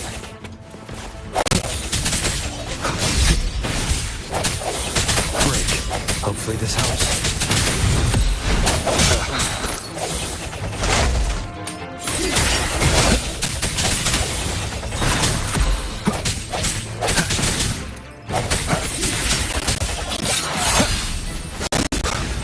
Keep it together.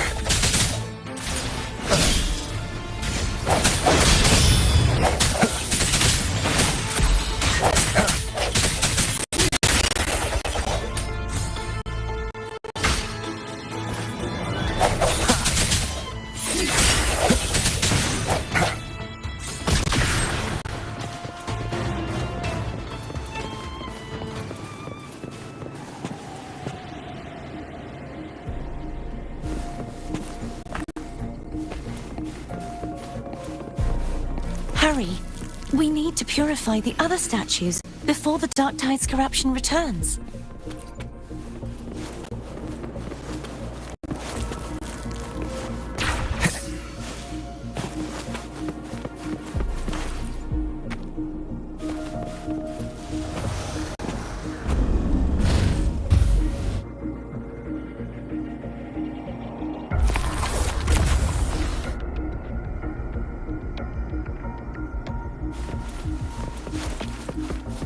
Sounds like Thone's getting impatient.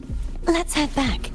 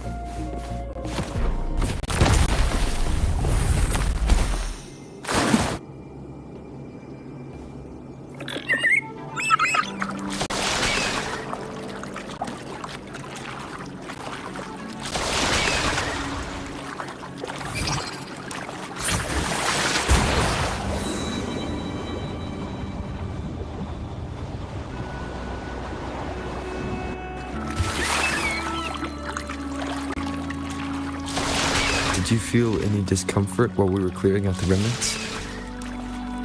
Nothing out of the ordinary. I felt fine. I suppose this alone is not enough to determine whose resonator I am. Yeah, you've helped a lot. Don't worry about that for now. Another water rise is coming up. Are you planning to hold on to something? Why didn't you tell me sooner?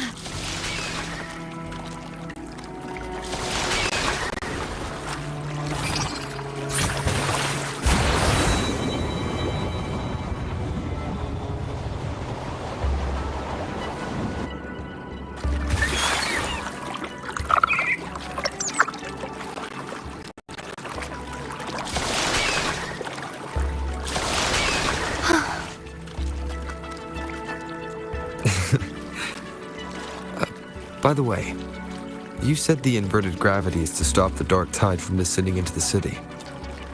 But all we've seen so far are just its remnants.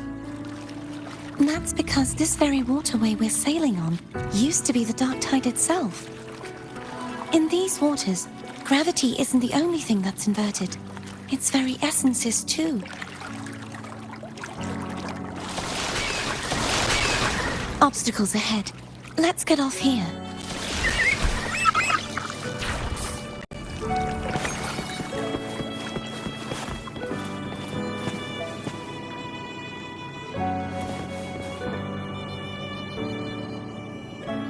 There it is, up there. But judging by the distance, we'd be hard-pressed to make it back in time.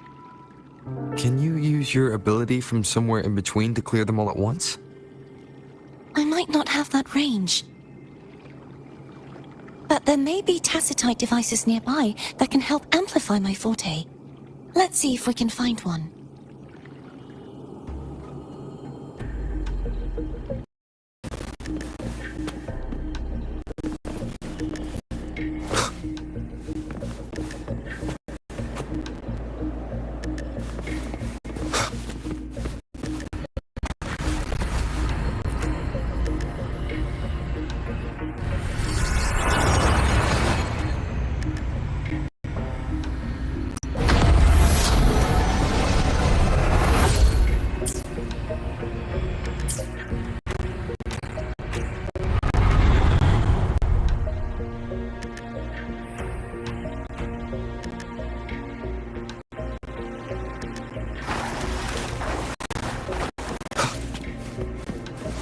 That's it.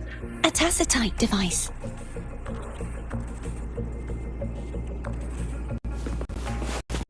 Leave it to me.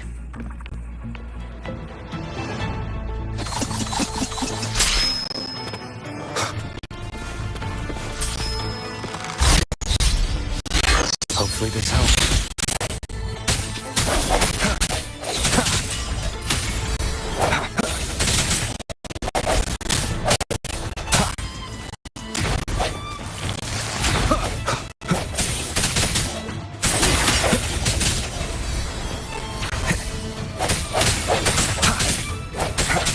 Hopefully this helps.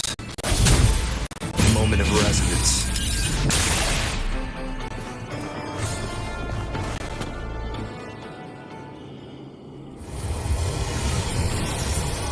This should do the trick.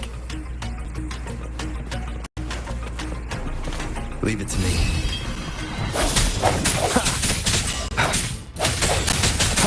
Hopefully this helps.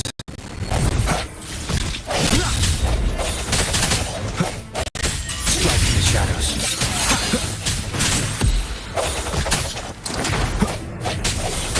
No hesitation.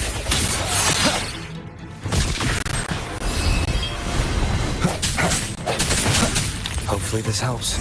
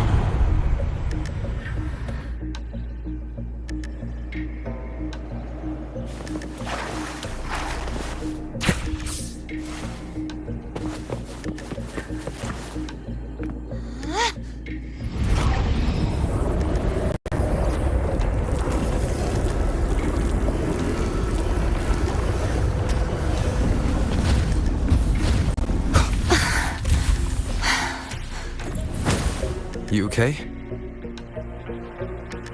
Just catching my breath. You go get the remnant spark.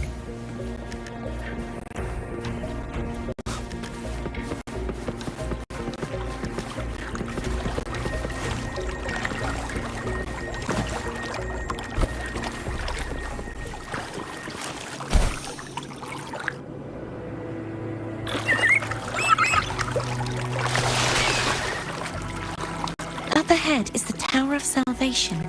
That's where the first pedestal is located. Tower of Salvation? Yes, a name taken from the Order's Codex.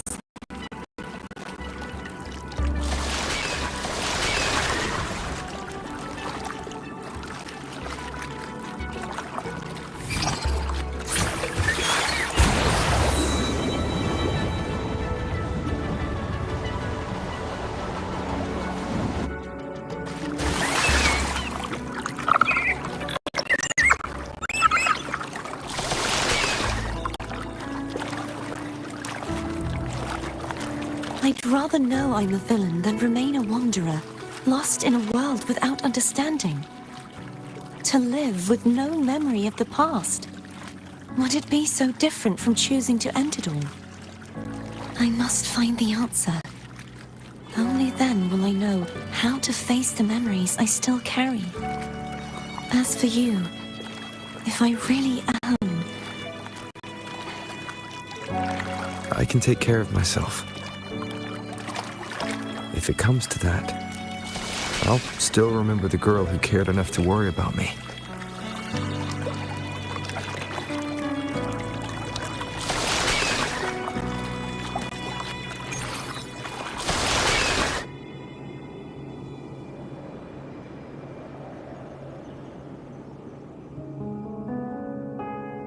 I should go back for Cantarella. Will you wait here for us? Of course. I hope you won't mind the extra trip, Foam.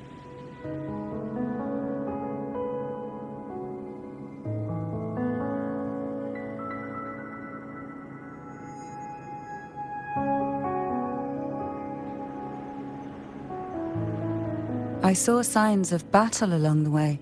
Is anyone injured?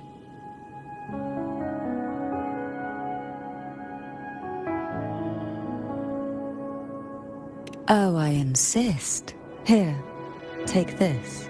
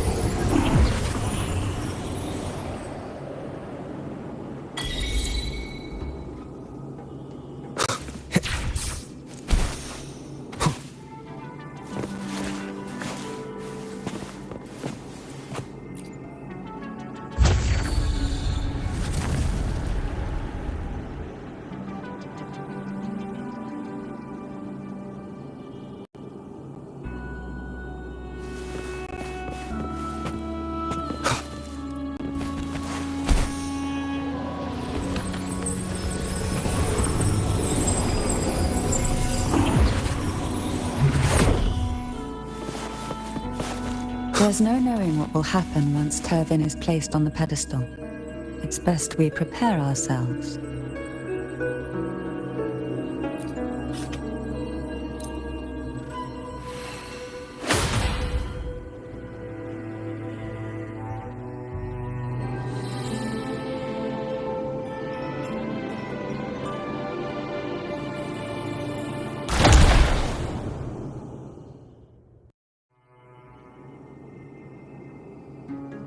No longer shall you bear these thorns as a reminder.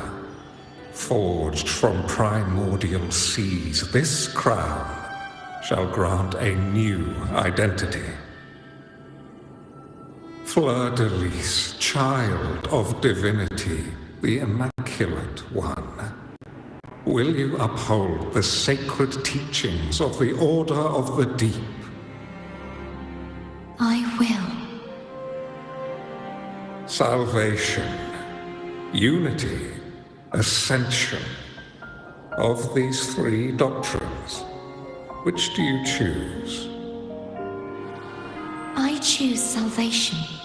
I wish to be the Master's blade, striking evil, upholding virtue, and offering salvation to those in peril.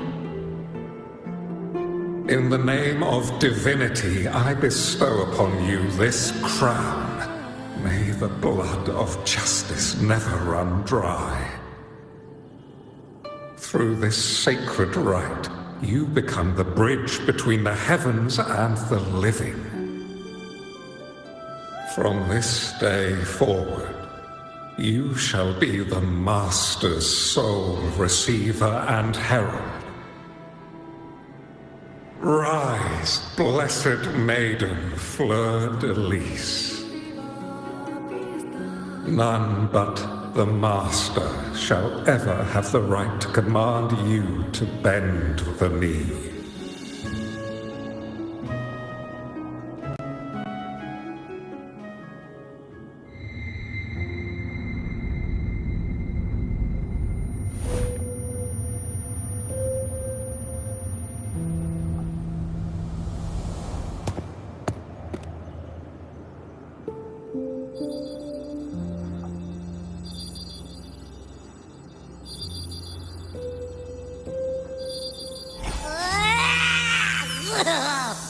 I told ya to stop sticking random stuff in here! Ugh. Do you have any idea how messed up and humongous that frequency was? It's gonna give me indigestion!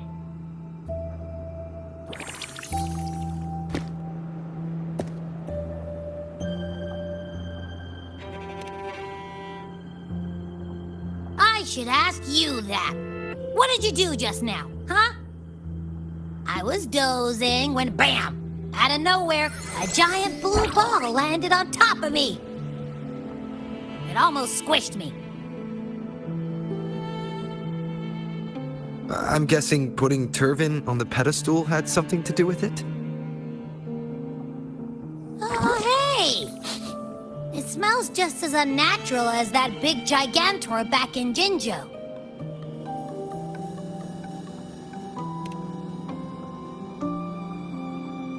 The Sentinel of Jinjo.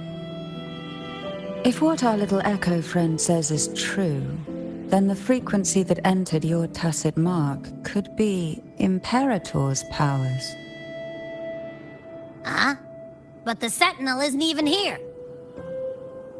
The power to split and manipulate space. It is reminiscent of the moment of Turvin's creation. Only this time the place of confinement has become your tacit mark. Why would he do that? I believe it was meant for the true maiden. Under the right circumstances, the one to wield this sword and enter the Sonorosphere would be the Sentinel's resonator, the Blessed Maiden. The Sentinel entrusted their power to the Resonator so that she could lend assistance when the corruption of the Threnodian altered them. Quite logical, isn't it? You don't seem too thrilled about it. If Imperator set this in motion, then their original plan has already failed. Cardathea, that means your guidance holds the key now. But I believe in you.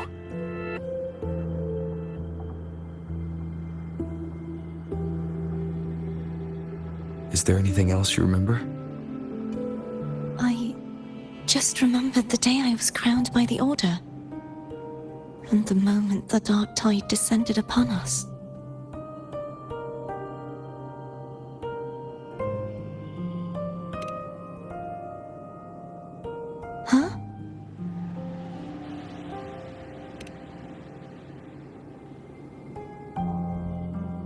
but I didn't see the dark tide.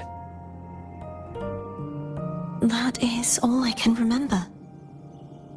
Is that what you saw?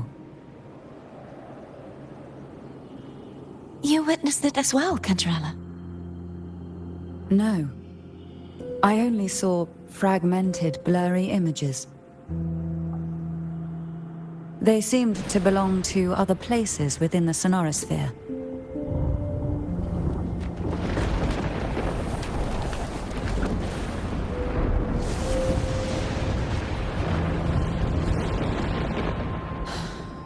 I believe this is where we should rest. We'll wait until sunrise.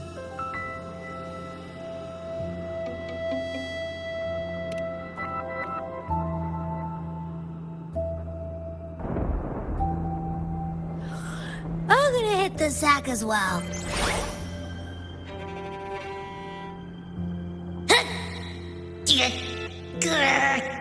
Boy, it's so cramped in here.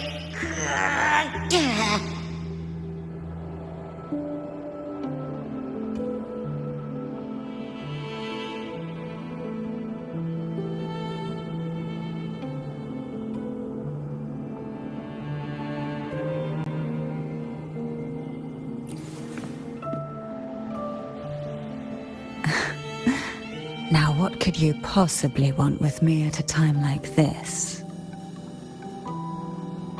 Is it true that the Phasalia family was one of the factions that started the conflict in that stained glass? The leader of one such faction, to be exact. That was a long time ago. After their defeat, the Union was disbanded under immense pressure, and the Phasalias gradually withdrew from the public eye. Is this why you had no choice but to publicly change your beliefs? No. The reasons for the Phasalia family relinquishing their pride and enduring disgrace are far more intricate than that. What do you mean? Long ago, Turvin was actually given to the Phasalia family by the first Primus, Napoli II. When the conflict had settled, he arranged a private meeting with the head of the family to reveal the truths behind the pilgrimage.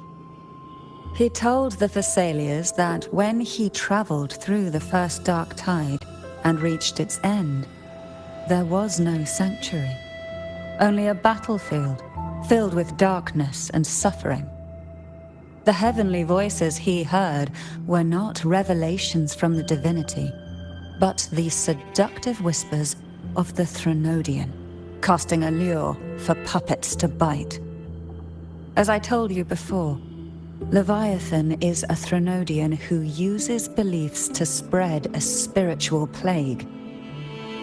You see, it requires a puppet to carry its voice. The Sentinel realized the Threnodian's plots, and thus the first dark tide was launched as a hasty reaping of Raguna and the Sentinel. To save Raguna from the grim fate brought by the dark tide, the Sentinel split a portion of their power and entrusted it to Napoli II. This power allowed him to imbue the echoes with the strength to repel the tacit discords and purify the dark tide. And this power was released through the lantern depicted in the stained glass? Yes. The other part was kept inside Turvin.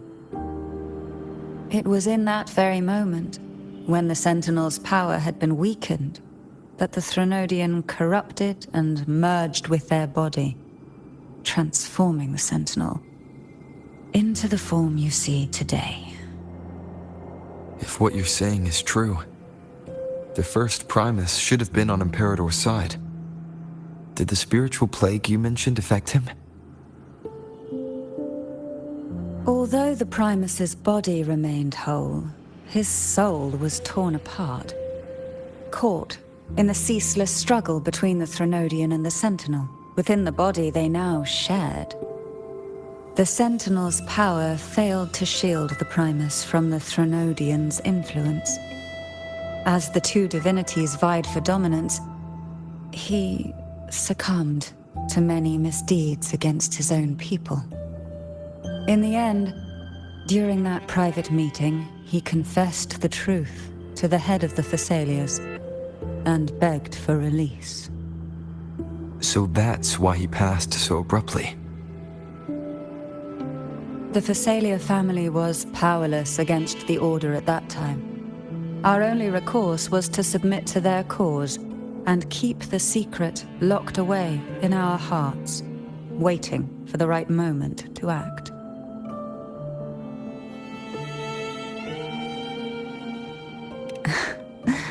Now, what could you possibly want with me at a time like this? You were pretty harsh on Cardathia. Before I learned of those record secrets, I had only seen her from afar, heard tales of her accomplishments.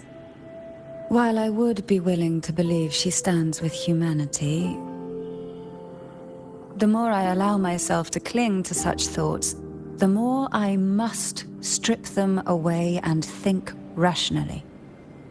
It's only then I can be certain these thoughts are my own, and not the whispers I hear in the dark. Now, what could you possibly want with me at a time like this?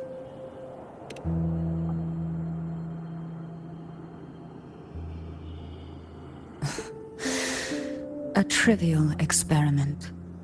A test designed to find those with the strongest wills and force them into resonating with Turvin. Yet after trying for so long, all we got was the answer, "The maiden is dead." I don't think she wants to continue this conversation. Better to stop pressing. Now, what could you possibly want with me at a time like this? Well, I don't intend to wait around either. Are you going to search those areas we passed before? Alone? The more clues, the better, don't you think? Oh, and take this.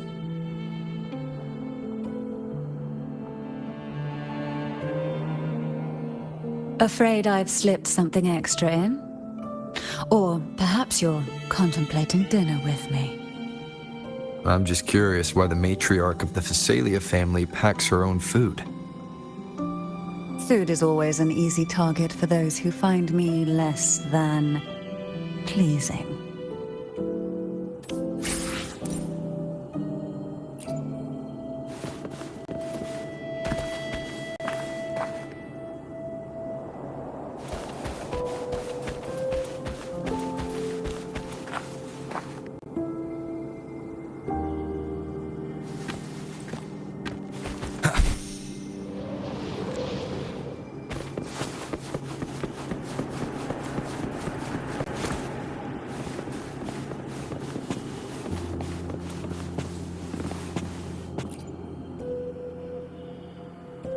Is there anything else you'd like to ask? I'll share with you all that I can remember. It is paradise. I take it you don't mean that in a good way. It is a place where sickness, hunger, sorrow, despair, and dullness of heart cease to exist. There, deacons sing eternal hymns. From a literal standpoint, this line describes the dark tide perfectly. In the beginning, the dark tide would claim only the areas it touched, assimilating all life as its vanguard to clear the way for its spread. The dead, they would grow mouths and sing hymns, day and night. They didn't need eyes or ears, for their purpose was to spread blindness and madness. Even those who did not believe were drawn irresistibly to the Leviathan's creed, and for those already deceived, it was all but inevitable. When a soul is corrupted to its core, it will sing hymns without end on its sleepless journey to merge with the dark tide. And when every faithful soul has returned to paradise, the land consumed by the dark tide will begin its pilgrimage, drawn by darkened skies, spreading its gospel to wherever it lands next. The final act of the dark tide is the journeying paradise. Is this the future you saw after coming into contact with the dark tide? Yes. Is there anything else you'd like to ask? I'll share with you all that I can remember. That was its name before it became a sonorosphere. This seminary, built on an island, was not just a place of learning, but also a sanctuary for raising dragon echoes. What did they teach? The Order's scriptures, geography, history, and combat skills. Shouldn't a seminary focus more on cultural arts? This was a seminary reserved only for resonators, so naturally, their talents were put to more practical use. Besides, the doctrine of salvation emphasized the importance of combat.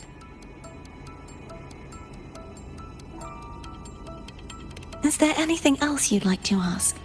I'll share with you all that I can remember.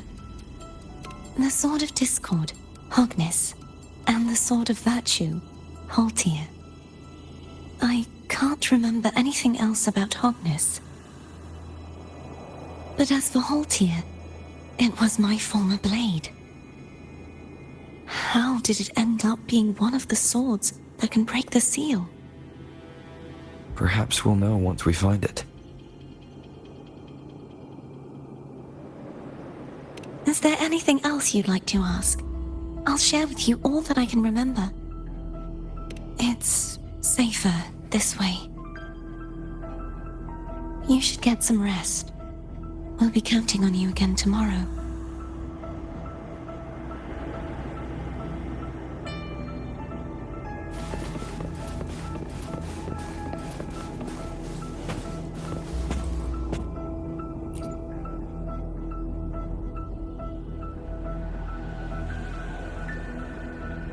You mean besides being squashed behind that blue thing? Yeah, I guess. Listen, I figured something out about that frequency. It's not a single frequency. It's like it's mixed up with something else.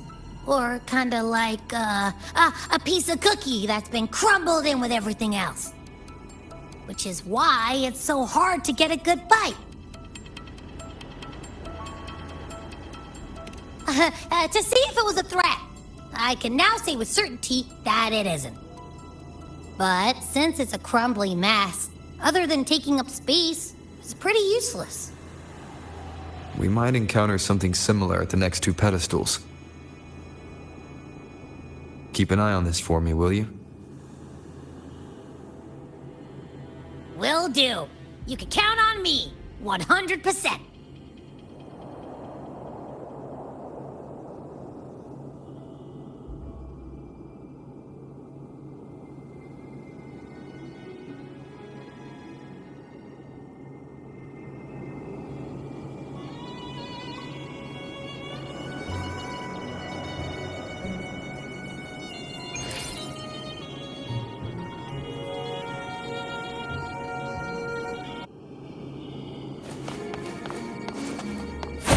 I'd slip away quietly and avoid any fuss.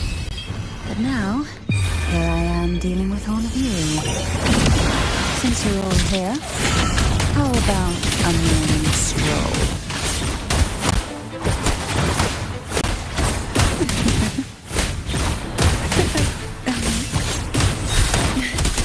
This will be fun.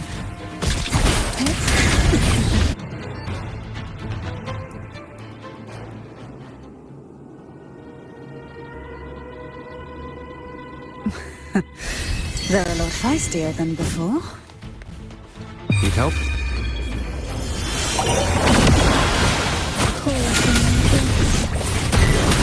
Struggle.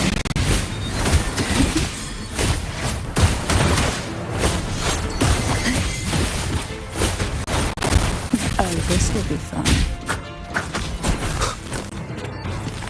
None shall whisper. Nowhere to hide. Climb with the sounds.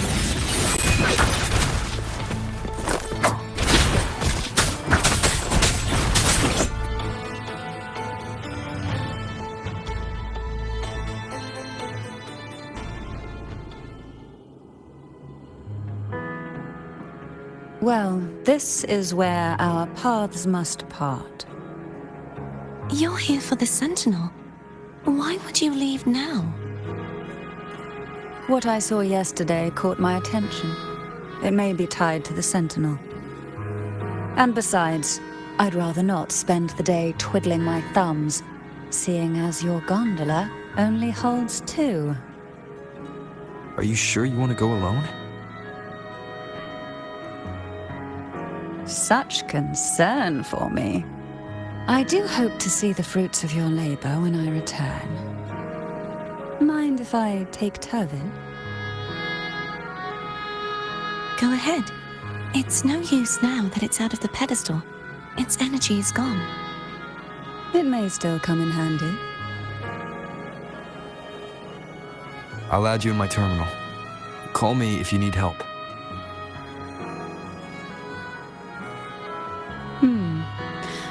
I just might ring you up once things are settled.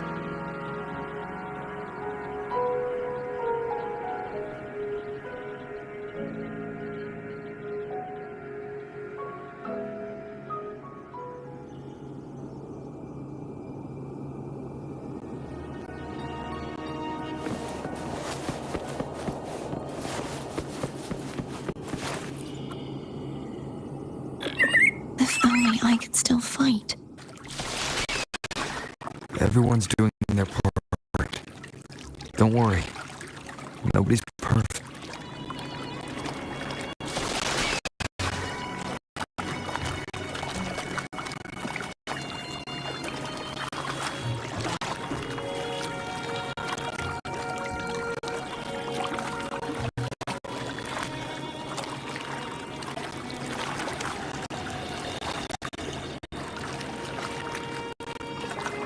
The waterway up ahead is completely blocked. That garden once housed dragon echoes. Now there's nothing left but tacit discords.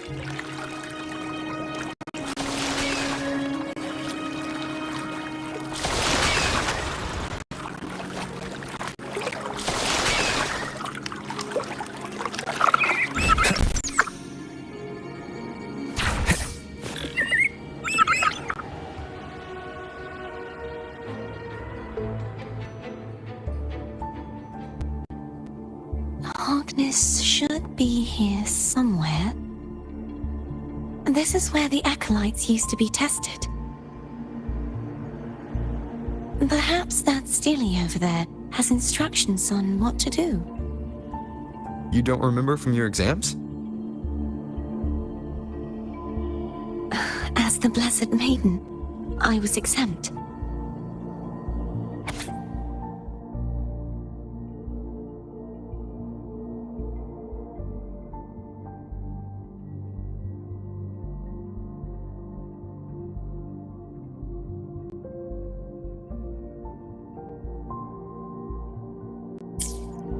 Sounds like they're talking about one of the 3 major belief systems, the faith of unity.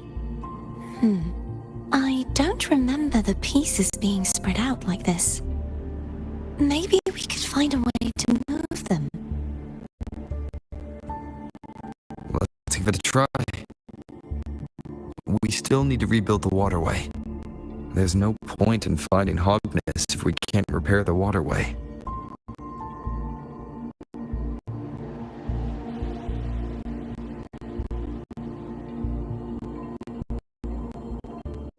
At that distance, we should take a wing ray.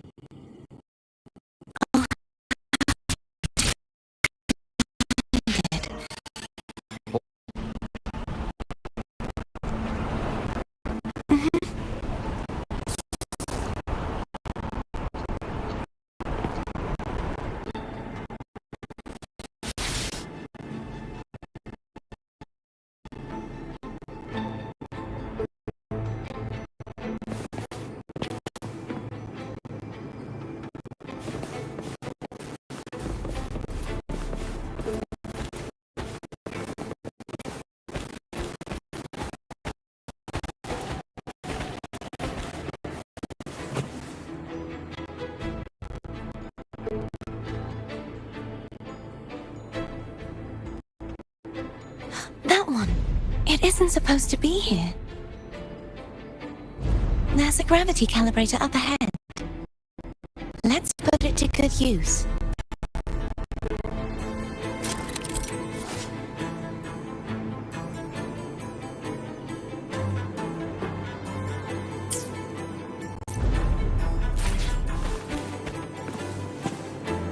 Cardathea, grab on tight.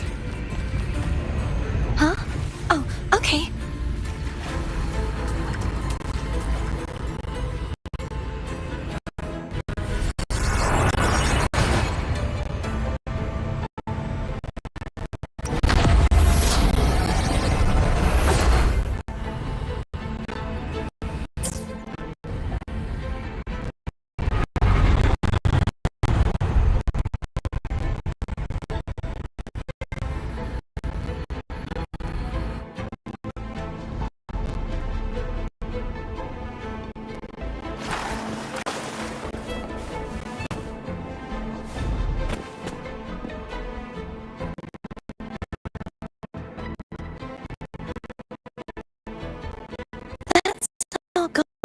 Right there. But how do we move it? Help me guide the wing ray to the top of the statue. Of course. But what do you have in mind?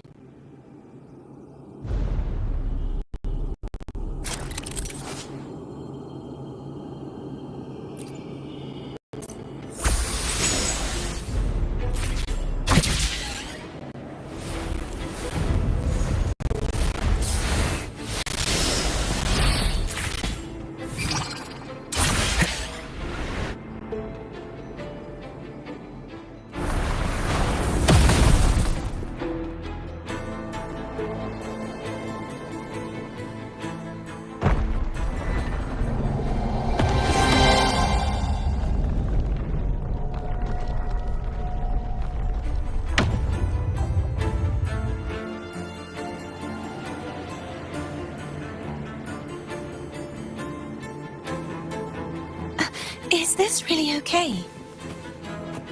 Saves us the trouble of finding some trigger mechanism.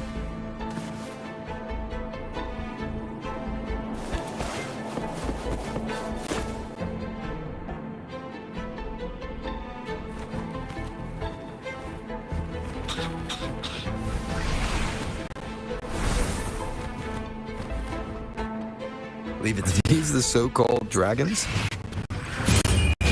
Is that a problem? Yeah, the last one was bigger. Which last one? Denim. Ever heard of it? I used to ride it.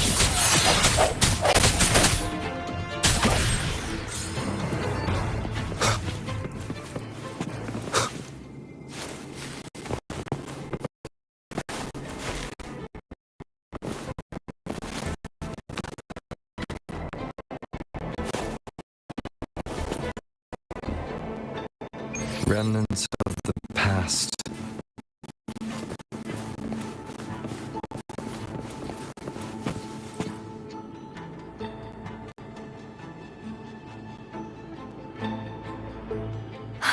It's Hogness. There's a gravity calibrator behind the collapsed wall we just passed. We can use it to reorientate ourselves. The remnant spark should be able to incinerate the thorns on the left.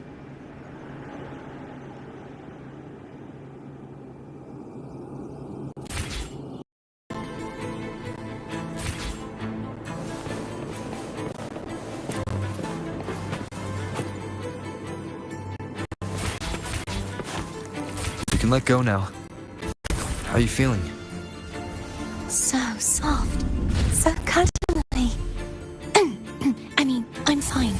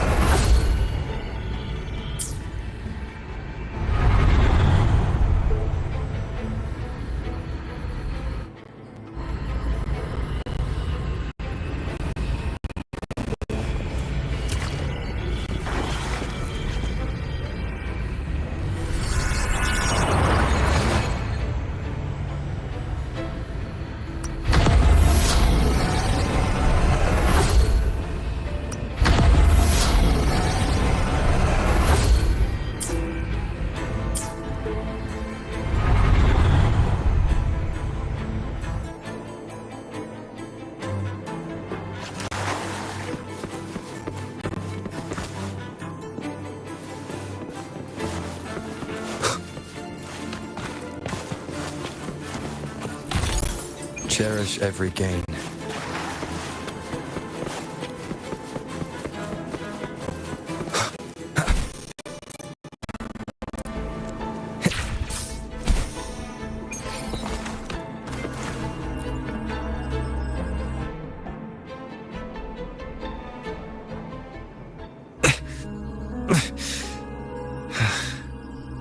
It's stuck on the pedestal. The waterway is still incomplete. We have to look elsewhere.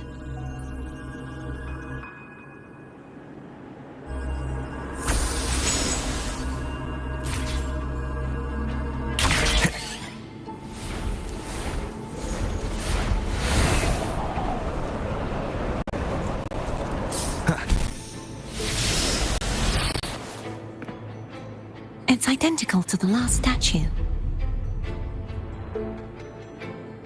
Same as before. I'll handle it.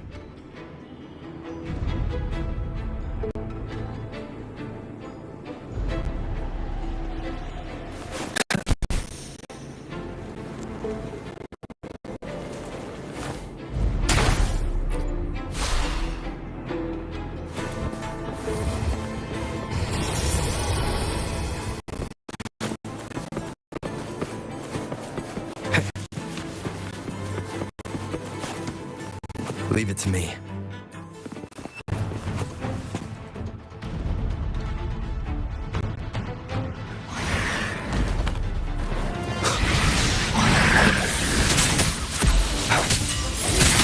The end has come.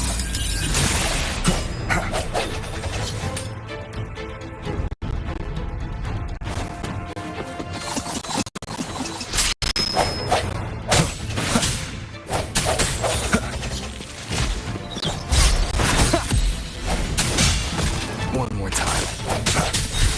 Hopefully this helps. The hour is upon us.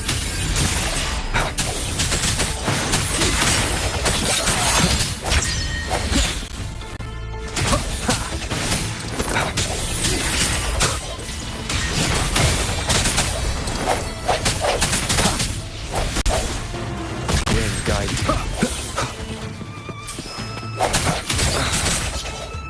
Hopefully this helps.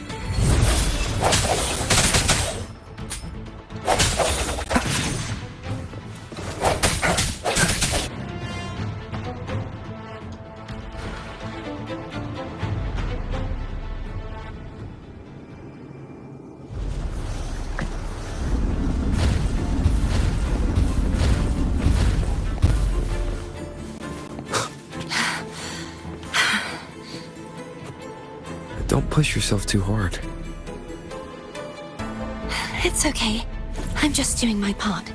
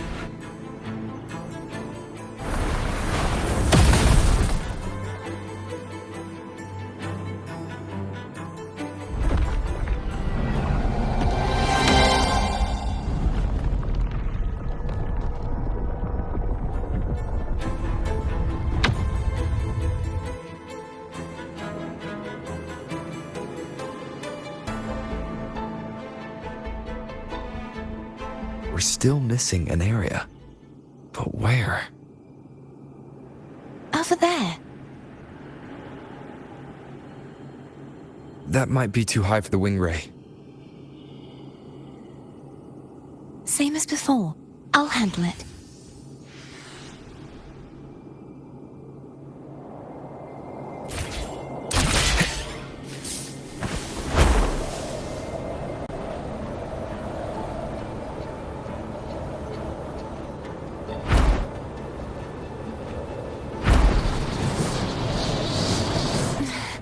Just a bit more.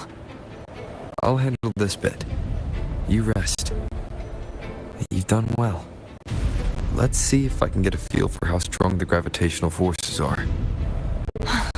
All right.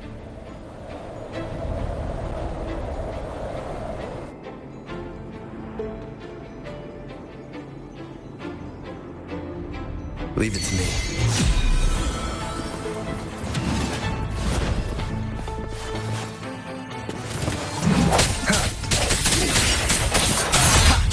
Moment of resonance. Hopefully this helps.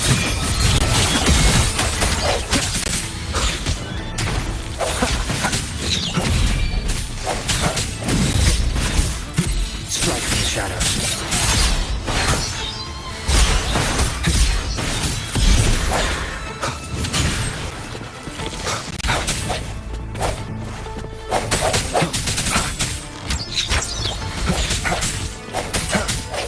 Hopefully this helps.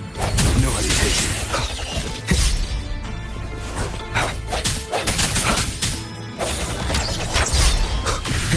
The end has come.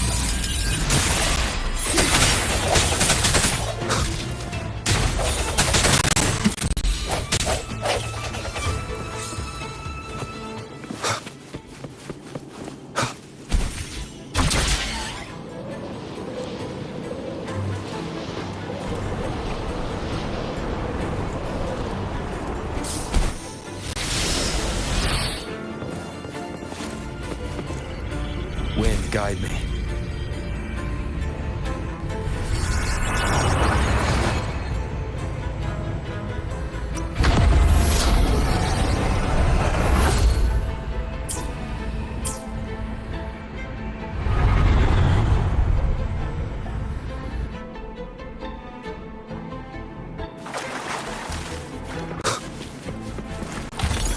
Remnants of the past.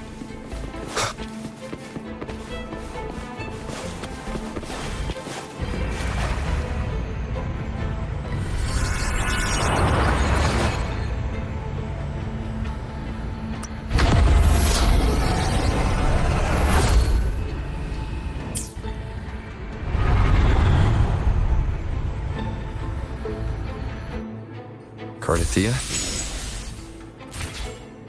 I'm ready.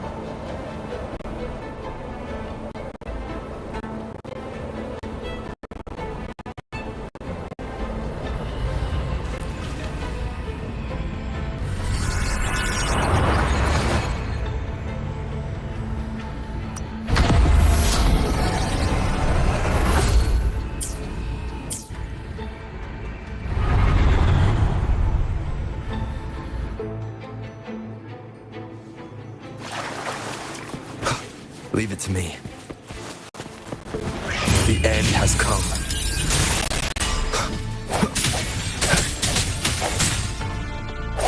Hopefully this helps. No hesitation.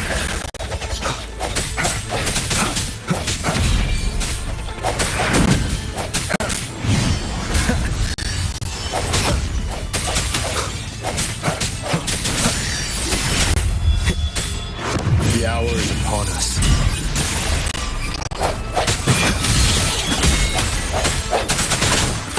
Hopefully this helps.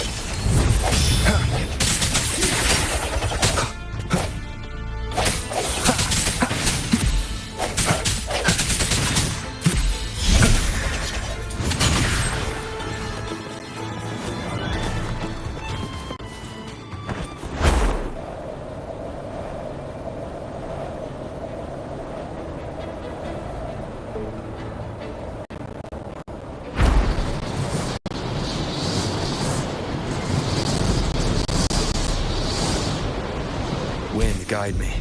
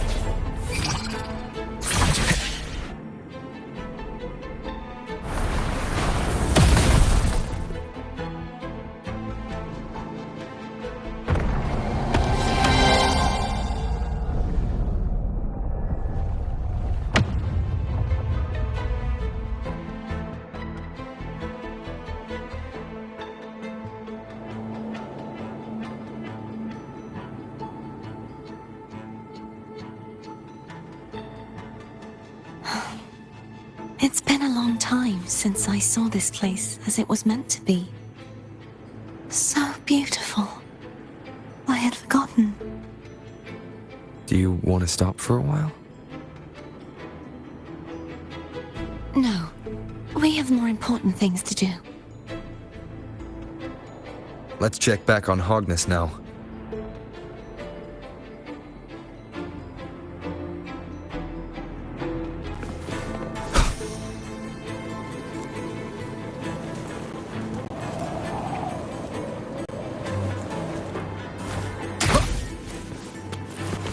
Cherish every gain.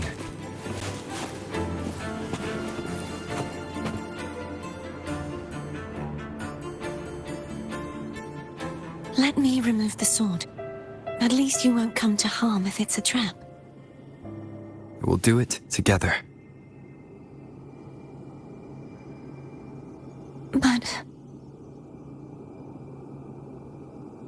if it's a trap, we stand a better chance together.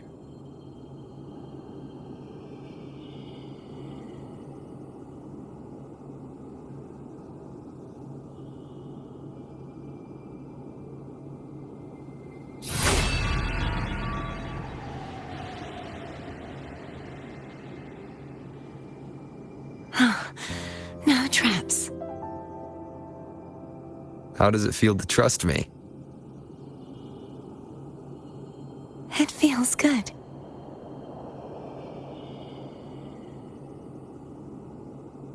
Why don't you call Foam over? Try whistling. Like this. Here goes.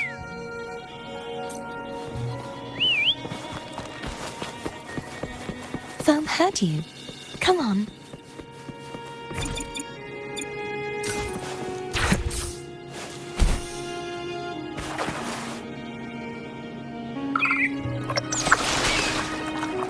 The way you were when you saw the plushy echo.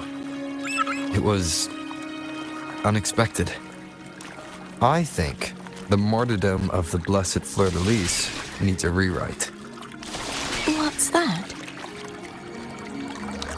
A play about you, written by Cristoforo the playwright. Oh, how did he portray me? Ahem. I would rather hear the joyous songs of the masses than any solemn hymn of remembrance. Perhaps the Sentinel feels the same. I'd never say that. In the end, no matter what anyone else says, as long as you stay true to yourself, everything will be all right. Doesn't matter if it's the Threnodian or the Sentinel. They don't get to change who you are.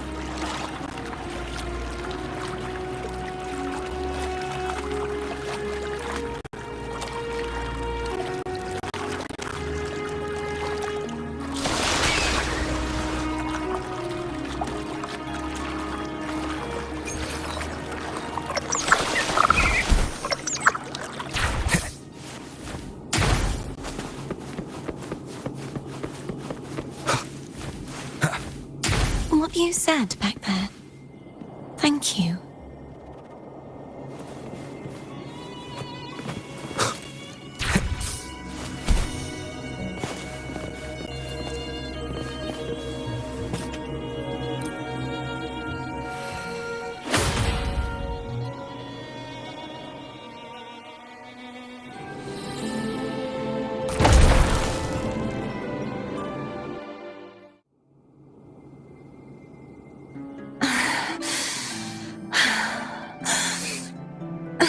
Fleur-de-Lis, my resonator, why dost thou persist?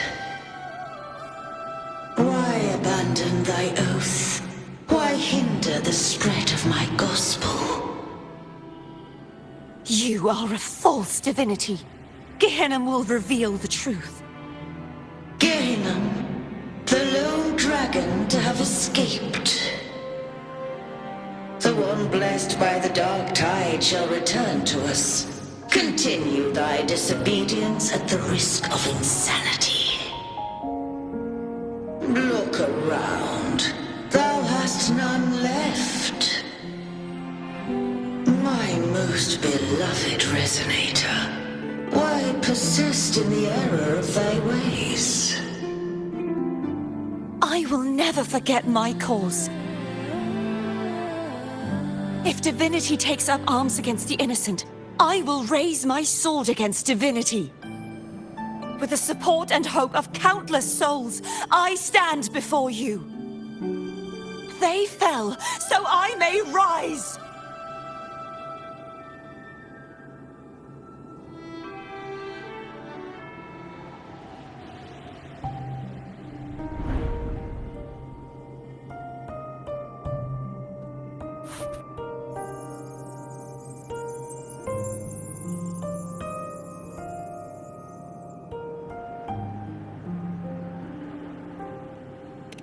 You saw that too? Gehenna, the one you mentioned earlier. What happened to him?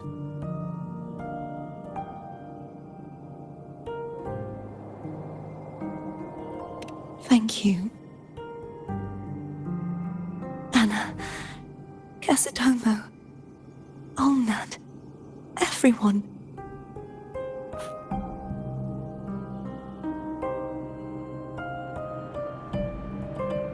I am finally able to face all of you. I am not your enemy, and your sacrifices were not in vain.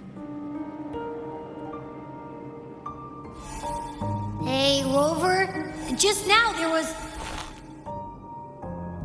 Shh. Later. Someone needs a quiet moment.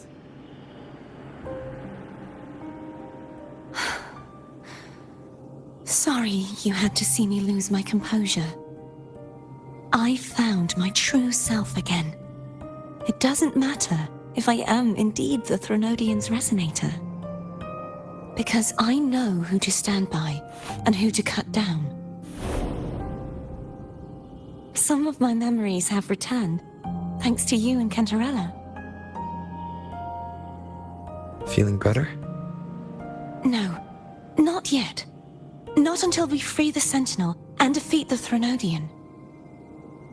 That is why we need to investigate the frequency you absorbed earlier. My turn to shine. That blue thingy in your tacit mark totally tastes like Threnodian.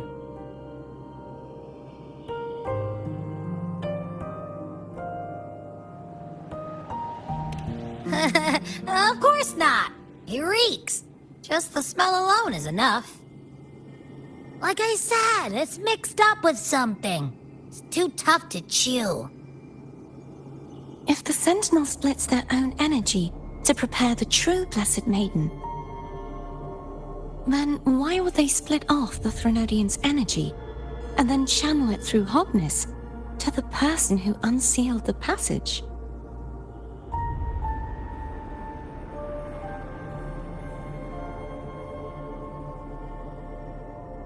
Huh? You are a resonator born of the merge between the Sentinel and Threnodian. What if you used their abilities to split it yourself? I haven't forgotten how I became a resonator, and I know I don't have the ability to do that. Do you think the mixed frequencies Abby felt came from me? But why would I do that? The answer might lie behind the third sealed passageway. Cardathea is starting to make sense of things, but she'll need time to get her head straight. Same as before? We'll keep watch tonight and continue our journey tomorrow. Of course.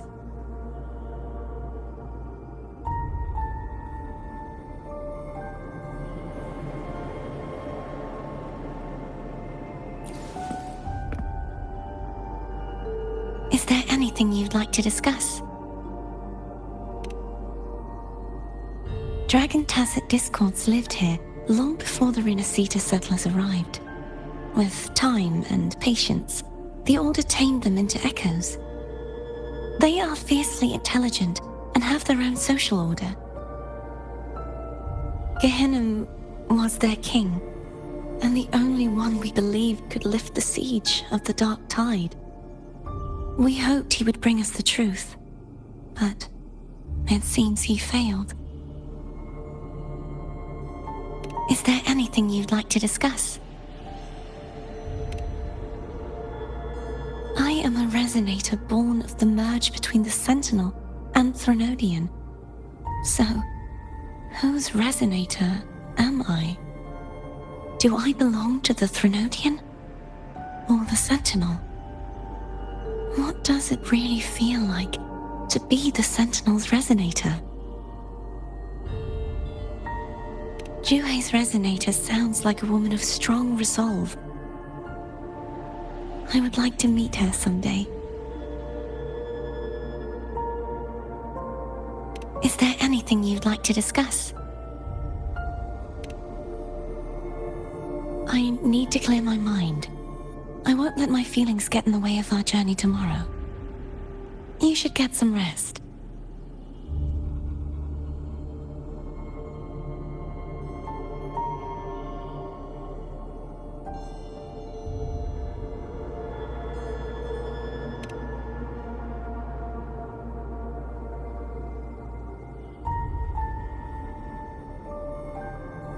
It's late. You should get some rest.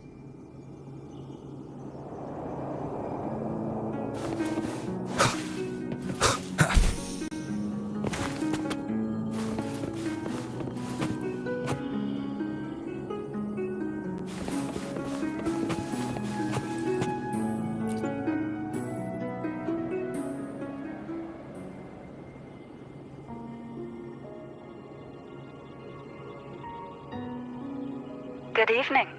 How goes progress on your end? So a portion of energy was split from the Threnodian.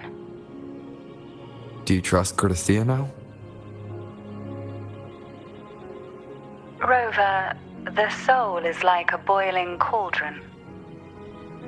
You may know the ingredients you add, but who can predict what will come of it? It might become an elixir, or perhaps a poison, or perhaps it will simply fizzle away into nothingness. I've watched it happen far too many times. One must never grow complacent. So, any updates on your end? I found several things which may tip the scales in our favor. Such as... It would take too long to explain. And you deserve your rest, don't you? I will be there when your journey ends. We will speak of it then.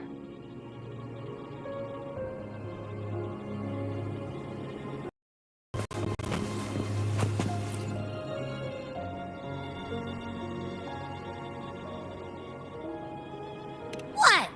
My eyes are still peeled. Nope. Nada. Zilch. I can't shake the feeling that the two frequencies are somehow connected. Imperator has the power to split energy, and Leviathan to merge and assimilate. So, the source of that connection might very well be Leviathan's powers at work. Yeah, could be. Isn't there one last place to go? Who knows what you'll need to cram into your tacit mark next?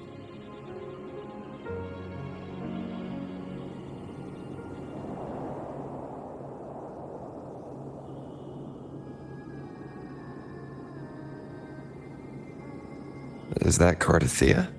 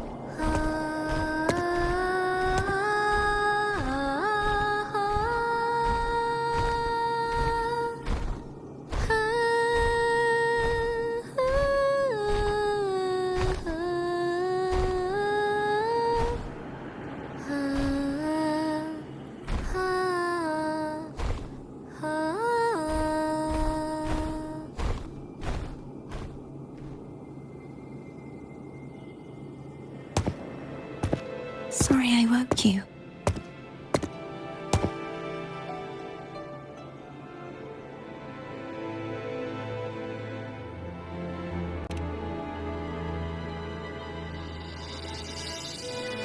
Were you singing just then?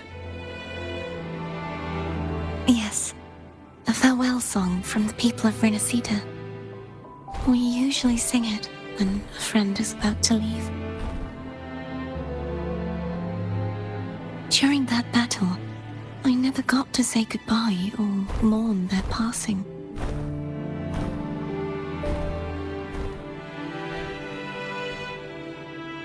before my memories came back, I wasn't sure if I was worthy of paying them my respects. So now, even though I know these are just lingering frequencies, and they might not understand me, I want to say goodbye properly, and thank them. Do you think I'm fooling myself? No. I'm sure they can feel what's in your heart. I'm not just saying that to comfort you. I believe it's possible. I once saw two friends, one who was already dead, reconcile with each other from within a sonorosphere. When frequencies are concentrated in one place, it's possible that the reverberations could still carry traces of human will. Meaning? They might still be able to hear and feel. Your voice, your goodbyes, your feelings. You could have reached them. After all, these frequencies are strong enough to manifest in the real world. Really? They haven't made a move against us. They must still remember you. Which means they can probably hear you too. I'm glad.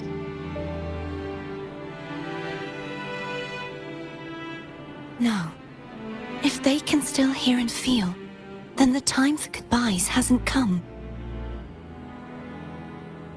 I need to give them a real victory. You can ease up a little. As long as their obsession holds and the sonorosphere stays intact, they won't vanish. Bound by obsession, till relieved of duty.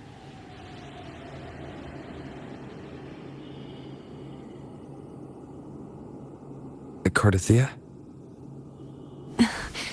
Nothing. Just a stray thought. Hey, since we know you don't carry any blame, should I call you Cardathea or Fleur-de-Lis? Cardathea. Yes. Cardathea will do.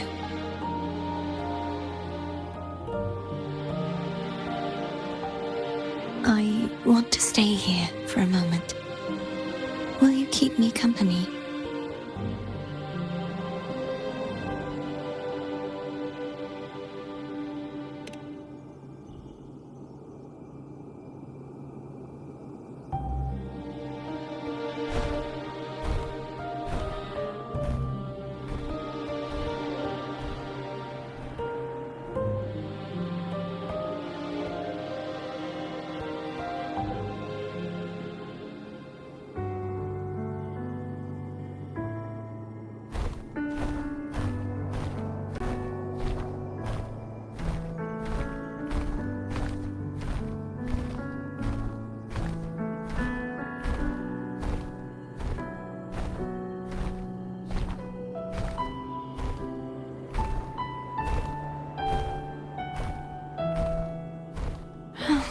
Good morning.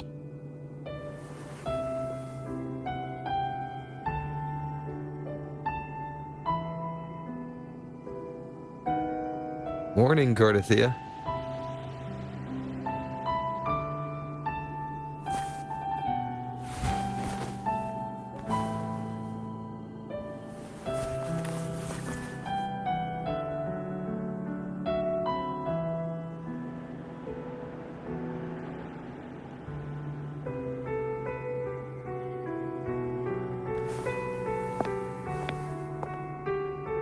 It's time to go. Today is the day we settle this. Let's do it.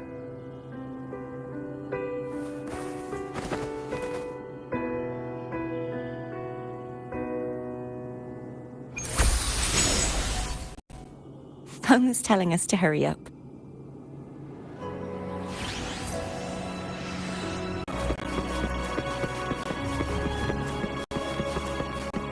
I wonder how Cantarella's doing. We can call her if you're worried. Wait, I'm not ready yet. Ever the early riser? Did you call to say good morning? Good morning. Is something the matter, Cartathea? I just wanted to know how you're doing. So you do care. Good to know my efforts weren't wasted. She hung up. Was that meant as encouragement? Everyone shows kindness in their own way.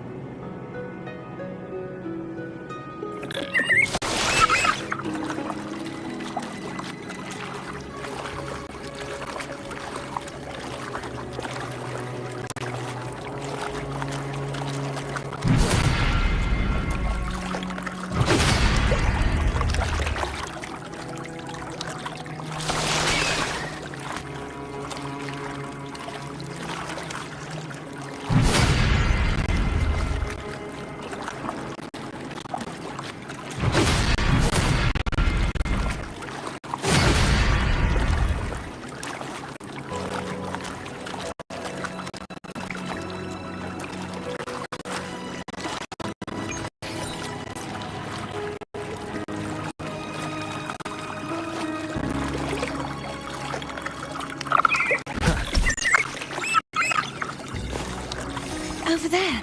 That's Haltia. That painting.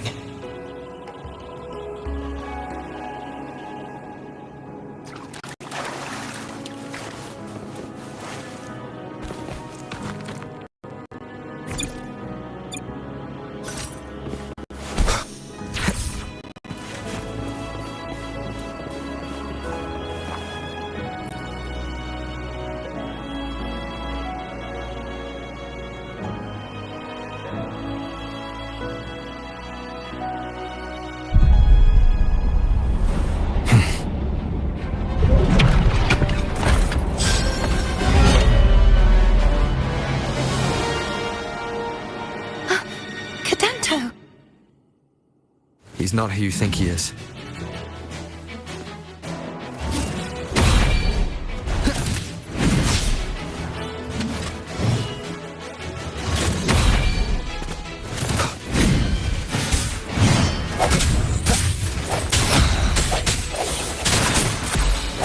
Hopefully this helps.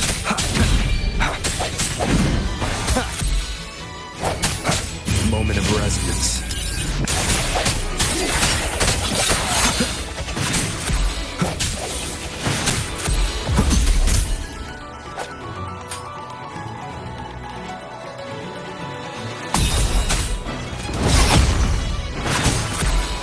Hopefully this helps.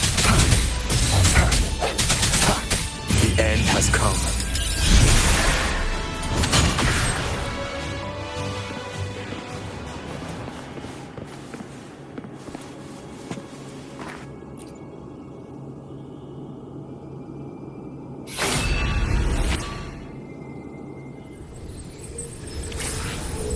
Let's finish rebuilding the waterway.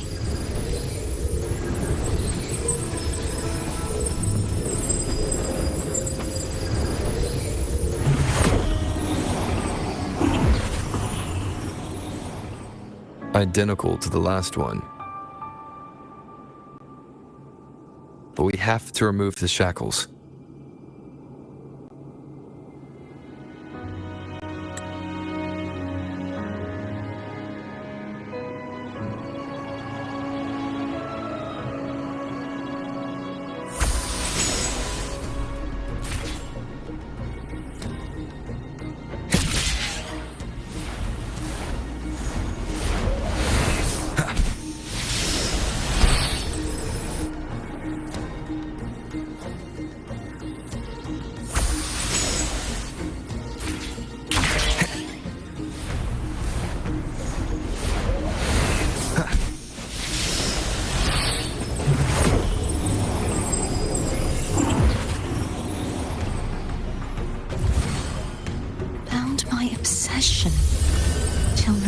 duty.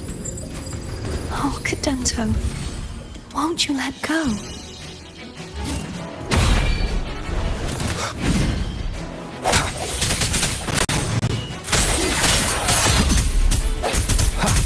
Hopefully this helps. The end has come.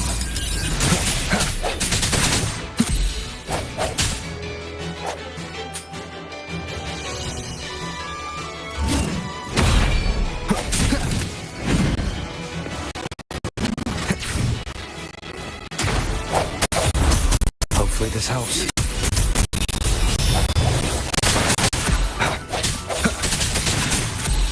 I'm going to break the chains. Wait, I have an idea.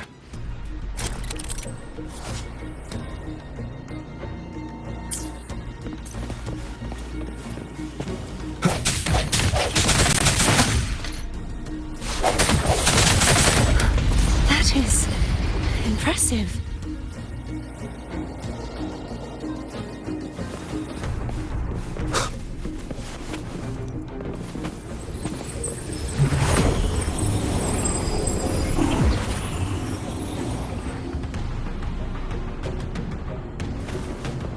Same as before. Watch out! I sense your weakness. Moment of resonance.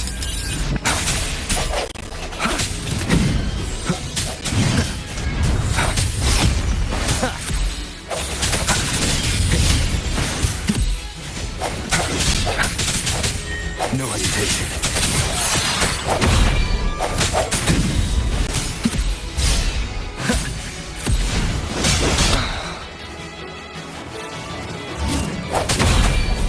The hour is upon us.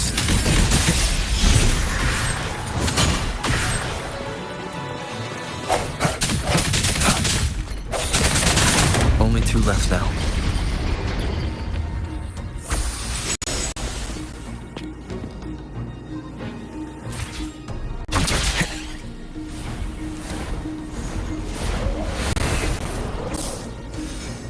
Leave it to me. It's coming back faster each time.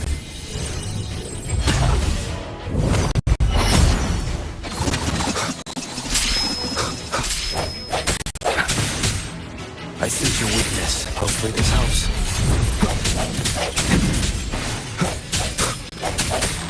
Strike in shadows. The end has come.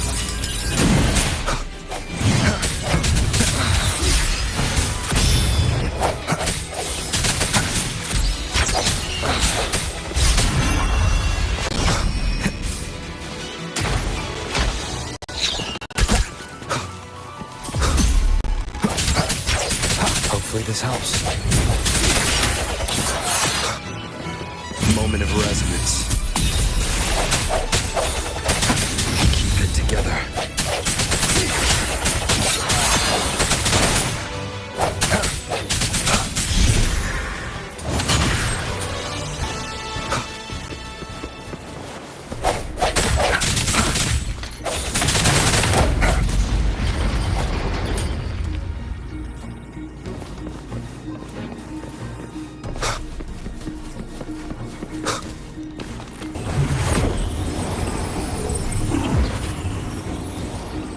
Leave it to me. Watch out!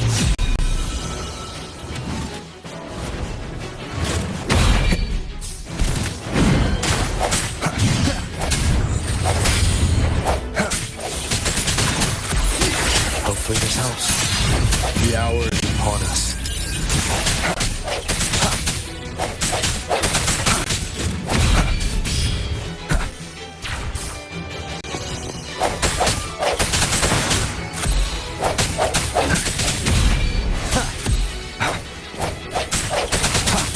No hesitation.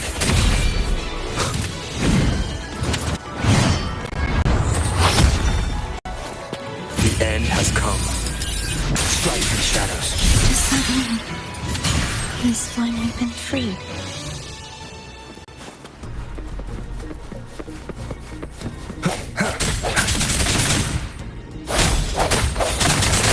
There.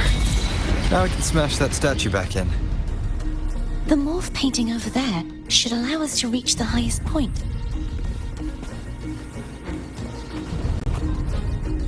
Wind, guide me.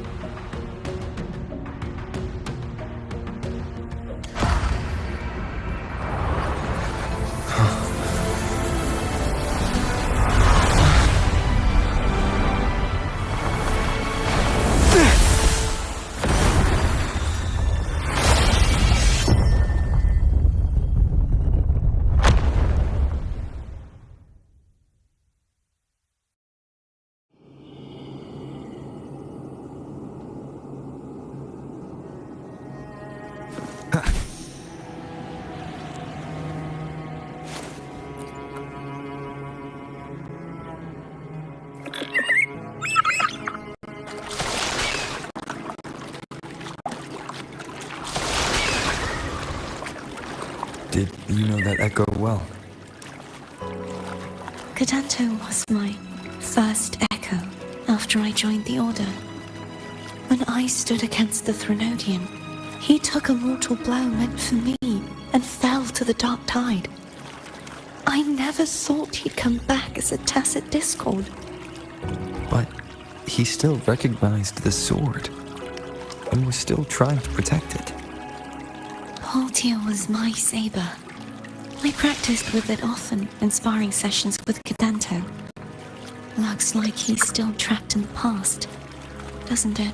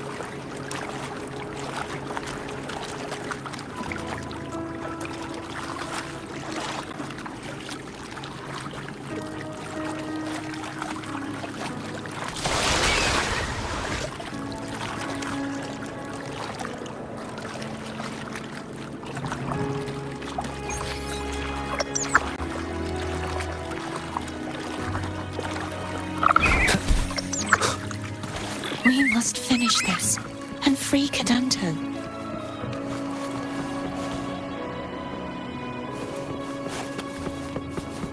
He's back again.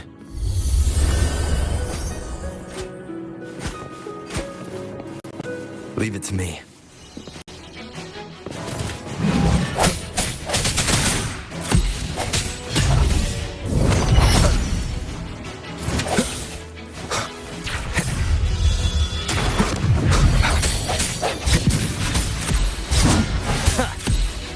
Hopefully this helps.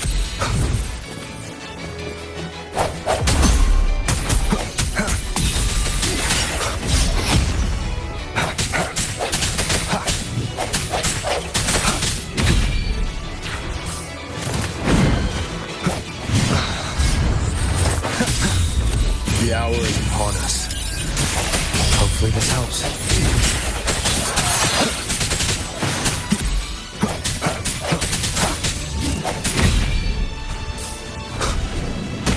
One more time.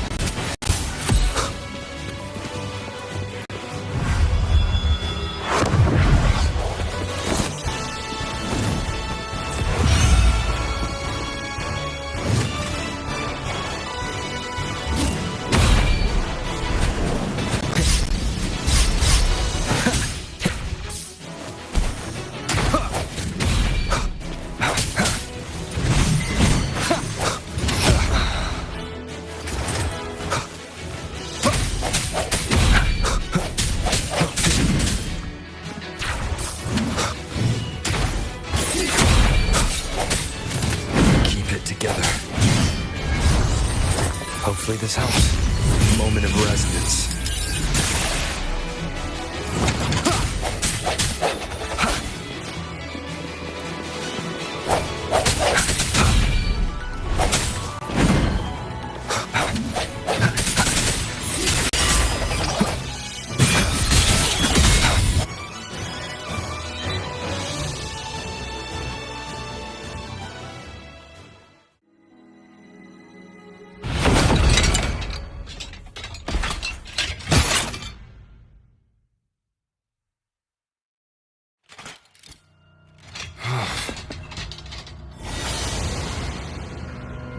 Yeah, he's a tough cookie.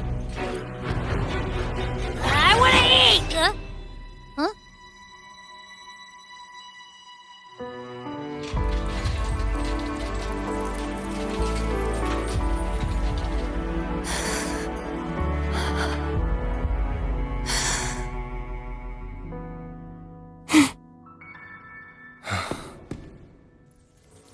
I'll handle this.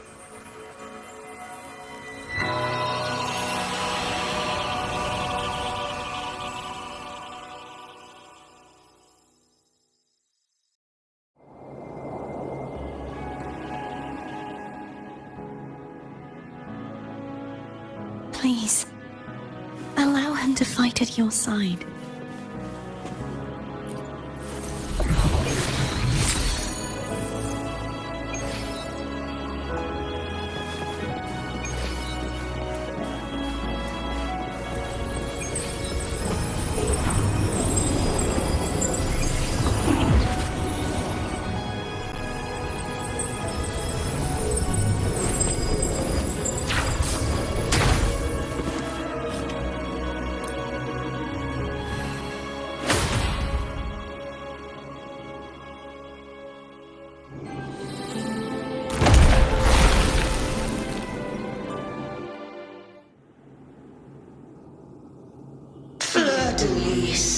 Wilt thou return to me? Someone must expose your lies. As long as there is a sliver of hope, I will not give up. Is that so? Then I shall reveal the truth. Fleur-de-Lis, why dost thou resonate with me? What? Why dost thou hear into the minds of the faithful? Why dost thou act as my oracle? All this, and yet thou dost not question. Shut up! The answer is this. Fleur-de-Lis, thou art my creation.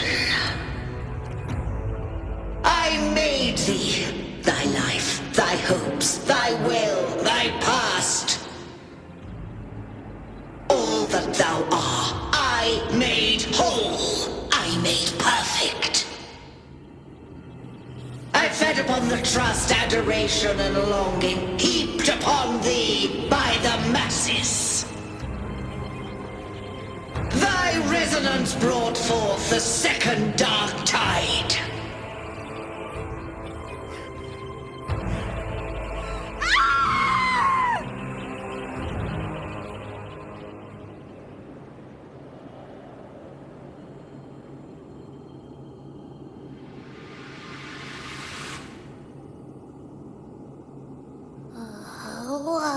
What? Those clashing frequencies just calm down. That feels way better. Looks like Abby settled down. It seems we were both affected.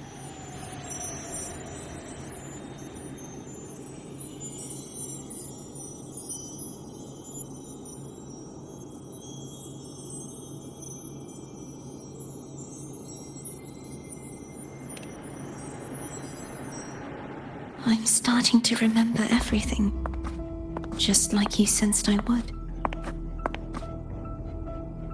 The force that modulated the Sentinel and Threnodian's frequencies came from me. No, it wasn't what I originally intended. I think having you take it from here may be for the best.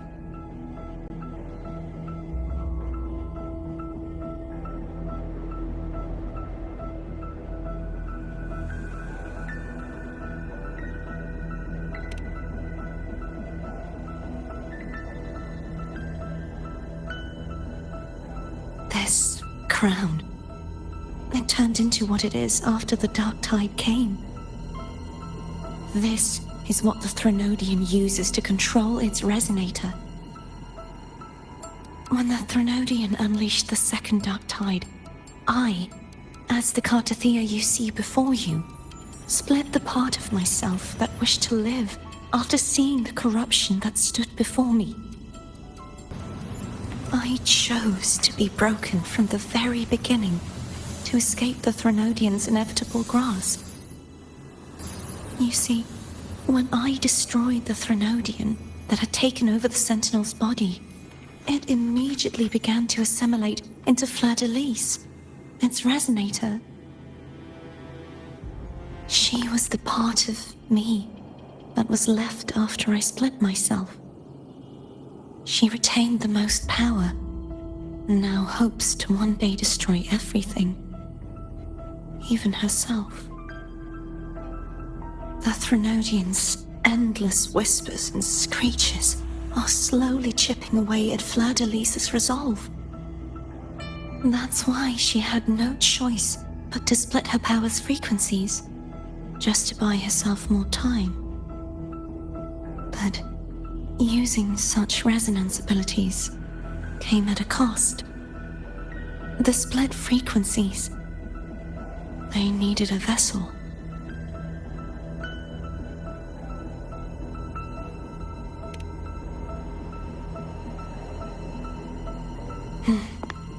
We don't have much time left.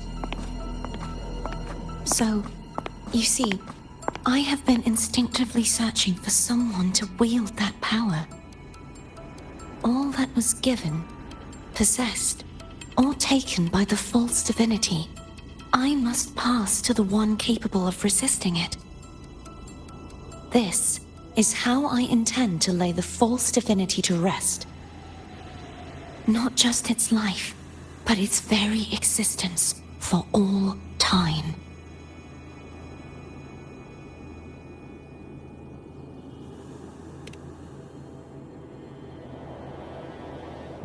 Fleur-de-Lis, the part of me I left behind, the one that also contains the Threnodian.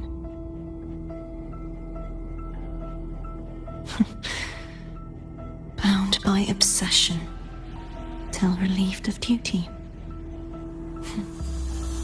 Today, the part of me that wishes to live on will vanish. Is it because my wish has finally been fulfilled?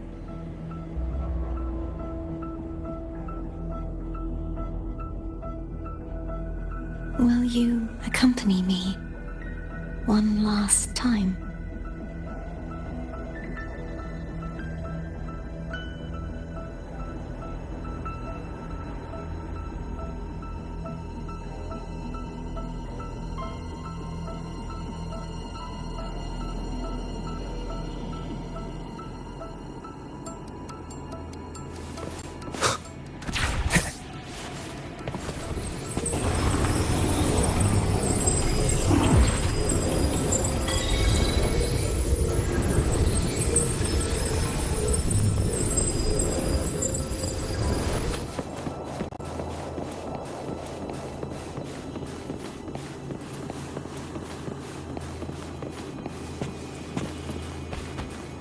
Wind, guide me. Seems like I won't get a chance to apologize to Cantarella. Her preparations were futile. Please, tell her I'm sorry.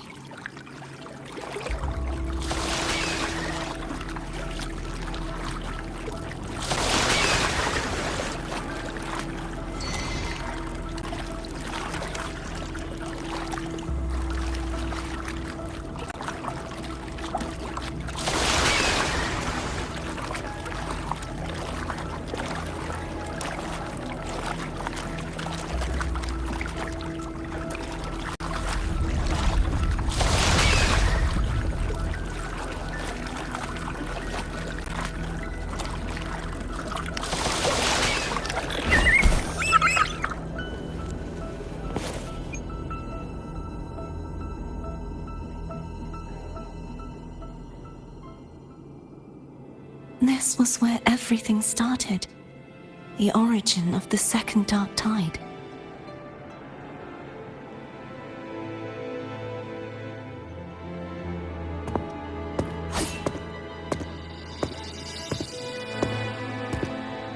I have one final request. Now that you have the power to split and merge energy, there is something only you can do. Please, use the connection I still share with Fleur-de-Lis to bring the last fragments of her tortured consciousness here. Then, with your power, remake us as one, and finally release us from this world. That way, the Threnodian will remain trapped forever in a lifeless shell, unable to return to this world.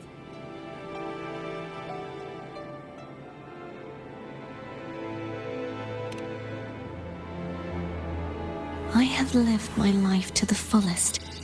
I would like the ones who are left to do so as well. Cartathea has had her wish fulfilled. Now, it's Fleur-de-Lis's turn. She seeks self-destruction to end the divinity, and with it, her torment.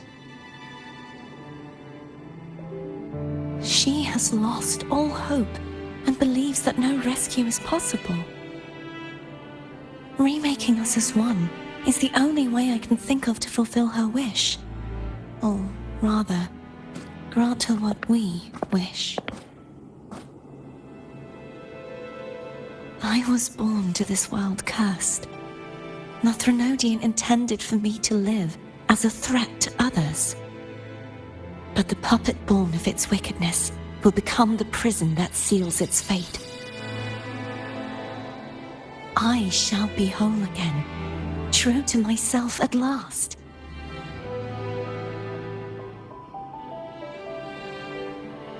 A fitting end, don't you think?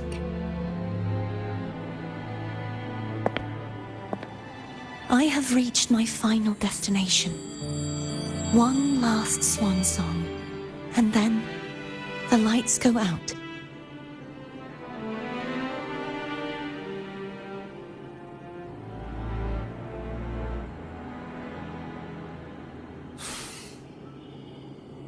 I understand. Thank you. And forgive me.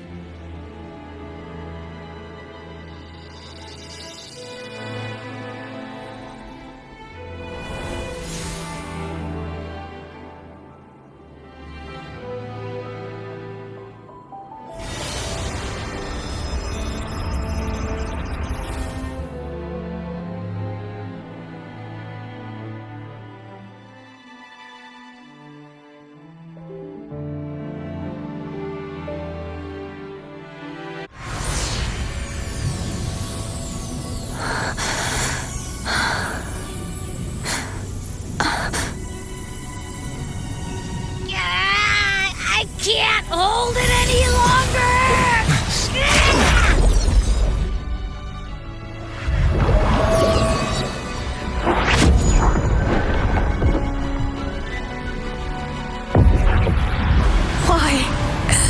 Why are you doing this?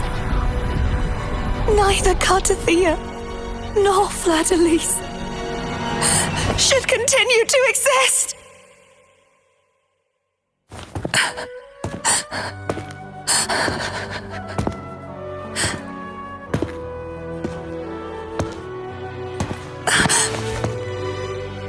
Don't go.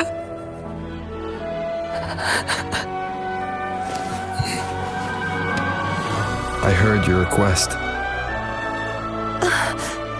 But I prefer to handle this my way.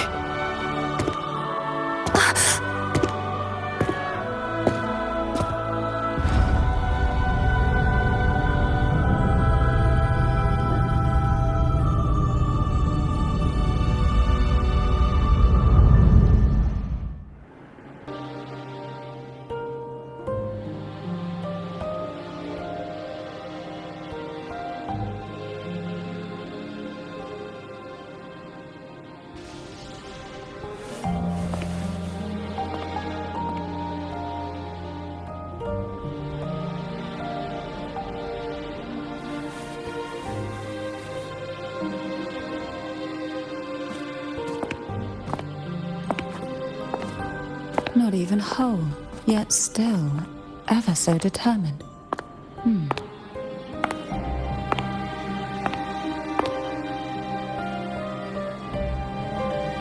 Cantarella.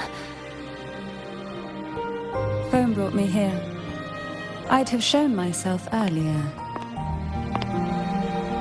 But it didn't seem like the right time to interrupt.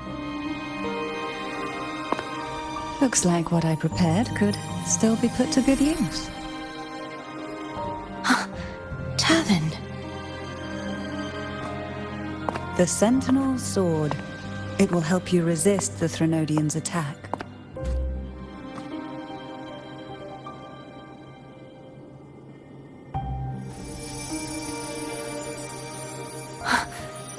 What's inside?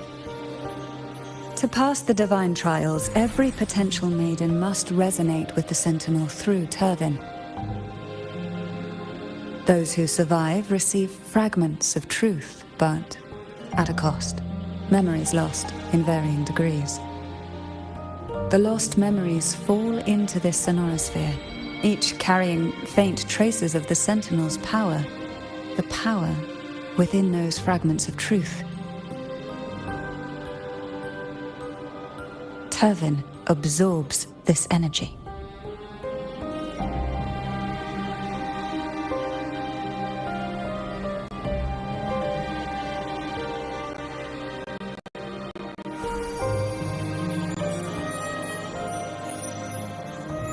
The Sentinel's energy flows through you.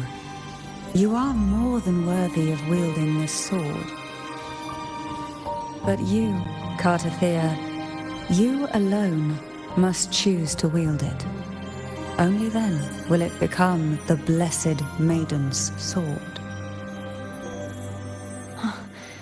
Does it also hold the sacrifice you made? No, my sacrifice was used up long ago. At the time I resonated with the Sentinel, I saw you through their distorted eyes. Or rather, I saw Fleur-de-Lis battling the Threnodian. In that moment, I made a sacrifice that would shift the balance of power. Was it? The energy I received from the Sentinel's second awakening. I split it from myself and offered it back to the Sentinels so they could, for a moment, regain control of their body. Only by doing this could Fleur-de-Lis seize the moment to kill the already tainted Sentinel. So, the real Blessed Maiden is dead. But there is no reason why the false Blessed Maiden cannot herself become the true Blessed Maiden, is there? A person of true character should never be defined by an inanimate blade. Both you and I were cursed to be mere playthings of the Threnodian. But that doesn't mean we cannot reshape our fate.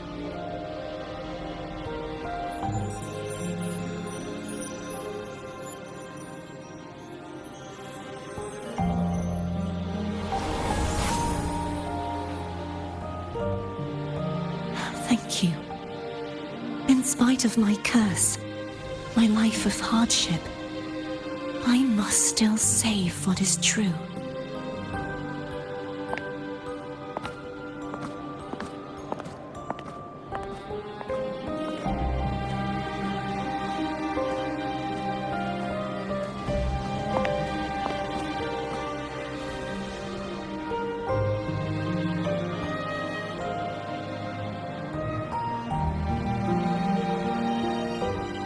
Had you not stopped the second dark tide?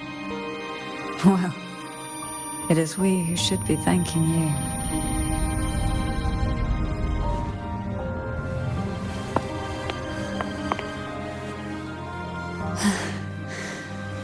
At least you can't accuse me of ingratitude. I just need a moment's rest.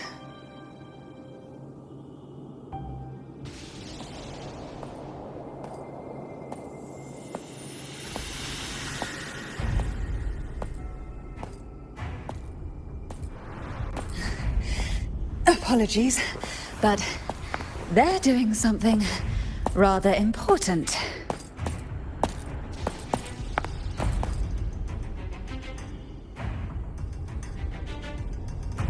Please? Do give them some privacy.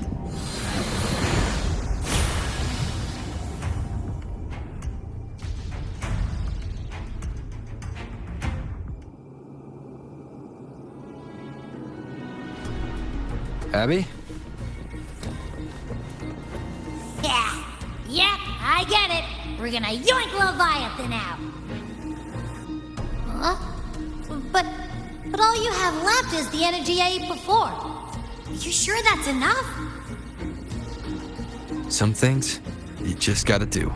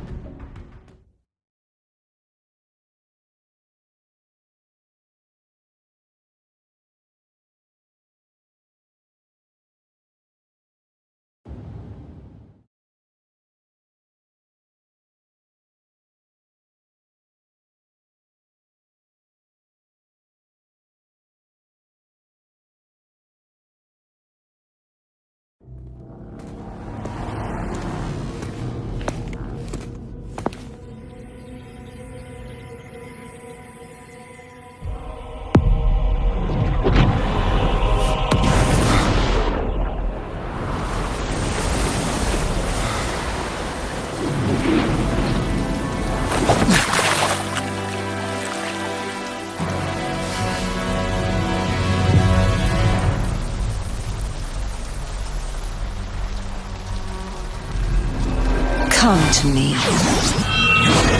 mighty god killer.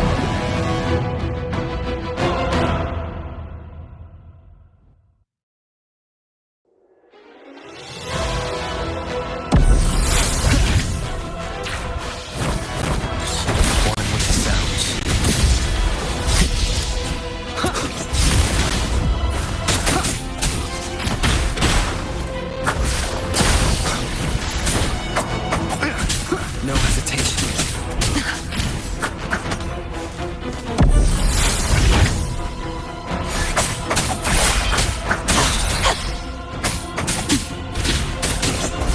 Shadow descends.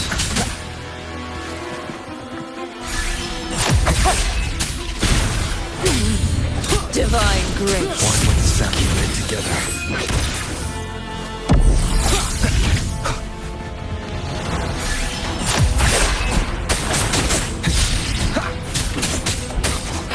Nowhere to hide. Last chance.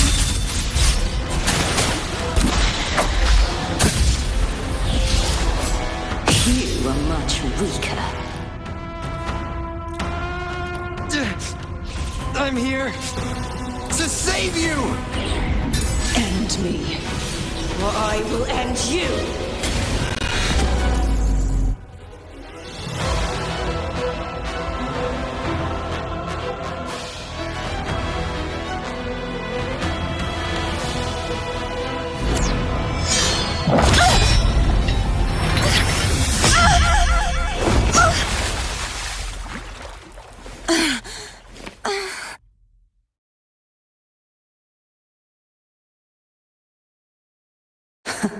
You would betray yourself.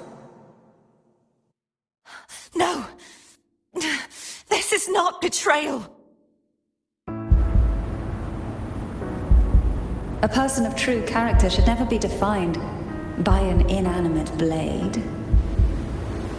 Both you and I were cursed to be mere playthings of the Threnodian. But that doesn't mean we cannot reshape our fate. In the end, no matter what anyone else says, as long as you stay true to yourself, everything will be alright. This is me being true to myself.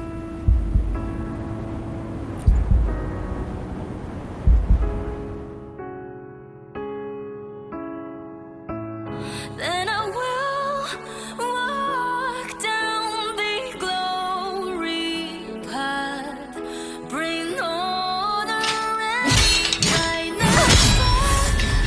Imperators? No. Your own power?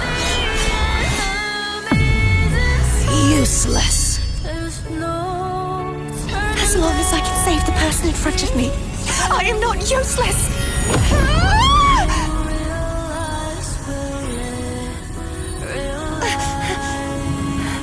No retreat!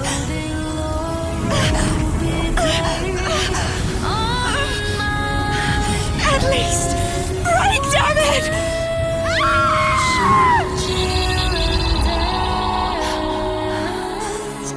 Making sure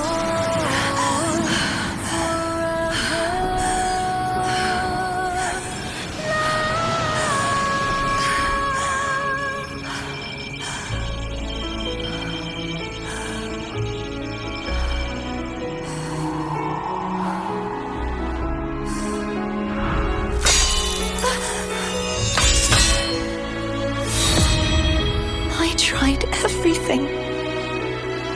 How could this be? Again, I failed. I'm sorry.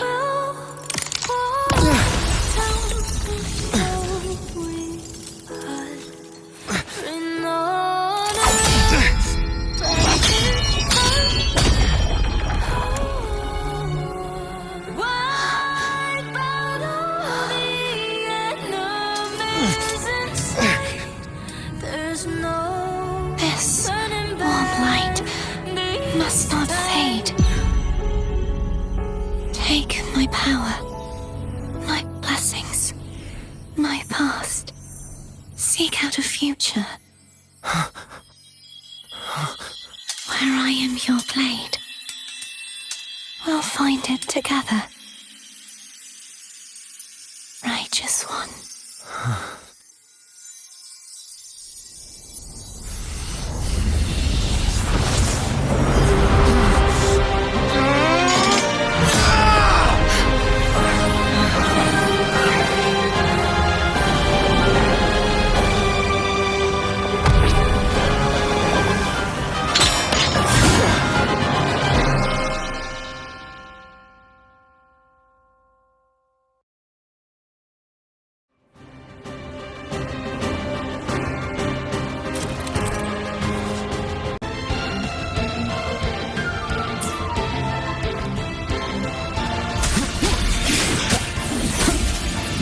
This house. Wind howls. Unfettered by bounds!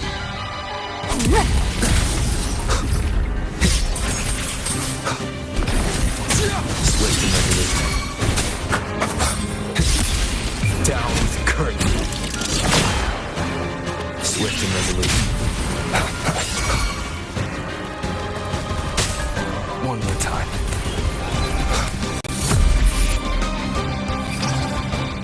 The hour is upon us. Swift and resolute. One with swift and resolute. Hopefully this house. Hopefully this house. Swift and resolute. Swift and resolute. Wind calls, waves follow. Swift and resolute. One with the sounds. Wind calls, waves follow. Divine Winds grace. rise. Judgment strikes. Swift and resolute. None shall whisper. Divine grace. Swift and resolute. The end has come. Hopefully the swift and resolute. Wind calls, waves follow. The wind. The slash. Swift and resolute. resolute. Wind calls, waves I am the Tempest! The wicked will face judgment! Moment of resonance. Wind calls, waves follow. Swift and resolute. You will obey.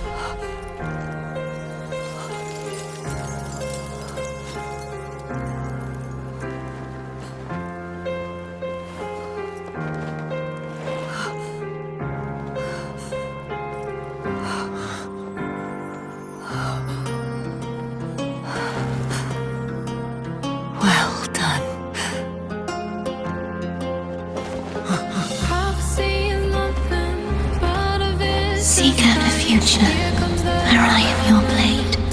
We'll find it together.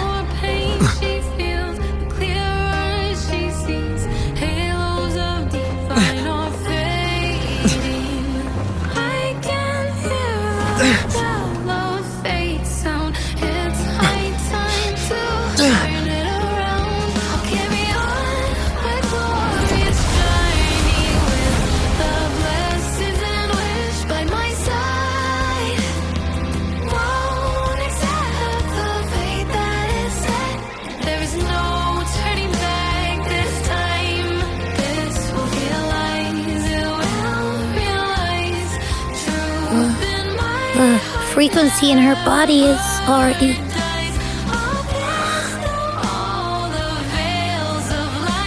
Arbiter, despair not, for all is not lost.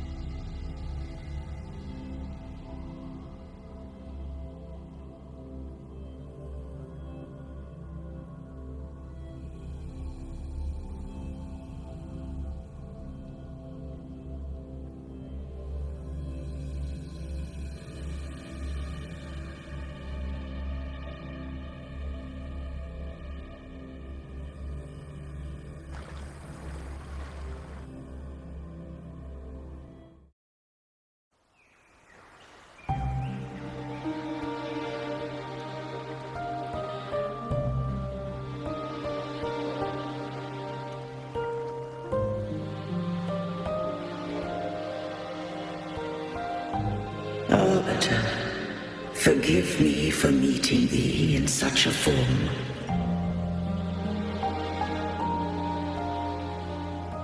Imperator, I thought you...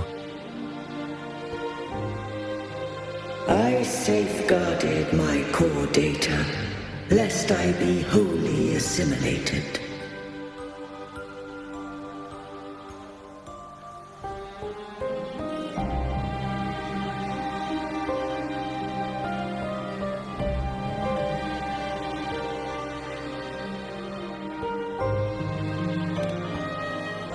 Arbiter, dost thou remember the covenant we made?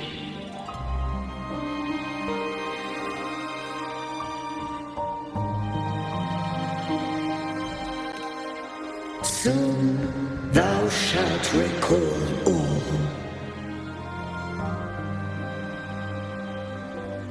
Thou didst desire that I uncover the Threnodian's true nature.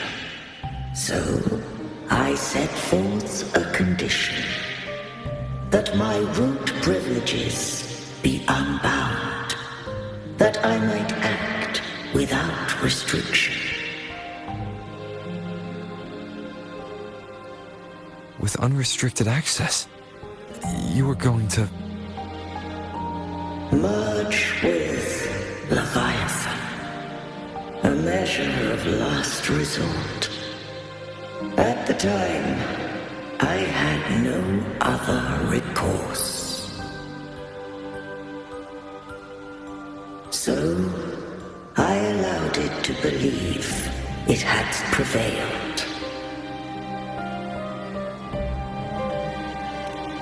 The Threnodian is a taint upon civilization.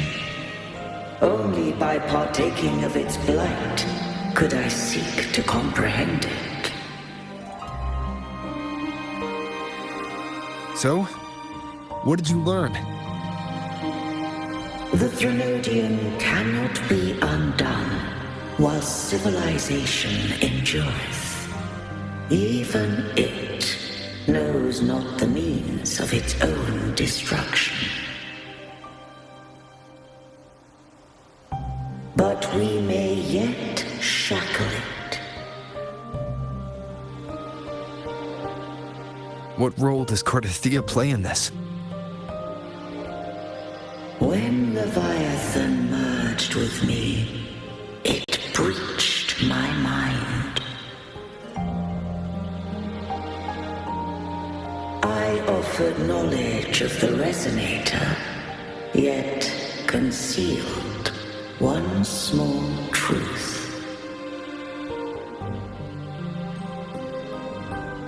Beings such as we may bear but a single Resonator.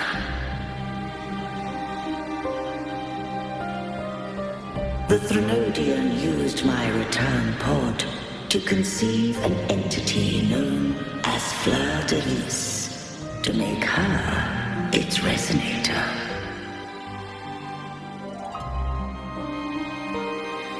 After centuries of failure, by sheer trial, it found success but once. We were of one body. Therefore, when Fleur de Lis became Leviathan's Resonator, she also became mine.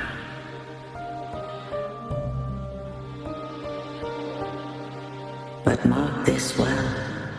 To the Sentinel, a Resonator is an anchor. To the Threnodian, they are but a shackle.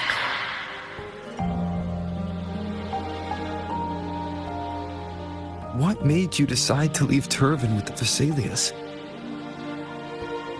When first I did merge with the Threnodian, I sought only but to bide, awaiting a Resonator of steadfast will to join me in the war against the Threnodian.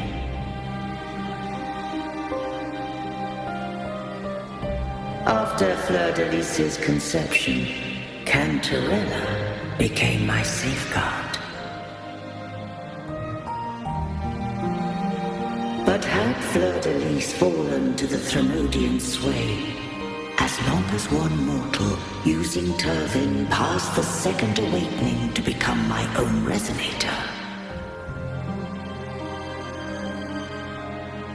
then the law that no being shall bear more than one Resonator at a time wouldst have been shattered. This wouldst rend asunder the frequencies of I, Imperator, Leviathan, and Fleur de Lis in a tempest of chaos. And the Threnodian wouldst not escape destruction. Such was my intention, yet Cantarella chose another way.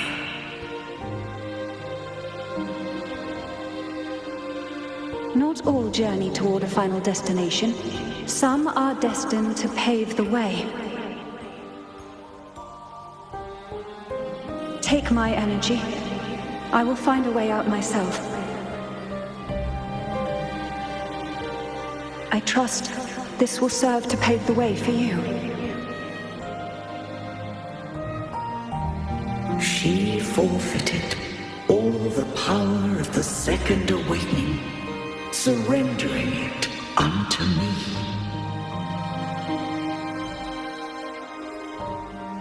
With that newfound power, I did briefly regain control, and in that moment, compelled Fleur-de-Lis to strike at my form as it was, corrupted by the Threnodian.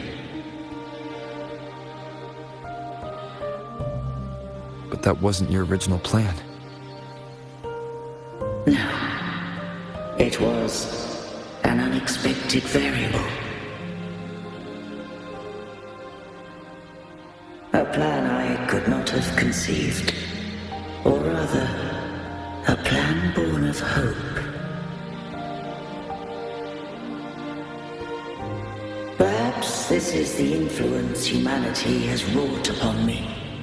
To change is to be free. Fleur-de-Lis overcame the fate Leviathan ordained, and so too did Cantarella walk a path unscribed in my records. Though the journey was fraught with twists, we stand victorious. I don't know if the end justifies the means. Arbiter, was I wrong? I can't speak for what I wasn't a part of.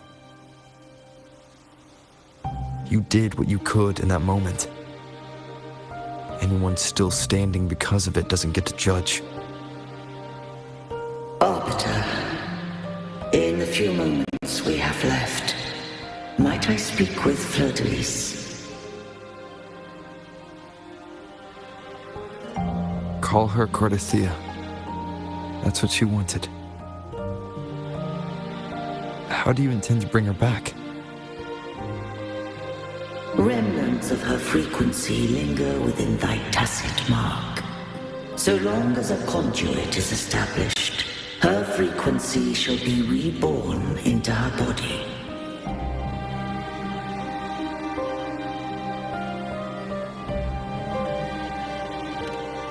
Me.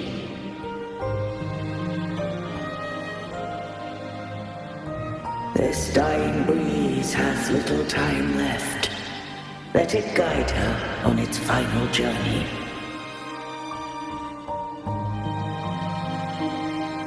Arbiter, one question remains.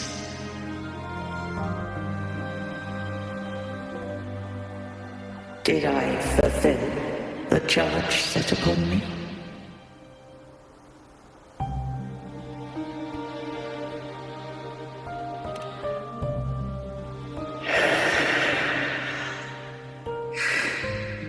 Arbiter, take these words to the Vesalius. From this day forth, you are free.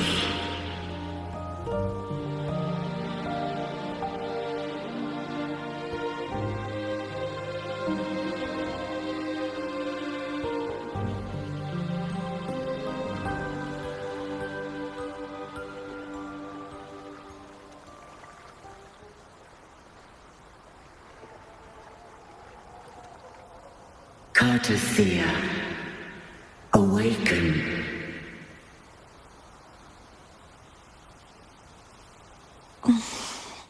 You are... I am Imperator, a being that owes you a great debt. I have a question I wish to ask thee. Dost thou rage at how life has unfolded? Dost thou renounce faith or hold resentment? If thou wishes to forget, I can erase the past from thy memory.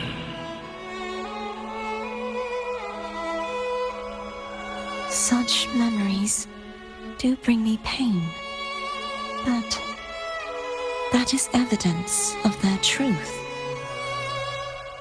Without the truth, I would not have had the strength to carry on.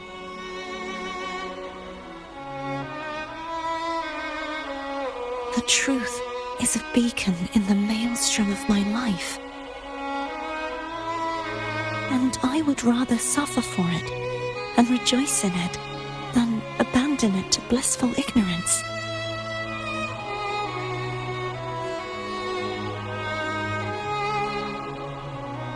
I am true to myself. Please, don't make me forget who I am. I have heard thy wish. If I go, you will be one step closer to perfection.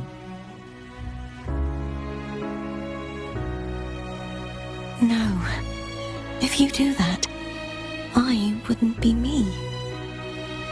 To deny my own self and my experiences means any perfection I reach will be hollow. I would be heartless. Thou hast need of divinity no longer. Though my power hath waned, I now offer thee my blessings. Let the winds of the past depart.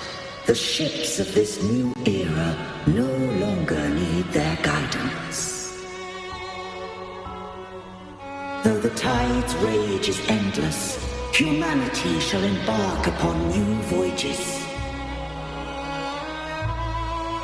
No longer shall scroll and prophecy bind, but thy will shall forge a new era. Cartothea, thou art worthy to bear the title of Blessed Maiden.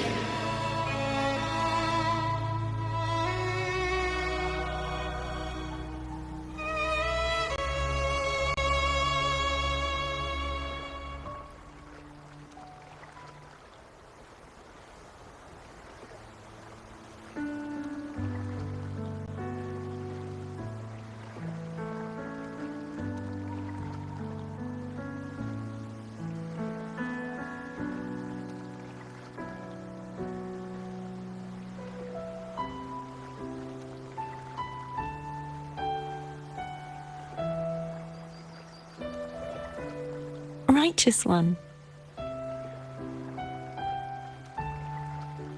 I have never seen you look as gentle as you did during our fight.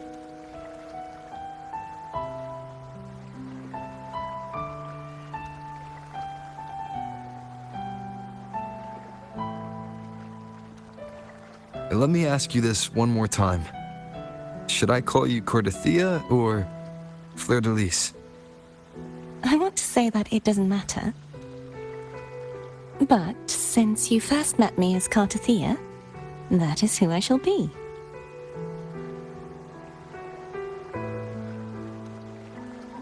Very well. Cartothea. I thought I saw the sentinel just now.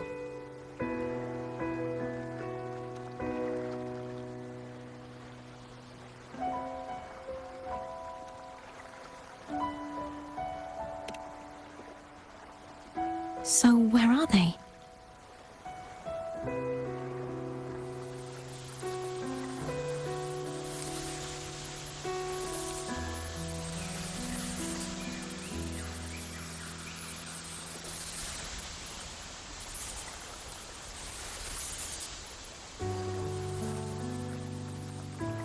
What do we do now?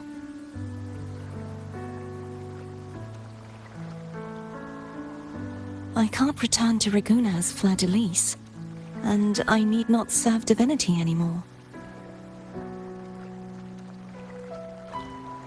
Who I was And my past aspirations are all gone. I feel empty.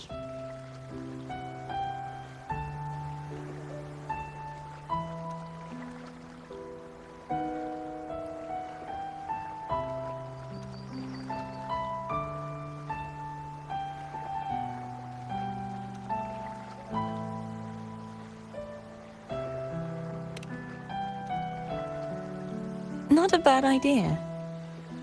But right now, I don't want to think about anything.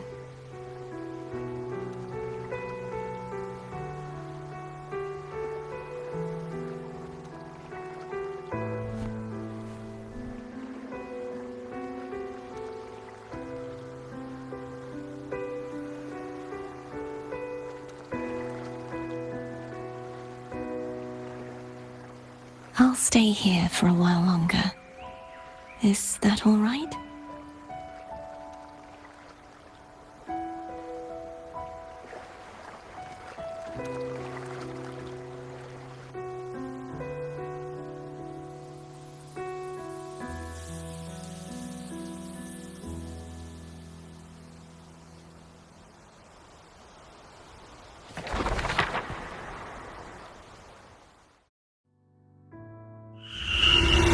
The one who defies has banished herself to the High Tower, cleansing the remnants of the Dark Tide.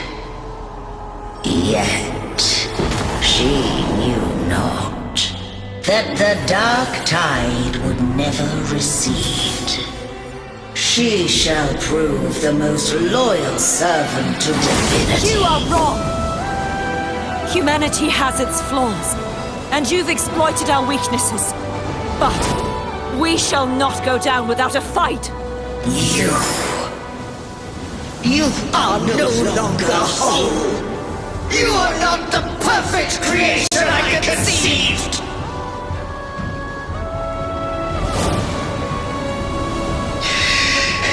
Be that as it may, how long shall thy resolve endure?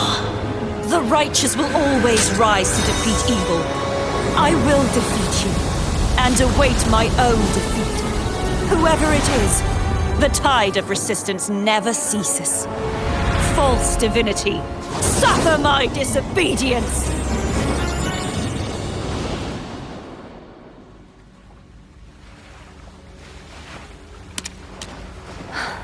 I cannot fall now.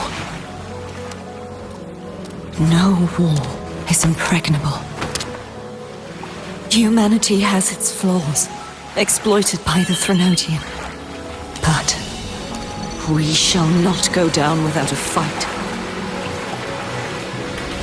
The waves of resistance shall never cease.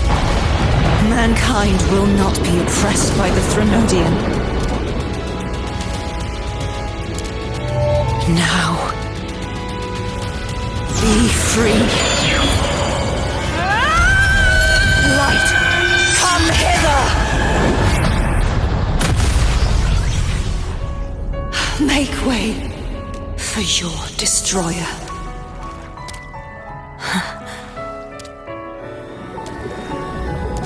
Come to me. Mighty God Killer.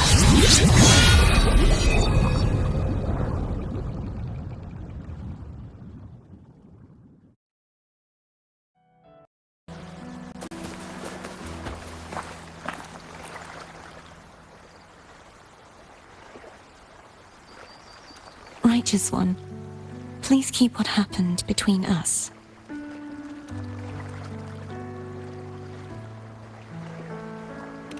No. Please do as I ask. I know what I want to do now. I want to surpass you. You're strong. Stronger than me. You could defy my wishes, ignore my pleas, defeat me, and in the end save me. But if one day you find yourself in a similar predicament to mine, Who's going to save you? Your bond with the Sentinel is now a bond with me. You were their arbiter, and they were your helper. But I want to go beyond that. I want to be more than someone who works on trifles, like harmonizing the frequencies between you and Abby. Hey, I'm more than a trifle. Wait, I didn't realize you're the reason I stopped feeling icky. Should the day come when you find yourself in a similar predicament to mine, I'd need to defy your wishes, ignore your pleas, defeat you, and be your savior.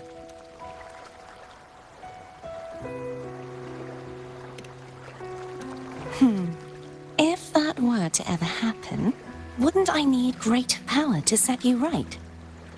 Just like how you set me right. Would you deny me the chance to return the favor?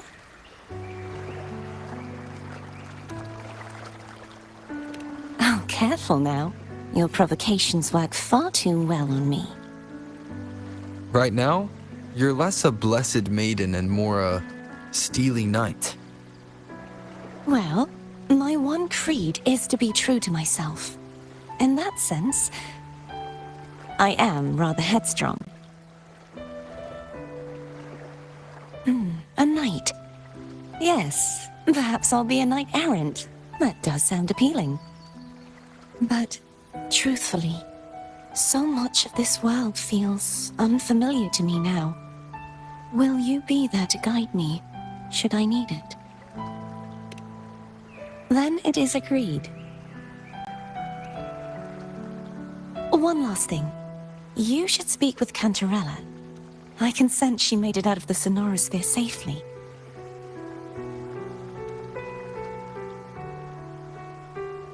I'll go later.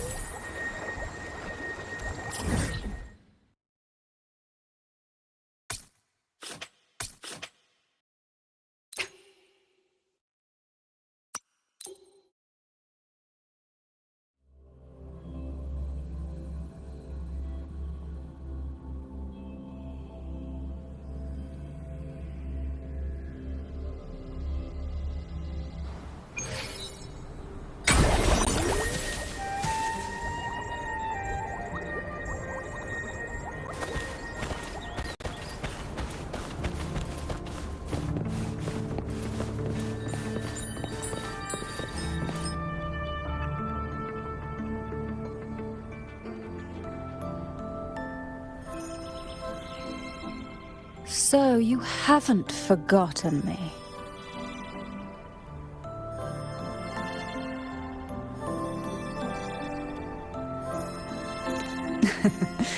I shouldn't put my guest on the spot. Moving on. How is Cartothea? She needs time. Understandable. Her transition back to mortal life is a drastic departure from her former existence. Now, I suppose I should thank you. What's this? Blood Pact's pledge. A symbol of the unbreakable pact between you and the Phasalia family. Each head of the family is entitled to one, and only one. You vanquished the Threnodian and brought peace at last to the Phasalias. You should have it. Consider this a token of gratitude. Is that the only one? You wish for more? Or is there something else you'd have me do?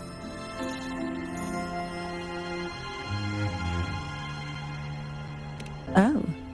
Do you intend to mediate between the two families? Tiresome feuds rarely last between two formidable houses. But alas, there is only so much light. Some branches greedily reach for more than they need, and the forgotten are doomed to wither in the dark. Disagreements lie not only between families, but also within them.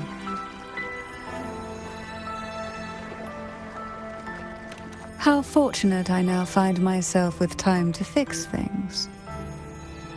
If you're interested, I'd gladly teach you how to care for a family such as ours.